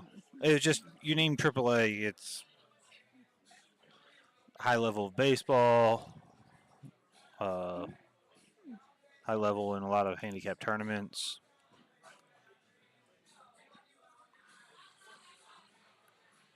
All right, if you used to drive Danny to pool halls when he was 14, that must make you like 68 or 70 years old. Because Danny's not a young kid. Well, he's not even a kid. Either that or you were 14 and just saying, just like Ice Cube, the police. I figure you were a skeet shooter. 46. What did I say? 68? 46. Oh, all you young people. What? 46. Zippler and Shaw, table 8. Zippler and Shaw. Probably get your scorecard. Table 9. Haas and Brian. Haas and Brian. That'll get your scorecard. Okay. All right. See, that does make the story better because if you would have been like 30 driving around a 14-year-old, might have had a call Dateline on you. But being 17 and driving around, that just means you're trying to make some money. That's good. Oh, so Brian Jones took down Jimmy Various 6-4. He'll be playing Scott Haas now. Jimmy had no chance of winning this tournament. I never had faith in him. Sean Bogutski defeated Joe Wright 6-1. He'll be playing Tom Zippler now. So my favorite and my dark horse are out. You know what? We're repicking. All right, new one. From the winner side, who do you like?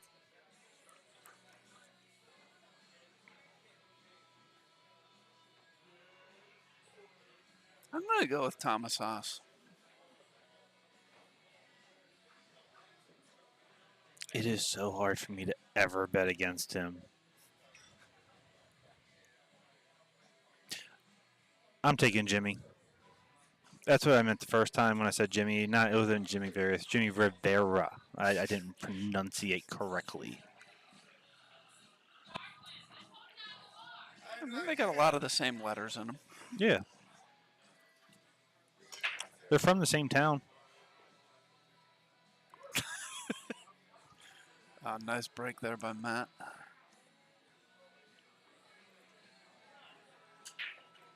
No, Earl is not here.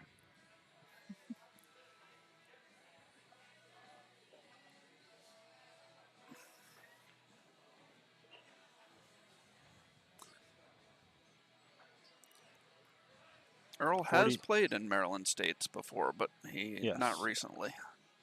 46, 51, 70. Do I hear anything above 70? Anybody above 70 in the chat? Can I get a 72? 72, anybody? I'm sorry? No. Thank you.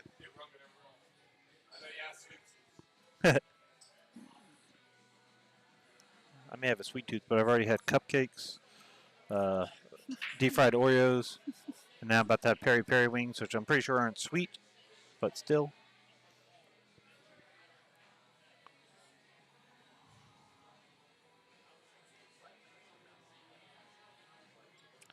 Now you're just making things up. That's not a real city. Manalapan? Manalapan?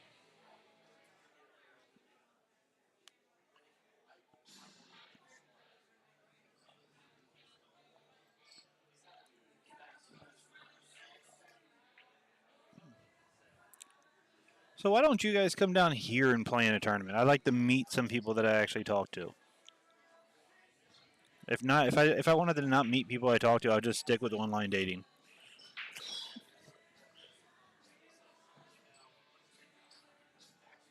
Which, by the way, in case anybody's wondering, is going great. Just met a princess from Dubai the other day.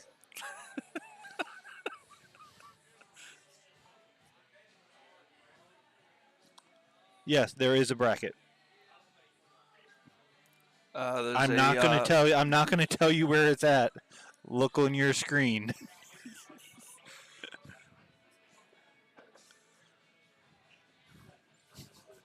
And I just had to stop Dave because he was going to be nice and like it's right there. No.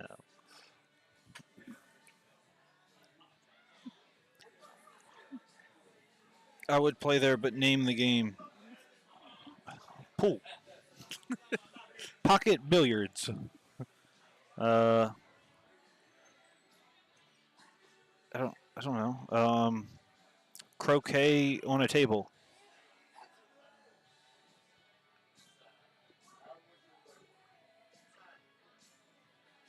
Hey, Wayne. I'm not saying you are old, but you sound old. Are you older than 70? I'm trying to get someone older than 70 in this chat. Although you're probably sleeping if you're over 70. Oh, yes, I love snooker. I have so many more reasons why I miss. That's awesome. Yeah, I miss snooker. Ah, so do I. I miss the gypsies that used to come in and play. I had no clue what they were saying, but they were fun.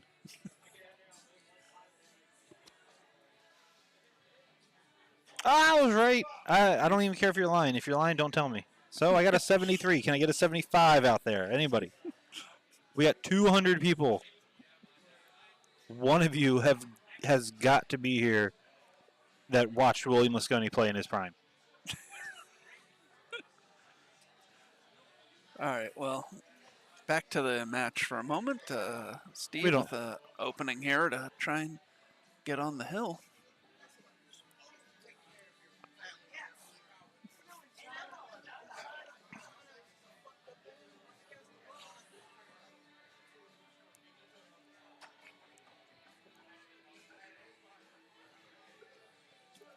I don't think I can give you that weight, Jeff.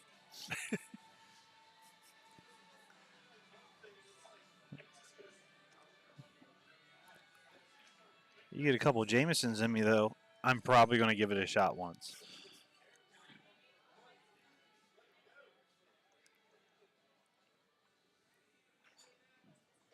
You have to cut this one ball.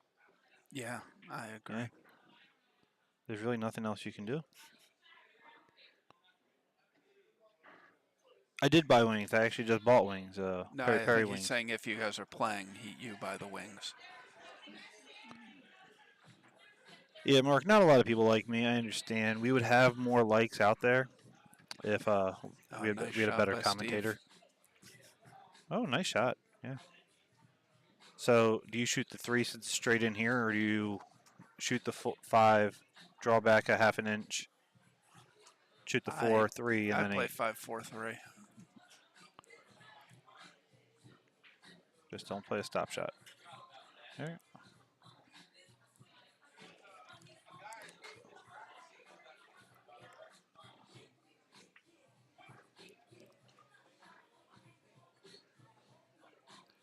With how bad I was playing today, I would hit this ball softly and be stuck behind the 14. There's not even an angle to do that. But it was only getting on the 8. Like, I couldn't. Yeah. It just seemed like everything went wrong when I tried to set on the 8.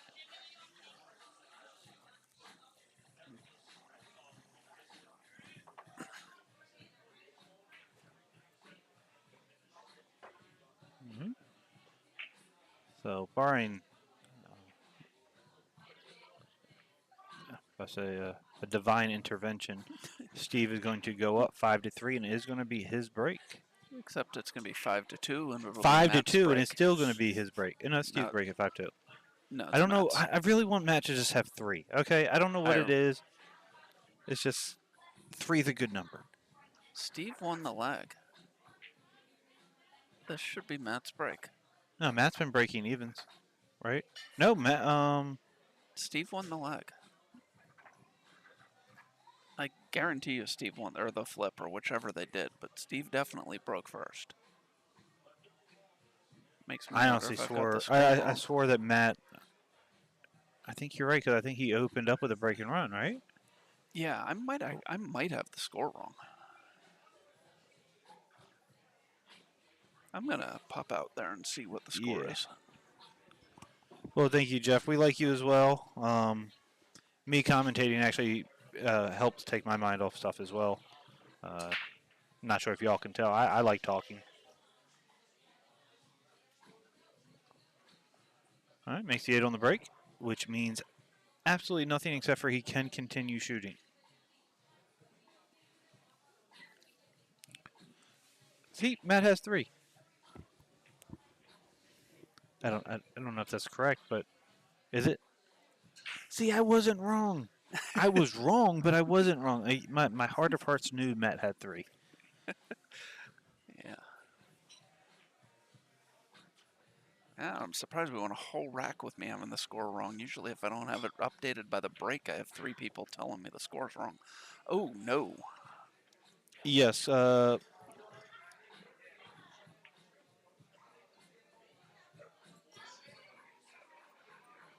Yes, Curtis, anyone can enter these tournaments. Yeah, we've had Johan Chua. We've had let's see, Johnny Archer, Earl Strickland, and we've had people that can't run 3 balls. I literally, if if you want, pay your money, you can play. We do not discriminate.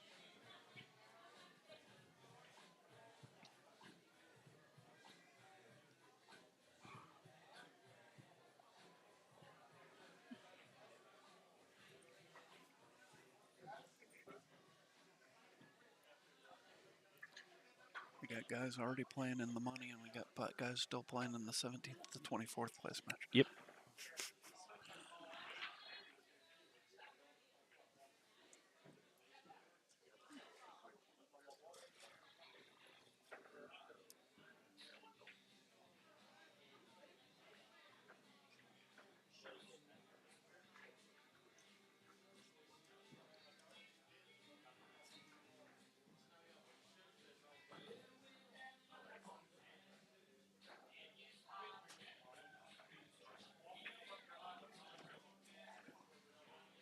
Shot there by Matt.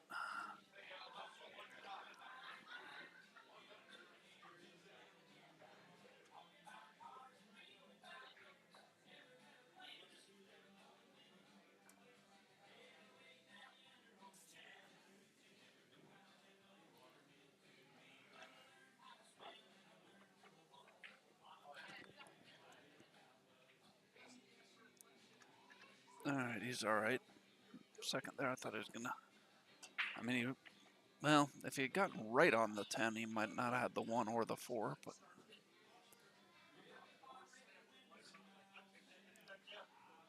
Yeah, bumps the 13 to try and open up the 7. I think he has a 6. Yeah, he does. Yeah, But okay. the 13 and the 7 were tied up before the last shot. So.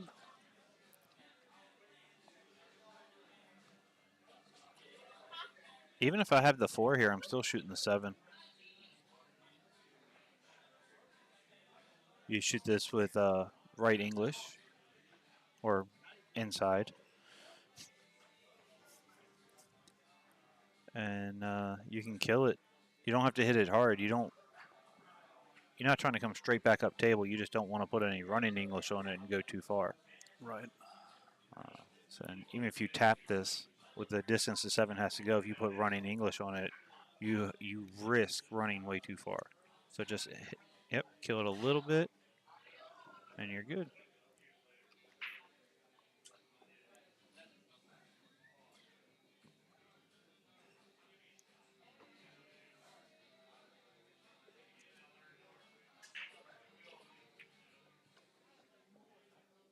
Oh, did he really just do that?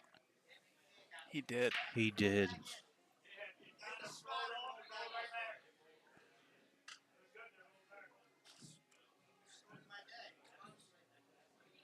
Wow. That's unbelievable. No, it's believable. I just saw it. Oh, wow, he almost spun around that and made that. All right, so But Steve yeah, has that 8-ball actually rocked back into the spot to sit on the cue ball. Yeah. So Steve has a chance to get out here. Pretty simple out to win. You're jacking up your first shot. You want to run into the 11. Oh, all right. He's like, if I miss this ball, cue ball's gonna be all the way up table. I love the way you think, sir.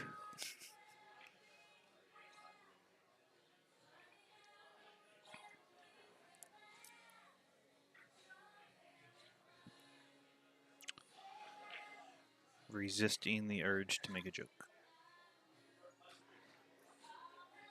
from that. Yeah. It's never a plan B in pool. You make the ball, you get out. Plan B is enter the next tournament. Or, as I told Rick earlier, what should this guy do in this situation? I don't know, drop out and join an eyeball tournament? I don't know. Like,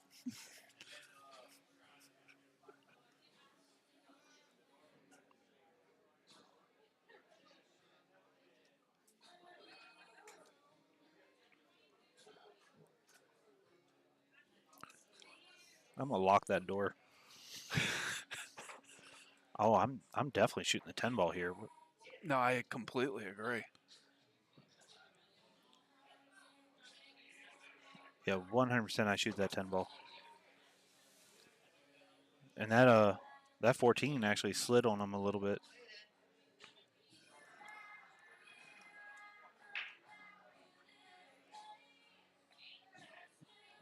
The spin he's got to put on it. Oh.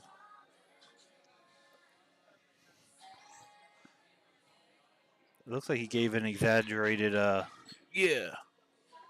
Pump hip. Yeah, there he is.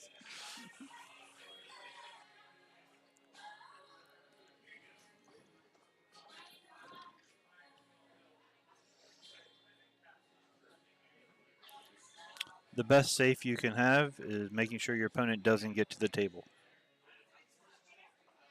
I wouldn't really call it a sellout. He had nothing to do. I don't think he could actually see any part of the 2 ball to where he could just thin the 2 and make that ball in the pocket. I don't think he could see enough of it. Well, she looks tall.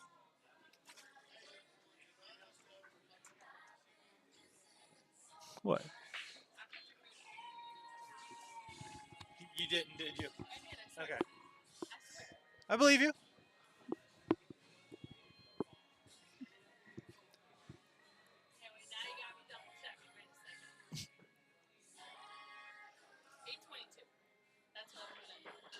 It's about right.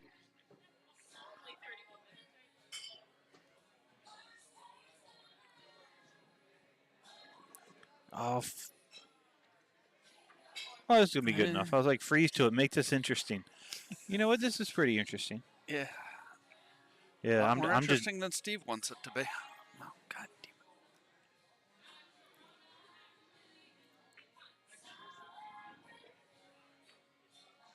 damn it. Cool.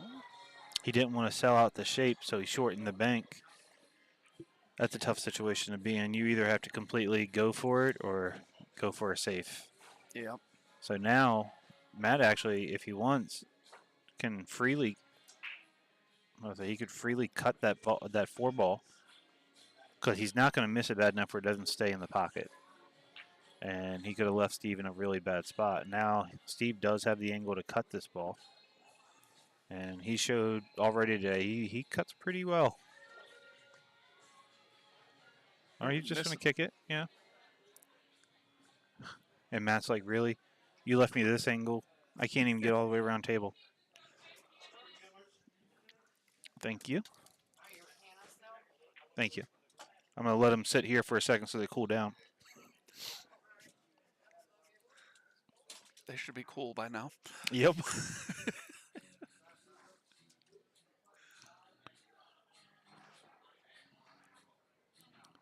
Yeah, it is 5-3. I'm wondering if he's not way behind and back at the beginning of the rack. Yeah.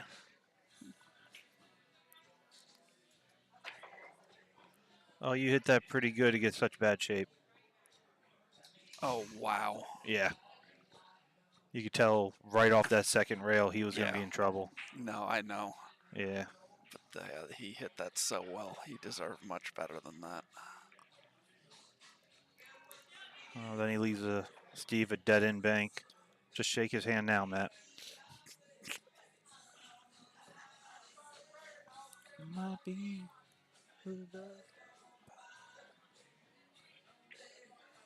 Robert, when you hear this, there's a possibility you are behind. So fix that. All right. Well, whether that goes in or not, Matt's going to get this game. And All right. So Steve it's just gave it to him. 5-4. Yeah.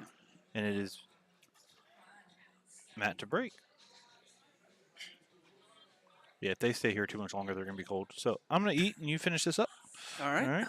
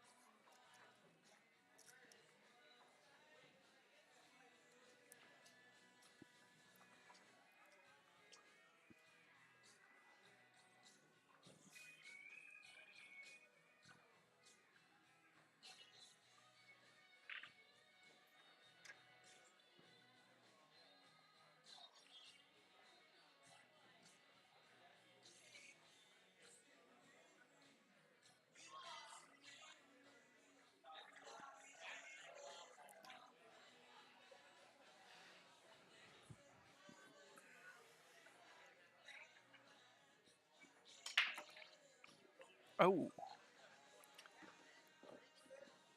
Oh, and he got a really good spread on these balls too. That could be all she wrote here.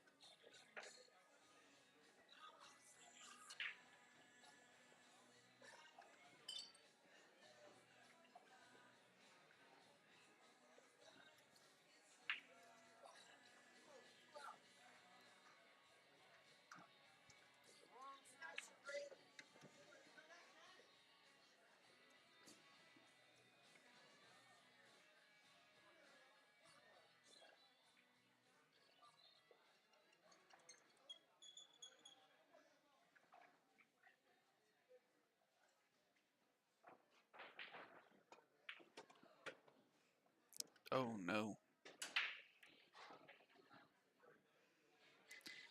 That's definitely not what he wanted there.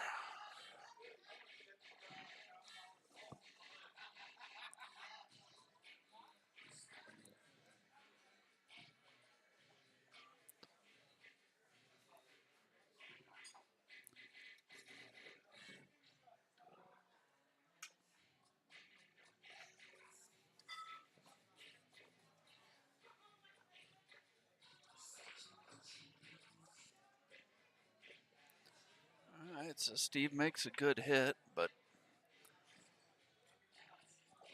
had an opportunity to close this match out. Now Matt's got a chance to get back into it.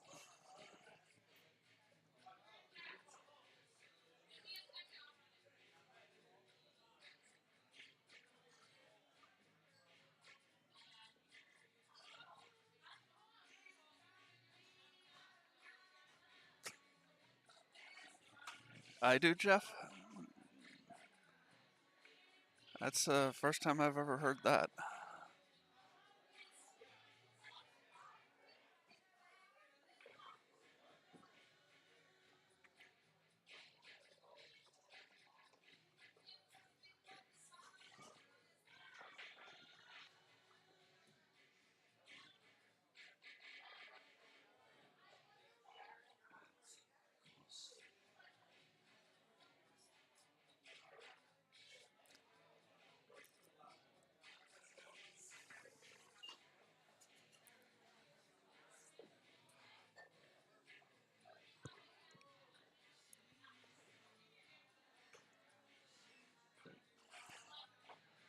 Yeah, I know. I'm very familiar with him.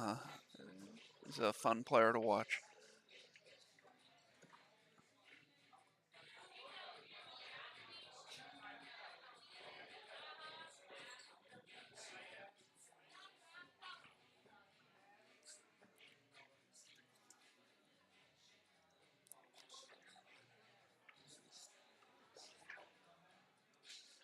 All right, so Matt's gonna have a little bit of work to do with this 7 ball. Probably bump the 6 out right now when he's playing the 1. I think he's okay. I believe he's still got that 6. Just needs to figure out what he wants to do with the 7 ball.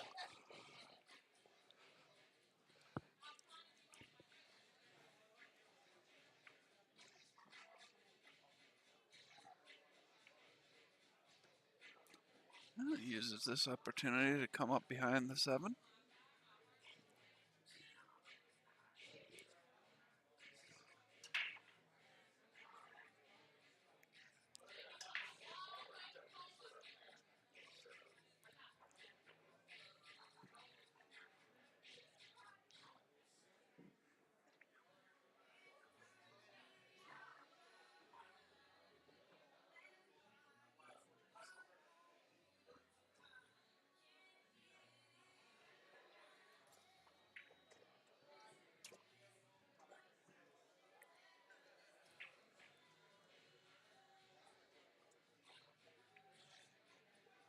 Oh, really nice shot there by Matt.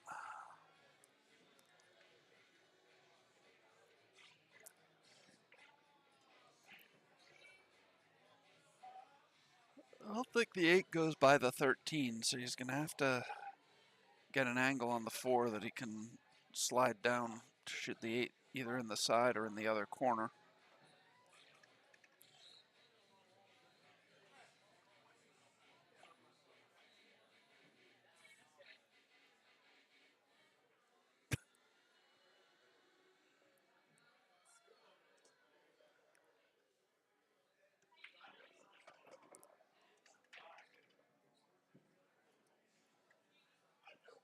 All right, well, he got down. He's left himself jacked up over the one stripe there a bit, but a good opportunity to tie this match up and go hill.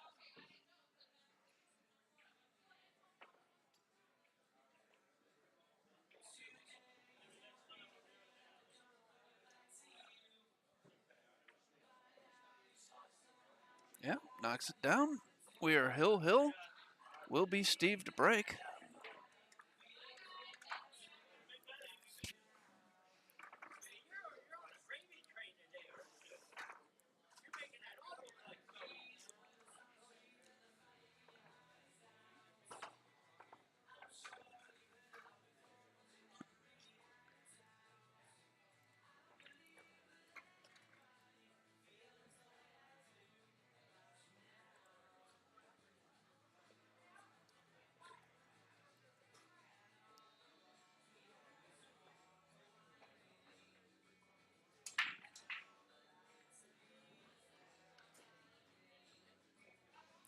All right, so Steve's gotten a ball down on the break.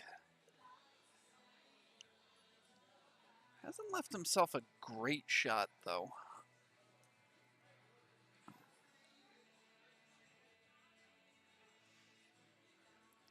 I don't know if he can get by the 12 to shoot the 11 or not.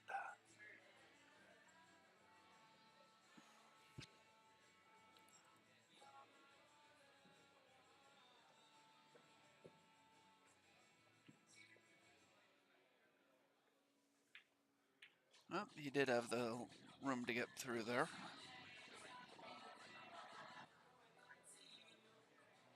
It's not an easy out here. 14 is tricky.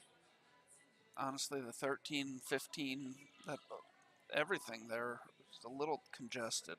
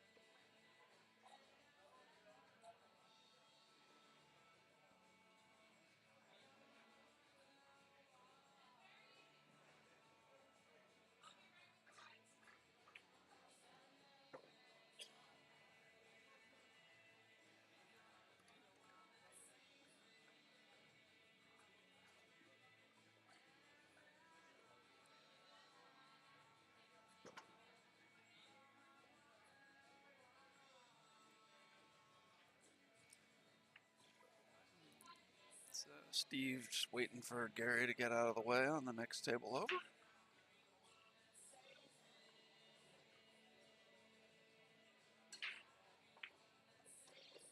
Oh, very nice there. On the railing, fairly straight here. It's going to make getting on the 12 difficult.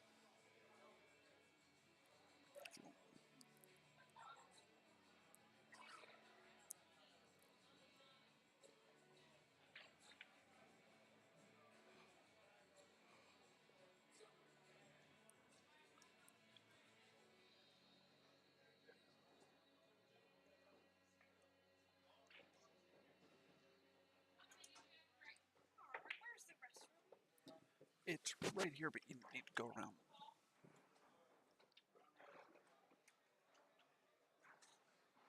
All right, so he was able to get down on that enough to play a stop shot.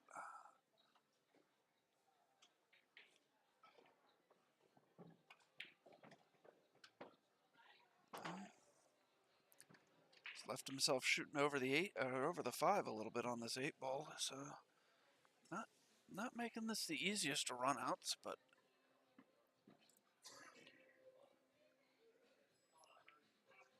knocks the 8 down. He takes the match down 6-5.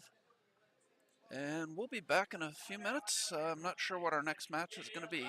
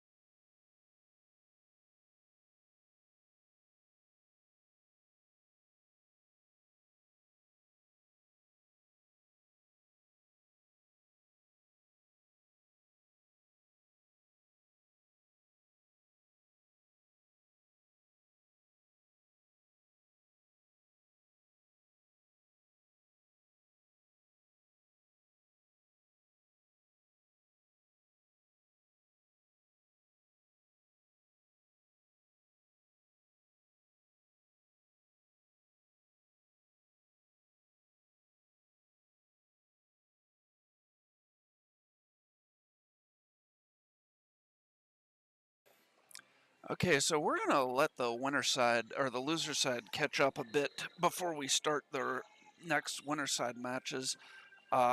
We need to shut down the stream anyways, so we're gonna shut down the stream at this moment, and we'll be restarting it probably in about 45 minutes when we are ready to go with the final four of the winner side.